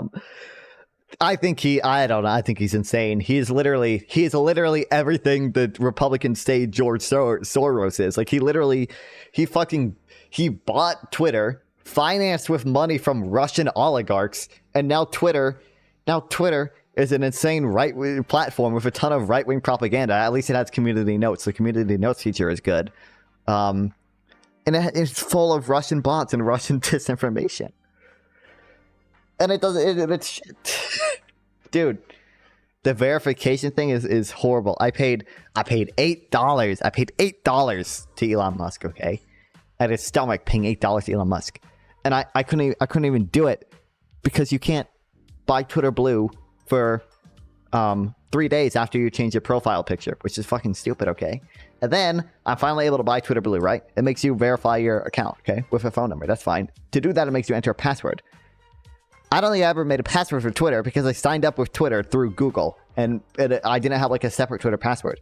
I tried every single password I knew, every single password I ever used, and they all didn't work, including like the password I used for the Google account I signed up with, because that'd be like the obvious, that's the first thing I tried. That's the obvious answer to what like my password is. Didn't fucking work, okay? So I have to reset my password, then I have to wait 2 more days just so I can have the privilege of spending $8 to give this motherfucker more money. I mean, I was already like the richest or second richest person in the world. Okay? So I have to wait 2 more days. And then after that, after all that, I spend my $8, okay? Spend my $8. And guess fucking what, okay? I'm under review. I was under review for like almost 2 days. I have to wait longer to actually get my fucking check mark, which I paid $8 for. But it should take 15 minutes to review me. I'm sorry. Whatever review process they should have 10,000 workers in India working for 10 cents an hour, able to verify me in 15 minutes. I paid $8. It is a fixed cost to verify me, okay? I'm paying you $8 a month, and you won't even spend the upfront cost necessary to verify me in a reasonable amount of time. Like what the fuck? Like, yeah. It's really stupid that it's an old senile who run the USA for too long. Hey, you know, Trump is the oldest nominee in history, right? The oldest nominee in history. He's the oldest nominee in history. Anyway.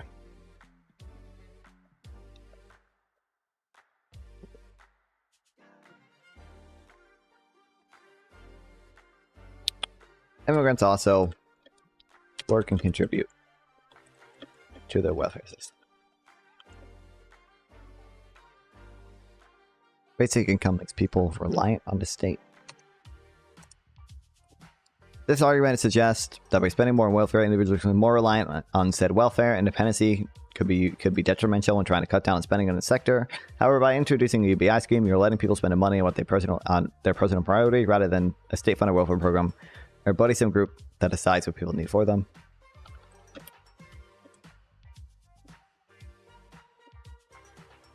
They want rather than government or busybody groups decide what people need for them. Isn't taxing net income superior to taxing total cash inflow? I don't think so. You just tax profits. The issue is 1, it's administratively more difficult to do that. 2, sometimes you don't allow for the like full expensing of these goods, right, of like investment. Sometimes you're gonna end up taxing investment.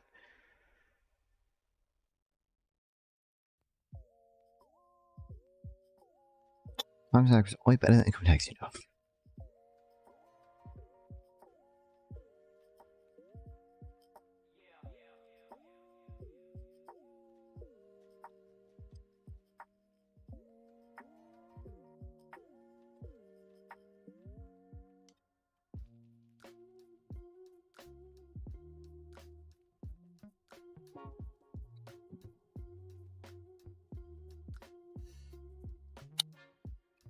Well, what is your political ideology? I'd say I'm broadly like new liberal social democrat spectrum.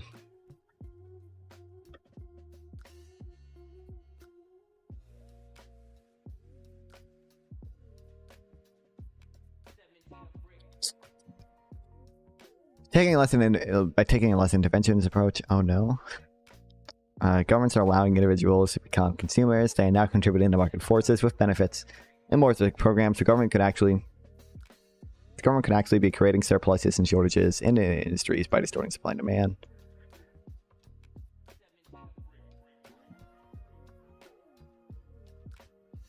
Not to mention, interest payments can't be considered inflow statements. I feel like fuck. God, there's something traditional corporate taxes does with corporate tax or here. What if I feel like something traditional corporate taxes do with their dumbass fucking loans where I think they allow you to deduct the interest but not the principal or something like that.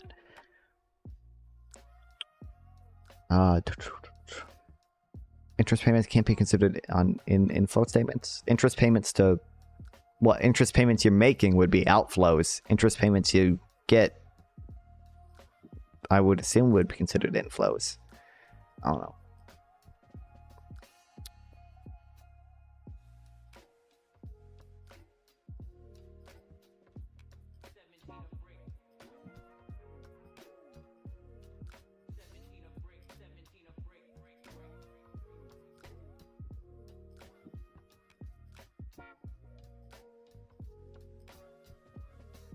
What did you say earlier during the ad? Oh fuck, I forgot what I was saying.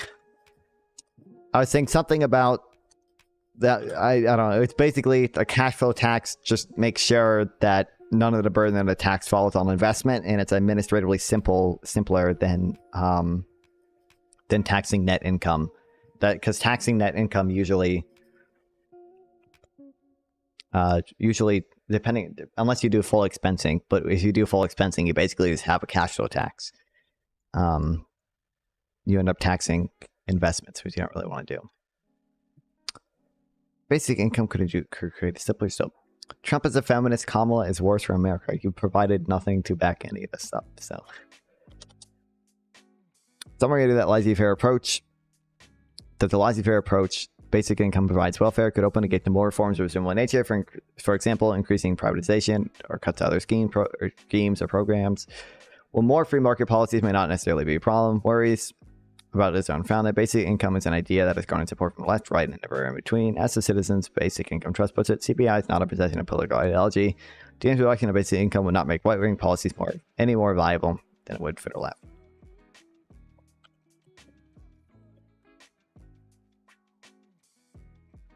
Garnered support from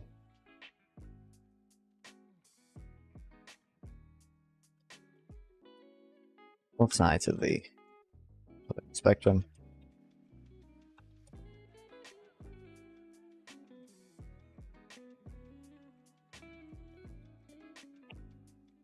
Instituting it.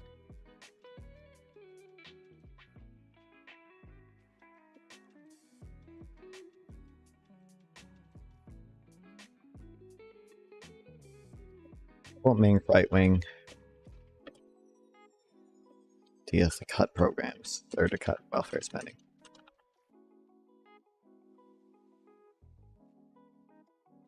Any more viable.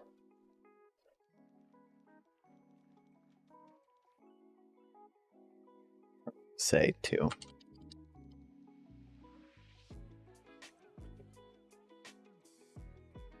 Reduce government intervention. Any more viable.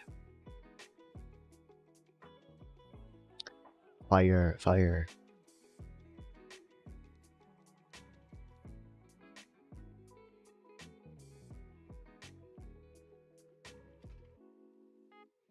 Thoughts on economic espionage? I don't have any.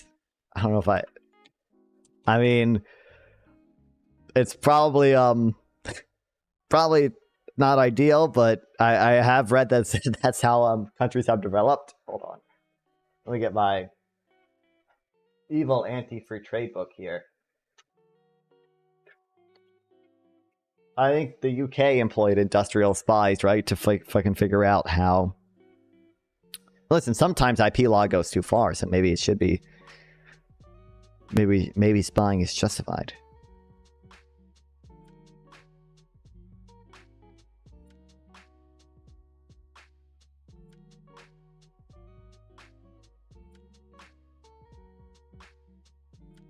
I want to find. I remember in this book there was like a.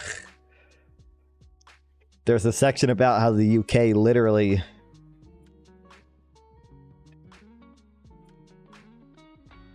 employed like industrial spies to try to go after, or to try to figure out how to produce some things. I don't know where it is.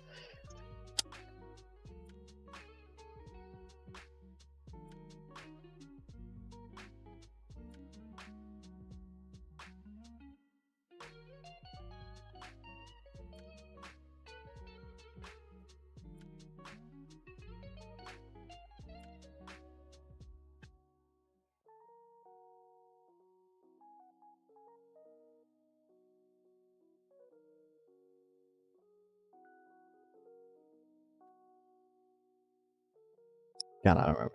Just seems like with taxes and income tax without interest and asset depreciation, write-offs for the sake of administrative ease. Kinda. Are you talking about a destination-based cash flow tax? I mean, that's not. I mean, a destination-based cash flow tax is not for individuals; it's for corporations.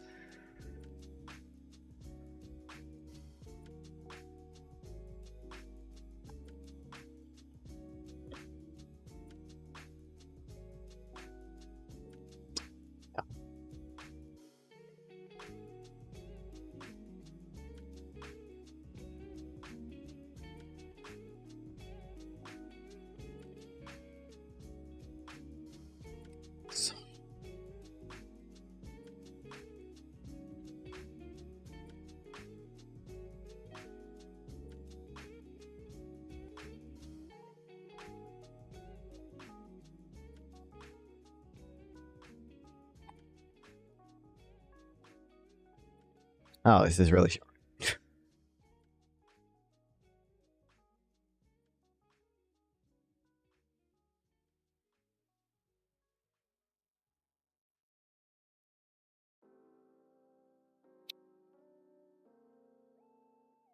Ensuring it's the latest in countries to give its residents a guaranteed amount of money every month, also known as universal basic income. UBI is proven to reduce poverty, yet few countries have embraced this policy. What is universal basic income?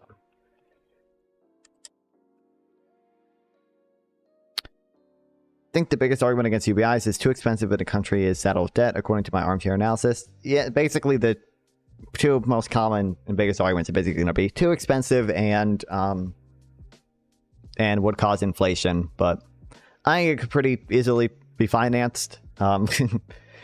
We finance a lot of shit in this country. Okay, I think we could figure out a way to do it. You're gonna reduce welfare spending. How to finance? Well, there's gonna be welfare overlap. So basically, if we give everyone enough money to live on, basically, you're not gonna need to have programs like food stamps anymore. So there's a lot of welfare overlap. You cut the spending on welfare and just make it and give it to UBI. There are different types of taxes, like a value-added tax, or types of consumption taxes that can be instituted to finance it as well. Yeah, a land value tax. Finance it with a land value tax. That's the most efficient way to do it. But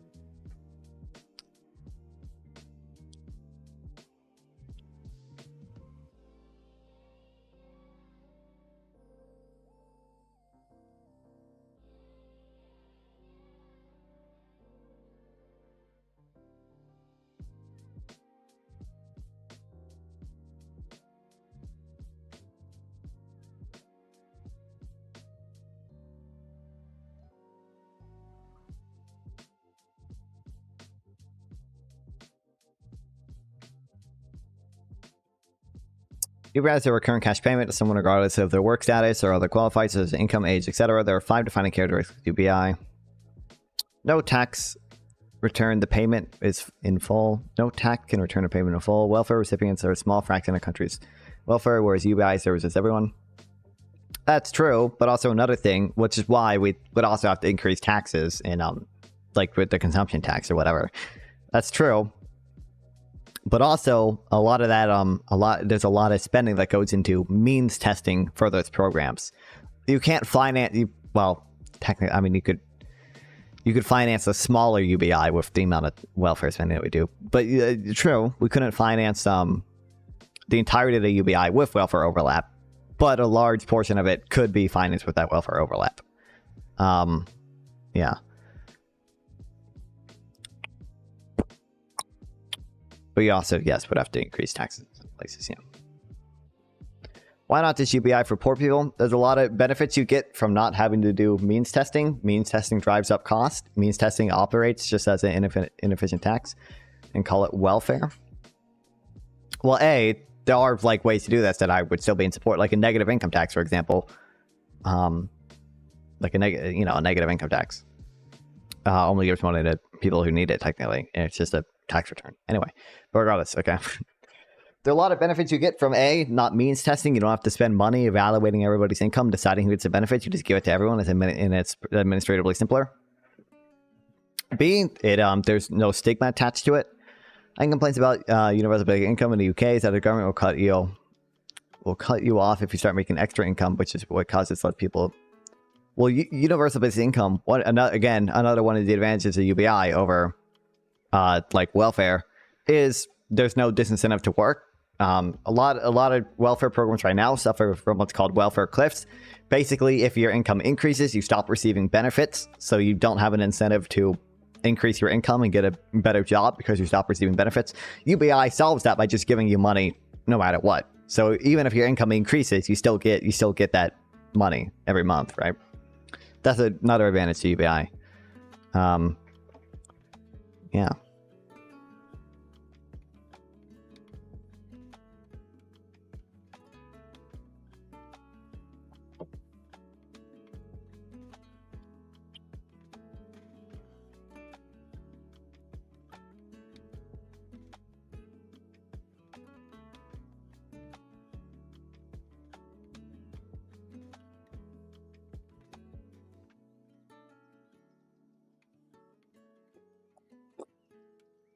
Oh yeah, it's like a lot of people who are eligible for benefits in the US for welfare just don't get it because they don't file the right paperwork and they don't know that they're eligible.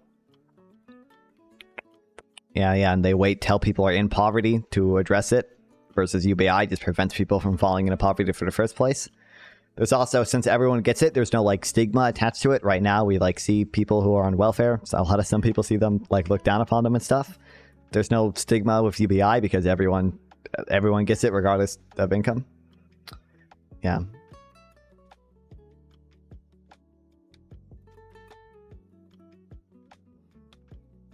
But technically, like, I want to be opposed to what's called a negative income tax, which is, it's a type of basic income. It's not a universal basic income, but it's a basic income. It just makes sure you can't fall below a basic low income.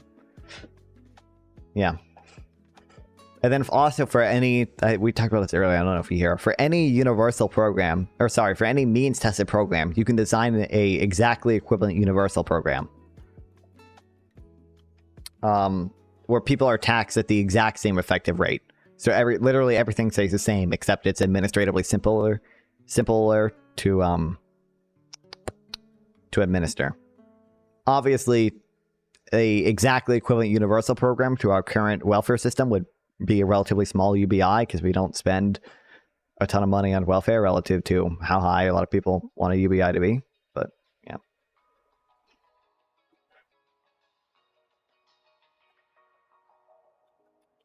UBI is an unconditional cash payment.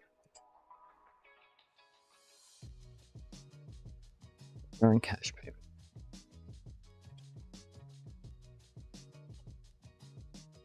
Given to individuals. Real life example, UBI in action. England. Program was launched at the end of June 2023, and 30 residents will receive about $2,000 every month for the 2 years, regardless of the work or economic status. It's worth noting that this test isn't government-sponsored. Think Tank Autonomy is running an experiment in Northern London and Northeast England. How do you incentivize for UBI recipients to work? Well, it's incentivizing them to work relative to a welfare system, to our current welfare system. Because currently, right now, like I said, it's all means-tested benefits. So if you go up in an income bracket, you might lose your benefits. That doesn't happen with UBI because you keep your benefits no matter what.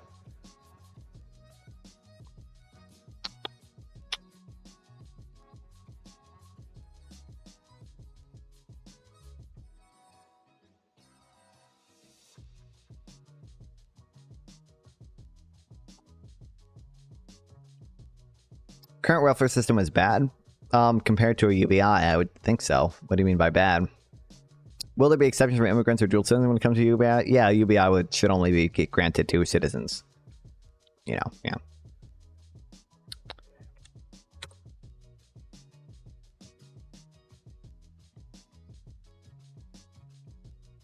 I mean, I don't know what exactly we would do about dual citizens. I think, isn't there like an issue that I think I've read. Can you collect Social Security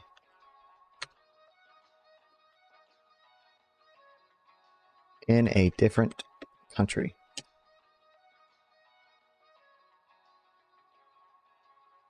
You can visit other most countries still receive payments. Can you like if we say you are dual citizenship? I mean, a higher income should receive reward enough, right? Not necessarily, not always. No, the math doesn't always work like that. Also, you don't know, you never know how long you're going to be able to keep that job, right? That's it. Like, yeah. So it's like, do I risk taking this job and then not being able to have my benefits? When I know if I lose that job, then I might not be able to get benefits again for a certain amount of time or whatever, because I've earned too much to receive those benefits. But no, the math doesn't always work out like that. That's why that's the whole issue with welfare cliffs. Is that sometimes people have, yeah, so it's a math problem. I mean, kind of, yeah. Look, see, this is a fucking.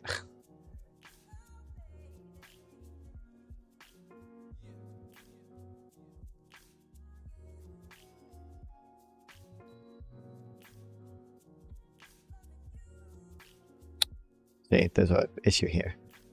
Instead of creating cliffs, just drop reward proportional to income. What? Well, that's what a negative income tax does, basically. That is what a negative income tax is. It phases it out slowly. That's why a lot of programs have a slow phase out, which in theory mitigates the welfare cliff problem.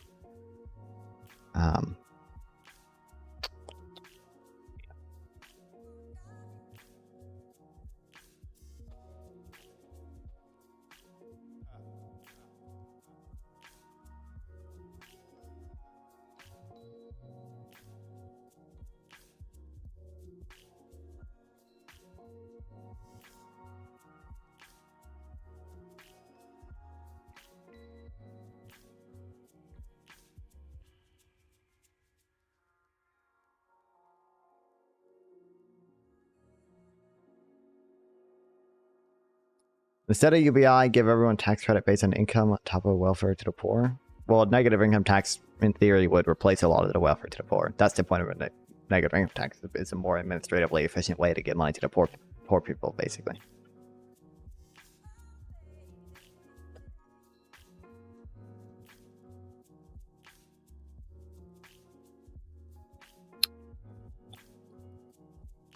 Bill Clinton did it. We don't have a negative. Well, we have an earned income tax credit, which is kind of similar to a negative income tax. But.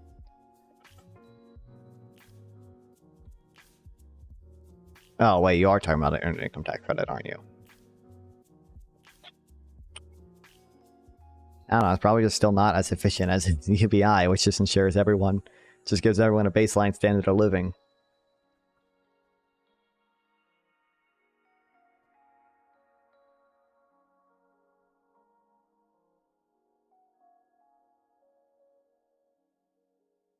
Never, and there's no potential to suffer from welfare cliff issues with the UBI or anything.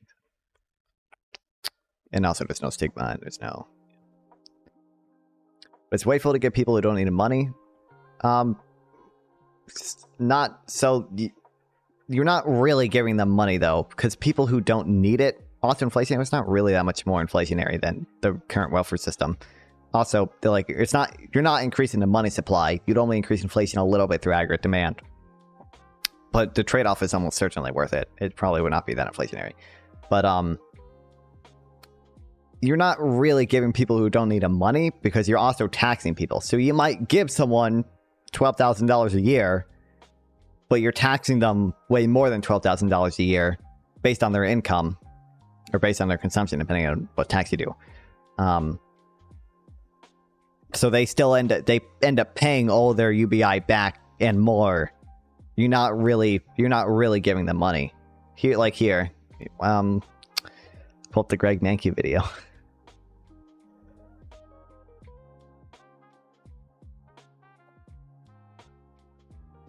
How old do you have to be to claim UBI? I think most things have it starting at 18.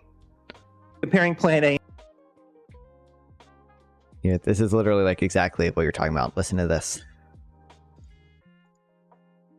Assume these are balanced budget, so we don't have to worry about deficit issues. The first one is a means-tested transfer. So we're going to give everybody $1,000 per month aimed at the truly needy. So the full amount goes to somebody with zero income, for a person at the very bottom. The transfer is then phased out. Recipients lose 20 cents for every dollar of income they earn. These transfers are financed by a progressive income tax. So there's no taxes on below $60,000 and a 20% tax on all income above $60,000. Now the second policy is closer to what Mr. Yang is proposing, a universal transfer of $1,000 per month for every person, financed by a 20% flat tax on all incomes. Now think for a moment whether you prefer to live in a society with safety net A or safety net B.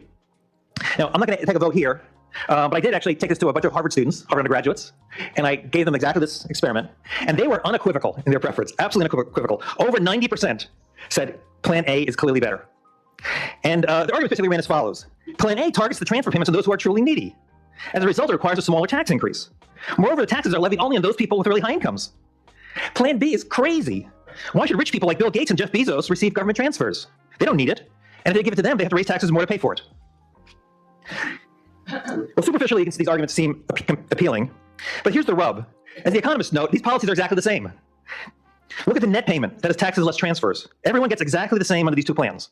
A person with zero income gets $12,000 per year in both cases. A person with annual income of $60,000 gets exactly zero. A person with income of $160,000 pays $20,000 in both cases. And everyone faces the same set of incentives, a 20% effective marginal tax rate for every dollar of income. In other words, everybody's welfare is identical under the two plans, and everyone faces the same set of incentives. The difference between Plan A and Plan B is only a matter of framing. Now, I bring this up. This is kind of obvious to the economists in the audience, but I bring this up because I think it teaches really two important lessons. UBI, will UBI be able to give me a big titty goth girl? You'll probably more easily be able to afford a big titty goth girl with UBI. So we'll say yes. Yes, it will. But yeah, for any means tested program you can design in a exactly equivalent universal program, that's probably going to be easier to administer and generally more economically efficient. Yeah. And also less stigmatized, and also no welfare cliff issue, things like that. Yes. Why doesn't money supply go up? I mean, in theory, you could make a UBI where the money supply does go up, but you're not printing money to finance it. You're using tax dollars and/or borrowing to finance it. You're not printing any money. The government is just spending money that it raised with taxes. Or technically borrowing, but even that doesn't print money. But yeah.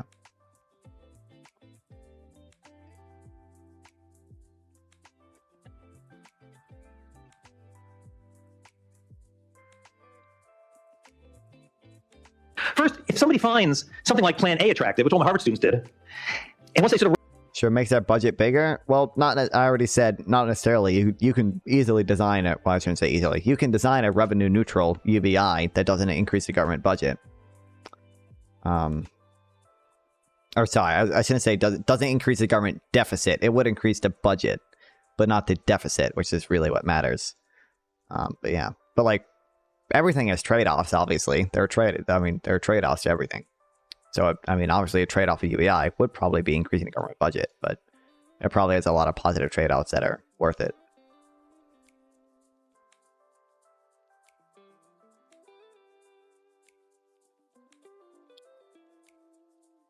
Given individuals...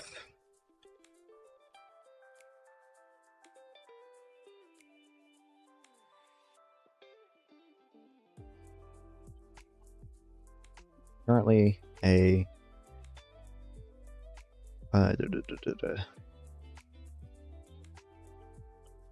think tank is funding a UBI study in London, or in England, not just in London, in England. 30 residents will receive about $2,000 a month for 2 years, regardless of their working income status.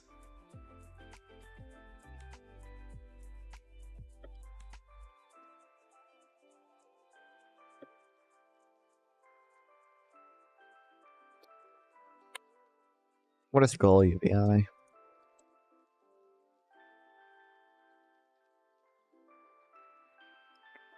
UBI is meant to ensure some level of economic stability, either to help recover from a crisis or to cover daily expenses that would be unaffordable otherwise, instead of waiting for the government to step in on individual cases of assistance. Doug McKay, a public policy professor at the University of North Carolina, pointed out that the economic fallout of COVID-19, a pandemic, as an example of how UBI could be helpful. When people are losing their jobs, it takes time for the government to react, he said. He told a UNC publication. How do we get basic income in place? That would have been a way of ensuring people are secure, have the ability to meet their basic needs, and live a dignified human life. They don't need to appeal to various agencies. They have a consistency in terms of being able to afford housing, food, and so on. It's an anti-poverty measure. UBI aims to provide baseline level of economic. Off topic, what's your thoughts on people being sent to jail over hate speech? I think most of that's dumb. I don't think it doesn't really happen in the US because we can't really criminalize hate speech. I don't think you should be sent to jail over that shit. Like, there's definitely an argument for deplatforming people who are like spreading like absolutely blatant misinformation.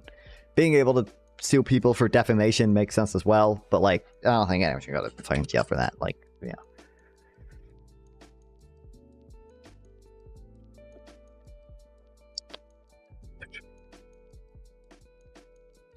No security.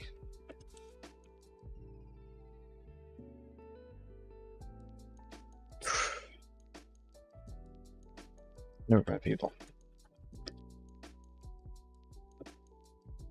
I'm falling. Poverty.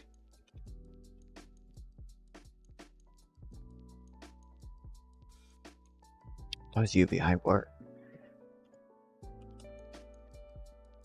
Multiple recent studies have shown that UBI can lead to improved health outcomes and increased employment for recipients of UBI. For example, a Finnish study, which you've read like fucking 10 times, or heard cited 10 times today already, so that the average life satisfaction for the group reported money was higher compared to the group that received no money.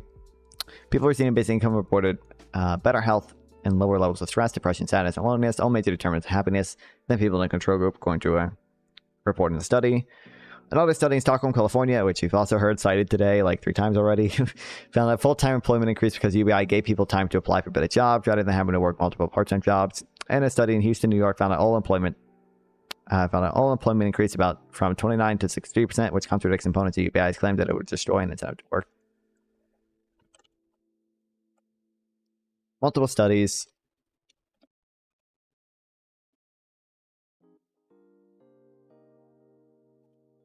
have been run on UBI, and most find similar results. Little to no effect on hours worked, and an increase in health and education outcomes.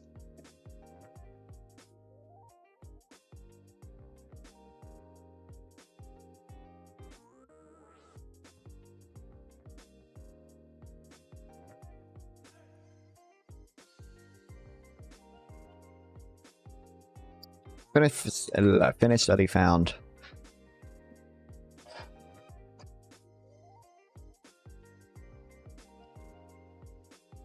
people receiving UBI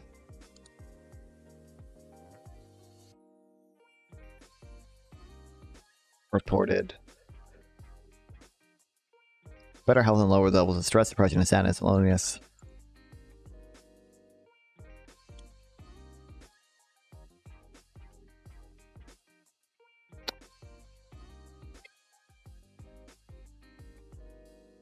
Study in Stockton, California.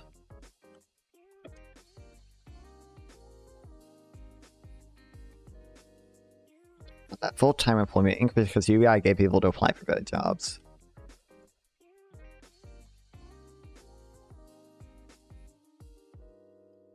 And this one we haven't heard cited before. Study in, or maybe we have actually, New York.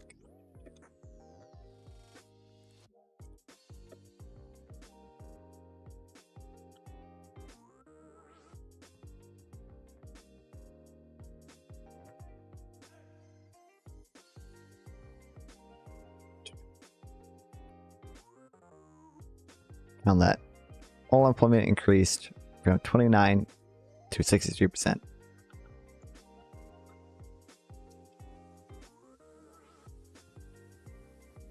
Where has UBI been tested?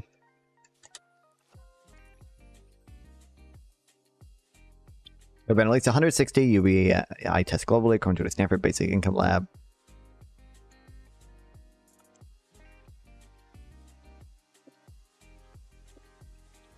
$160 UBI test. 2/3 have occurred in the US, but the largest and longest test is underway in Kenya. It's just to give directly stuff.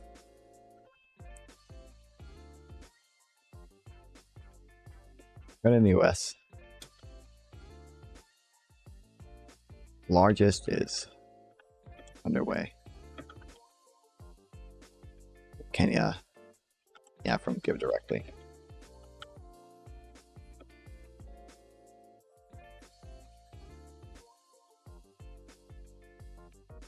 Give Directly.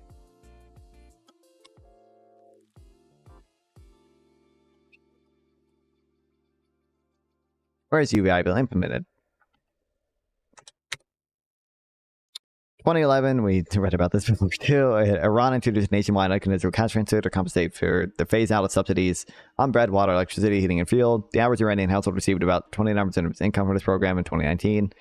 Each household received IRR $550,000, which is about $20 at a time. Another example is Alaska, the Alaska Permanent Fund. The Alaskan government has given each citizen an annual check based on the state's oil production. The payout typically ranges from $1,000 to $2,000 for each day. High of $3,000 in 2022.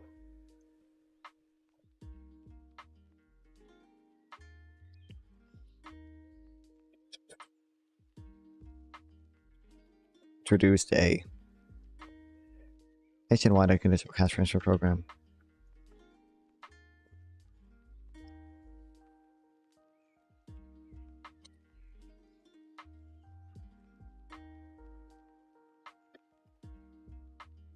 In 2011.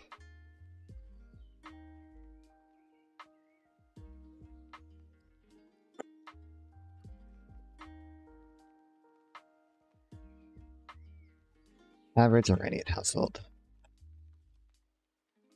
received 29% of its income from this program in 2019.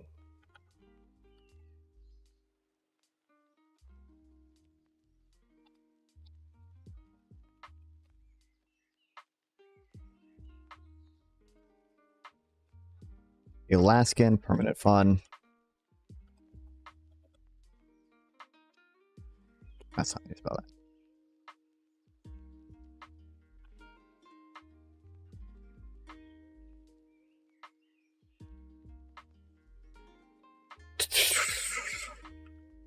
Each citizen an annual check. The state's oil revenue.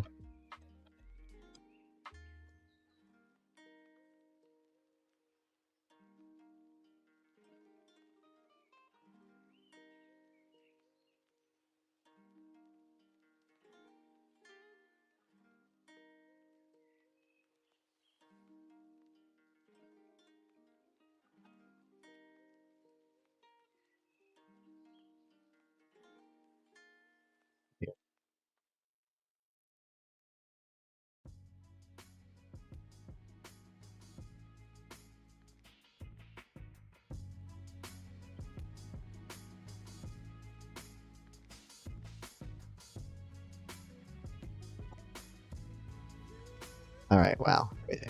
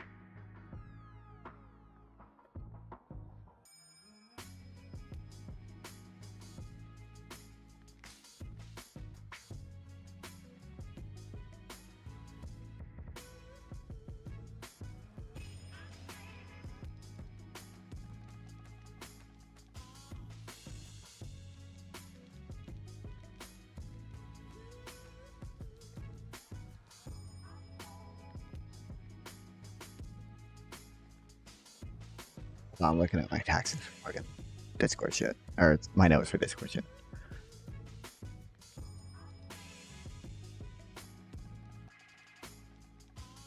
I have a question about the UBI video. Yeah, sure. What is it?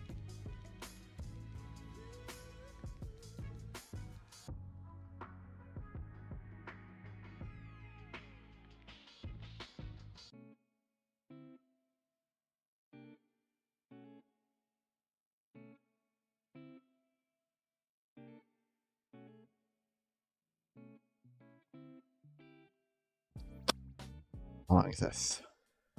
It's not that long.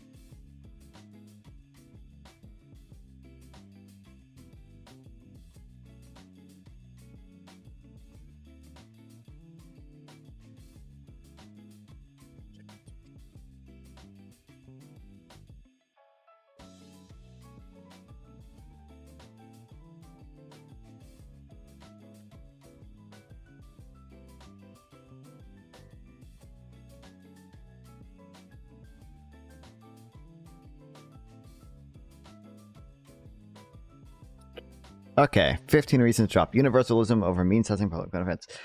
So option A, progressive tax if person makes 60K plus 0K transfers. Oh, hold on. You're actually doing the fucking math. Okay, hold on. If person makes 60K plus 0 transfer, 12K tax, 48K remaining. Option A, progressive tax. 60K. I don't remember what the fucking video. Hold on. Did I just closed the video right? Comparing Plan A and Plan. Person makes 60K plus $0 transfers. Government taxes 20% of all income above $60,000 per year.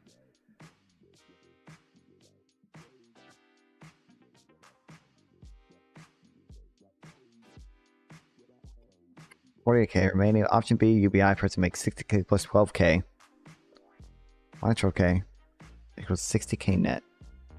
48K. I don't think that's how the math works. Government taxes 20% on all income above $60,000 per year. 60K, $0 transfer from option A. Transfer is phased out. Recipients lose 20 cents for every dollar of income. They probably still get income from this then, right? Math is fine, but obviously something else isn't. I don't know what the fucking... I'm bad at arithmetic. I think,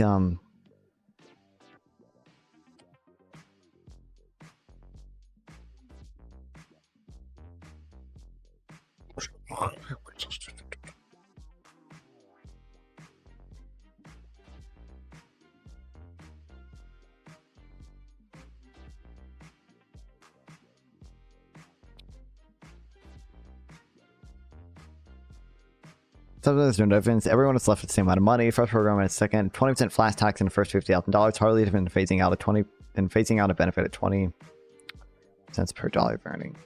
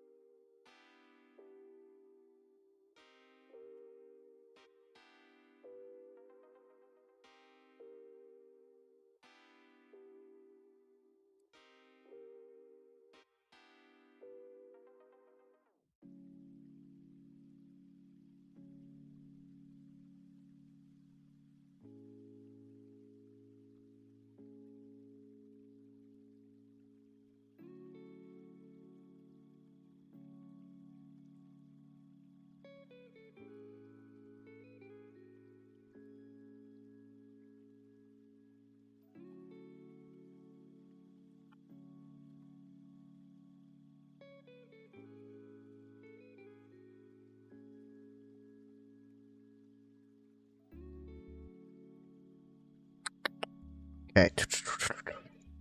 I'll read this and then I'm probably going to end stream after this one. There's no welfare for option B. There's 12K bonus. I don't know. I'm too tired to do the fucking math. I'm pretty sure the way they designed them to be exactly equivalent. Maybe he messed up or something. I don't know.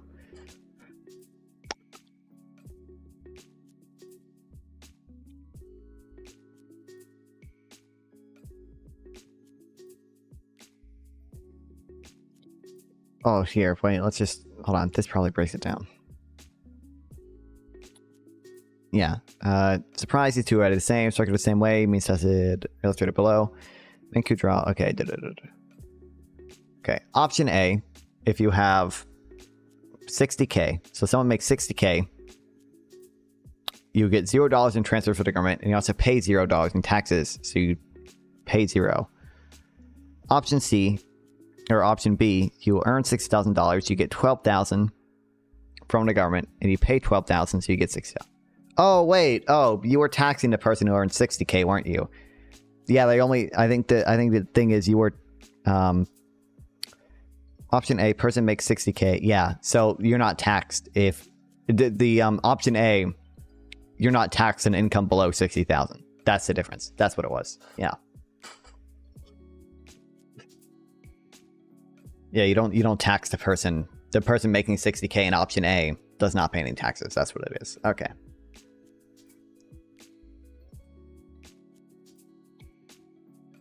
Well, I said if you make if you make 60K or more. Well, they should have said more than 60K then, but yeah.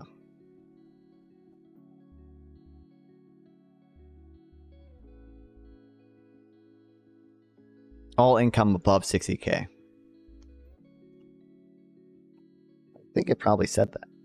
Comparing Plan A and yeah, it says all income above 60,000. So if you make 60,000, you're not paying the tax at all. You're not paying, yeah. That's just what it was. Okay, I didn't notice that either though. So okay, my point still stands that no, you would because you're taxed 20% on that $1, so you're getting you'd be taxed 20 cents on that $1, and then you'd be getting 20 cents in benefits, wouldn't you? How does the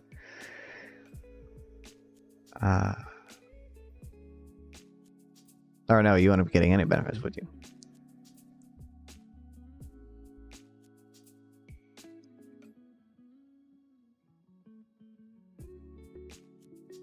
They did, yeah. They designed it to be exactly what the math works out.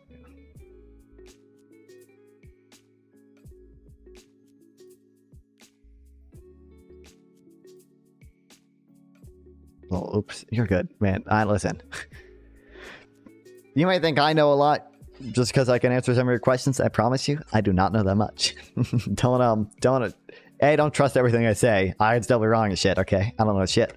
B, I just read what I read, and I know some stuff from that. But I'm not particularly smart. Yeah.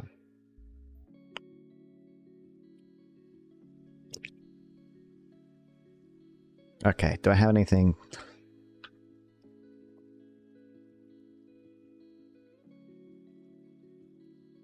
Read that.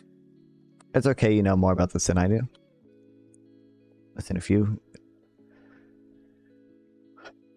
I'm glad I could help, but like, honestly... Sometimes I feel like you are honestly faster to understand this stuff than I was when I read about it. So.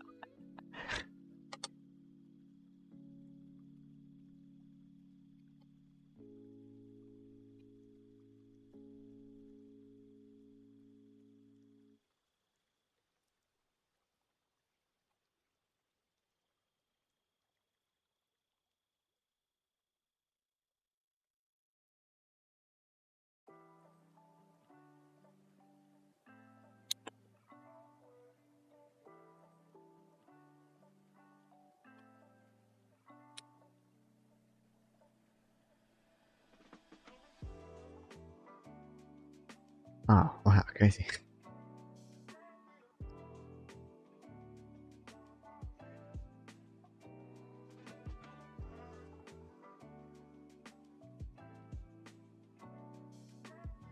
All right. This whole debate is pretty good, by the way. I think this is taken from a wealth tax debate he did.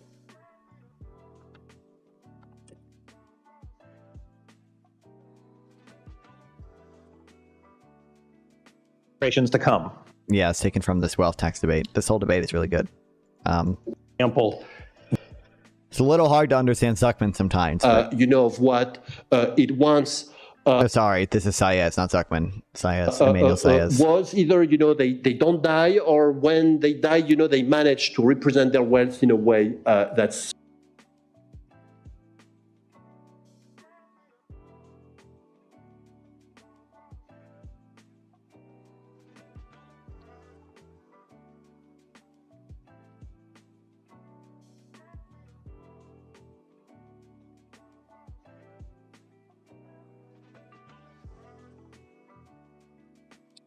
Okay, well, watch. I mean, you're under no obligation to watch it, but it is interesting if you care about it.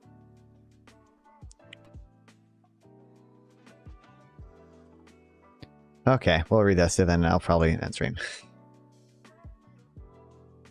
There's been a long has long been a cultural shift towards heightened restrictions on entry into our economic safety net program. Establishment, Democrats and Republicans alike, over the past 40 years have increasingly added work requirements to the plans. One of the main problems with this trend is that the people shaping the policy often haven't lived under these systems, and these plans don't have much of people on these plans don't have much of a political voice.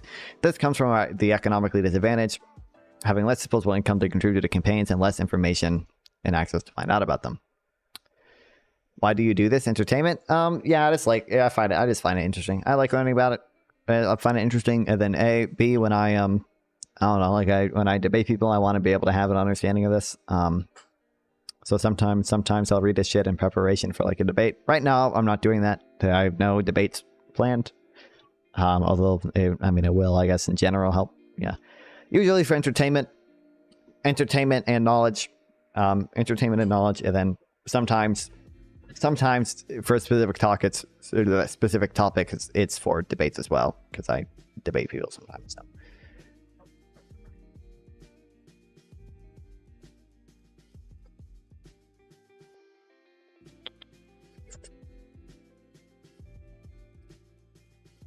Been an increasing shift towards means testing welfare programs. By the way, I don't like that I have to do this, okay? But we will start farming TikTok debates. I will start doing them. So expect that at some point.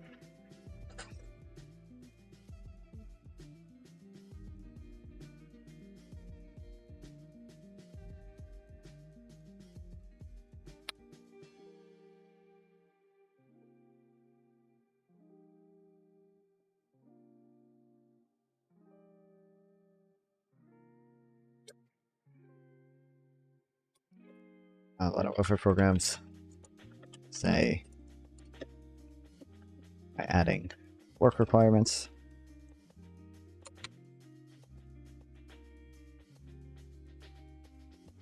Path forward to improving the condition of impoverished people is to replace an economic safety net with an economic floor. Scott Hansen, a leading universal basic income advocate, states the coronavirus has made abundantly clear that a net is by definition full of holes, and then when it comes to our safety net, the holes are large enough for millions of Americans to fall through. What's really needed is a universal and unconditional floor free of holes.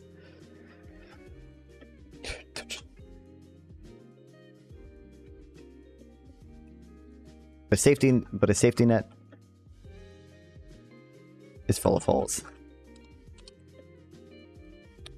What debates? For example, like I think one of the more recent ones I had was like it's just a wealth tax debate. The Boss. There's another political streamer named The Boss who is running. He's streaming right now. Oh, he's streaming on YouTube. Was your ally? Yeah, he's streaming on YouTube as well. That's cool to see. He runs like a debate tournament. So like he has his debate tournament. Sometimes I sign up to debates with that.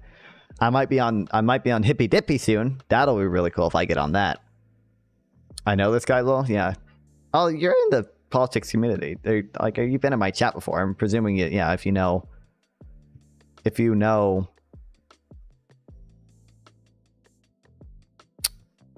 this, if you know me, you probably know a lot of these other streamers. Yeah. But he runs his debate tournament. I might be on the Hippy Dippy debate stuff soon-ish. A recruitment debate, not like the actual show. We'll see if I get on the actual show. Who knows? But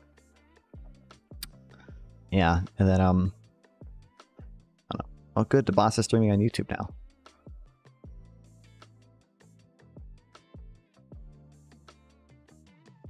Oh wait, no, he's not. He's premiering a video. Godspeed. I thought he was streaming on YouTube as well. We need more multi-streamers in here. I think I'm the only one. I think I'm the only person in the politics community sphere, the lowest level Twitch politics community sphere that multi-streams. Everyone else like only streams at Twitch. I guess Soundsoul multi-streams, I think.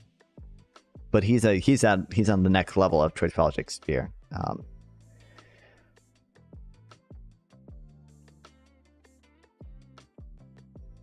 Yeah, anyway. What we really need Did you watch the Chink interview with Lex? It's like 5 hours. No, I haven't. Maybe I'll make content out of it later.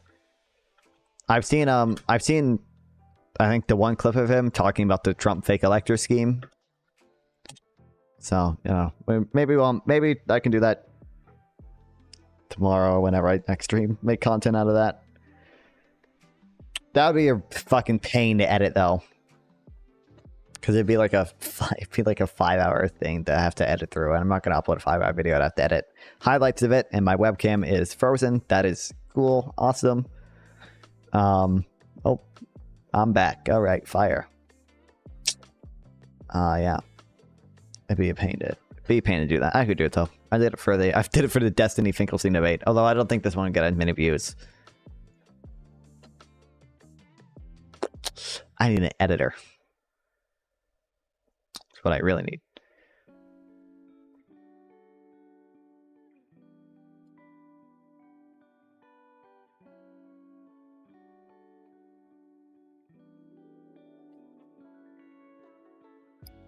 Top 15 reasons to... Oh, I kind of hate this. It's all going to be all caps. It's mostly about money and politics, at least so far. Ugh. I hate that discussion. I don't because one day we'll do a full reading into fucking Citizens United. Okay, I don't think Citizens United was that bad from like what I read. I don't think money in politics is as bad as people think it is. I have a feeling that I'm probably going to disagree with a lot of what Schenk says, but I don't have enough like background information to fully challenge everything he's saying. So that's going to lead to me either having to agree because I don't. Yeah, you definitely need to watch it. Okay. That's either going to lead to me having to agree or having to fucking research it, and that's going to be fucking annoying. We'll do it. I'll make content of it. Fuck it. That'll be a good stream. That'll be maybe not tomorrow's stream because I don't know when I'm going to be streaming.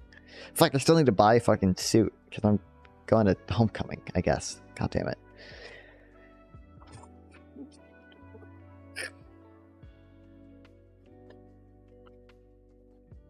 Alright. Means testing grants higher administrative cost.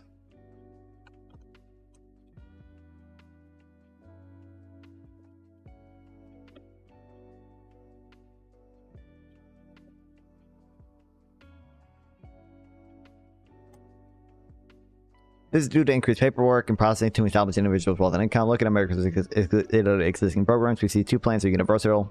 As soon as you reach a certain age, Medicare and Social Security. Medicare has an administrative cost rate of 1.1%. Social Security administrative cost rate is 0.6%. These are much lower than the average collection and income tested systems we have in the U.S. Those are Medicaid, SNAP, housing vouchers, SSI, school meals, EITC, sorry, with average range in administrative cost from 1 to 10%. As a teacher, do you think a corporation donating money is an exercise of the right to free speech? And secondly, a corporation in person? I don't even think that's what Cincinnati ruled. The issue is there's obviously a First Amendment concern with the way corporations are able to spend money. Like corporations should probably have the right to be able to spend their money making a like move, like this original Citizens United case was about Hillary the movie. It was about like a documentary. I said I'm using the word documentary lately, but documentary on like Hillary. You should probably have the right to do that, but yeah, I don't know. Like super PACs aren't allowed to coordinate with campaigns, right? Like you can't do like A, they can't coordinate with campaigns, and B, you can't do like a quid pro quo, like we're gonna donate to you in exchange for you supporting X policy. So like, I don't know. And like, there are reasons that like corporate voices need to be heard. Like unironically, like corporations are not all super evil, mega evil devils. Like, yeah, there are like legitimate reasons. Like, let's say someone wants to raise the minimum wage to $150 an hour. It's probably important that corporations are able to step in and say, hey, you know, this is not a policy beneficial to us, and in turn, it's not beneficial to everyone because the minimum wage would be so high that it would cause significant unemployment effects. It's probably important for them to do that. I don't know. Anyway.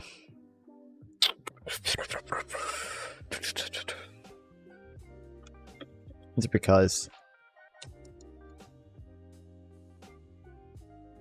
the increased paperwork and processing involved in evaluating if someone is eligible for benefits.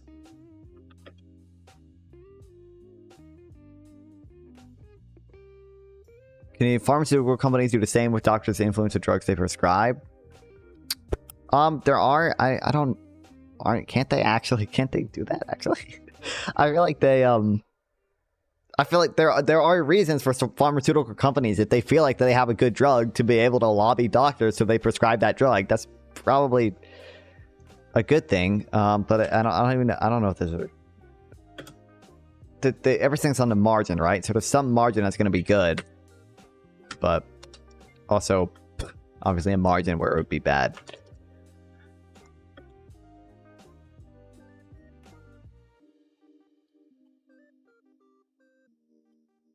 But I'm pretty sure they are, to some extent, able to do that, right? Aren't they able to? I feel like I was talking to Anok one time and he mentioned that.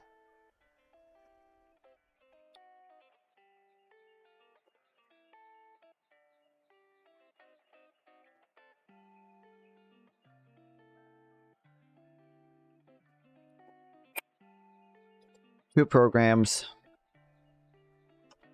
in the US that are universal once you reach a certain age. Social Security, Medicare.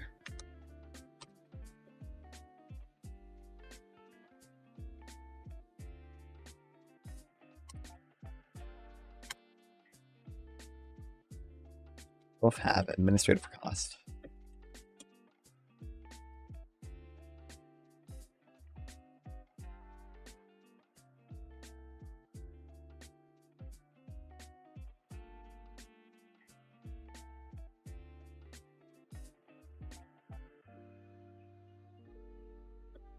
Lower than means tested programs.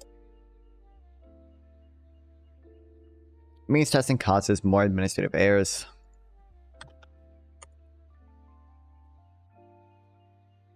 You would be okay with a doctor choosing drug for the patient based on non-clinical reasons? No, it should only be for clinical reasons. But pharmaceutical companies, if they feel like they have a good drug, should probably be able to inform doctors of that drug and be able to lobby them to use it.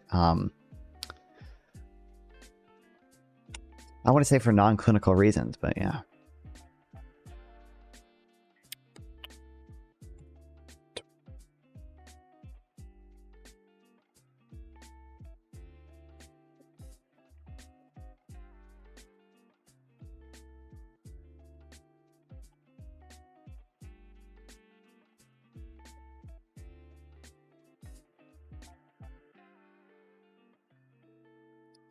People eligible for aid end up not getting assistance. Yeah, okay.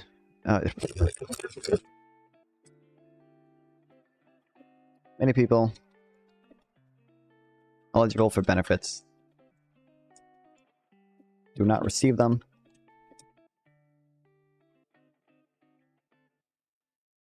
Due to incorrect paperwork, processing,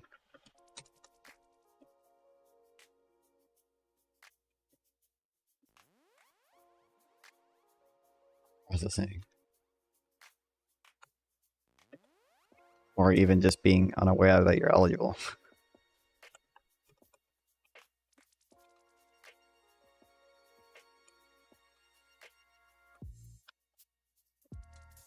But a farm rep can give a doctor a nice gift, say, expense her to Italy for a few years. Is that ethical?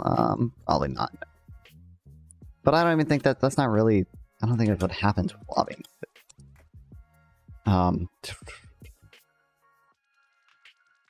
Like I don't think you should be able to buy a politician a nice fucking trip, a nice trip to the Bahamas in exchange. That's what happens all the fucking time. No, I don't think so. No, you shouldn't be able to buy a politician a nice trip to the Bahamas or give them money in exchange for them supporting a policy. But should you have a right to form an organization that advocates for a certain policy? Absolutely. Just like pharmaceutical companies should probably have a right to advocate for the use of their drugs. Yeah, I'm a doctor. Let me tell you, this happens all the time. Oh, you're saying, okay. I thought you meant the equivalent for politicians happens all the time. Okay. That's probably not ethical. But a pharmaceutical company should probably have the right to like lobby for the use of the drug the same way like I individually should have a right to like come together with my neighborhood and all advocate for a policy that we're in support of. A corporation should also probably have the right to use some of its money to donate to a super PAC, which lobbies for policies that are good for them. Like, yeah, there's like obvious First Amendment concerns there. But.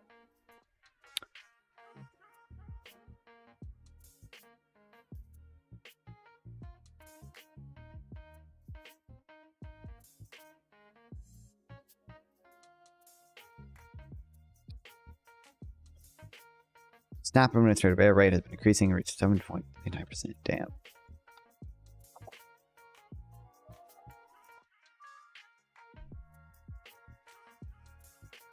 Same reason money doesn't belong in medicine, it doesn't belong in politics. Well, I just told you, I would obviously disagree with the analogous thing to flying a doctor out to the Bahamas or whatever in exchange for them supporting some drug for a non-clinical reason. I just explained that I would not support the analogous thing that for politicians, but that a super PAC is not that. A super PAC is just an organization expressing views that can't even coordinate with the campaign. They can't coordinate with the campaign. They can't do the same. They can't do like a quid pro quo thing. Yeah. The trade-off is implicit. The income tested plan, you have to debate about where to draw the line for... Oh yeah, I didn't write down the title. Means testing makes programs politically divisive.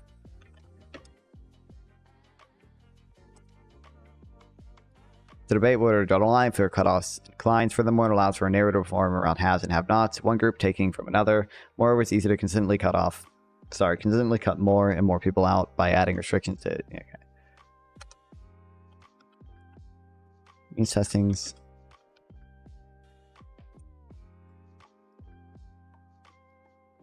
Means you have to debate between where to draw the line. Benefits and gives them millions of dollars to psychologically powerful things. But people corporations can't gift politicians millions of dollars. They can just donate to super PACs. They don't even, I don't even think they donate that much to super PACs, all things considered. Considering what's at stake, I don't even think the number is that big. I don't remember exactly what it is, but I think it was like literally, I think it was barely over $1 billion for each campaign for the 2016 election.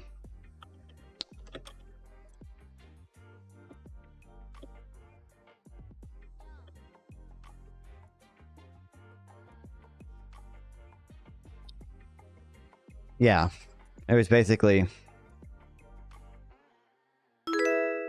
Thanks for the follow, Yimbike. Welcome to the stream. Thank you, buddy. Thanks for the follow. I appreciate it very much. Welcome. What's up with you? Amount raised by candidates 1.5. Amount raised by PAC supported 643 million. Considering what was at stake here, I don't even think that's that much, dude.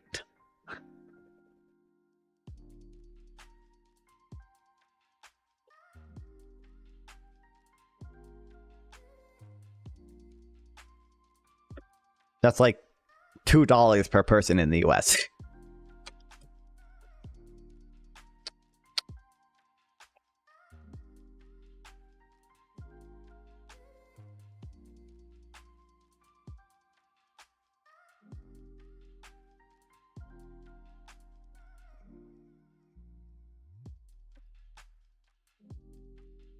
For narratives.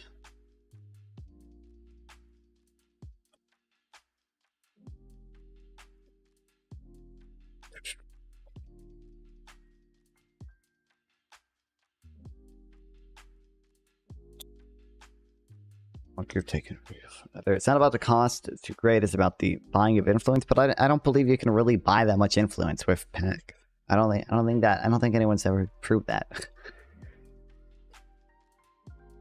And also, like that, you could donate to a PAC too. Like, obviously, corporations and billionaires or whatever have more money, but like this also grants you the ability to. What was it called? 2 ideas from Dead Economist. PDF. Hopefully I can find it. Fuck, I don't... Oh, that's academia.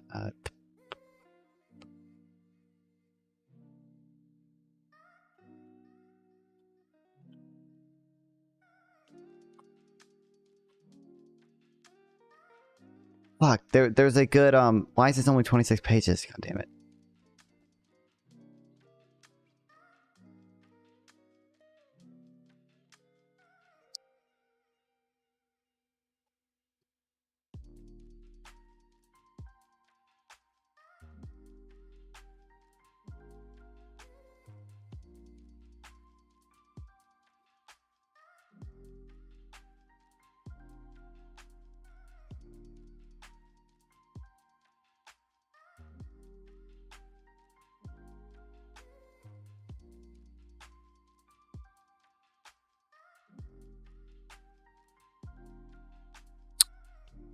I feel like there was a thing in here like the paradox of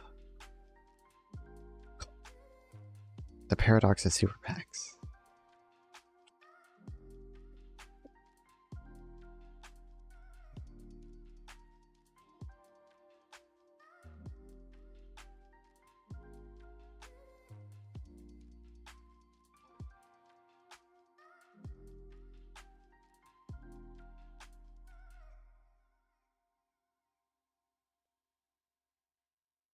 I'll have to find a PDF of it. It's a bit naive to think politicians don't act to keep their donors happy.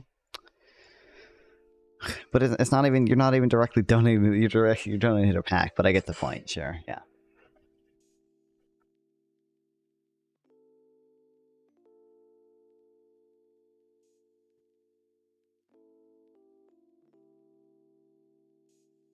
Hold on.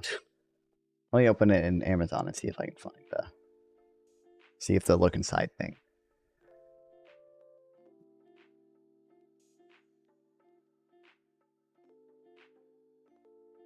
Okay, it doesn't show my fucking thing when to do this.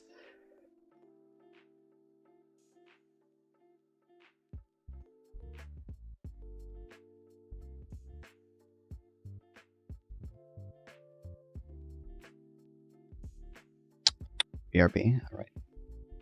Okay, fuck. I'll find it for next stream.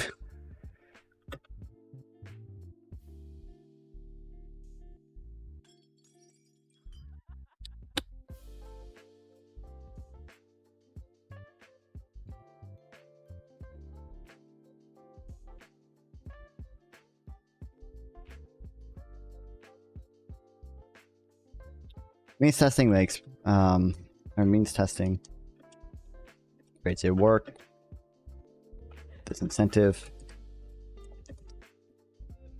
If you work more to increase your income, you will decrease your means tested benefits. Many individuals do not want to work if it makes them financially worse off.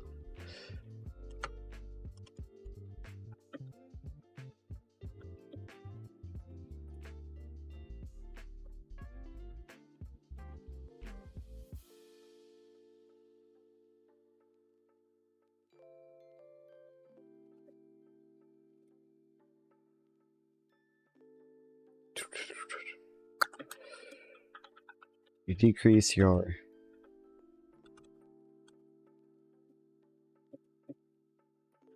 but you receive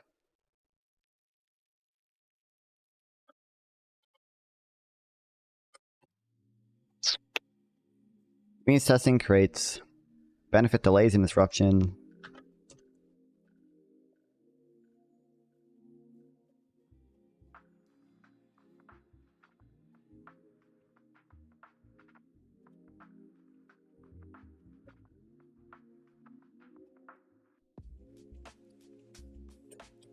Due to paperwork, benefits have to be delayed till after later. After processing, this results in delays in getting plans or continuing to stay on programs. These delays can last as long as a whole month. Paperwork takes time to process. There are delays and how fast you can receive benefits.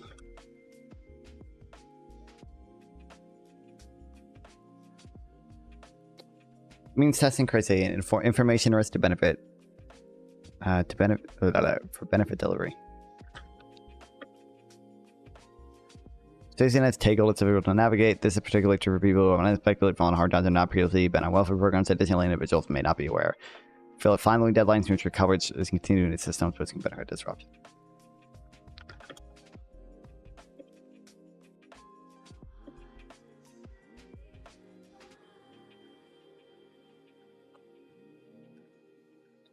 Current safety net.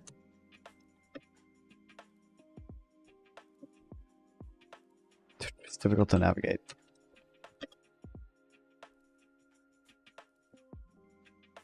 Especially for people.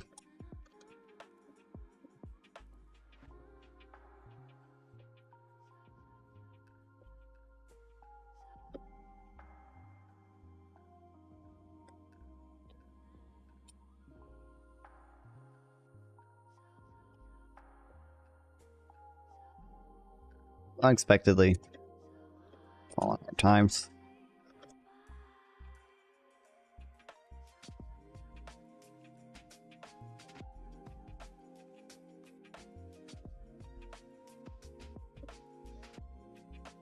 Not used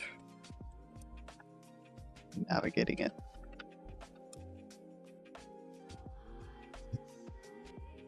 Means testing is not more progressive.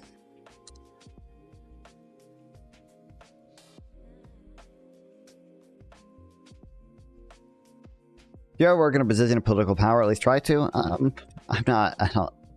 Political power, I don't know if I'm that interested in it. A political power, maybe. I don't know if I would ever want to run for like elected office, but like if I could like work internally to like a party or as an advisor or something, maybe. Or like for like a think tank that like advice and policy or something. The net benefit for the poor is higher than the net benefit of rich because the rich will be spending more on taxes funding it. Net benefit for the poor is higher than the net benefit of rich.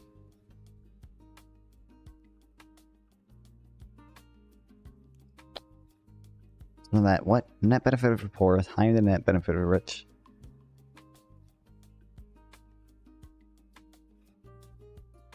The rich will spend more money on taxes funding aid.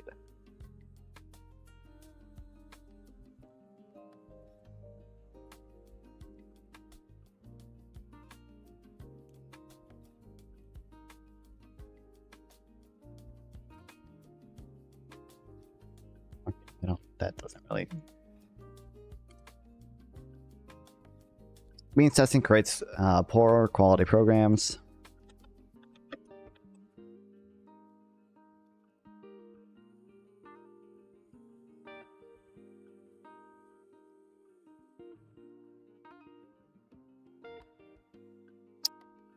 Programs not used by the wealthy are less likely to be properly funded because people with more political influence will not be recipients. According to polls, only 5% of Democrats and 15% of Republicans want to cut back on Medicare. Only 3% of Democrats and 10% of Republicans want to cut back on Social Security. These results for universal programs are significant. When compared to government assistance desires, other assistance funding desires, 10% of Democrats and 44% of Republicans want to cut government assistance to the unemployed. 6% of Democrats and 44% of Republicans want to cut assistance to the needy in the U.S.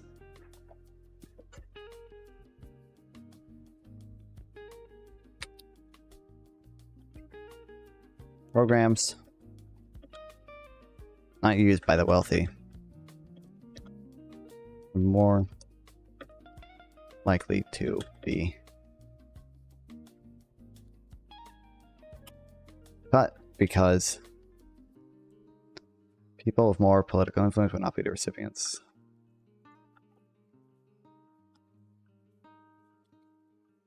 Means testing great stigma in receiving benefits.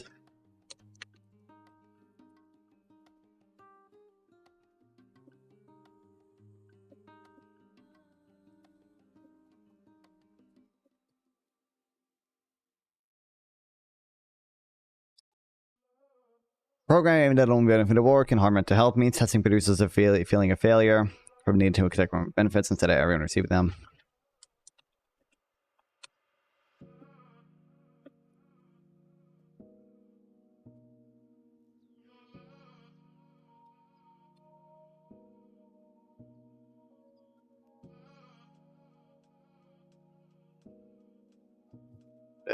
And those who leave them, and they also stigmatized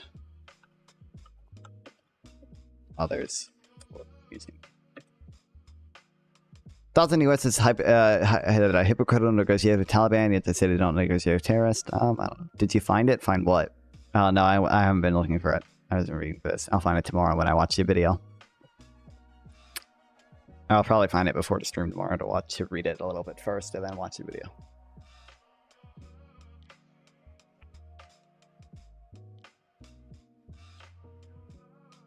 Just more reason for all y'all to hit that like and sub and follow button. Make sure to smash that. Make sure to bring that bell icon. Make sure to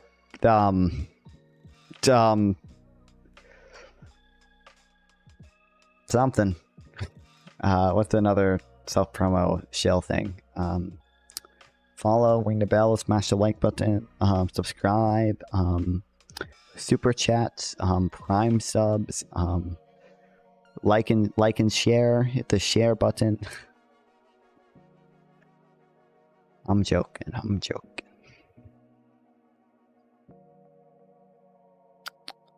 Means doesn't create broken promises to voters.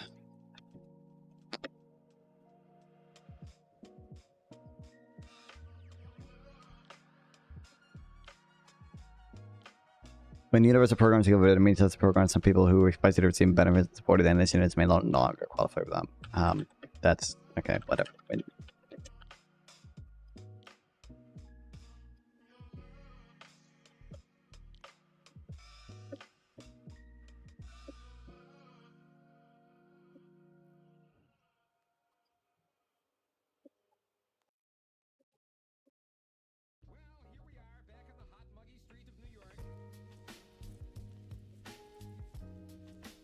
Means testing hurts urban America.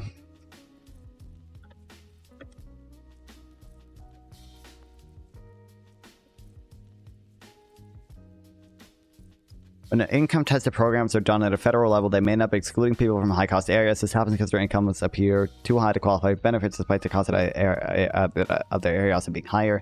This will mean urban areas which tend to have a higher incomes and higher average cost pool often be excluded from benefits while still bearing expenses.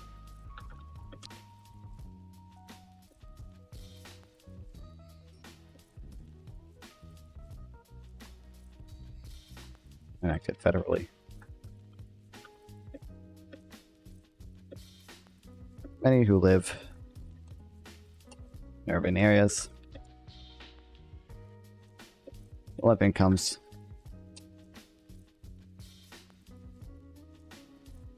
you're too high to see benefits, but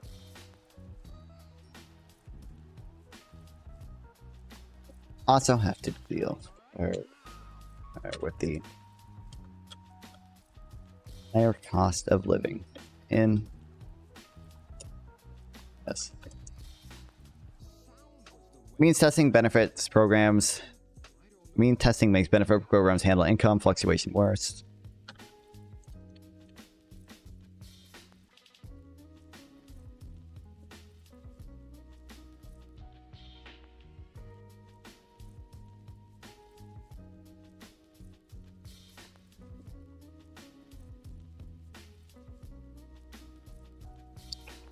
Due to income checks after being applied to the previous year's income, many without a salary may still fail to qualify. This trend was clearly evident in most recent stimulus negotiation of direct cash benefits. Millions of people who lost their incomes in 2020 still have to file tax returns by February 12th to this year to properly have their income accounted. Many income checks apply to the previous year's income.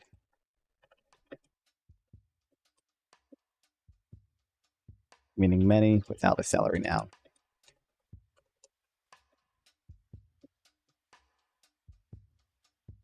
They failed to qualify. And then there's also an issue.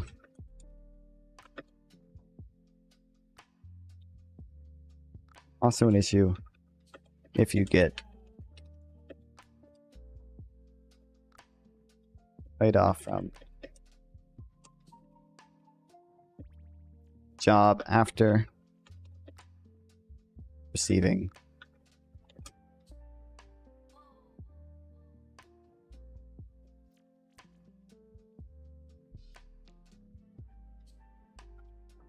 halfway through the year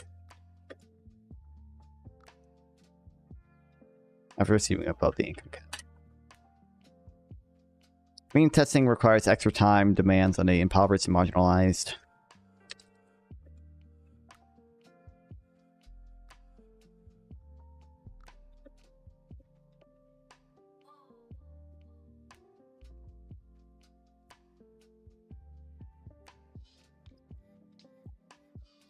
Poor, elderly, and disabled are often in poverty and native citizens. In a poverty testing benefit system, we focus on these groups and spend what little extra time they have to receive benefits they need for basic survival.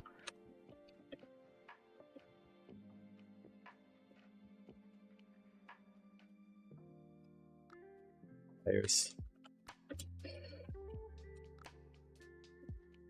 people need benefits the most.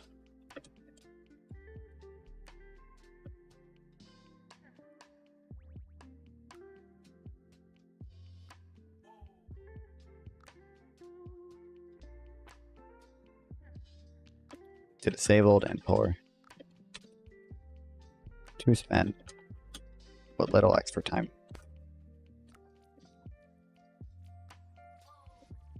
have to navigate the means testing system.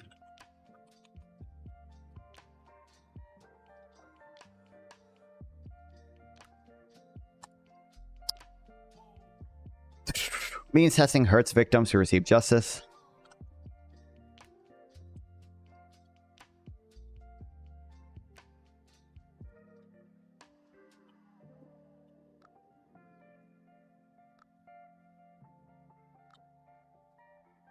I don't know what this is. Settlement payments given to someone as recourse of damages made against them are often counted as income. Mean testing penalizes people who just receive justice by taking away their government benefits when they win compensation of damages done. I mean, that kind of makes sense, but okay.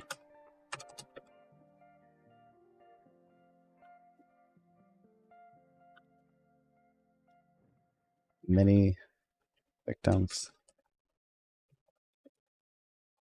Benefits are taken away.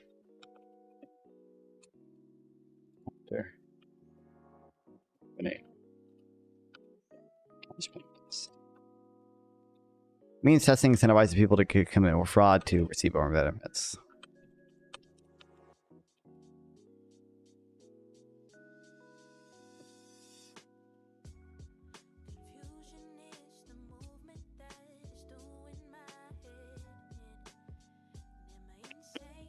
Faking injuries, false reports of income, false reporting of job searching can all be done to continue receiving benefits.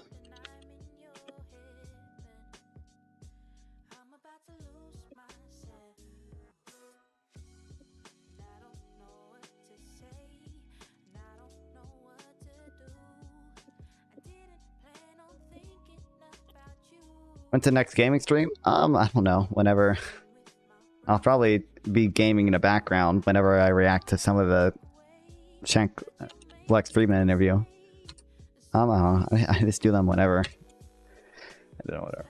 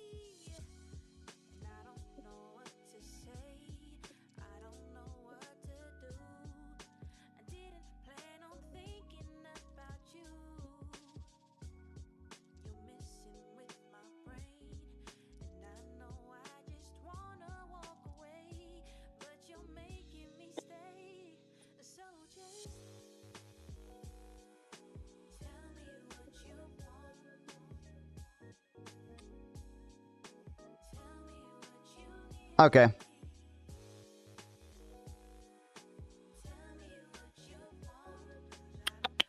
That's where we're ending for today. Tomorrow, I guess we're doing the money politics thing, even though I do. Oh, fuck. But I want to read. This is long, though. This is like 20 pages. So I don't want to, I don't want to finish this out today because I don't really need to read this.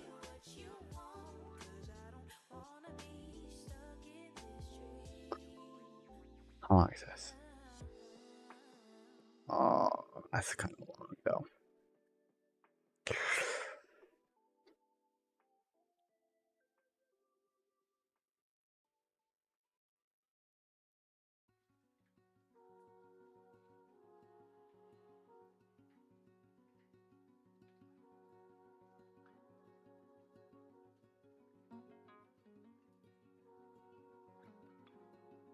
These are both really short, though.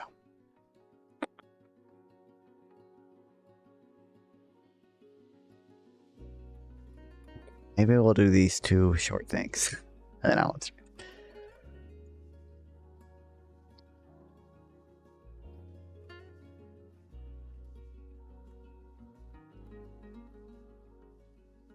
And then we'll just save the two slightly longer things for tomorrow. Actually, one of them is quite long, but... Last week, the Peterson Institute for International Economic Conference, Inequality, Greg Mankiw, economist Greg Mankiw, illustrated how the universal basic income plan and means such transfer plan can be economic equivalent. His illustration has important implications for when evaluating plans such as Andrew Yang's freedom dividend, $1,000 per month basic income proposal, as well as the broader debate of how to evaluate U.S. tax burden across income distribution. Mankiw proposed a question: would you prefer? Okay. Imagine two different social safety net proposals.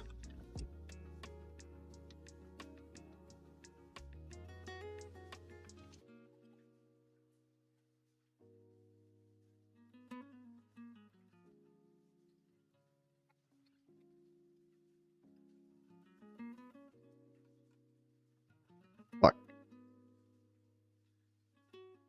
Option 1 may seem preferable since it seems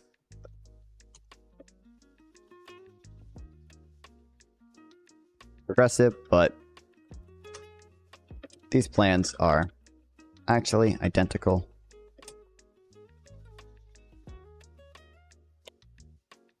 Everyone faces the same marginal effective tax rate and thus has the exact same incentives as is illustrated below.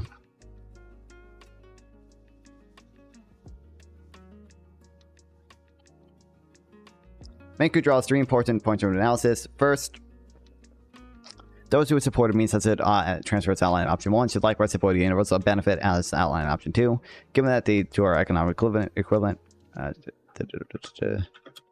Assess 3 implications.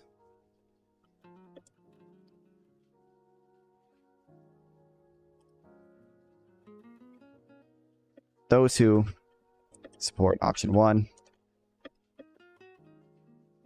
should also support option 2, considering the fact they are identical.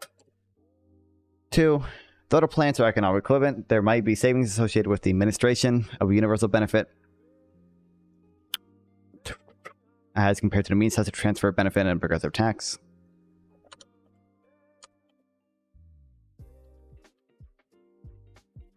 Though their plans are economically equivalent, there may be savings from administration.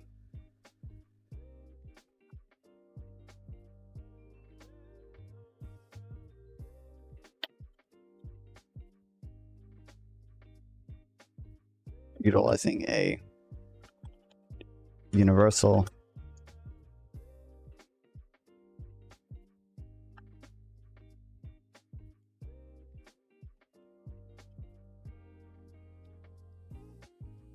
program rather than a means tested one. And third, the equivalence highlights how misleading it can be to focus on just taxes or just transfers.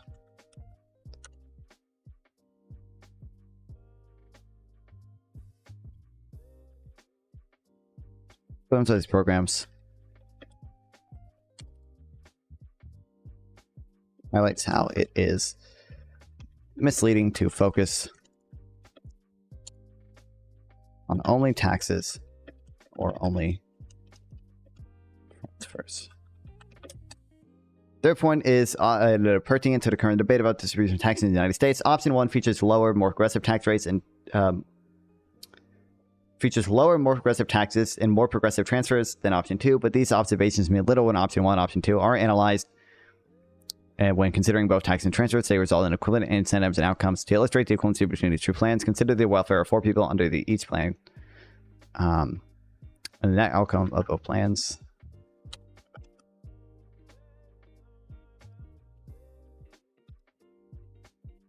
Hopefully, yes.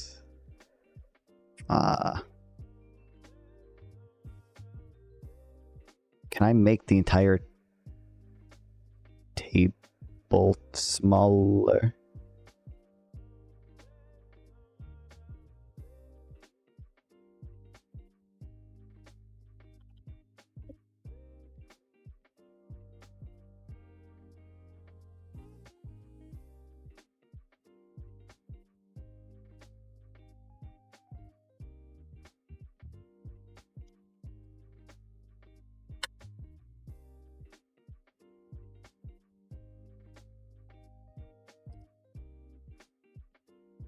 These are all still under it, right? Yes.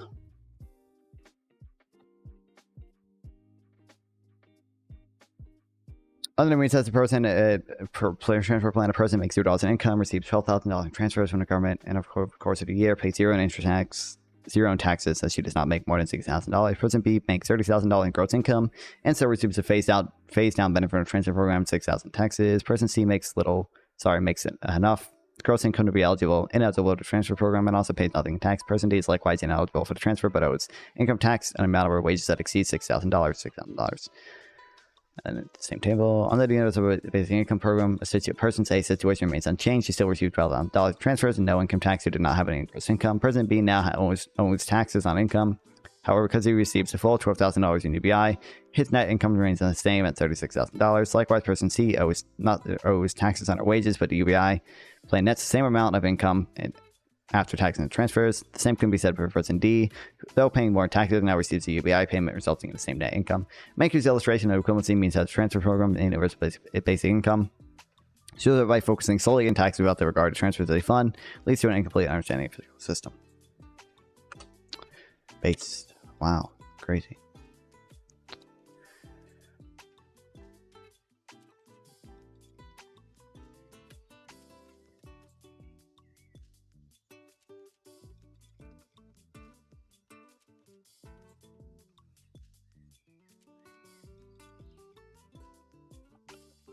Negative income tax, basic income, basically the same thing. I've been talking about negative income tax lately, equating to the idea of basic income. I think the policies retrospective advocates would deny that they're the same policy. In this post, I'm going to outline why that's incorrect, and I'm happy to say that they're basically the same thing. For the uninitiated, negative income tax form welfare replaces most existing welfare schemes with a single payment that supplements the income of those unemployed and low paid. The payment is withdrawn as your earnings increase, ideally at a gradual enough rate to increase your earnings, and hence reducing leisure time is always worthwhile. Negative income tax is a payment made to no and low income people.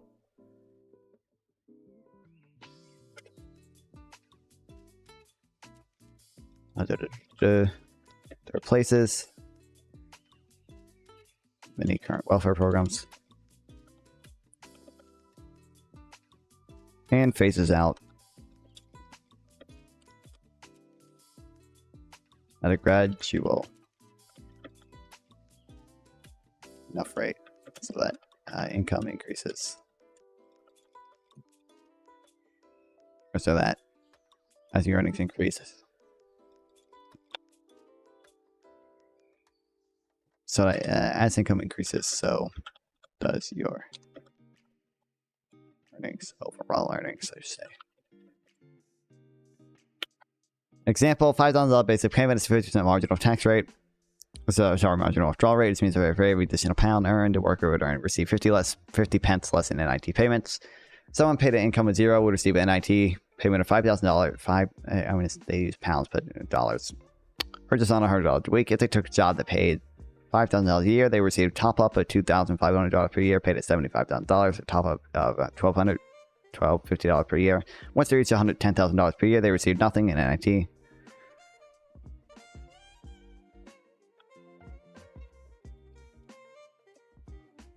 Example.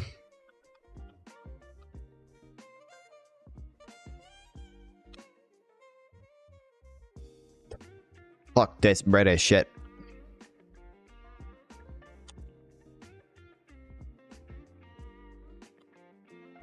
Dollar. Dollar. Dollar. Dollar. It's probably starts to replace thing. Yeah. Oops. Well, whatever. Oh, hold on. Why didn't I copy this part?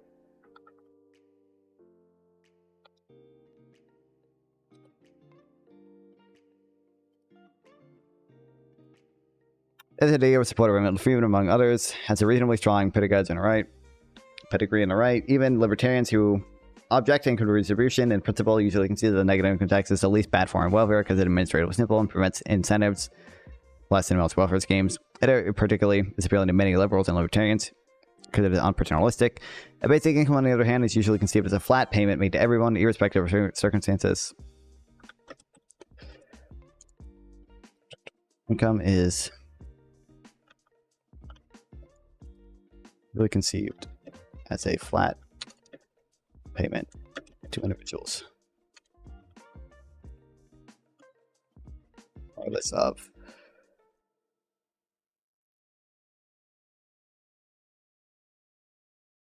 circumstances. This leads to a very big problem. Assuming it replaces most forms of welfare as NIT does, the basic income high enough for unemployed workers to subsist on would simply not be affordable to pay for everyone. I don't think that's true. But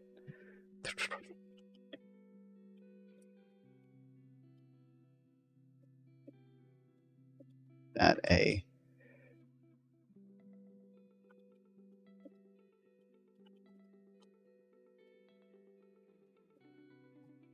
basic income high enough to pay.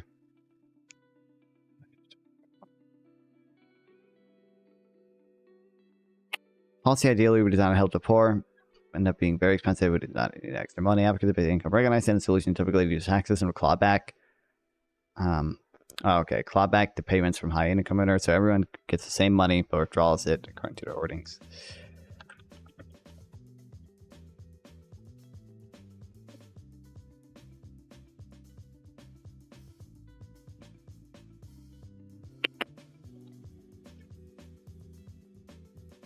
Acknowledge this and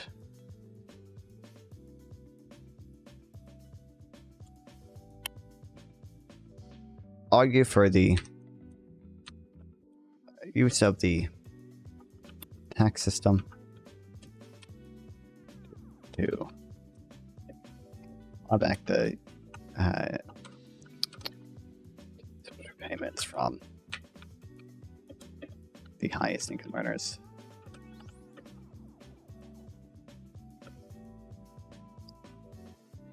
In practice, that's more or less the same as negative income tax. The only difference is that whether the withdrawal takes place from the front of payment or the end as with basic income. In practice, this makes most programs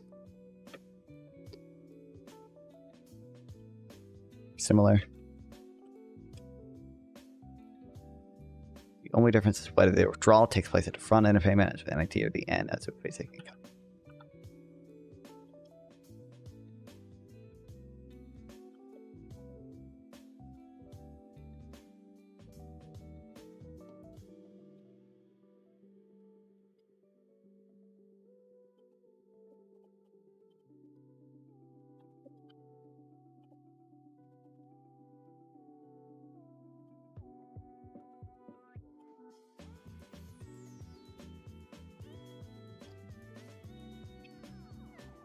Strange as it may seem, the policies advocated by Milton Friedman and the Green Party are the same in all but technical detail. But even if there was a surprising amount of agreement in terms of kind of welfare we'd like to see, the detail may be more difficult to agree on. How much a basic income be?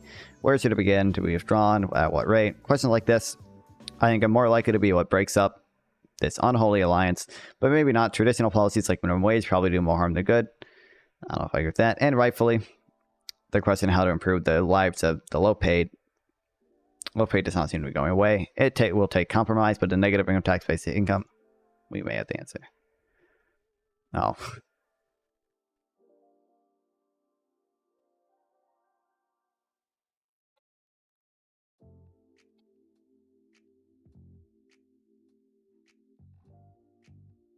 Why add this to the minimum wage thing?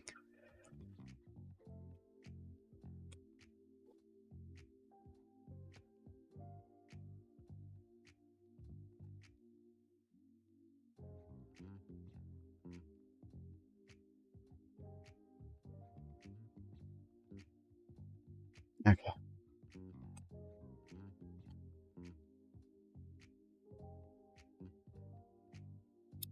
We just set these up.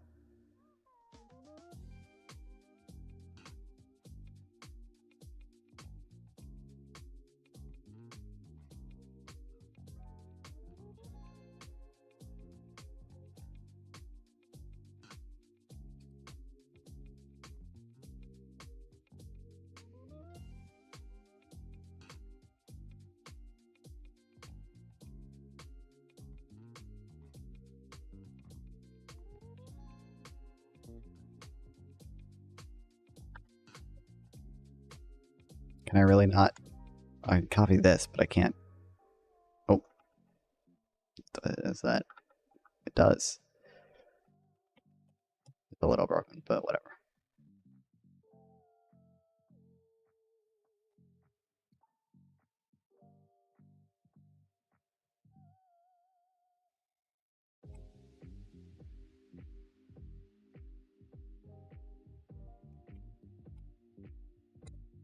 All right. That was some good reading, right?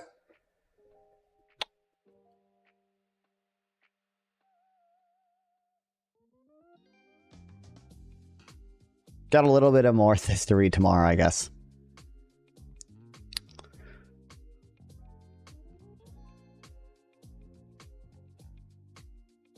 And then I guess we'll do the money and politics thing, I guess. Maybe it'll come with a new video piece, so maybe it'll be worth it. Who knows?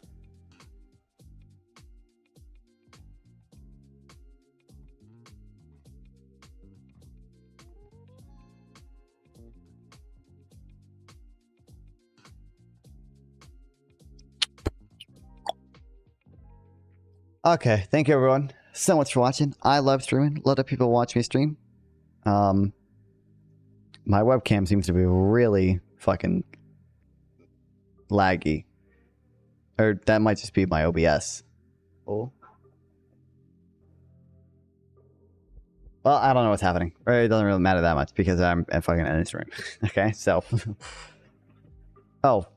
Whew. Okay, caught up. Thanks everyone so much for watching. I love streaming. A lot of people watch me stream. I appreciate all you guys being here. Appreciate you guys watching me stream. Yeah, I'll stream again. Technically, probably later today, but we'll say tomorrow.